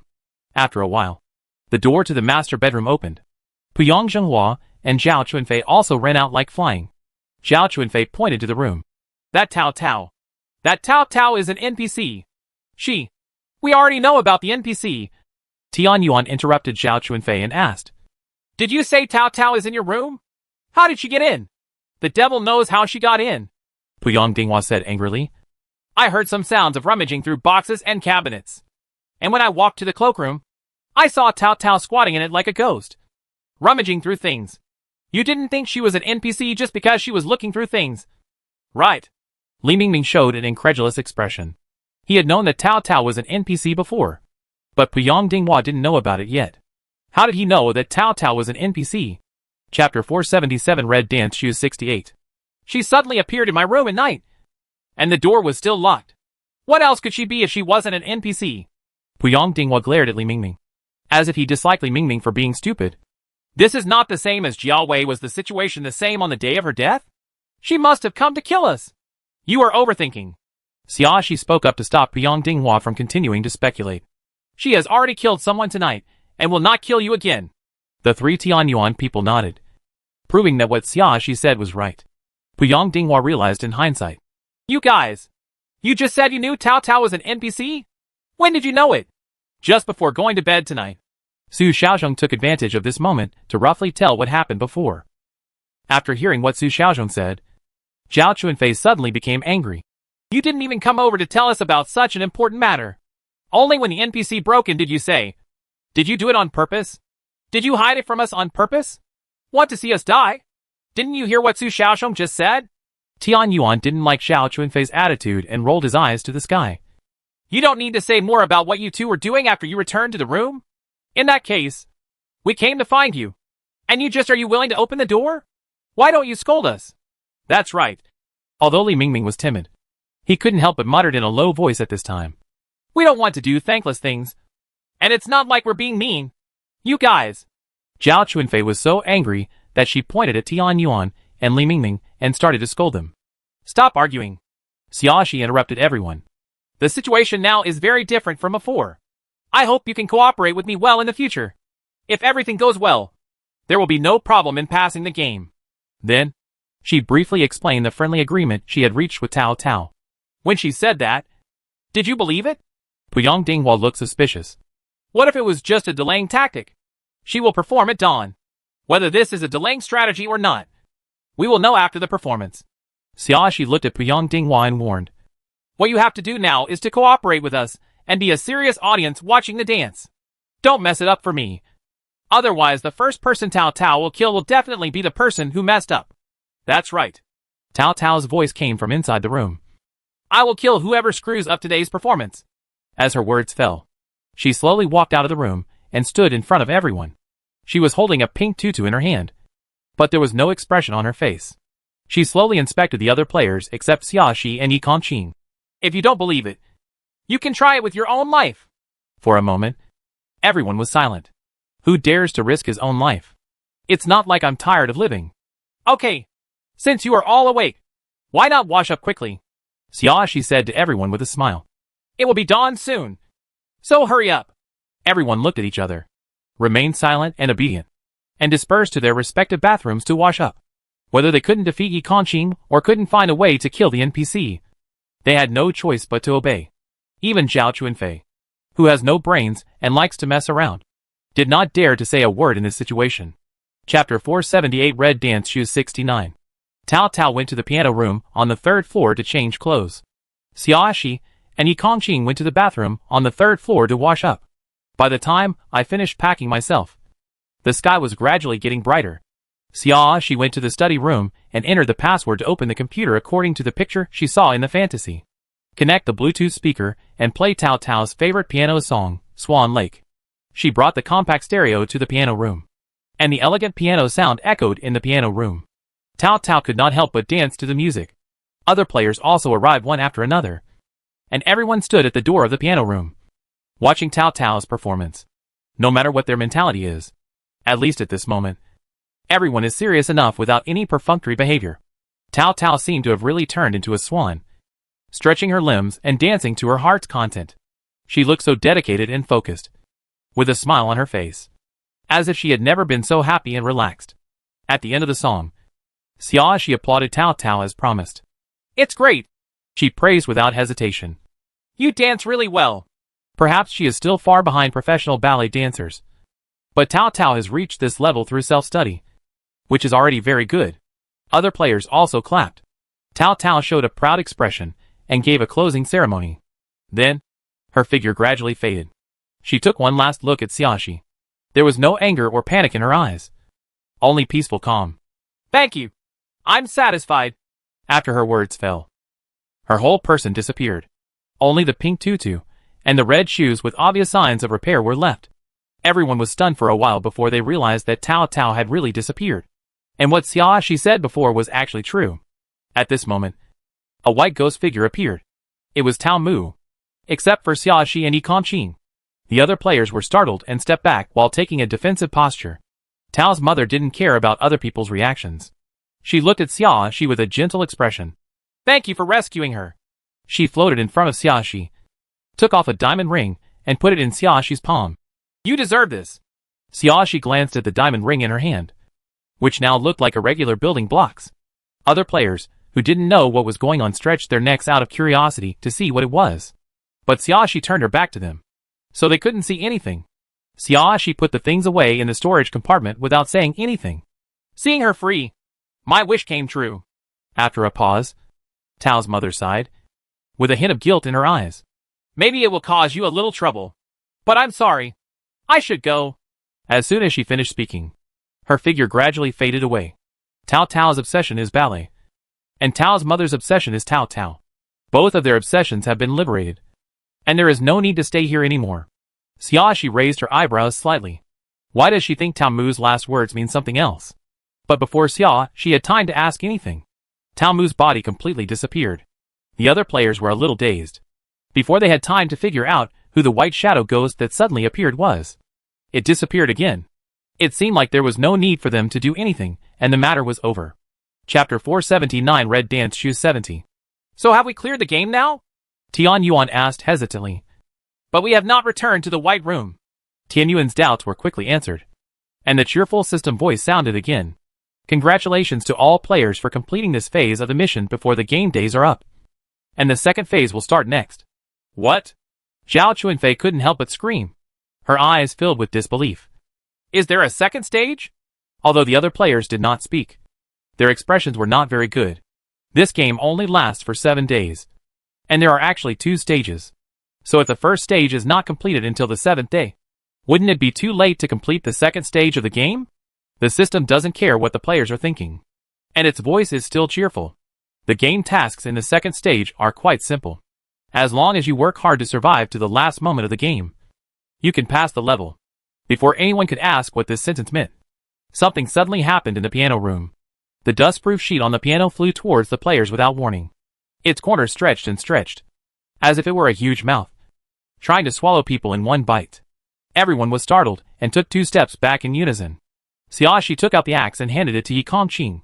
Yi Kongqing quickly took it and split the dust-proof cloth in half with one blow. After the dust-proof cloth was split, it did not lose its mobility.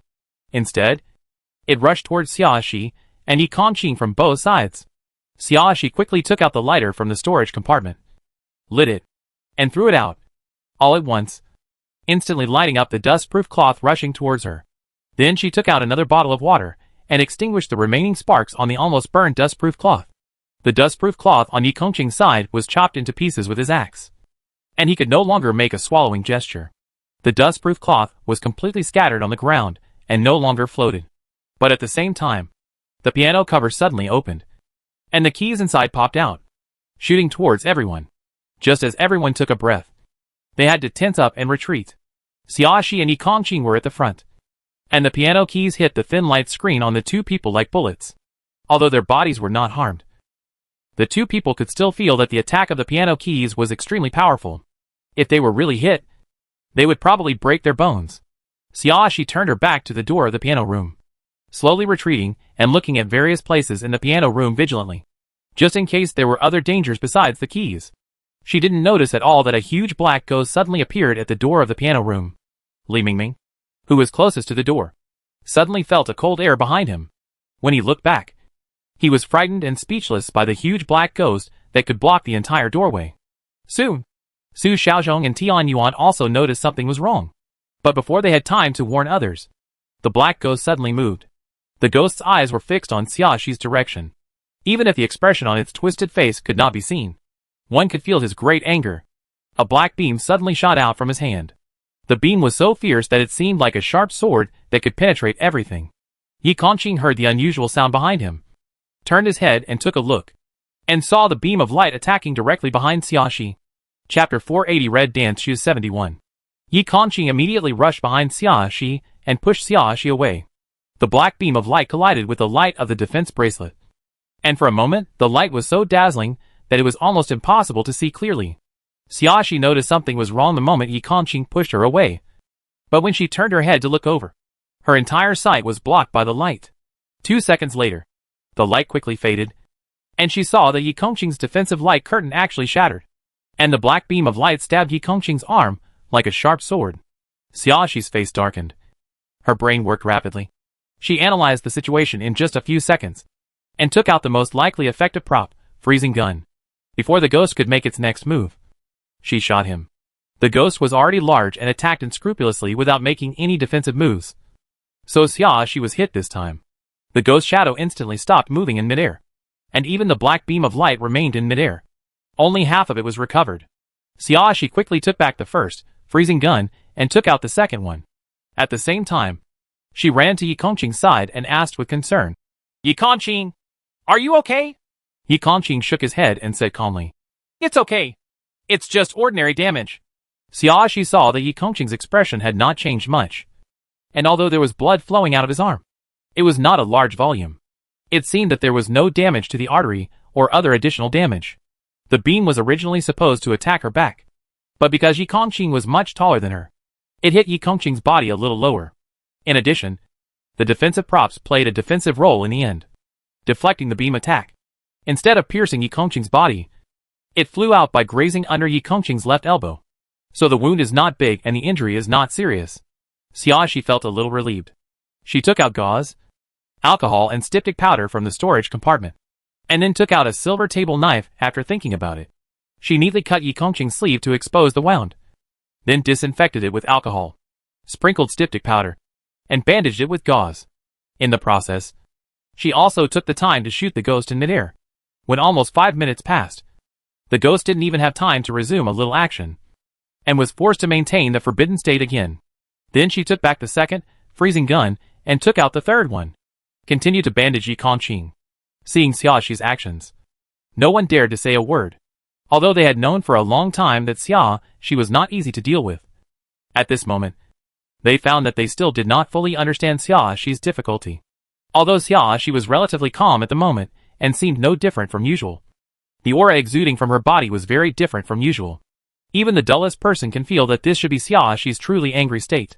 If you provoke Xiaoxi in normal times, you might get yelled at or beaten. But as long as it's not a matter of violating the bottom line, your life will usually be spared. But if you dare to provoke her at this time, you will definitely die. So everyone remained silent, not daring to say a word.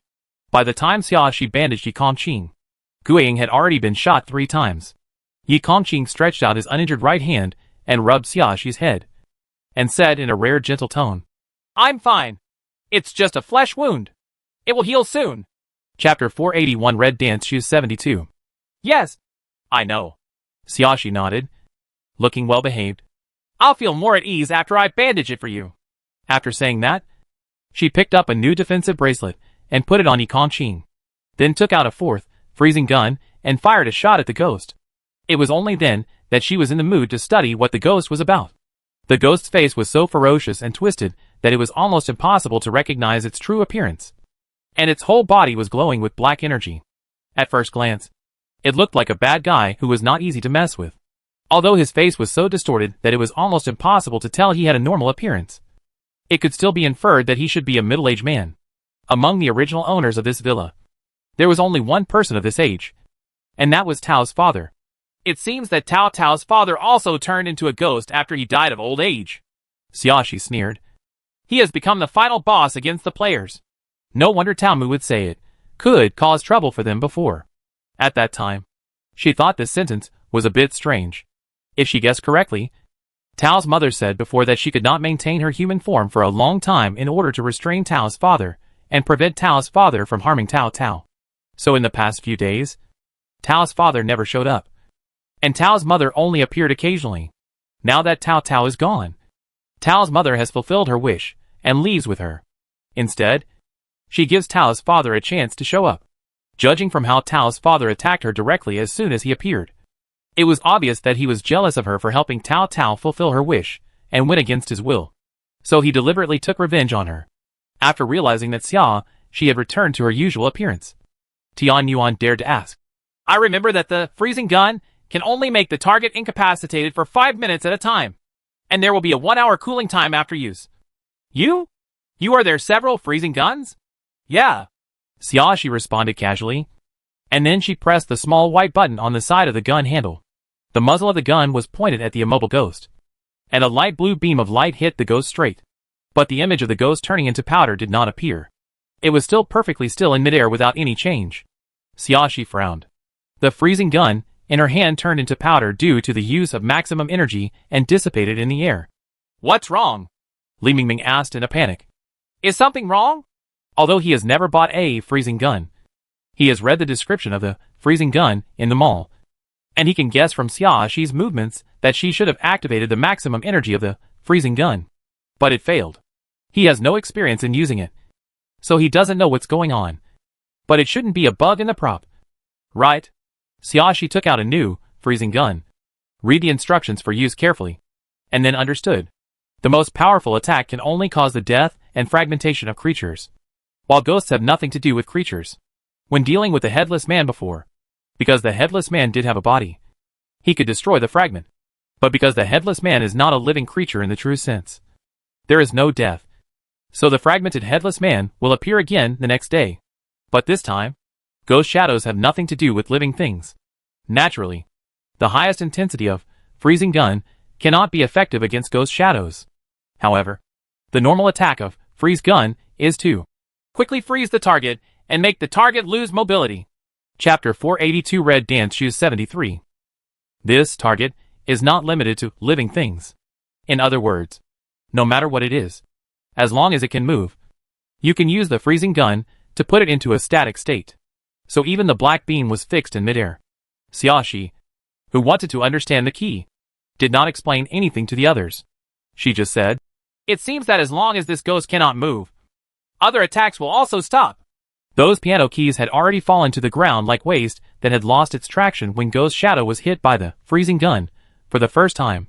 So, as long as the ghost can't move, we'll be safe. Right.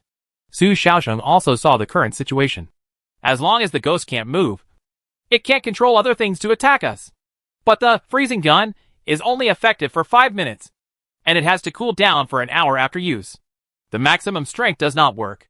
Li Mingming showed a worried look. I'm afraid the freezing gun alone won't last long. Right. That's right. Zhao Chunfei saw that the atmosphere was not as scary as before, and she became active again. I think we should find a way to deal with this ghost as soon as possible. Killing him is the best way. I think it is impossible to find a way to deal with this ghost. Su Xiaozhong expressed his opinion. The system just said that what we have to do in the next few days is to try to survive until the last moment of the game. And it did not say to kill the ghost. Shadow. In fact, in other words, there may be no way to kill it. So all we can do is avoid and defend. You're right. Xiaoxi agreed with Su Xiaosheng's view, and she fired another shot at the ghost. Even if there was a way to kill it, I'm afraid it wouldn't be possible given the current environment and conditions.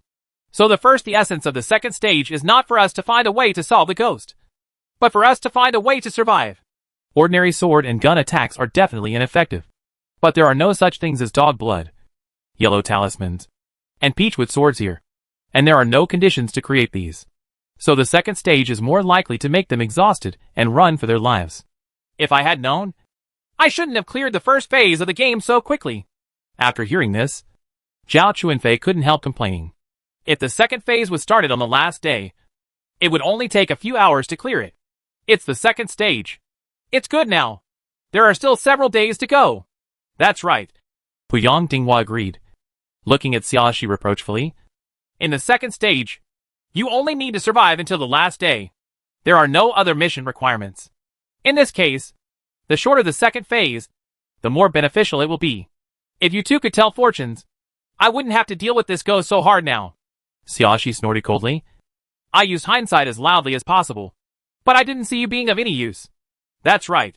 Tian Yuan didn't like Zhao Chunfei and Puyang Dinghua, so he spoke up for Xiaoxi without hesitation. I didn't see you guys raising any opinions before, but now you are completely shirking the responsibility. As if you could have done it in the first place. I know there will be a second phase, and I also know what the rules are for the second phase.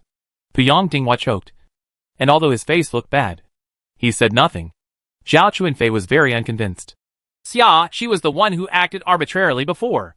She insisted on everyone working together to help Tao Tao fulfill her wish. If it were delayed for 2 more days, the second stage would be much easier to handle. Chapter 483 Red Dance Shoes 74.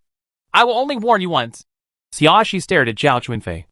Now entering the second stage, the targets that players have to deal with are very clear.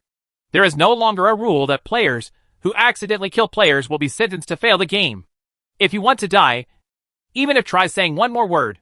There was a slight smile on her face, but her words were an undisguised threat. Zhao Chunfei was stunned for a moment, and then reacted. Tao Tao's NPC hiding among the players has been eliminated, and there is no longer a process for players to identify the NPC. Now there is no obstruction between players killing each other. Zhao Chunfei was so frightened that she shut her mouth tightly, and took several steps back from Puyang Dinghua, staring at Xiaoxi warily. She was afraid that Xiaoxi would kill her in the next moment. Xiaoxi did not look at Zhao Chunfei anymore. She waved to Tian Yuan and Su Xiaozhong. Come here. You too. Tian Yuan and Su Xiaozhong looked at each other. Both of them were a little confused, but they still walked towards Xiaoxi obediently. When the two people approached, Xiaoxi took out a total of 12 freezing guns and handed them to Tian Yuan and Su Xiaozhong respectively.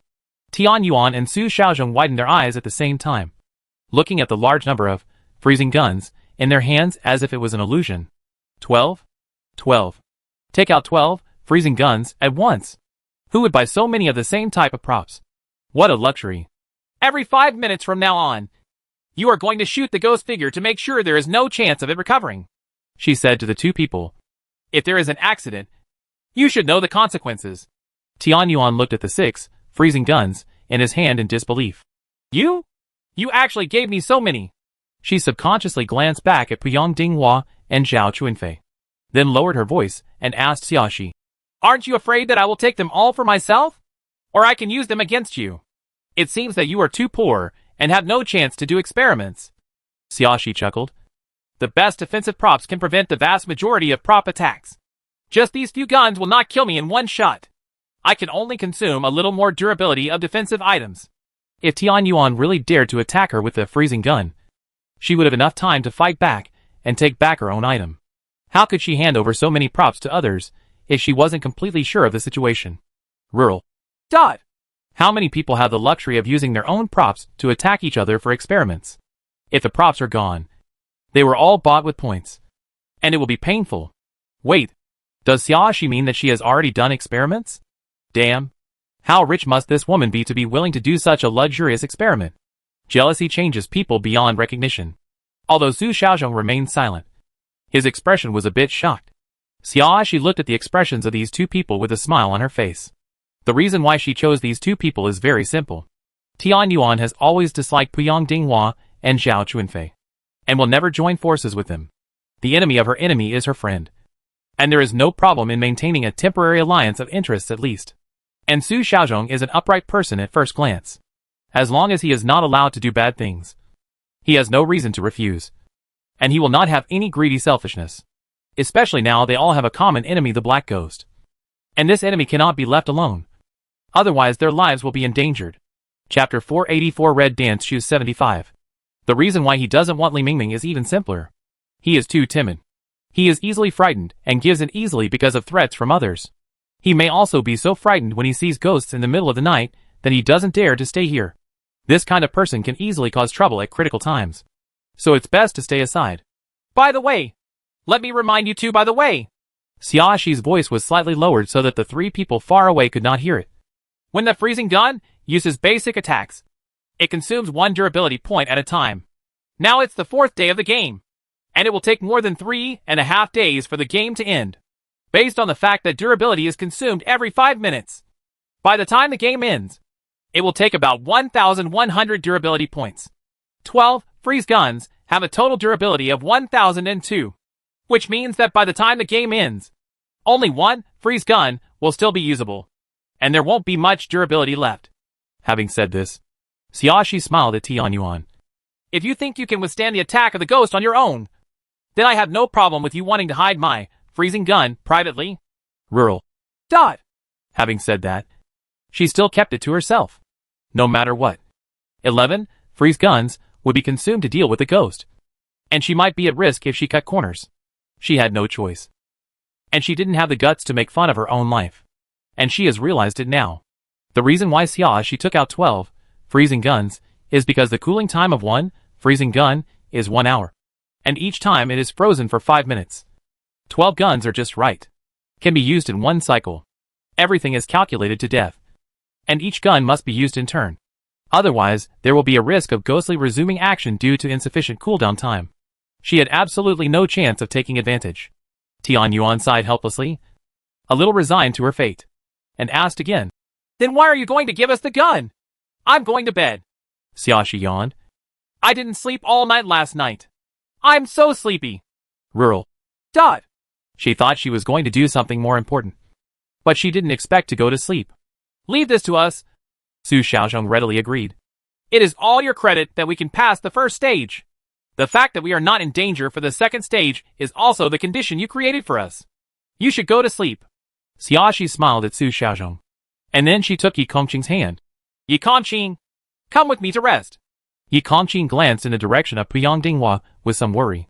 Xiaoxi knew what Yi Kongqing was worried about. She thought about it and said to Yi Kongqing, Let's do this. There are a lot of clothes in the closet of the master bedroom. Let's get some strong fabrics and tie them up. Her voice was not deliberately lowered, and everyone present heard it. Zhao Chuanfei was the first to shout. Xiaoxi, what do you want to do? You actually want to tie us up? Puyang Dinghua was also a little angry. Xiaoxi, even if you have Yi Kongqing to help you, you can't bully others so unscrupulously. I'm not going to kill you. What are you yelling about? Xiaoxi's sleepiness made Xiaoxi's patience much less than usual.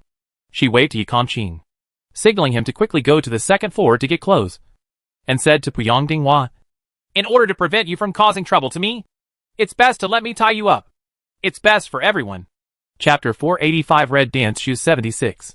Yi Kongqing understood and strode out of the piano room. Why did I cause trouble for you? Zhao Chuanfei said reluctantly. We obviously didn't do anything. You are the one who caused trouble. Xiaoxi was too lazy to talk nonsense. So she took out 2 more freezing guns and froze Puyang Dinghua and Zhao Chuanfei. Seeing that the 2 people were successfully frozen, Xiaoxi raised her eyebrows slightly. She originally just started with the attitude of giving it a try, but she didn't expect it to be successful. If she remembered correctly, both Puyang Dinghua and Zhao Chuanfei had high-grade defensive items, but they were still frozen by the items.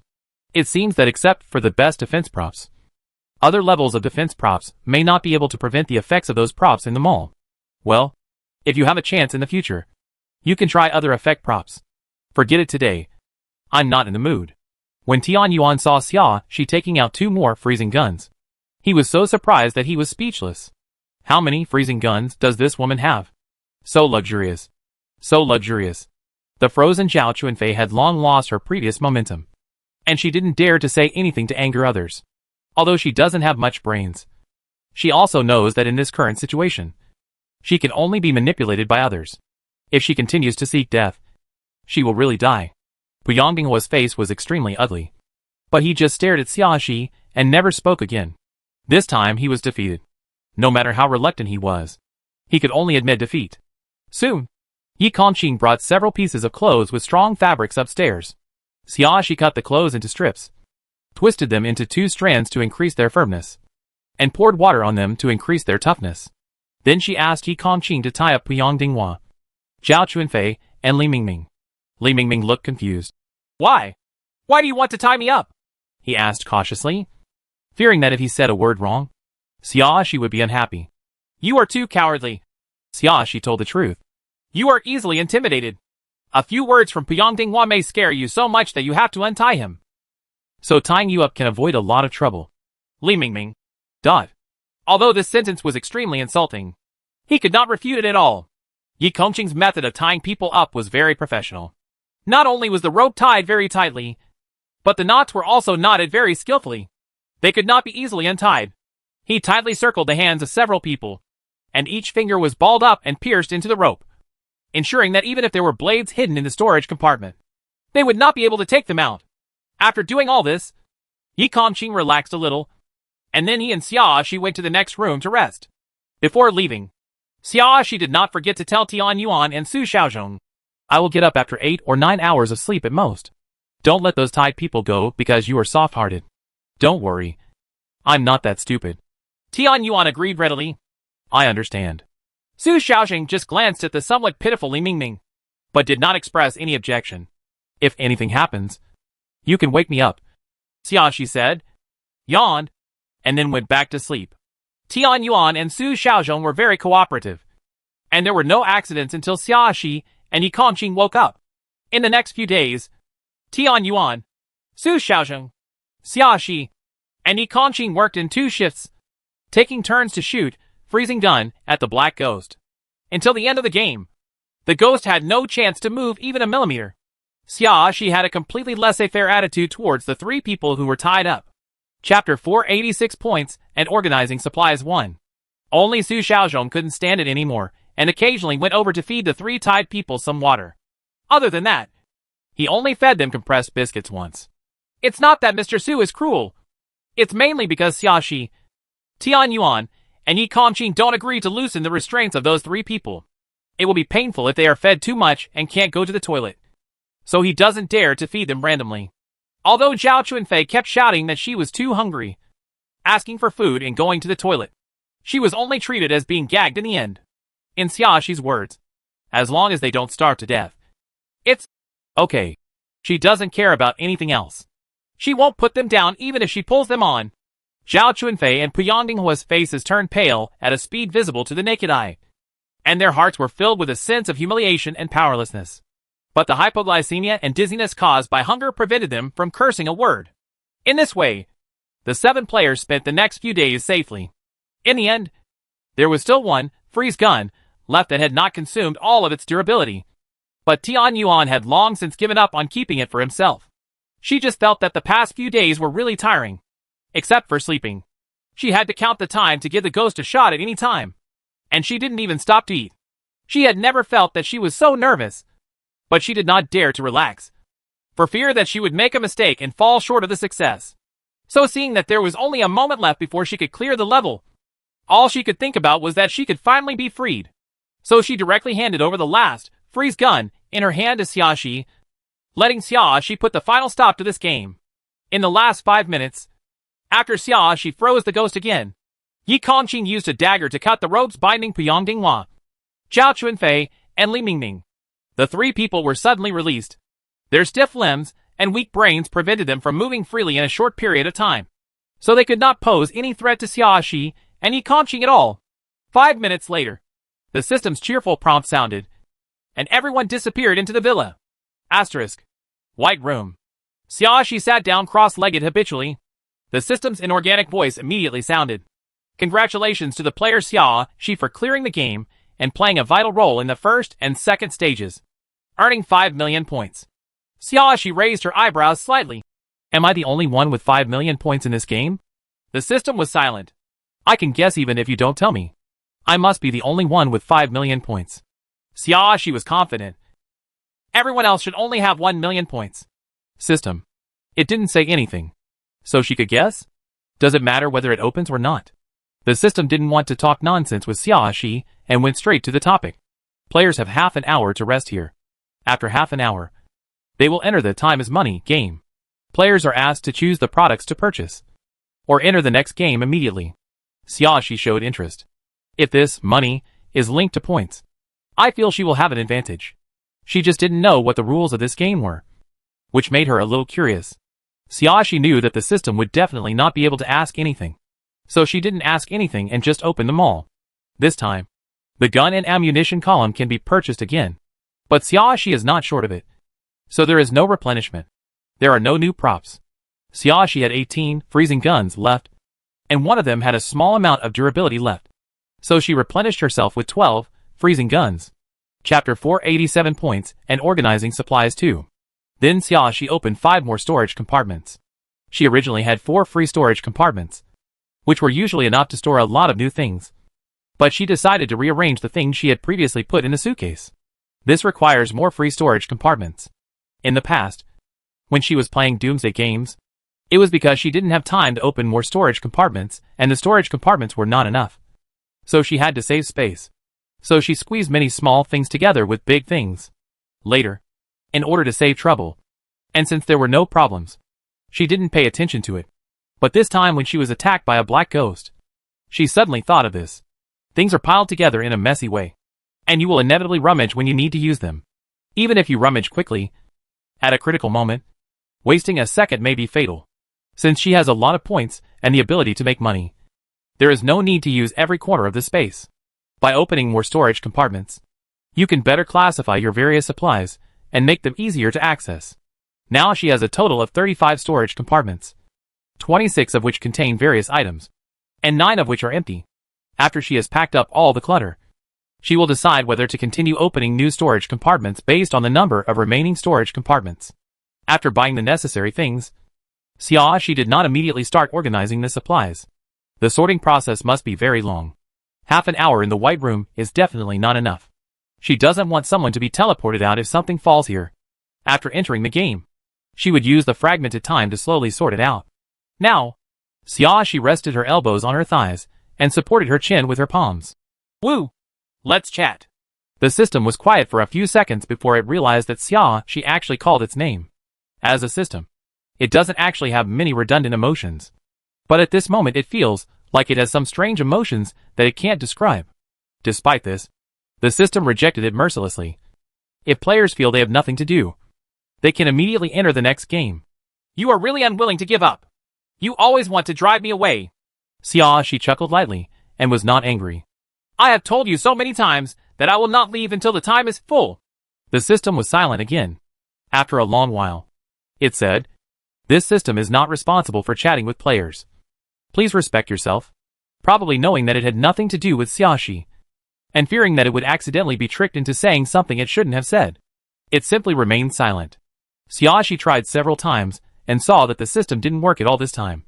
So she had to give up her plan. Seeing that the system was so defensive, it seemed that she had used too many tricks in the past, which made the system more alert. Well, it's better to do the opposite, and don't ask anything for the next few times. Gradually the system will definitely relax its vigilance, and then try again to see if it can ask anything. After making this decision, Xiaoxi really stopped talking to the system. Instead, she began to close her eyes and rest her mind, emptying her brain as much as possible to soothe her nerves. When you are in the White Room, you don't have to worry about possible dangers. Only here can you relax completely. But the rest period is so short, obviously to put players under high-intensity pressure for a long time, especially under high pressure in games. Even if some people return to the White Room, it is difficult for them to enter a relaxed state in a short period of time. Maybe even half an hour before I have time to relax. I will start a new game. The mechanics of this survival game have a set of methods for training people. Chapter 488 Time is Money 1. Xiaoxi stood in a bush, with a fishy and salty smell wafting in the air. It wasn't raining, but there was an indescribable feeling of wetness. The moisture in the air is too high.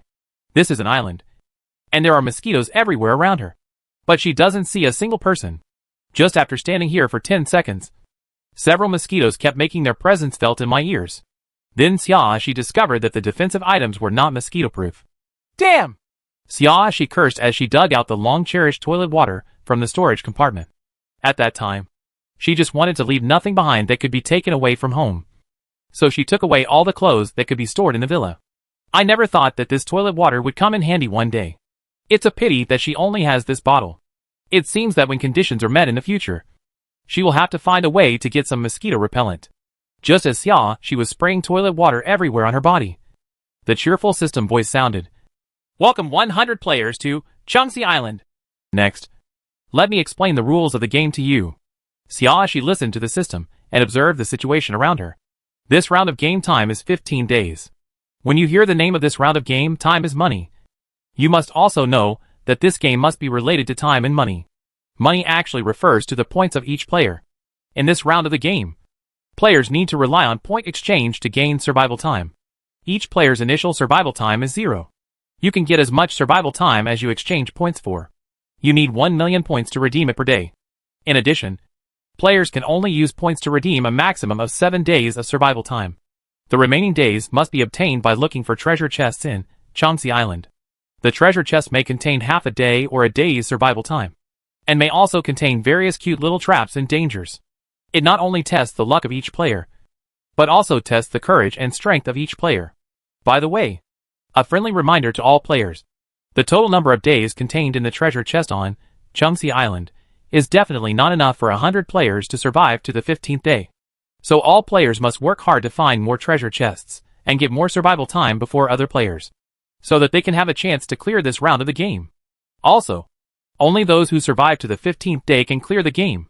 In other words, even if a player gets 15 days of survival time in advance, the actual 15 days have not passed, and it will not be counted as clearing the level.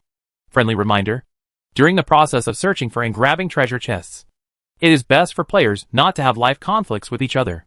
Finally, within 1 hour after the game starts, players can decide how many points they use to redeem survival time.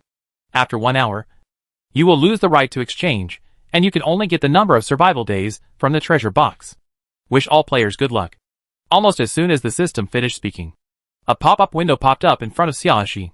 Player Xia, she is asked to redeem the number of days of survival. Use points ___ million to redeem. Xiaoxi had nothing to hesitate and directly filled in the numbers, 700. After clicking the OK button, the pop-up window disappeared and was replaced by an extra piece of text wrapped in a green border in the upper left corner of the personal panel. Chapter 489 Time is Money 2. In the green border, the words, 7 days to survive, are bolded and enlarged, and they shine with golden light, as if they are afraid that no one will be able to see its existence. Xiaoxi rubbed her eyes that were dazzled by the flash, and clicked on the Friends function to send a message to Yikonqing. Xiaoxi, Yikonqing, are you on Changxi Island? Yikonqing, yes. After receiving this reply, Xiaoxi felt relieved. Although the two people did not appear in the same location this time, they were still in the same game, which made it much easier to handle. Xiaoxi, go to the coast. I will fly around the coastline of the island later. If you see me, send me a message. I will land nearby and wait for you to find me. Yi Kongqing, okay. Yi Kongqing, I am near the coastline now. Xiaoxi, then I will take off immediately. Xiaoxi took out the fairy wings and put them on herself, then flew into the sky. She didn't fly very fast to prevent Yi Kongqing from seeing her and sending her a message. She had already flown far away and was easily missed. Not long after, Yi Kongqing sent the message. I saw you. Xiaoxi immediately landed and waited for Yi Kongqing to come to her. She flew along the coastline, and Yi Kongqing was also near the coastline. She didn't fly too high, so Yi Kongqing found that her location shouldn't be too far away. However, Xiaoxi did not wait, but looked casually on the nearby rocks. The layout of the reef is irregular, and there are gaps everywhere, which contain some marine life blown up by the waves. Seaweed, LS, starfish, fish and shrimp. Everything is there. The salty smell at the beach is stronger, and the sea breeze is strong, pushing the cool sea water to the shore, bringing more moisture. Fortunately, the climate is getting hotter now, and I don't feel cold even if I get splashed by sea water occasionally. Xiaoxi spent a long time looking in the crevices of the nearby rocks, and finally she found something that looked like a treasure chest, because it was hidden in a gap. The light was not good, so she took out a flashlight to take a look and confirmed that it was a small wooden box. The box was much smaller than she had imagined, probably only a little bigger than the palm of her hand. There was a small handle on the top, which should be convenient for people to pick it up. With such a big size, you can indeed hide a lot of them on an island without being easily discovered. Even if you throw it casually into the bushes, it will be difficult to find it. Fortunately, the gap where the treasure box was hidden was not small, and Xiaoxi could put her hand in. She first carefully observed the situation inside the gap to make sure there were no strange creatures or potential dangers, then put on gloves and lifted the treasure box out. The treasure chest has no lock, just a hasp that keeps the treasure chest closed. As long as the buckle is unfastened, the treasure chest can be opened. Xiaoxi made some mental preparations, took another detox pill, and then quickly opened the treasure chest. A pop-up window immediately popped up in front of her. Congratulations to player Xiaoxi for gaining half a day of survival time. Then the row of golden fonts on her personal panel also changed. Number of days to survive 7.5 days. Xiaoxi smiled happily. It seemed that she had good luck on the first try and didn't encounter any traps or dangers. Xiaoxi! Yi Kongqing's call came from the distance. Xiaoxi turned around and waved to Yi Kongqing. Yi Kongqing! Come here quickly! Yi Kongqing obeyed and walked closer. What's wrong? Chapter 490 Time is Money 3. Xiaoxi showed the small wooden box in her hand to Yi Kongqing. This is the small treasure box we are looking for. I was lucky just now and got half a day to survive. Yi Kongqing glanced at it. So small. Yeah. When I first saw it, I thought it was a lot smaller than I thought. At this point, Xiaoxi thought of something unhappy and curled her lips. In this way, my flight plan all we can do is go to waste. She originally planned to fly around the island looking for treasure chests with Yi Kongqing, so as to avoid mosquitoes, rats and ants and speed up the journey. But the treasure chest is too small and is easy to miss while flying in the air. Even flying at low altitude is inconvenient. There are too many obstacles and the treasure chest is too small, especially in places such as bushes and small trees. You have to find it bit by bit, so this plan won't work. Yi Kongqing rubbed Xiaoxi's head. It's really not convenient for Fei to find such a small box. Let's start looking from here. Okay. Xiaoxi quickly put aside her little emotion and began to look at the things in the crevices of the rocks with Yi Kongqing. While looking for something, she asked by the way, Yi Kongqing, how many days did you exchange your points for survival time? Yi Kongqing raised his hand to move a stone and answered without raising his head. 3 days. He doesn't have many points, although he has received points from several players in the unfinished game. The total is less than 8 million points. For future considerations, he could not exchange too many points for survival time. Did you get 1 million points in the last game? Xiaoxi asked again curiously. Yeah. Yi Kongqing nodded. As expected? Xiaoxi murmured to herself, and then said to Yi Kongqing, I got 5 million points in the last game. There was a little pride in her tone, as if she was a child waiting for praise. Yi Kongqing finally raised his head and glanced at Xiaoxi. At the first second, he was a little surprised, because he didn't expect that two players in the same game would have different points. And the gap was so big. But then I thought about it. And I thought that in the previous game, I basically relied on Xia to pass the level. And I felt that it was natural for Xia to have such high points. Seeing Xia's expectant expression, Yi Kongqing's heart felt soft for no reason. And he praised cooperatively. "You are amazing!" Xia suddenly laughed. Brilliant and bright. Then she bent down and started looking for the treasure chest in earnest. Yi Kongqing's survival time is much shorter than hers, so she must find more treasure chests as soon as possible. The two people spent a day searching through the rocks on this side of the shore, and found a total of 15 treasure chests. 7 of them have survival time in them, and the remaining 8 are all traps. Because whoever opens the treasure box, the contents in the treasure box will automatically belong to the other party. In order to allow Yi Kongqing to get time to replenish it as soon as possible, he is allowed to open these boxes. Therefore, Yi Kongqing not only got time to survive, but also accepted the baptism of various traps. Those traps were not the cute little traps the system called them at all. At least neither the party involved, Yi Kongqing nor the bystander Xiaxi, thought so. Some had a poisonous snake springing out. Some had a burst of poisonous smoke. And some had poisonous needles flying out. A pufferfish with thorns all over its body is considered relatively mild. Who would have thought that a highly poisonous jellyfish would emerge from one of the treasure chests? Chapter 491 Time is Money 4. I don't know how the pufferfish and jellyfish survived in this small wooden box without water. Even though Yi Kongqing reacted quickly, there were still times when he couldn't avoid trap attacks. Fortunately, before asking Yi Kongqing to open the box, Xiaxi gave Yi Kongqing a detox pill. Otherwise he might have lost his mobility in just 2 pills. Although I don't know what kind of poison those poisonous smoke and poison needles are. And I don't know if they are fatal. But as long as they are poisoned, it will definitely be bad. Among the 7 treasure chests that have a survival time, 5 are half a day long, and only 2 are 1 day long. It is conceivable that there are very few treasure chests that have a 1-day survival time.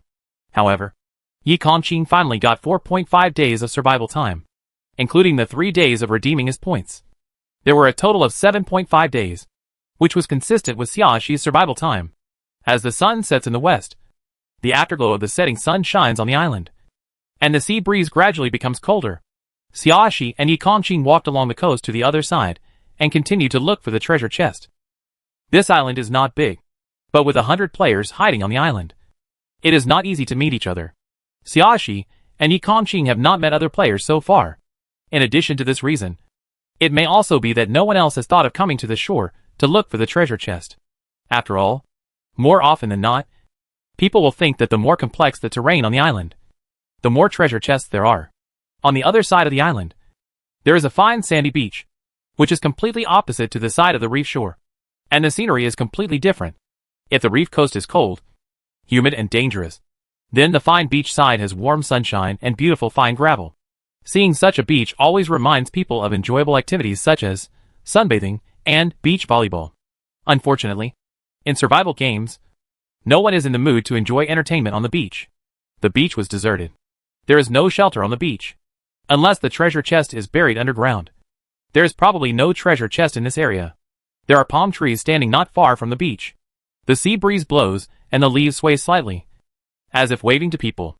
It seems there is nothing to find on this side of the shore. Yi Kongqing looked at Xiaxi. Would you like to go into the woods? We can only go into the woods. Xiaxi raised her head and glanced at the sky. Most of the orange sun in the distance has already sunk into the sea level. It won't be long before it will completely set in the west. It's getting late, and you can't stay on the shore forever. Even though the temperature here is already very high during the day, the seaside cools down significantly after night. Entering the woods can effectively block part of the sea breeze, and the temperature is not that cold. Okay. Yi Kongqing walked up to Xiaxi and took the lead. Follow me. Xiaxi had no objection and followed Yi Kongqing obediently. If you find the treasure chest later, you can open it. Yi Kongqing said to Xiaxi. I already have a lot of survival time. I will save it for you for 15 days first, and then save it for me. I think it's safer for one person to save for 1 day. Xiaxi expressed her opinion. I'll unpack it first later. If I get 1 day's survival time, you will unpack it next. Although it seems that the difference in either method is not big, it still has an impact on the psychological state. If the survival time of 2 people is close, It will make people feel more at ease, and not cause anxiety because of the huge gap. Yi Kongqing thought for a while, and agreed to Xiaoxi's proposal. Chapter 492 Time is Money 5. The two people quickly walked into the palm forest. The trunks of palm trees are very tall, with a height of 3 to 8 meters, and only the tops have leaves. So when walking in the palm forest, there will be no chance of being scraped by the branches. However, there were a lot of weeds and bushes growing under the trees, which hindered the progress a lot. Fortunately, both Xiaoxi and Yi Kongqing were wearing trousers, and the small thorns on the bushes could be completely blocked, so the two of them were not scratched. Xiaoxi handed the axe to Yi Kongqing. Yi Kongqing chopped down the weeds and shrubs along the way every step of the way. After walking like this for a while, they discovered 2 more treasure chests. After Xiaoxi opened it, she found that they were 2 empty boxes. Yi Kongqing frowned slightly. The system did not say that there would be empty boxes at the time. It should be that these 2 boxes have been opened. Xiaoxi thought for a moment and then understood. Then they were closed again and placed here to deliberately mislead other players. None of the small wooden boxes that she and Yi Kongqing found on the reef shore disappeared because they were opened. Therefore, it is possible for some thoughtful players to deliberately relocate the wooden boxes as if they have not been opened in order to waste other players' time. Yi Kongqing's face darkened slightly, obviously not happy. Forget it. Let's keep looking. Xiaoxi patted Yi Kongqing's shoulder. There's no need to vent your anger on them. If you know who did it, it would be a good idea to just go up and beat him up to vent your anger. But I don't know who did it. Being angry can only hurt your body. It's not cost effective. It's better not to be angry. Although you may still find an empty box next. You have no choice but to worry about missing it if you don't look for it. Yi Kongqing said, took out the flashlight from the storage compartment and continued walking forward. Xiaoxi followed Yi Kongqing and took out her flashlight. The sky was completely dark. There seemed to be no moonlight tonight, and visibility was not high. However, players all over the island have turned on lighting tools, and they can vaguely see lights flashing in many places. Various insects and frogs chirped one after another, making the island's dark night seem even quieter. Finding things in the dark is not as easy as during the day, but most players don't stop. The system sentence. The total number of days in all the treasure chests is not enough for 100 players to survive for 15 days. Forced everyone to race against time to find the treasure chest. I am afraid that I will become the person who does not have enough days to survive. Asterisk. This palm grove is not big. Just a few long rows along the beach, guarding the periphery of the island like a city wall, resisting the invasion of huge waves during tsunamis. Because the bushes are not deep, but just very long. Yi Kongqing and Xiaoxi can regularly find them in one long row, and then find them back in the second longest row. After struggling like this until late at night, the two finally found several unopened treasure chests in the palm forest. Excluding those traps, each person's survival time was only increased by half a day, and the survival time of both people became 8 days. Xiaoxi yawned, took 2 sips of milk, and said to Yi Kongqing, "We have almost finished searching this palm forest. Let's leave here. And it's getting late, so we should rest. It's not efficient to keep doing this." Not high. Mainly during the day. Chapter 493 Time is Money 6. Yi Kongqing did not object and led Xiaoxi out of the palm forest. I see there are mountains in the distance. Why not fly there and find a cave to stay? Xiaoxi took out the fairy wings and handed them to Yi Kongqing. Today's weather is not very good, and it is getting more and more humid and sultry. Maybe it will rain in a while. The terrain of the island is basically low on the 4 sides and high in the middle. The terrain in the middle is more complicated and dangerous. But if you can fly, the complicated terrain is not an obstacle. Moreover, a day has passed now, and the flat areas may have been visited by various players. Going to the middle of the island at this time is more conducive to finding unopened treasure chests. So Xiaoxi decided to shift the focus of her search and give up on the edge of the island for the time being. Yi Kongqing took the fairy wings and read the prop instructions, and then he put the prop on himself.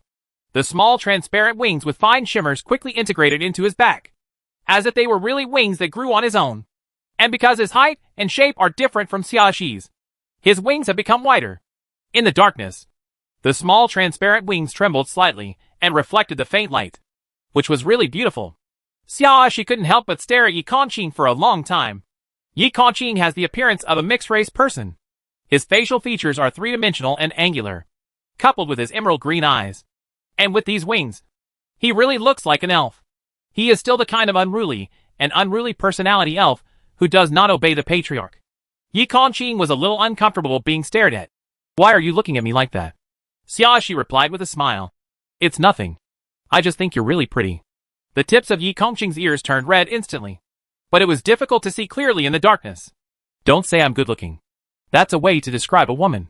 He pretended to be calm and stretched out his hand towards Xiaoxi. Let's go. Xiaoxi did not argue with Yi Kongqing, but obediently put her hand into Yi Kongqing's. Yi Kongqing pulled Xiaoxi into his arms, put one arm around Xiaoxi's waist, and after making sure to protect Xiaoxi, flew neatly to the center of the island. After a while, they found a cave. The location of the cave is relatively high, halfway up the mountain. Unless a player's initial landing point is near here, no player will come here in a short time. Yi Kongqing entered the cave to investigate, and made sure there was no one in the cave before letting Xiaoxi in. Xiaoxi took a look around and saw that the cave was empty. There was nothing, and there was no sign that anyone had been there. It seems that at least since the start of this round of games, no players have entered this cave. This cave is not deep, and the entrance is a bit big. It is okay to lie in it when there is no wind or rain. But if it is windy and rainy, I am afraid that most places in the cave will get wet. Xiaoxi was thinking about how to block the entrance of the cave, when Yi Kongqing took out a tent and quickly set it up in the cave. Hey, where did you get your tent from? Xiaoxi asked curiously. She remembered that Yi Kongqing didn't have a tent before. I bought it in the single-player game. Yi Kongqing answered truthfully. I later found out that it could be stored in the storage compartment, so I brought it back with me. This is a tent for 2 people, but for 2 tall men, Yi Kongqing and Xiaoxi. It is still a bit crowded if they lie down together. Yi Kongqing took out 2 more sleeping bags. I bought these when I was in the single-player game. Chapter 494 Time is Money 7. Yi Kongqing put one of the sleeping bags into the tent, turned to Xiaoxi and said, You sleep in the tent. I'll be outside. It's very cold at night on the island. If it rains, this cave can't block the wind and rain at all. Once you get caught in the rain, it's easy to catch a cold. Xiaoxi objected. I think it's better to sleep in a tent. The sleeping bag is warm and waterproof. Even if I get caught in a little rain, I'm in good health. Yi Kongqing lowered his eyes at the sleeping bag in his hand, not looking at Xiaoxi. It doesn't matter if I sleep outside, even if you have a strong constitution. You can easily catch a cold after being exposed to the rain for several hours. Xiaoxi insisted. In this game, the accommodation conditions are very poor. If you get sick and don't have good conditions to maintain your body, your recovery will be very slow. After a pause, she added, Moreover, you must be in good enough physical condition to cope with the second stage of the game. Yi Kongqing was stunned for a moment. He raised his head and looked at Xiaoxi. Have you guessed what the rules of the second stage this time are? In the previous games he participated in, there were 2 stages. Even someone like him, who was not good at analyzing problems, could tell that this game should have 2 stages. But he never expected that Xiaoxi could guess the rules of the second stage in advance. There is probably a guess, although I'm not sure it's 100% correct. I'm still a little sure. Xiaoxi nodded and told Yi Kongqing her thoughts truthfully. First of all, the system says that players can only redeem points for a maximum of 7 days. Survival time. Then I guess the 8th day of the game is when the second phase begins. Yi Kongqing put down the sleeping bag in his hand for the time being and listened carefully to Xiaoxi's analysis of the situation. Secondly, the system has set a friendly reminder that players should not have life conflicts during the search and snatching of treasure chests. Xiaoxi continued.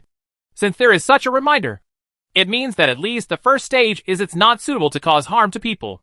Otherwise, there may be bad consequences. But if you think about it carefully, what bad consequences could there be? Xiaoxi smiled at this. The system can strictly prohibit players from hurting each other, or it can directly put relevant penalties into the game rules. Similar rules have not appeared in previous survival games, but this time there are no specific and detailed prohibition rules. And the system uses words like best not, which means it is not absolutely not to do this. So my understanding is that in this game, you can't do this in the first stage, but you can do it in the second stage. That's why the system said it so euphemistically in the first stage game rules without explicitly prohibiting it. When Yi Kongqing heard this, he couldn't help but nodded. It makes sense. Xiaoxi smiled and narrowed her eyes, obviously happy with Yi Kongqing's response. And the system said before that the total survival time of all treasure boxes is less than 100 players surviving for 15 days. In fact, This is very it is easy for each player to accumulate less than 15 days of survival. And there may be a situation where no one clears the game. Considering these circumstances together, I think the rules of the second stage are likely to require players to fight each other and snatch each other's survival time. This not only makes the second stage much more difficult than the first stage, but also makes the players the competition among them is more intense. Chapter 495 Time is Money 8. In order to get enough survival time for themselves, no player will be reluctant to attack others. At this point, Xiaoxi sneered. Such rules are also in line with the usual rules of survival games. Yi Kongqing said, yeah, that's true. In short, the second stage of the game will be more cruel. If you are not healthy, how can you protect me? Xiaoxi winked at Yi Kongqing. So, you'd better sleep in the tent with me. Yi Kongqing pursed his lips, and the tips of his ears turned red at a speed that was visible to the naked eye. But under the warm orange flashlight light, it was not particularly noticeable. After a while, he seemed to have made up his mind, and then said, okay. Xiaoxi then calmly went to wash up outside the cave, placed 2 turned on flashlights outside the tent, and then went back to the tent to lie down. The sleeping bag was very warm. Although she couldn't move around casually, she always slept peacefully and had little impact. Yi Kongqing followed in and got his legs into the sleeping bag. But instead of lying down, he sat in a corner of the tent. Xiaoxi saw it and was a little confused. Why are you sitting like this? Watch the night, Yi Kongqing replied. In case someone breaks in, you can avoid being attacked by the other party. It is unlikely that there will be a sneak attack in the first stage, Xiaoxi said. Even if some players have this intention, there are systematic friendly reminders, and they always have to weigh it, in case they are punished. It's more likely that everyone will just fight for the treasure chest. Yi Kongqing was silent. After a while, he lay down without saying a word and wrapped himself tightly in his sleeping bag. Obviously he agreed with Xiaoxi's statement. He couldn't think of any other reason for a while, so he could only follow Xiaoxi's wishes and prepare to go to bed. The two of them slept in their own sleeping bags. However, the space in the tent is not large, and in the quiet atmosphere, you can even hear each other's slight breathing clearly. Yi Kongqing's hearing was already very good, but with his eyes closed now, his hearing and sense of smell became even sharper. The light breathing next to him, and the indescribable sweet fragrance made him completely lose his sleepiness. After lying there for a long time, not only did he not fall asleep, but he was inexplicably confused.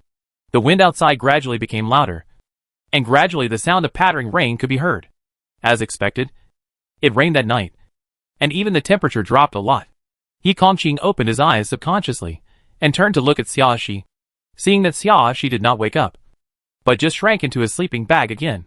With half of his face hidden in the sleeping bag, he felt relieved and lay down straight again, staring at the roof of the tent.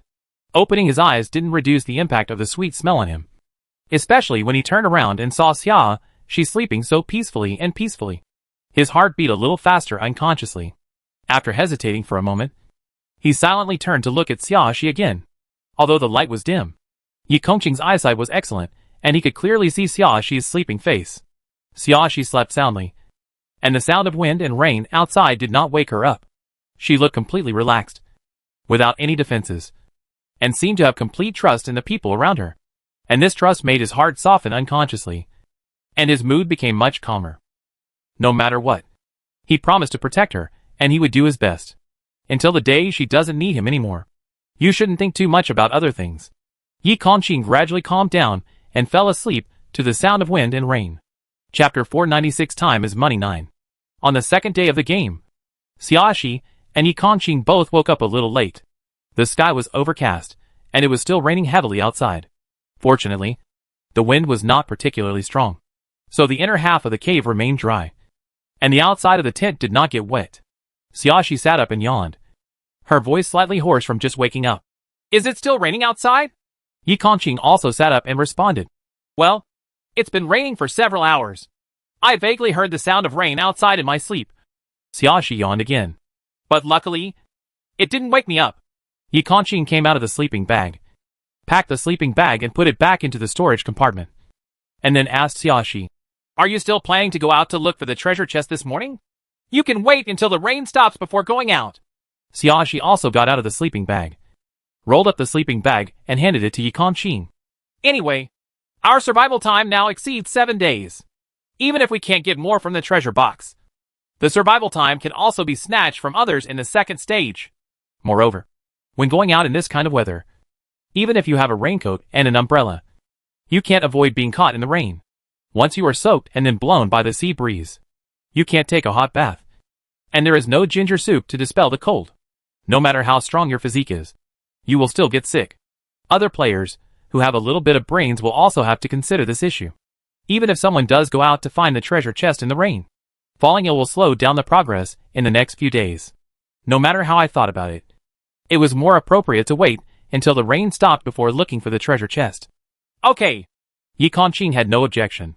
The two of them walked out of the tent together and briefly washed themselves near the entrance of the cave. After washing up, Xiaoxi took out the compressed bread and a bottle of milk. While opening the packaging bag, she asked Yi Kongqing curiously, "Are you accustomed to your strength now?" Yi Kongqing said before that after his physical strength increased 100 times, he could not accurately control his strength at first. It's easy to understand when you think about it. In the past, he thought that he could knock someone to the ground with a full punch. But now, he could punch someone through the stomach with a full punch. For Yi Kongqing, he used all his strength.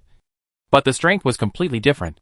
Therefore, the movements he had made in his memory, by casually grabbing people's wrists, may now have the risk of crushing other people's bones.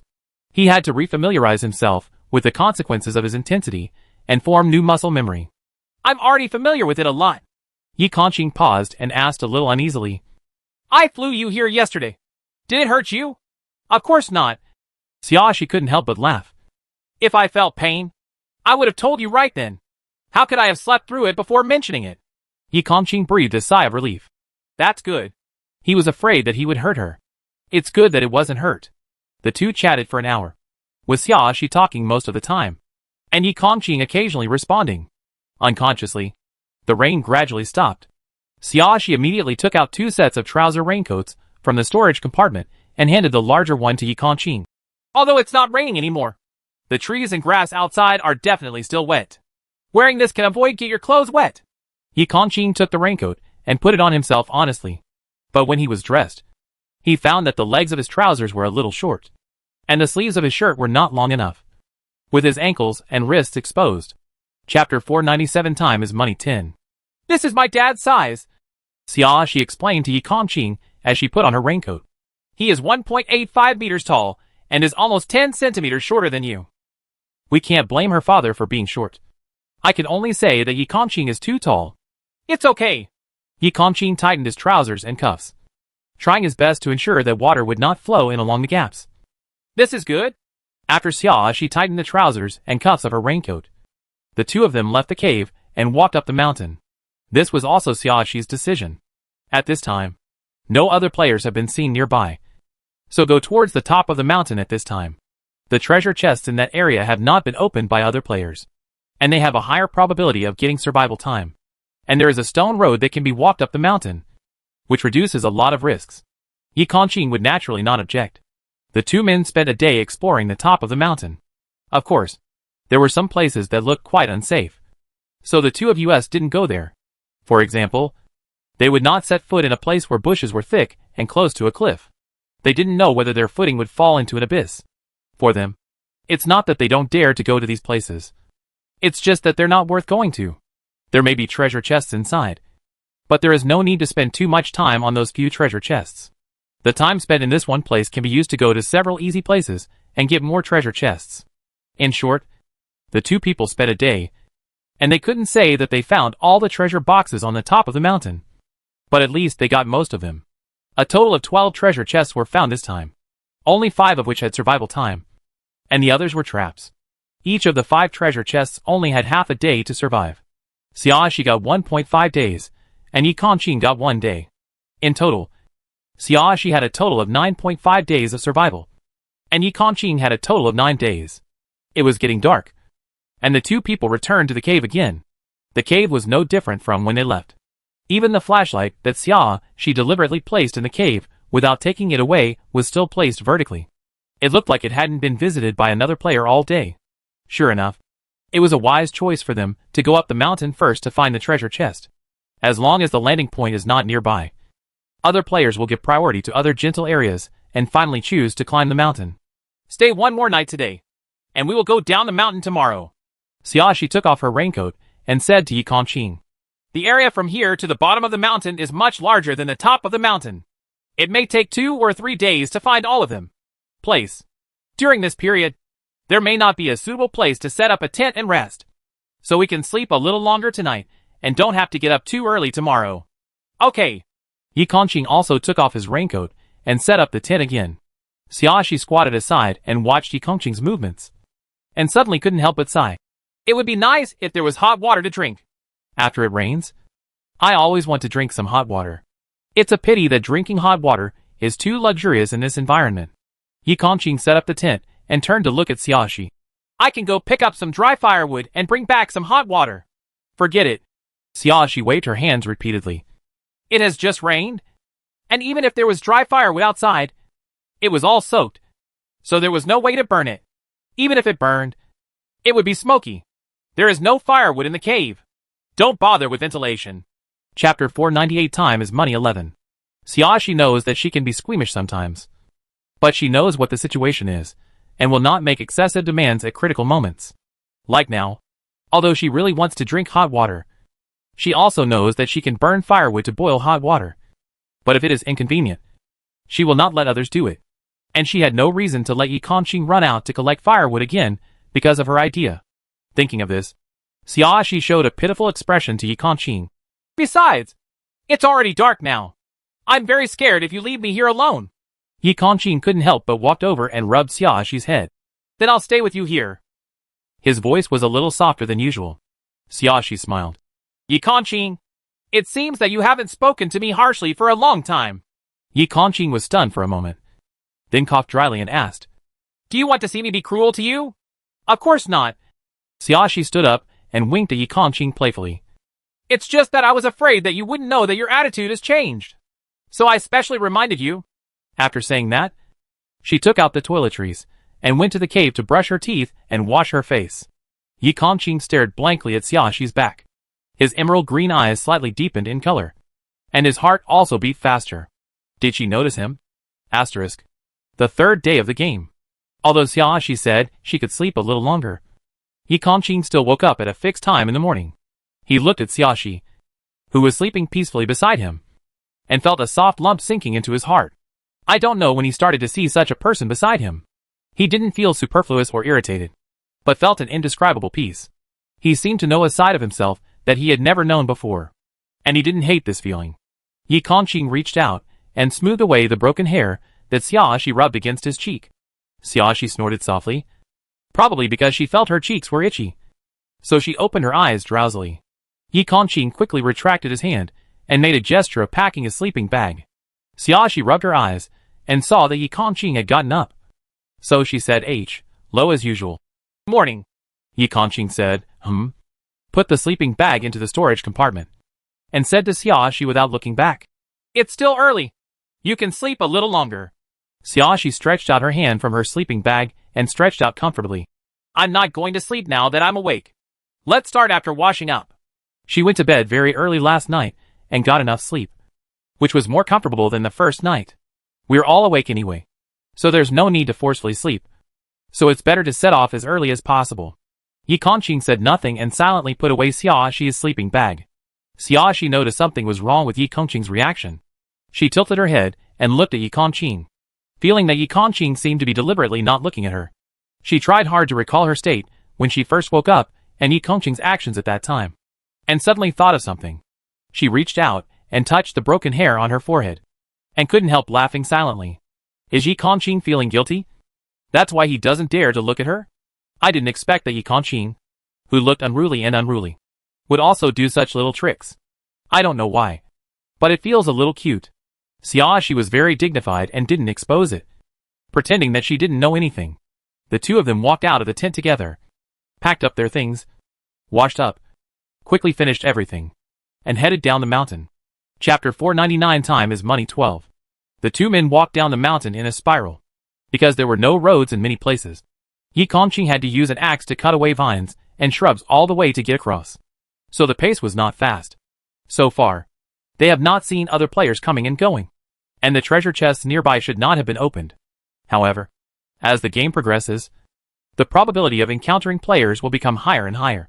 So they have to speed up. After walking like this for more than 2 hours, the two of them found 5 more treasure boxes. However, their luck was not very good this time. Only one treasure box had half a day's survival time, and the others were all traps. Yi Kongqing got this half-day survival time, and now the survival time of both people became 9.5 days. She threw away the small treasure box in her hand and coughed twice. This poisonous smoke is really choking. Although she has been taking detox pills for the past few days, the various toxins in the treasure box cannot cause any harm to her. But it is not without any impact. In fact, poison needles are better, because they will be judged as attacks by defensive items, and they will be bounced away by defensive items before they can touch the body. Puffer fish and poisonous jellyfish are slow and easy to avoid. Even if they don't trigger the reaction of defensive items, they are basically out of reach. The most troublesome thing is this poisonous smoke. Although it does not trigger the reaction of the defensive items, it is sprayed in the face every time. Even if you deliberately stay away, you still can't avoid being sprayed in the face. The smoke seemed to be conscious, trying its best to get into people's noses. Even if it is not poisoned, choking is unavoidable. And she was very unlucky today. After Yi Kongqing got the half-day to survive, she opened 3 treasure boxes in a row, all of which were filled with poisonous smoke. She choked to tears. She said, taking out a pack of paper from the storage compartment to wipe the tears from the corners of her eyes, and then took out a bottle of water and took a few sips. Yi Kongqing looked at she's eyes turning red as she choked and coughed, and asked, "Do you have anything like a mask or a face shield in your storage compartment? With that, you can block some smoke. There were disposable medical masks before, but they were used up a long time ago." She tilted her head and thought for a while. "But when you said that, I think I should have 2 cotton masks. It's a winter mask that has a warming effect. It's not as good at protecting against smoke and dust as a medical mask, but it's better than nothing." She thought hard, but never remembered what the mask was put together. She only remembered that these sundries must have been put into the suitcase at that time, and finally placed in a storage compartment. Although she numbered each suitcase, she only remembered some rough ranges. For example, the suitcases from 1 to 100 are filled with her clothes, and the suitcases from 101 to 200 are filled with facial masks. This is a rough range. So she knew that the last 50 boxes contained all kinds of sundries, but she had no memory of which box contained masks. In fact, when she first finished cleaning up, she was still somewhat impressed. She found the medical mask easily in the coffee shop game. But as time goes by, it's easy to forget where to put these little things that aren't used often. As she opened her storage compartment and rummaged through it, she sighed in her heart. Sure enough, she should find time to organize the supplies in a more orderly manner as soon as possible, so as to save time when she needs to take them out in the future. Chapter 500 Time is Money 13. If you suddenly want to find something like this that is not commonly used, you will not be able to remember where it is for a while. If we catch up with the critical moment when every second counts, the situation will not be good. Fortunately, I'm not in a rush right now. Moreover, she always puts things in an orderly manner. Even the sundries are placed in categories. For example, metal items are put together, wooden items are put together, and plastic items are put together, so she can just search from the key suitcases. It took about 10 minutes for she to finally find 2 cotton masks in the packaging bag. She took out a mask and put it on herself, then put the remaining one into her usual small backpack. After doing all this, she turned to Yi Kongqing and said, "Okay, let's keep going." Yi Kongqing turned around and continued to chop down the vines and shrubs in front of him with an axe. He did not forget to say, "If you find another treasure chest later, please protect your eyes." Yeah, I understand."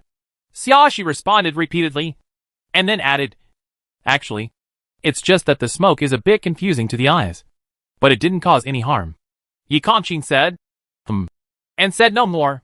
The two of them walked for about 5 minutes when Yi Kongqing suddenly stopped. She stopped and asked, "What's wrong?" Her voice dropped instinctively. "Someone is coming." Yi Kongqing also lowered his voice and said to Xiaoxi, "Let's go straight away. Or should we change the way?" "Go straight," Xiaoxi said without any hesitation. "Don't disrupt our travel plan." "Okay." Yi Kongqing basically didn't question Xiaoxi's words. He continued to wave his axe and move forward without any intention of lowering his voice to avoid being discovered. The people on the other side soon heard what was happening on Xiaoxi's side. The other party did not choose to leave or take a detour. Instead, they approached Xiaoxi and Yi Kongqing at a faster speed.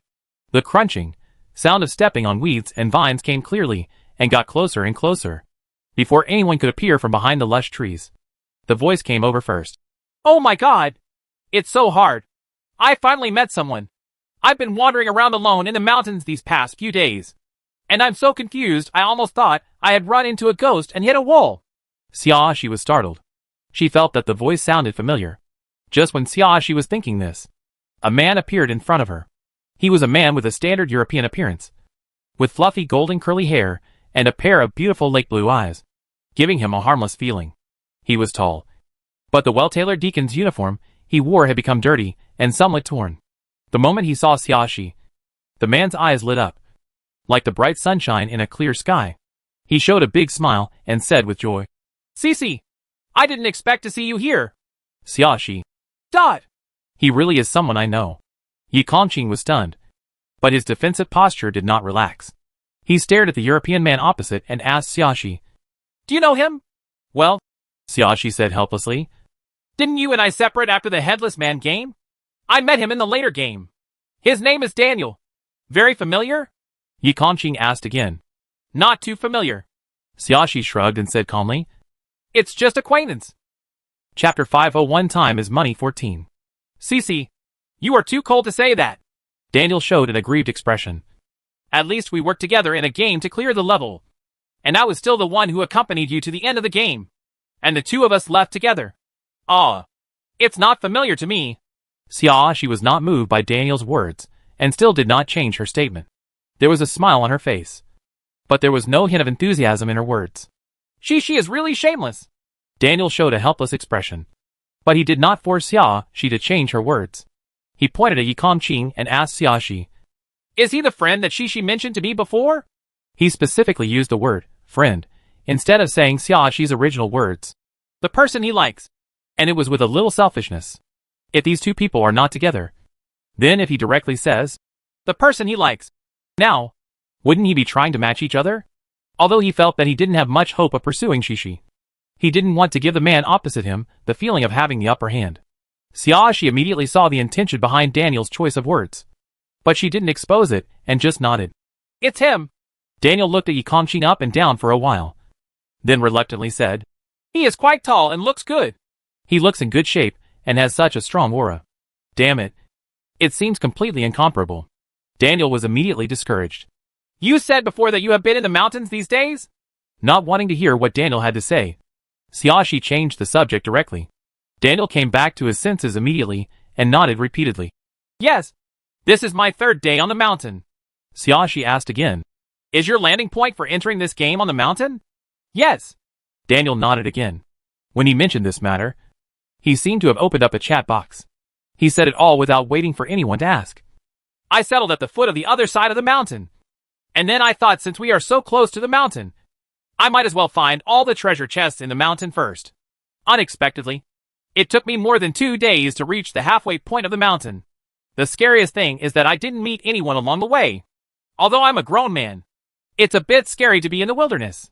At this point, Daniel showed a sunny smile again. Fortunately, I met it's up to you. Otherwise, I would really consider going down the mountain halfway instead of going up the mountain. Have you found all the treasure boxes from here to the foot of the mountain? Xiaoxi's focus was obviously completely different from Daniel's. Daniel was stunned for a moment. Then he scratched his head and said with some uncertainty, I've searched everywhere I can, but I don't know if I've missed anything. Okay. Xiaoxi sighed, and she took the arm of Yi Kongqing, who was standing in front of her. Let's go. We won't look for it here. Just go down the mountain and look for it somewhere else. Although it was possible that Daniel had missed a treasure chest that he had not found. He had spent more than 2 days searching for this section halfway down the mountain. So the probability of missing it was not very high. Don't waste time here. Yi Kongqing didn't say a word and silently followed Xiaoxi toward the stone road. Since they no longer need to find treasure chests, there is no need for them to walk through areas full of vines and shrubs. They can just go down the mountain along the stone road. Chapter 502 Time is Money 15. The reason why I didn't need to fly was because I thought if I was lucky, I could see the missing treasure chests along the way and open them. Eh? Going down the mountain? Daniel showed a surprised expression, and he strode to catch up with Xiaoxi. Aren't you going up the mountain to look for the treasure chest?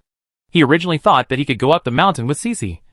But why did Cici leave just as soon as he said so? We came down from the mountain. Xiaoxi glanced at Daniel. Of course. There should be some missing places on the top of the mountain. You can go look for it. Maybe you can find some survival time. Then I won't go. Daniel relaxed his shoulders and followed Xiaoxi without any hesitation. There must be very few places that Cici can miss. For that little place to climb to the top of the mountain, it is better to follow Cici to other places. The place. Xiaoxi's footsteps paused, and she turned back to look at Daniel with an unexpected expression.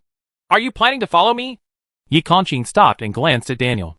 There was no expression on his face, and his emerald green eyes were a bit sharp. Sensing Yi Kongqing's unkind gaze, Daniel did not give in. Instead, he said to Xiaoxi with a smile, I finally met Cici here. Of course, I want to catch up with Cici. Sorry. I'm in a hurry, and don't want to catch up with you. Xiaoxi refused simply, and continued to move forward. Daniel didn't say anything else. But he didn't leave either. Just followed step by step. When she reached the stone road, Xiaoxi stopped again. She looked at Daniel. I advise you not to follow us. Because if you see the treasure chest, we will never give it to you. Which means that if you follow us, you will not get new survival time. It doesn't matter. When we get to a place, we can separate the left and right sides to find the treasure chest. When Daniel smiled, his big white teeth were very dazzling. He was like a sunny boy, with all his thoughts on his face and unable to hide it. I won't fight with you to grab the treasure chest you see. I just want to go with you. That's not possible. Xiaoxi still refused. When we arrived in an area, we could have obtained all the treasure boxes inside. Plus you will get half of them after that. Do you think it's realistic? Daniel sighed heavily and said pitifully to Xiaoxi. We are friends after all. At least don't leave me alone. Strictly speaking, I don't think we are friends yet, Xiaoxi said, taking out the fairy wings from the storage compartment and handing it to Yi Kongqing.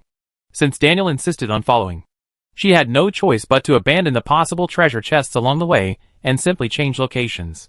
Yi Kongqing, who had never had a good face, immediately understood what Xiaoxi meant when he saw the wings. His expression relaxed slightly. He decisively put on the fairy wings on his body, hugged Xiaoxi and flew out directly.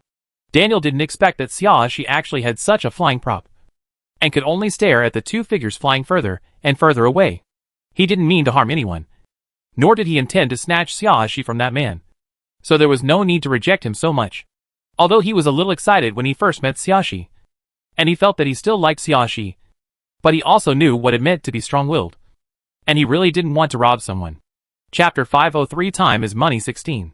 Daniel just wanted to see Xiaoxi a few more times, and he would be happy no matter what when the person he liked was by his side. He has never felt that if he likes someone, he has to force him to be with him. Just looking at him like this makes him feel very good. Unexpectedly, Xiaoxi wouldn't let him see it. And that man, the look in his eyes was really fierce, always reminding him of some kind of extremely aggressive beast. But apart from his bad temper, that man did seem to be better than him in other aspects. He always felt that he was very tall, with a perfect body shape and outstanding appearance. But after seeing that man, I had to admit that there are people outside the world with such a love rival around. There was basically no hope for him to pursue Xiaoxi. But it's just a matter of being a friend. He doesn't have to be a lover. He just wants to be happy. Speaking of which, he still doesn't know the man's name. Ah, I feel so miserable. Asterisk. Yi Kongqing silently took Xiaoxi to a place a little further away, and finally landed beside a mountain spring and stream. Before landing, he specifically observed that there were no other players in the area for the time being. Then he raised his hand and took off the fairy wings, and gave them back to Xiaoxi. Xiaoxi looked at Yi Kongqing's expressionless face, and suddenly came closer and asked, Yi Kongqing, are you angry? Yi Kongqing turned away stiffly. No. Xiaoxi tilted her head. But why do I feel that you are not happy? Yi Kongqing pursed his lips, but he just looked at the stream in the distance and said nothing. Xiaoxi was not annoyed, but laughed. Yi Kongqing, are you jealous? There was a hint of teasing in her tone. The tips of Yi Kongqing's ears turned red at a speed visible to the naked eye, but he remained expressionless. Don't talk nonsense. I just think you shouldn't be so close to someone you don't know well. I didn't have any intimacy with Daniel just now. Xiaoxi recalled something and suddenly understood something. She smiled even more cheerfully. Is it because of what he called me? The tips of Yi Kongqing's ears turned redder. He seemed to feel uncomfortable staying here any longer. So he walked to the side and started looking for the treasure chest. Xiaoxi followed Yi Kongqing and explained patiently. I didn't ask him to call me that. But I can't control his mouth. If he refuses to change his name, I can only ignore him. Just listen to it. Yi Kongqing said. Oh. And lowered his head to look for the treasure chest. Besides, when he proposed to act with us, didn't I immediately let you take me away? Xiaoxi raised a smile and took credit. I was quite careful to keep my distance. Right? Yi Kongqing said. But still didn't say anything else. But his tone didn't sound as stiff as before. And it was obvious that he accepted Xiaoxi's explanation. Xiaoxi poked Yi Kongqing's waist with her finger. Then are you still angry? Yi Kongqing did not look back at Xiaoxi. For fear of being seen, he tried to make his voice sound the same as usual. I'm not angry. Of course Xiaoxi knew that Yi Kongqing was being tough. But she didn't try to expose it, and just followed Yi Kongqing with a cheerful smile. But she tried not to make a sound, lest Yi Kongqing hear it and become more uncomfortable. Chapter 504 Time is Money 17. Okay. You're not angry if you say you're not angry. Xiaoxi followed Yi Kongqing's words, and then started to look for the treasure chest with Yi Kongqing. Yi Kongqing secretly breathed a sigh of relief when he saw this. Although he didn't know why he seemed a little nervous. He did relax a lot when Xiaoxi didn't continue to ask questions. In the next time, the two people searched all around the creek. I met many players along the way. But as Xiaoxi said before, the players had no intention of targeting each other. After meeting each other, they hurriedly left with their heads lowered, for fear of any conflicts. Before dark, Xiaoxi and Yi Kongqing found 14 more treasure boxes, only 4 of which had survival time, and the others were traps. Among the 4 treasure chests, only 1 has a survival time of 1 day, and the other 3 have half a day. Xiaoxi now has a total of 10.5 days of survival time, and Yi Kongqing has 11 days of survival time. When it was getting dark, the two people returned to the creek. Yi Kongqing set up a tent directly by the stream, picked up some dry firewood and lit a fire. Before it was completely dark, he found a longer wooden stick, sharpened one end, and stood by the stream and poked 2 fish back. After eating compressed biscuits and compressed bread for several days, Xiaoxi's eyes couldn't help but shine when she saw these 2 fresh mountain spring fish. It's rare that the food can be improved. I'm so happy. Seeing Xiaoxi's happy look, Yi Kongqing's cold lines on his face softened a bit. He handled the fish neatly and grilled it over the fire. Yi Kongqing, I find that your wilderness survival skills seem to be fully equipped. Xiaoxi sat by the fire, sorting out the supplies in her storage compartment, and asked curiously, Did you often participate in some outdoor activities before? Activity? Yi Kongqing turned the homemade grill and brushed some seasoning on the fish. That's right. Then you are really awesome. Xiaoxi praised her sincerely, but did not ask further questions. In fact, they have been with Yi Kongqing for so long, and they have never asked each other about each other's past. Of course, there is nothing special about her past, and it doesn't matter whether she asks or not. Regarding her parents, Yi Kongqing understood it roughly after hearing a few words. He didn't ask in detail because he didn't want her to feel sad, but she was actually a little curious about Yi Kongqing's past.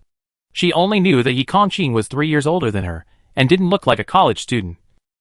But she didn't know exactly what he did. When she first met him, his aura was different from that of most ordinary people. He was fierce, powerful, and wild, with no aura related to students. She didn't ask because she didn't want to touch the part that Yi Kongqing didn't want to mention. More importantly, she felt that if the other person wanted to say something, he would take the initiative to tell her one day, which would be better than asking her. What's more, it doesn't matter even if you don't know Yi Kongqing's past. From the day the survival game started, everyone's future has changed drastically. No matter what the past is, it doesn't have much involvement. So although she is a little curious, she will not be too obsessed with Yi Kongqing's past. Soon, Yi Kongqing had grilled the fish. He handed one of the fish to Xiaoxi and said, This fish doesn't have many bones, but if the middle part is poked with a wooden stick, there should be some broken bones. You have to be careful. Chapter 505 Time is Money 18. Yeah, I know. Xiaoxi happily took the fish, blew on the hot air, and then took a careful bite. Charred on the outside and tender on the inside. Crispy on the outside and soft on the inside. It tastes quite good and has no fishy smell at all. It's delicious.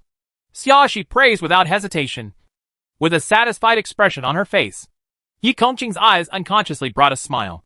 After eating the grilled fish, the two of them ate some compressed biscuits to fill their stomachs, and then went back to the tent to rest. Yi Kongqing had become accustomed to staying in the same tent with Xiaoxi, but he didn't say anything against it like he did the first time. In the next few days, Xiaoxi and Yi Kongqing went to various places on the island.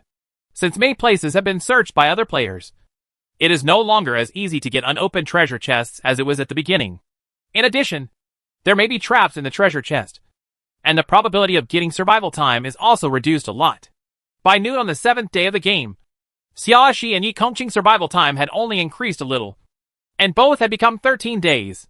At this time, they had visited almost every part of the island. At Xiaoxi's suggestion, Yi Kongqing took Xiaoxi and flew back to the mountain spring and stream. Xiaoxi looked at the clear stream and could clearly see the small fish in the stream and the appearance of the river bed. She looked and walked along the stream. Yi Kongqing, do you think there will be a treasure chest in this stream? It was already the 7th day of the game. According to her guess, the second stage of the game would be entered tomorrow. The other parts of the island have been searched over and over by various players, except for a few places that are particularly difficult to find. There is basically nothing missing. The only place where there might be a lot of omissions is in this creek.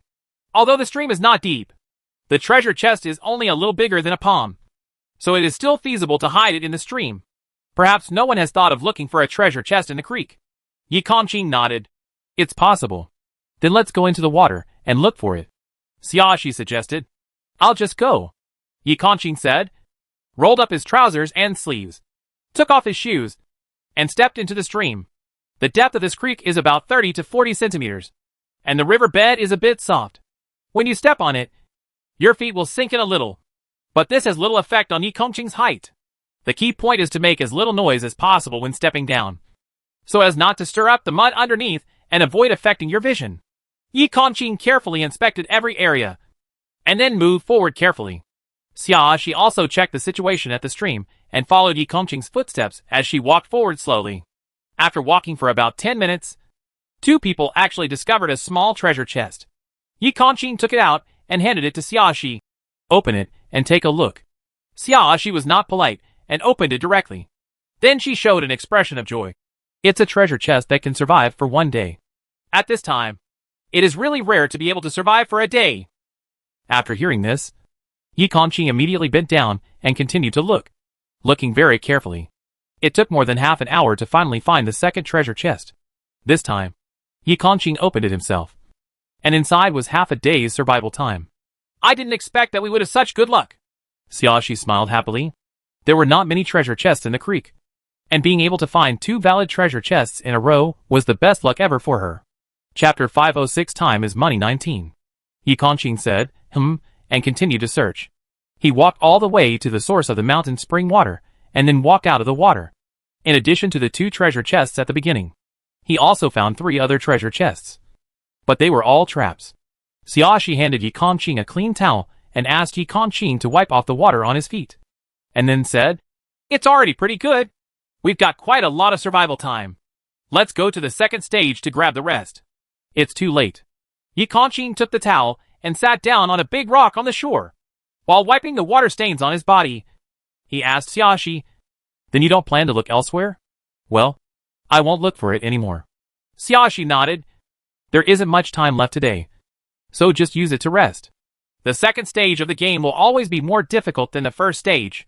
Although she can guess some of the rules of the second stage of the game, there is no guarantee that there will not be other more troublesome supplementary rules. So it's better to recharge your batteries now so that you can be in good enough shape to cope with the second stage of the game. Okay. Yi Kongqing wiped himself clean, put on his shoes again, and then set up the tent again. After setting up the tent, he went to the nearby woods and shot a few birds with a gun. Then he set up a fire, cleaned up the ingredients, and started to warm himself up. While Yi Kongqing was busy, Xiaoxi was not idle either. She continued to organize her supplies. In the past few days, she would organize the supplies every evening during her break, and by now she had almost packed them. At the end of the day today, it's basically very organized, and it's easy to find whatever you want. After Xiaoxi packed up the last few things, Yi Kongqing handed over a small egg. It's cooked in the ashes. You still found the egg? Xiaoxi looked surprised, and then happily took the egg. It was warm, but not scalding. Apparently Yi Kongqing waited until the temperature was right before bringing it to her. Xiaoxi felt warm in her heart. This time in the game. Because the game content is not particularly tense, and there are many edible ingredients in the game environment, there is such a good opportunity to improve the food. In the past few days, she could always eat some fresh birds or fish, and she was very happy. But this was the first time I ate eggs. I happened to see a bird's nest while hunting, so I brought 2 over, Yi Kongqing said, and gave Xiaoxi another egg in his hand. Since there are 2, 1 for each is just right. Xiaoxi put the second egg back into Yi Kongqing's hand with a smile. I'm not that greedy. Yi Kongqing's eyes showed a smile unconsciously. Okay. He returned to the fire with the eggs and continued roasting the bird. Xiaoxi carefully cracked the egg shell open, blew on it, and then put it in her mouth. It tastes pretty good. After finishing the egg, she took another sip of water, and then praised Yi Kongqing. Yi Kongqing, it's great to have you here. Yi Kongqing said nothing, as if he didn't hear Xiaoxi's words. But if you look carefully, you will find that the tips of his ears are red again. Under the warm firelight, it is not conspicuous, making it easy to ignore. However, Xiaoxi's eyesight was quite good, and she could see easily. She held her chin in her hands and looked at Yi Kongqing's ears. I wonder what will happen if I take a bite, she thought with some evil intentions. Chapter 507 Time is Money 20. The 8th day of the game. Early morning. Before Xiaoxi opened her eyes, the cheerful voice of the system sounded in the sky. Good morning, all players. It is now the 8th day of the game, and there are still over 100 players. It seems that everyone has listened to my friendly reminder. Then next, I will announce the game rules for the second stage. When she heard this, Xiaoxi quickly sat up even though she was reluctant. She rubbed her face to wake up quickly, so as not to miss the rules later. Yi Kongqing sat up quickly as soon as the first sentence came out from the system. His eyes were clear, and he woke up very quickly. 100 wooden plaques will be placed on Changxi Island. There are 4 kinds of wooden plaques, each with the 4 characters time, jian, gold, and money written on it. Each character has 25 characters. A wooden sign. Players can search for these wooden signs from Changxi Island, but in the end, they can only choose one of them to bind. After binding, players must find anyone with 3 other different wooden cards to form a team and maintain the integrity of the team before the end of the last day of the game.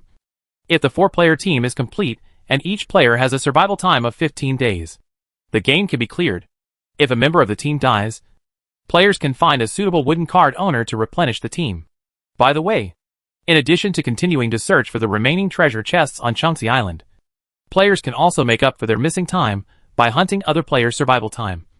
The method of hunting is very simple. Players use their own bound wooden cards and touch any part of other players' bodies to extract the opponent's survival time. One touch will extract half a day, no matter how long the touch is. From the moment you touch the other person until you leave the other person, it will be counted as 1 time. Players whose survival time is hunted will die immediately if all their survival time is taken away. If there is still some survival time left but less than the number of days that you have survived, you will get a 1-day buffer period. As long as you can get enough survival time to replenish it within this day, you can continue the game. Otherwise you will face death. In addition, players cannot damage the wooden cards. Otherwise the game will be directly judged as failed. Okay, these are the game rules for the second stage. I wish all players good luck. As the system's voice disappeared, many small wooden signs suddenly fell from the sky and were scattered throughout the island. Xiaoxi and Yi Kongqing had already walked out of the tent when the system said, "Place 100 wooden signs." By the time the wooden sign was put down, the 2 people had quickly washed up and packed up the tent. They spotted the locations where the nearest wooden signs had fallen and quickly flew over. They are the only ones in the whole game that fly around, so they are the fastest. Soon they found the wooden signs for time and jian, and each of them bound 1. The other duplicate wooden signs were just left in place. In this area, they only found 2 wooden signs of sure and jian, but not gold and jian. Among them, they only found 1 time, and the other 3 they found were all time. It seems that when the wooden cards were placed, the same wooden cards were deliberately placed in a group. Xiaoxi said her guess. It should be to avoid one player getting 4 different wooden cards in a short time. Probably. Yi Kongqing nodded. He also thought more clearly about this point. A player has 4 different wooden cards in his hand. He only needs to randomly find 3 players without wooden cards and distribute the wooden cards. Find them, and you can successfully form a team. Forming a team will be much easier this way. Chapter 508 Time is Money 21. Yes. Xiaoxi looked at Yi Kongqing with a smile, with an expression of relief that her children were getting smarter. If every player has bound a wooden sign first, then if you want to find a suitable teammate, forming a team will take more time. Anyway, we just need to find 2 players with the wooden cards bound to gold and money to form a team. Xiaoxi looked at the palm-sized wooden cards in her hand and said to Yi Kongqing, If you encounter players along the way who are not worthy of forming a team, just hunt for their survival time. Teammates cannot be too weak. Otherwise they will be too burdensome. Yi Kongqing reminded. Don't worry. I won't let a player who can only be protected form a team with us. Xiaoxi assured Yi Kongqing. If a team's shortcomings are too obvious, they will be easily attacked, and they will have no choice. Under the circumstances, I would not give us such troublesome teammates. The 2 people still used fairy wings and crossed the area directly to a place that was farther away. The probability of encountering gold and money is higher there, but they fly at low altitude and not very fast. This is convenient for you to go down and take a look when you see people coming or going, or when you see shrubs or branches shaking. Not long after the 2 flew out, they suddenly saw Daniel holding a small mirror and waving in the air. This is the 2nd time we have met since we parted ways that day. Seeing that he was discovered, Daniel was very happy, and the mirror in his hand shook even more vigorously. Cici, come down quickly. I have something to discuss with you. Yi Kongqing stopped in midair without moving. Xiaoxi thought for a while and said to Yi Kongqing, Go down and have a look. Yi Kongqing didn't say anything, but still brought Xiaoxi Lu and landed in front of Daniel. Stop dangling that mirror around. It will hurt your eyes. Before it landed, Xiaoxi pointed at the mirror in Daniel's hand and told him to put it away quickly. Daniel smiled sheepishly. It's easier for you to see me because this thing reflects light. Then he put away the mirror and turned to look at Yi Kongqing. Hello. My name is Daniel. I wonder what your name is. No matter what, it's always right to show your kindness first. And he still doesn't know what this man's name is. And he really wants to know. Yi Kongqing glanced at Daniel and pursed his lips, but did not speak. Xiaoxi went straight to the point. Did you get the wooden sign? What's the word? Daniel scratched his head. She is so smart. It seems that she already knows why I'm looking for you. Without waiting for Xiaoxi to ask again, he answered proactively. The one I bound is the wooden sign with the word money. Then he looked at Xiaoxi and Yi Kongqing expectantly. How is it? My wooden sign is not the same as yours. Right? Xiaoxi did not answer Daniel immediately, but turned to look at Yi Kongqing. Although I don't know what Daniel's strength is, he shouldn't be a burden. The most important thing is that she has spent some time with Daniel, and she can at least be sure that there is nothing wrong with Daniel's character. If you team up with someone like this, you don't have to worry about being betrayed. In comparison, it is more reliable than finding a complete stranger. The more reliable people in the team, the less likely the team as a whole is to have problems. This was also the reason why she didn't leave immediately after discovering Daniel, but asked Yi Kongqing to take her down with him. Chapter 509 Time is Money 22. When a team must be formed in the 2nd stage, which is completely different from the 1st stage, Xiaoxi has to reconsider Daniel's usable value. I'm not weak in strength. Daniel patted his chest. Although I can't say I'm the best, I'm at least in the middle of the pack. As long as it's not a particularly difficult opponent, I won't be able to drag you down. Yi Kongqing stared at Daniel and remained silent. Daniel felt a little scared when he saw it, but he still tried to show his kindness again. The wooden cards on your body shouldn't conflict with the wooden cards I bound. Right? Then it's just right for us to form a team. In this way, we only need to find more with one player. Our team is complete. There was no way. He didn't know anyone in this game. If he wanted to team up with strangers, he would prefer to team up with Xiaoxi. Although Xiaoxi always seemed to reject him thousands of miles away, he knew that at least she would not cheat him.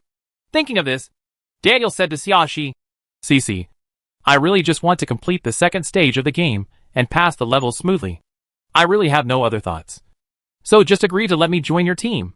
He tried his best to show his sincerity, hoping that Xiaoxi would not give up on him because of his previous performance. Xiaoxi tilted her head and asked, How much time do you have now? When Daniel heard this, He immediately felt that there was something wrong and quickly replied. I have 12 days to survive. There was a little bit of pride on his face. Not bad. Right. I think it's quite rare to be able to get so much survival time. It's okay. Xiaoshi nodded casually. Cece, you are a bit perfunctory. Daniel couldn't help but ask. How long do you and this brother have to survive? I have 14 days. And Yi Kongqing has 13 and a half. Xiaoshi replied. Daniel was stunned. You two have so much time to survive? Wouldn't it be possible to survive for 15 days with just a little more? He thought he was already very powerful. But he didn't expect that he was still worse than these two people. But he finally knew the name of the person Cece liked. It was not easy. He had to remember the name well, so as not to ask again next time and make this brother even more unhappy. Actually, your 12 days of survival time is pretty good, Xiaoshi said matter-of-factly. We had a bit of an advantage in the first 2 days to get so much survival time. Yeah, I think I'm not bad at all. Daniel nodded with a smile. Then he looked at Yi Kongqing and took the initiative to show his kindness. Brother Yi, although I may not be of much help, but I promise you won't hold me back and let me join your team. Right. He felt that Cece was not too opposed to him joining the team. So the focus now was to get Yi Kongqing to agree. Although he is a love rival, he clearly distinguishes priorities. And he still has to bow his head when it is time to bow his head. Yi Kongqing still didn't speak. Just looked at Xiaoshi. Xiaoshi nodded. I think we can let him join. For now, Daniel is indeed a very suitable teammate candidate. In addition to the various factors considered before, Daniel currently has a lot of survival time, and can spend less time hunting for survival time in the future, which will help realize her later plan. Chapter 5:10 Time is Money 23. Yi Kongqing frowned slightly, with a fierce expression. I have no objection. Daniel. Dot. It was really difficult for Yi Kongqing to have, get out, written all over his face. But he said, I don't object. On his lips. He could also see that Yi Kongqing didn't welcome him from the bottom of his heart. I don't know if Yi Kongqing listened to Xiaoshi's words, or if he knew that Xiaoshi's analysis was reasonable. So even though he didn't like it in his heart, he intellectually agreed to form a team? No matter what. It's good to be able to form a team anyway. Daniel immediately put up a big smile and stretched out his hand towards Yi Kongqing. Brother Yi, I hope we can get along well in the next period of time. Yi Kongqing lowered his eyes and glanced at the hand stretched out in front of him. He turned his head and looked away without mercy, without giving any response. Daniel was not embarrassed. He felt that it was normal for Yi Kongqing to dislike him, and he could understand it. He retracted his hand and scratched his head, then asked Xiaoshi, What are your plans next? We are still short of a gold teammate. Xiaoshi replied. First find a suitable teammate. If you meet a player who can hunt for survival time, then hunt for time. Then I think I should look further away, Daniel suggested. I've already looked for several wooden signs in this area, and they're all money. I haven't seen any gold signs. Then let's go in that direction. Xiaoshi pointed to a direction she hasn't been to yet. The probability of finding gold there is higher. Okay. Daniel responded positively. Then I'll open the way in front. After speaking, he consciously walked forward, leaving enough room for the two people behind him to get along. Daniel cried silently in his heart as he walked. It was too humble for his love rival to do this. He felt that he had no momentum at all, mainly just looking at the aura. He felt that he couldn't beat Yi Kongqing, and he really couldn't exert any aura. But Cece is so beautiful. He really likes Cece. But having said that, Yi Kongqing is also pretty good looking. Much prettier than him. Cece and Yi Kongqing really match each other perfectly. Seeing two such beautiful people together seems quite pleasing to the eye. How about he just stand on CP? Anyway, Cece had always rejected him from the beginning, and he no longer had any intention of pursuing Cece. If I have the idea of appreciating beauties, I suddenly feel that she and Yi Kongqing are a very good couple. Just when Daniel was thinking this, Xiaoshi, who was walking behind, took the initiative to hold Yi Kongqing's hand. Yi Kongqing paused slightly, then continued walking forward steadily. However, he did not pull out his hand. Xiaoshi approached Yi Kongqing and gently shook Yi Kongqing's arm. Yi Kongqing, are you angry? Her tone was gentle and soft, especially when calling Yi Kongqing's name. The ending sound rose and was sultry. No. Yi Kongqing's tone was much gentler than when facing Daniel. I think your analysis and considerations are correct, so I have no objection to him joining. But you look like you're not in a good mood. Xiaoshi tilted her head. Otherwise, this is better. She held Yi Kongqing's hand and brought it to her. She lowered her head slightly and kissed Yi Kongqing's palm gently with her soft lips. Then she raised her smile and looked at Yi Kongqing. Qing, does this make you feel better? Chapter 511 Time is Money 24. Yi Kongqing felt that blood rush to his brain in an instant. And for the first time in his life, he felt overwhelmed and dizzy. He subconsciously wanted to withdraw his hand. But he was afraid that such an action would make Xia misunderstand that he was disgusted with her. For a moment, he didn't know what to do. So he just let Xia hold his hand and continued walking forward stiffly. Nonsense! He subconsciously wanted to scold him. But then he realized that his throat was dry. The tone that should have been serious turned out to be lackluster. What's wrong? Xia blinked innocently. Are you still unhappy? No! Yi Kongqing responded instinctively, feeling a little inappropriate when he said the words. But he couldn't think of how to remedy it. So he simply kept silent. That's good. Xia looked at Yi Kongqing intently with her peach blossom eyes and smiled happily. I thought you didn't like what I did. Peach blossom eyes are inherently affectionate. And when they look at people intently, they have a feeling of deep affection, which makes people fall deeply into it once they set foot in it and cannot extricate themselves. Yi Kongqing just glanced at it subconsciously and felt even more thirsty. His Adam's apple rolled unconsciously. And the hand holding Xia tightened slightly. Sensing Yi Kongqing's change, Xia tilted her head and her tone became more innocent. Yi Kongqing? Xia. Yi Kongqing's voice was slightly hoarse. Do you know what you are doing? I know. Xia nodded and said with a smile. I just don't want to make you unhappy. You shouldn't be so affectionate with a man. I don't treat everyone like this. Xia came closer and said in a breathy voice. I only treat you like this. Yi Kongqing's footsteps paused. Xia followed the stopped steps and looked at Yi Kongqing with some confusion. Yi Kongqing turned around and faced Xia head-on. An undercurrent surged in his emerald green eyes. And his usually fierce aura became hot, covering Xia like a net. His expression was restrained and self-possessed. But there was something terribly sexy about it. Xia panicked for no reason and subconsciously took 2 steps back. Yi Kongqing suddenly hugged Xia, making her unable to retreat. He held the person in his arms, feeling a sense of satisfaction that a vacancy had been filled. There was some frustration and helplessness in his tone. Xia, if you do this, I won't be able to control myself. His voice was low and husky, yet sexy and sultry. Xia felt that her heartbeat suddenly lost its rhythm and became fast and urgent. She seemed. Take it off for fun. I thought it was fun every time I teased Yi Kongqing. So I couldn't help but tease him. I didn't expect Yi Kongqing to be so charming when he saw a person with such strong self-control suddenly losing control. She is going to fall. Xia raised her head and looked at Yi Kongqing as her heart beat like a drum. Yi Kongqing also lowered his head slightly and looked at Xia. His jawline was cold and hard, with an inherent wildness. His emerald green eyes reflected Xia's face, and you could even clearly see the blush on her face. Then don't control it, Xia said softly, then raised her head and kissed Yi Kongqing's chin. She was really moved. My heart was so excited that I wanted to pierce the window paper and be with Yi Kongqing. All thoughts of joking and teasing were thrown away.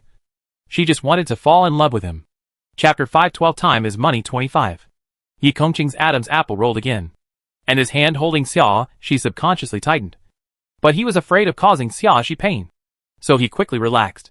He closed his eyes, and then let go of Xia as if he had made up his mind.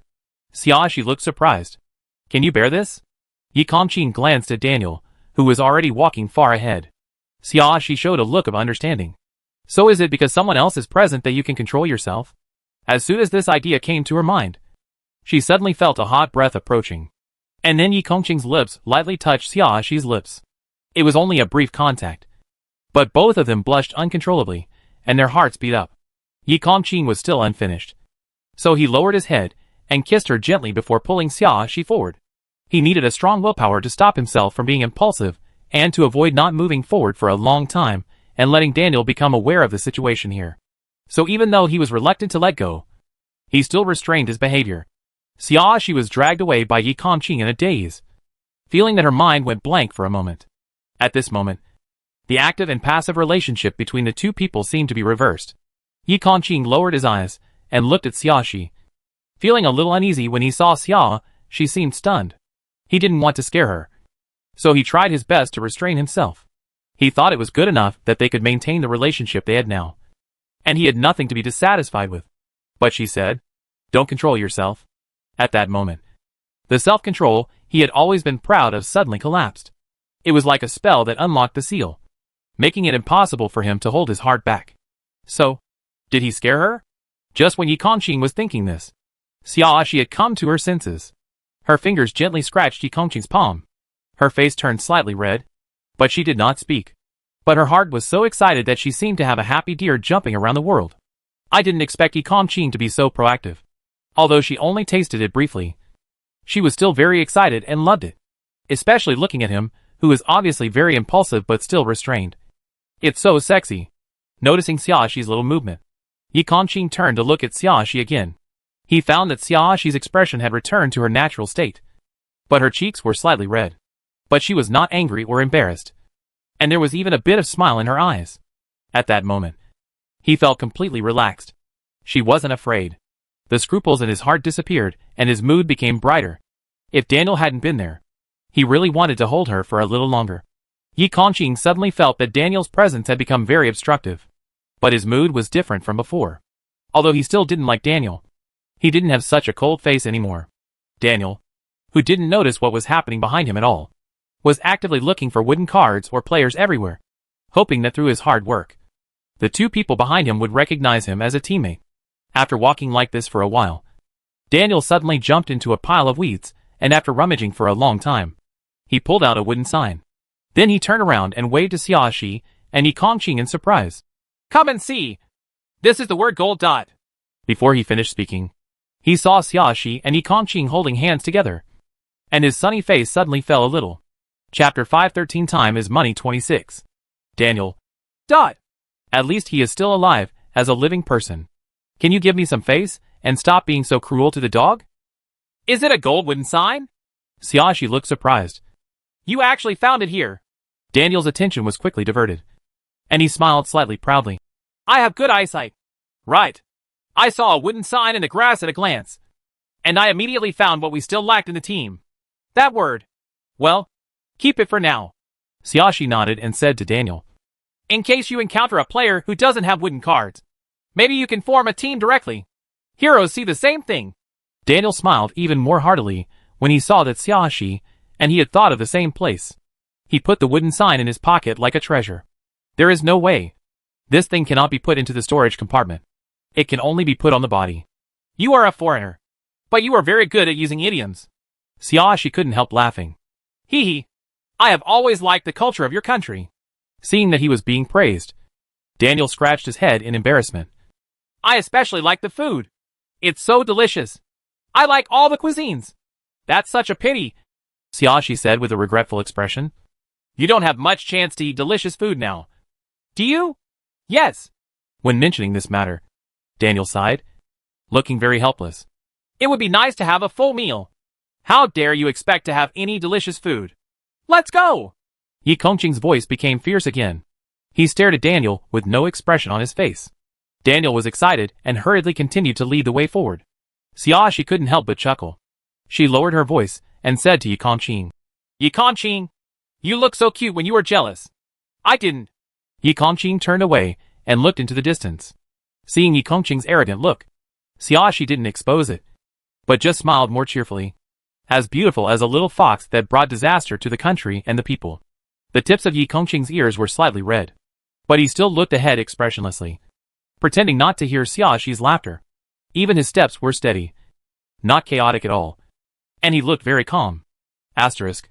The three of them walked like this for almost half an hour, and finally met a player. I don't know if they were unlucky, or if the players were deliberately avoiding their whereabouts. In short, it took them half an hour before they finally met a player. It was a female player, running out of the forest in the distance with a panicked look on her face, as if something was chasing her behind her. She didn't notice the situation in front of her at first, and kept looking back while running. When she finally saw Daniel standing in front of her, she almost cried out of fear.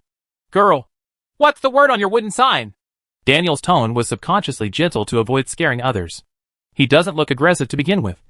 He looks like a sunny boy when he smiles, and his appearance is outstanding. All of this made the originally nervous female player relax a little. Me. I haven't got the wooden card yet. The female player looked disappointed and panicked. She looked behind her uneasily and begged Daniel. There are people chasing me behind. They want to take away my survival time. Can you save me? Please. Chapter 5:14 Time is Money 27.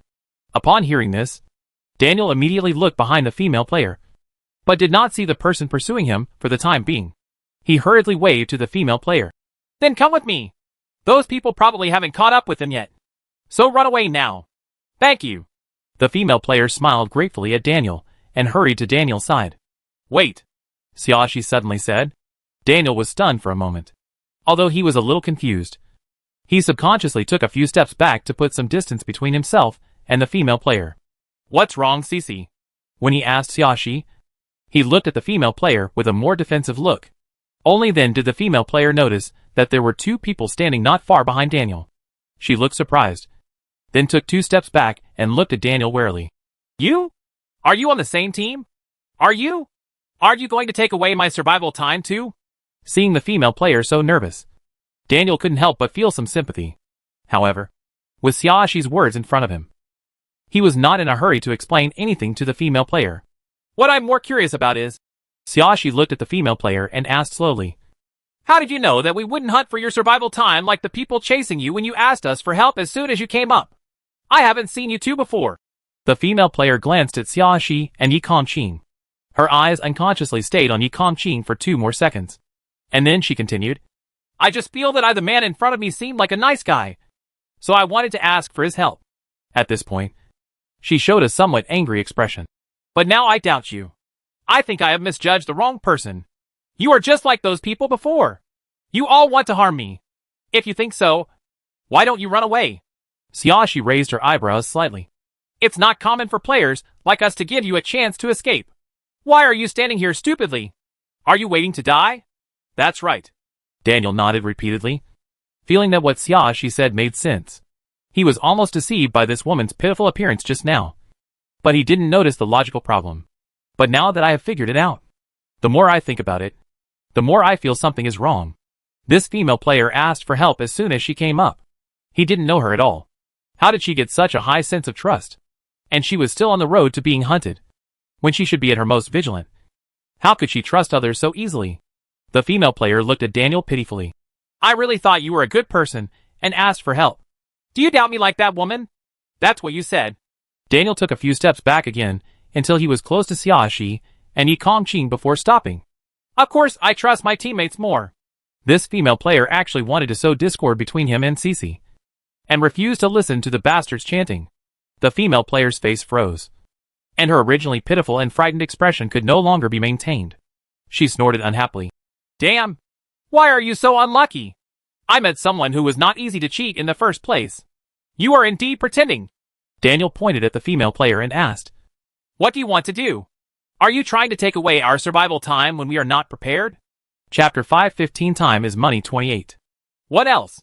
The female player looked at Daniel with a regretful expression. Although you are very handsome, I am still a little moved. But in a survival game, being handsome can't keep me alive. Then she suddenly raised her hand and said, Originally, I wanted to take away only part of your survival time and not let you die so quickly. But now that you have discovered our purpose, I can only take it away from you. All the time. Daniel felt that he had grasped the key point. The next second, 3 male players ran up behind the female player. They were all tall and round, and they even wore the same clothes, all in field uniforms. You actually formed a complete team so quickly. Daniel showed a surprised expression. It's unlucky for you to meet us. The female player raised her chin slightly with a proud look on her face. We have known each other in the game for a long time and are bound to each other. We will enter every game together. A team game like this is not suitable for us. We are extremely advantageous. That's really bad luck. Xiaoxi said casually and threw a C4 bomb in her hand. The man with the fastest reaction among the 4 people only had time to hide back, but was still affected by the aftermath of the bomb. The thin light curtain on his body suddenly became bright and dazzling, and the durability quickly dropped by a large margin. Cut. The situation of the other 3 was even worse. Before they had time to react, they were directly in the center of the bomb and were blown up. A white light erupted from several people's bodies, and then the defensive items on their bodies shattered. It seems that you only have top-grade defense items. Xiaoxi smiled. That's much easier to deal with than I thought. These 4 players still have some brains. And the defensive props are deliberately hidden in places where no one can see them at a glance. For example, the female player wore a silk scarf tied to her calf, and her loose pants could completely cover it. It wasn't until the prop shattered and fell to the ground that she saw a few fragments of the silk scarf. If you cannot accurately judge the level of the opponent's defense items, you will be prone to making various mistakes when dealing with them. And it will also make your opponent be cautious and afraid to launch an attack all at once. Of course, this is for ordinary players. Players like Xiaoxi, who spend money on gold, can just use the best bomb to test it, as long as it can be destroyed by C4. It is not a top-notch defensive item, and it is not difficult for her to deal with it. It is easy to judge that a bomb that can be destroyed by a bomb without causing much damage to the player is a top-grade defensive item. The moment Xiaoxi threw the bomb, Daniel hurriedly stepped back a long way. But he was still affected by the aftermath, and the durability of the defensive items also dropped a lot. His face turned into a bitter melon, silently mourning the sudden loss of dozens of durability points. Before the aftermath of the bomb completely disappeared, Yi Kongqing rushed forward and grabbed one of the male players, who had not had time to put on a new defensive item. This male player is the only one in the group of 4 wearing a field helmet, but this helmet cannot give him any more protection at this time. Yi Kongqing was very powerful, and could easily restrain the helmeted man's hands with one hand. The helmeted man was shocked and suddenly panicked. He thinks that his strength is not bad, and he has not neglected training since entering the survival game. He should not lose to others easily in terms of strength. Chapter 5:16 Time is money 29. But the man in front of him actually controlled him easily, and he couldn't break free even with all his strength. What kind of terrible power is this? Upon seeing this, the other 2 players, whose defensive props were blown up, quickly took a few steps back and quickly put on new defensive props. Yi Kongqing didn't even look at the 3 people standing nearby with defensive faces, and didn't care whether they would take the opportunity to attack. He took out his wooden sign and quickly touched the helmeted man's arm. Sure enough, I got half a day to survive. The face of the man in the helmet suddenly turned bad. While struggling violently, he turned to his 3 teammates and shouted, "Aren't you coming to help? He is hunting for my survival time." The 3 teammates quickly organized and launched various attacks against Yi Kongqing, because the helmeted man did not wear any defensive props. In order to avoid accidentally injuring the helmeted man, they could only use pistols and knives. But these things can't cause any harm to Yi Kongqing at all. It's too easy to defend against these with the best defense items. "Yi Kongqing, stay away!" Xiaoxi suddenly shouted to Yi Kongqing, and at the same time threw a bomb towards the trio again. Yi Kongqing reacted very quickly. Almost at the moment Xiaoxi spoke, he quickly touched the helmeted man twice, giving him enough time to survive, and then quickly retreated. The helmeted man hurriedly took out a new defensive item, but before he could put it on, he was blown to pieces by the bomb. Fortunately, there was a helmet protecting his head. Although he was seriously injured, he did not die immediately. He just lay on the ground as if he would never get up again. The defense props of the other 3 people shattered again, as early as when Yi Kongqing grabbed the helmeted man. Xiaoxi took out 2 freezing guns and handed one to Daniel. Daniel understood what Xiaoxi meant when he saw the gun, and stood aside eager to try. At this time, the 2 men took advantage of the other party's lack of time to take out new defensive items, and quickly fired a shot at each other with the freezing gun, instantly freezing the 2 men opposite. After the only female player who could still move put on a defensive item on herself, she realized something was wrong belatedly. After she looked up and saw the freezing gun in Xiaoxi's hand, she finally understood what happened. She suddenly felt something bad and quickly ran away, not caring about the life or death of her teammates. She just wanted to escape and ensure her own safety. Xiaoxi didn't let anyone chase her. She walked up to one of the men, tapped the man's arm twice with her wooden sign, and got 1 day of survival time. Daniel followed the gourd's example and got 3 days to survive. The man with the mustache whose survival time was taken away by Daniel suddenly became impatient. "It's going to kill you! You actually took away my 3 days of survival time." He only survived for 10 days in total. He was originally the longest surviving player in the team, and he was quite proud of it. Now he has lost 3 days all of a sudden. Wouldn't this cost him his life? "It's good that I didn't take away all your time. You can at least live for a while now." Daniel slapped his mustache head rudely. "You just discussed taking away all our time. The time we have to survive will kill us immediately." The mustache grimaced in pain, but did not dare to say a word. Chapter 517 Time is Money 30. Although Mustache, who had already thought of various ways to kill the people in front of him, he also knew that he couldn't move now. And if he was cruel, he would end up dead. So he had to be patient and wait until the effect of Freeze gun wore off. And then he would immediately jump up and fight back. Knock him out. After Xia, she said to Daniel. She raised her elbow and hit the man in front of her on the temple. Before the man could say anything, he had already lost consciousness. The mustache suddenly became anxious. It's enough for you to take away my survival time. But to knock me out is too much. Give me time to escape at least. Just be satisfied. I'll be thankful that I didn't kill you. After Daniel finished speaking, he also gave his mustache a look. I've never seen anyone who has the nerve to make such excessive demands to the enemy. The mustache fainted unwillingly. 5 minutes passed quickly, and the effect of the freezing gun disappeared, and both men fell to the ground unconsciously. The man wearing the helmet was left lying half-conscious, covered in blood, and seemed to be somewhat conscious.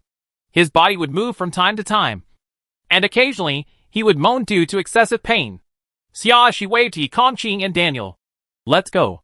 Don't stay here. The three people quickly walked deeper into the forest.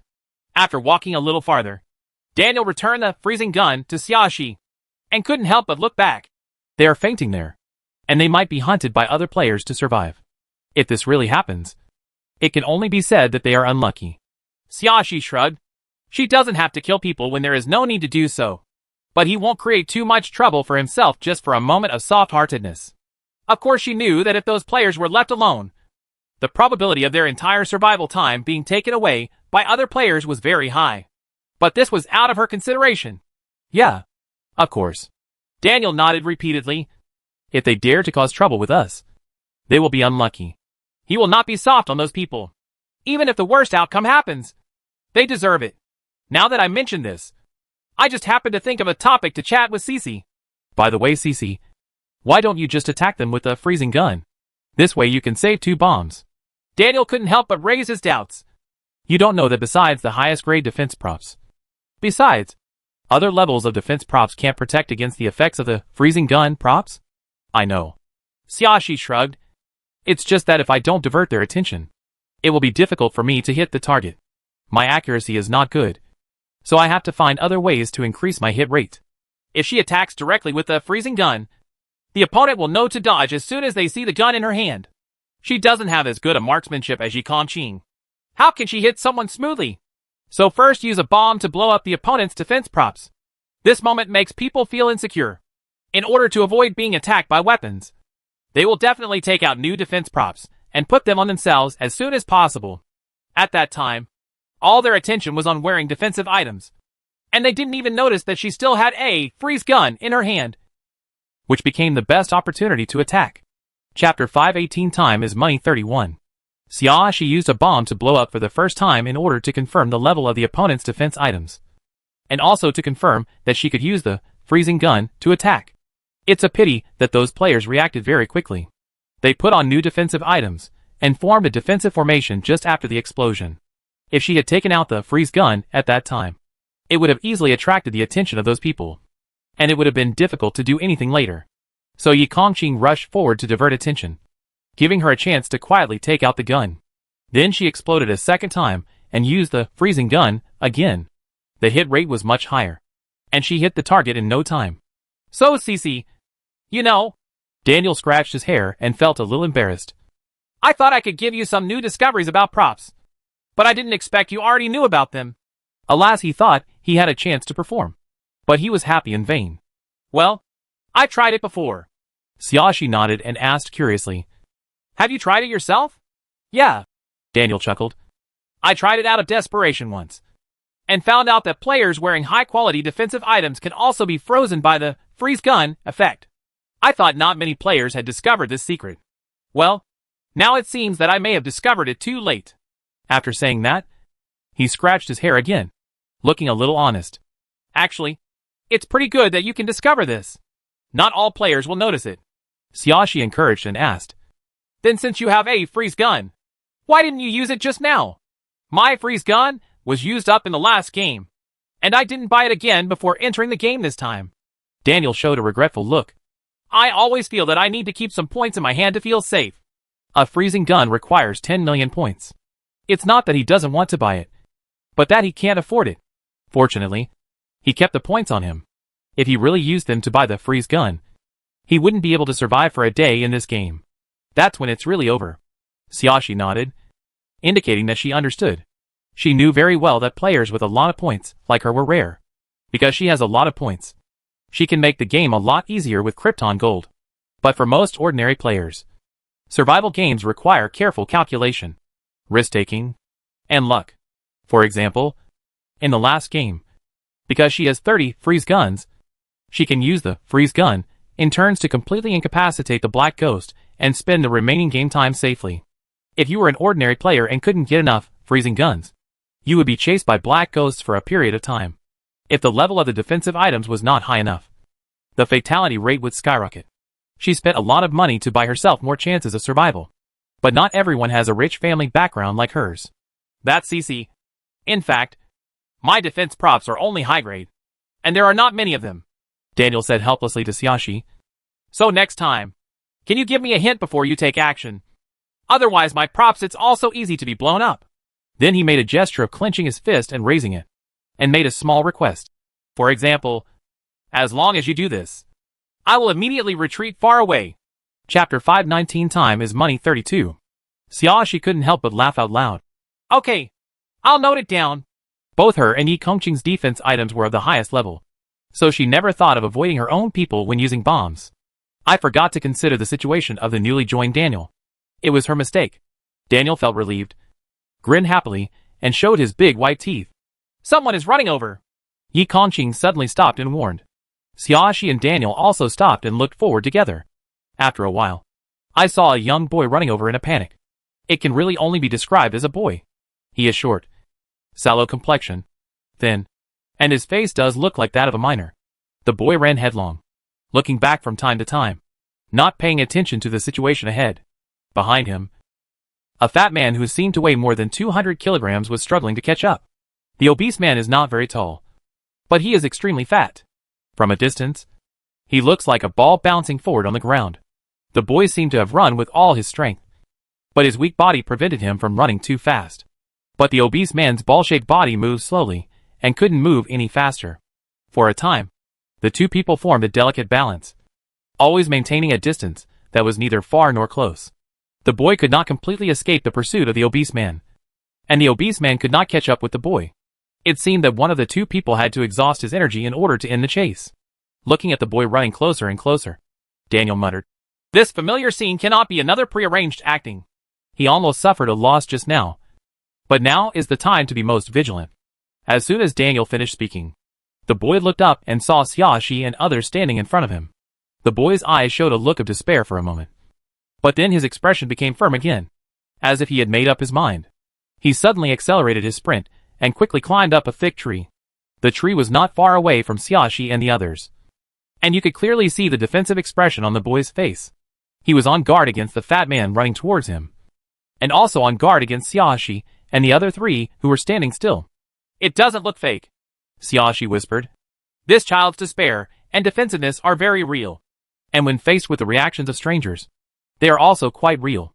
Although he is a child, as long as he is not a fool, he cannot easily trust strangers in a survival game where players compete with each other." After seeing them, the child's first reaction was not to ask for help, but to despair.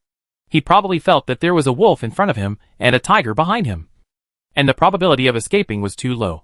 So he showed such a desperate look. But even so, he did not give up easily, but decisively chose to climb the tree. Let's not talk about whether this behavior can create a chance for himself, but his indomitable spirit still makes Xiaoxi like it. "Do you want to take care of it?" Yi Kongqing asked Xiaoxi softly. "Let's have a look." Xiaoxi didn't say that she didn't care or that she wanted to take care of it. She just stood there and didn't move, as if she was watching a good show. Yi Kongqing didn't ask any more questions, and just stared defensively at the fat man who was gradually approaching. Chapter 520 Time is Money 33. When Daniel heard what Xiaoxi said, he carefully observed the condition of the thin boy. The boy gasped for air, trying to calm his breathing while looking at Xiaoxi warily for a while. Seeing that none of the three people looked like they were going to attack him, he was secretly relieved, but he didn't dare to relax completely. Even if he paid more attention to the obese man, he still paid attention to the situation of Xiaoxi and the others with his peripheral vision. I was afraid that if I was negligent, someone else would succeed in a sneak attack. The obese man finally ran to the tree where the boy was. Naturally, his chubby body was unable to climb up the tree, so he could only stand under the tree and stare.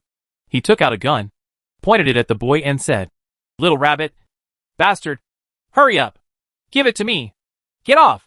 He was so tired that he couldn't say a complete sentence and kept gasping for air. His body was covered with sweat. His clothes were soaked, and his whole face was glowing with oil. Sunlight shone through the gaps between the leaves, and one of the rays happened to shine on his face. The reflection is particularly conspicuous. The boy didn't speak, and just climbed higher up the tree. He chose a relatively strong branch to sit down on, and continued to stare defensively at the fat man under the tree. "You little rabbit! You brat!" the fat man said out of breath. "Believe it or not, I'll kill you with one shot." The fat man's breath was uneven, so the thread didn't show much momentum. "If you beat me to death, you won't be able to get any survival time from me." The boy finally spoke. Although his voice was trembling, he was still calm. He knew very well that if the player died, no matter how long he had to survive, he would disappear. So the fat man did not dare to kill him. Otherwise, it would be impossible for the obese man to chase him for so long but never shoot him. He must be afraid that if he accidentally kills him, he will lose the chance to survive. The obese man's face became quite ugly.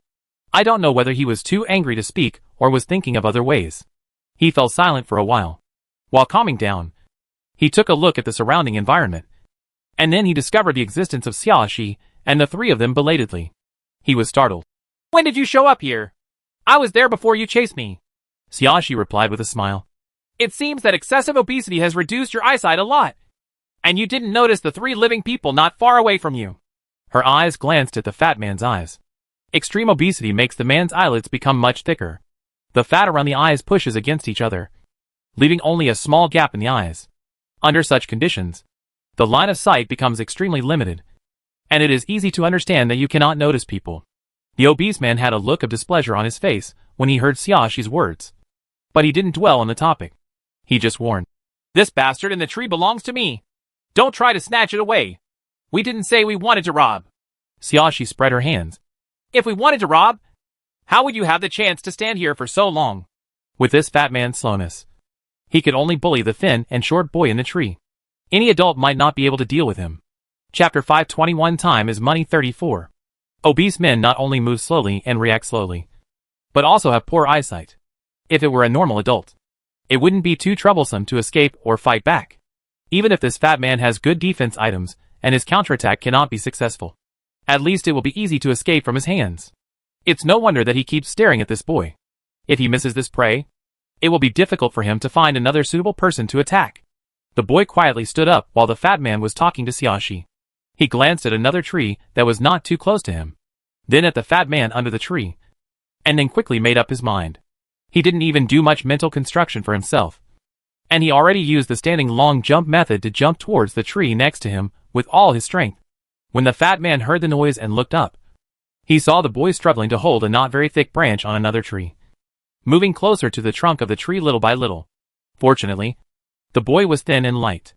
Otherwise, if it had been anyone else, the branch that was not strong enough would have been crushed. "Little bastard! How dare you run!" The obese man ran to the second tree angrily, jumping around and trying to pull the boy down. It's a pity that he is too fat and his jumping ability is very weak. He looks like an out-of-inflation ball. He can only lift a few centimeters off the ground after jumping for a long time. Not to mention touching the boy. It was difficult to touch the branch closest to the ground. The boy successfully leaned against the new tree trunk. He gasped and felt that his heart was about to jump out of his throat. But successfully jumping from tree to tree gave him a lot of confidence. He calmed down and prepared to continue jumping from the third tree. If everything goes well, he might be able to avoid the obese man and escape in this way. "Child," Xiaoxi suddenly waved to the boy, with a bright smile on her face, and asked, "What kind of wooden sign do you have?"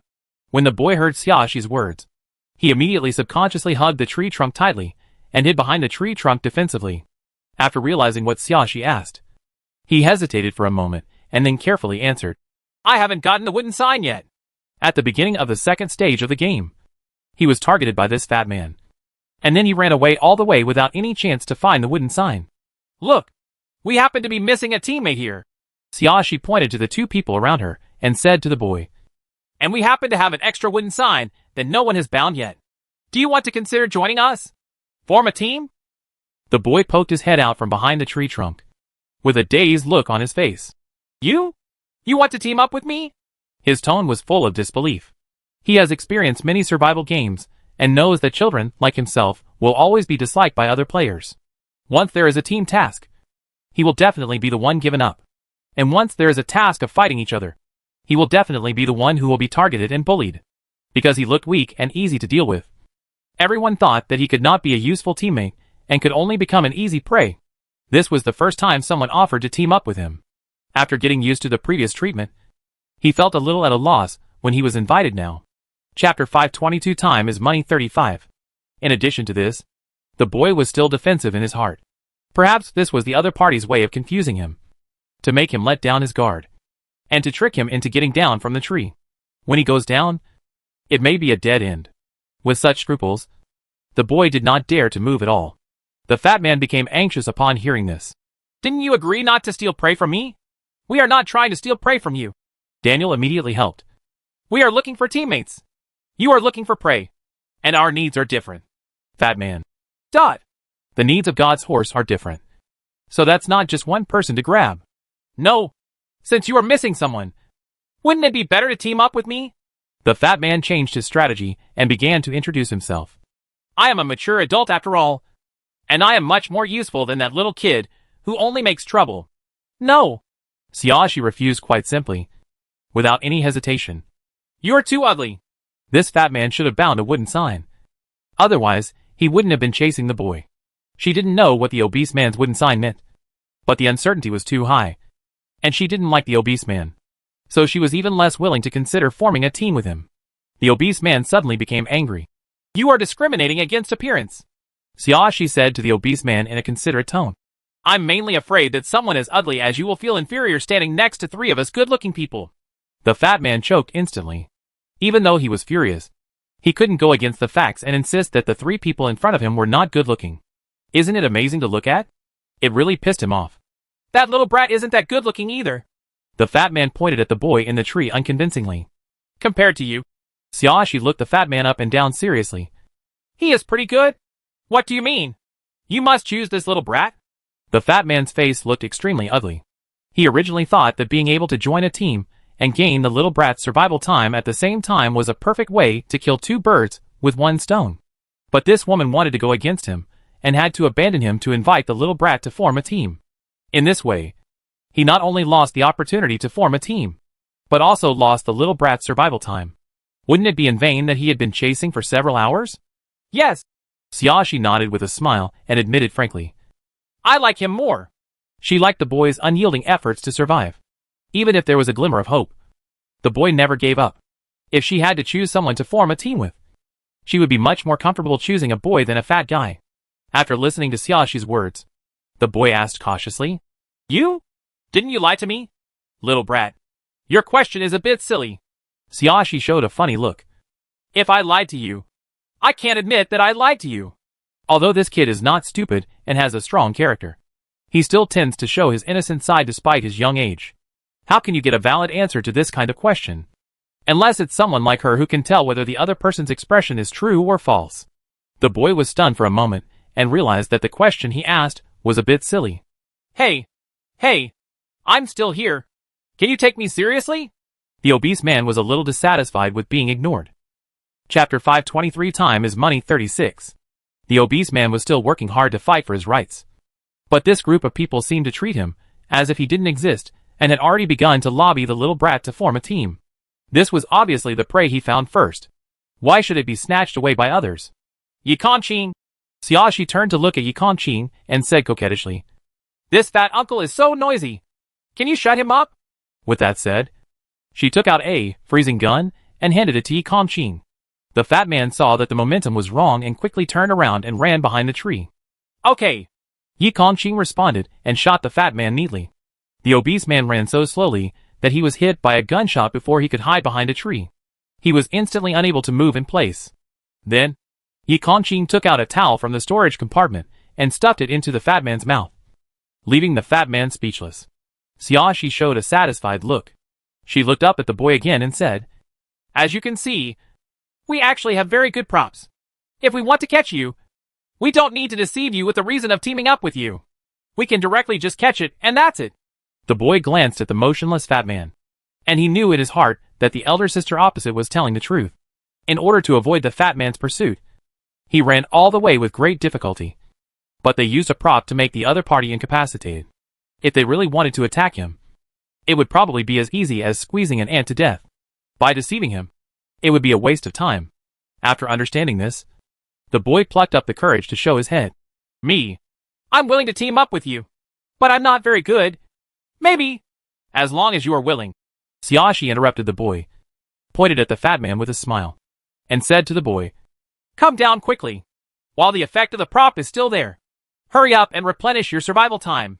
The boy was stunned for a moment, and then understood what Xiaoxi meant. She asked him to hunt for the fat man's survival time. The obese man obviously understood, and he immediately made a "uh-huh" sound to express his resistance. It's a pity that no one takes his voice seriously. The boy's heart beat violently due to nervousness and excitement. He no longer hesitated and quickly climbed down from the tree. Daniel took out the wooden sign with the word "gold" hidden on his body and handed it to the boy. "Here, take this wooden sign, and you will be our teammate."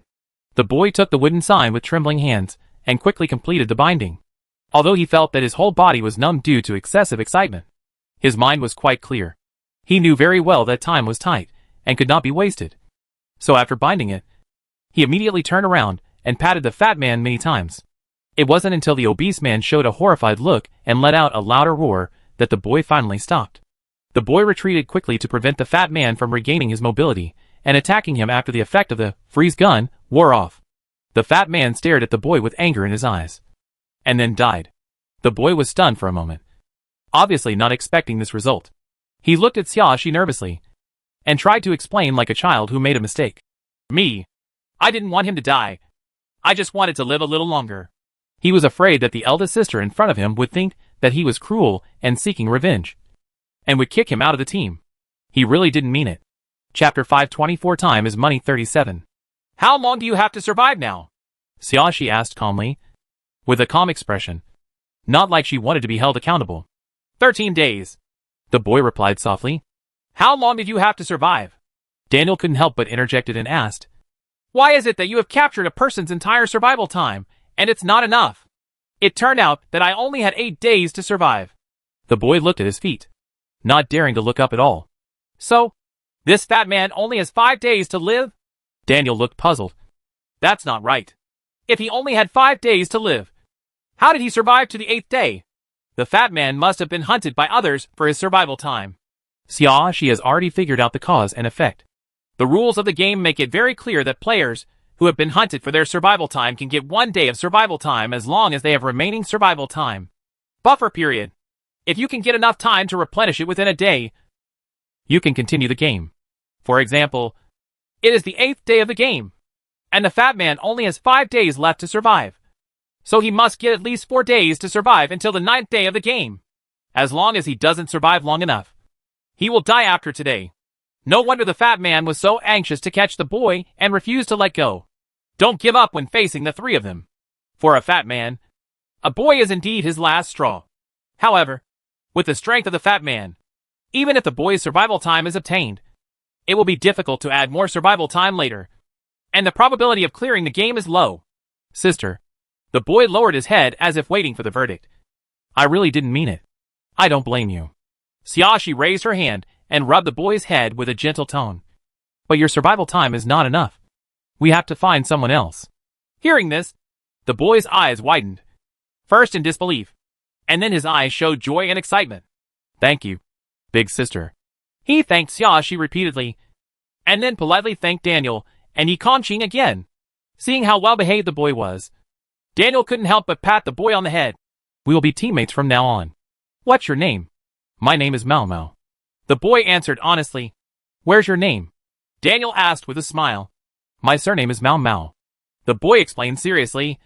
"My surname is Mao, and my last name is Mao." Daniel scratched his head. "So that's it.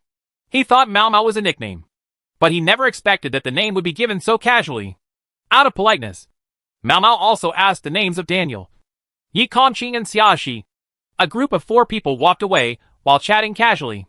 Soon, before dark, they caught another lone player. After letting Mau Mau hunt for 2 days of survival time, the 4 people in the team finally lived for 15 days. Then, according to Xiaoxi's plan, the 4 of them found a relatively safe place to lie down. The location was also what Xiaoxi had planned out early on the top of the mountain in the center of the island. Although the mountain is not particularly high, it still takes a lot of time to climb. At this stage, players are eager to find other players to gain survival time. Even if they know that running around the island is not safe, they still have to fight to save enough survival time. Chapter 525 Time is Money 38. Only players like Xiaoxi and others who have saved up enough survival time would think of going up the mountain to hide. And now, at the beginning of the second phase, there are definitely very few players who have saved enough days. Even if some people save up, they may not be able to form a team with enough people, or the other players in the team may not have enough days. In general, it is safest to hide in the mountains now. The top of the mountain is safer in comparison. Even in the next few days, not many players may have the intention to climb to such a high mountain top. Even if you are really unlucky and encounter a player who has climbed to the top of the mountain, he has wings to fly and can run very quickly. So after Xiaoxi proposed it, no one objected to the suggestion of going to the top of the mountain. Xiaoxi donated fairy wings. Yi Kongqing put them on, carried one in each hand, and flew to the top of the mountain with Daniel and Mau Mau. Xiaoxi took out a prop that she had not used since she purchased it. It is a golden brooch made in the shape of a sun. The function is to teleport to any place that you have been to and can have a picture in your mind. It cools down for 24 hours after being used once. And there is another restriction. That is, teleportation can only be used in the current world, even if the picture that comes to mind is quite clear. And I have indeed been to that place before, as long as it is from another world. No matter how hard I try to trace the picture in my mind, it is impossible to teleport there. Xiaoxi had been to the top of the mountain and met all the conditions for using this item, so she teleported there directly. By the time Yi Kongqing flew to the top of the mountain with Daniel and Mau Mau, Xiaoxi had already found a shady place to sit, drinking water leisurely. As soon as Daniel was put down by Yi Kongqing, he couldn't help but sigh to Xiaoxi. Cici, I found that you are really rich, and you can actually come up with so many props. He had seen the introduction of fairy wings in the mall. Not only could it fly, but it could also control speed. This kind of prop can come in handy many times. But unfortunately it requires 100 million points. He can't afford it at all. So he can only take a look every time he opens the mall. I didn't expect to see the real thing now. And I was lucky enough to see the fairy wings in action. That's really beautiful. Who doesn't like this kind of practical and beautiful prop? Although he is a man, he also likes beautiful things. Too bad he couldn't afford it. But Cici not only bought fairy wings, but also Baiju Moment. Although White Horse Flash is much cheaper than fairy wings in comparison, it is still an item worth 50 million. Now take out 150 million. It's really too arrogant. Tears of envy flowed down from the corners of his eyes. How about it? Now you know that I am a rich man. Right. Xiaoxi winked at Daniel. Why don't you be more respectful when you talk to me in the future?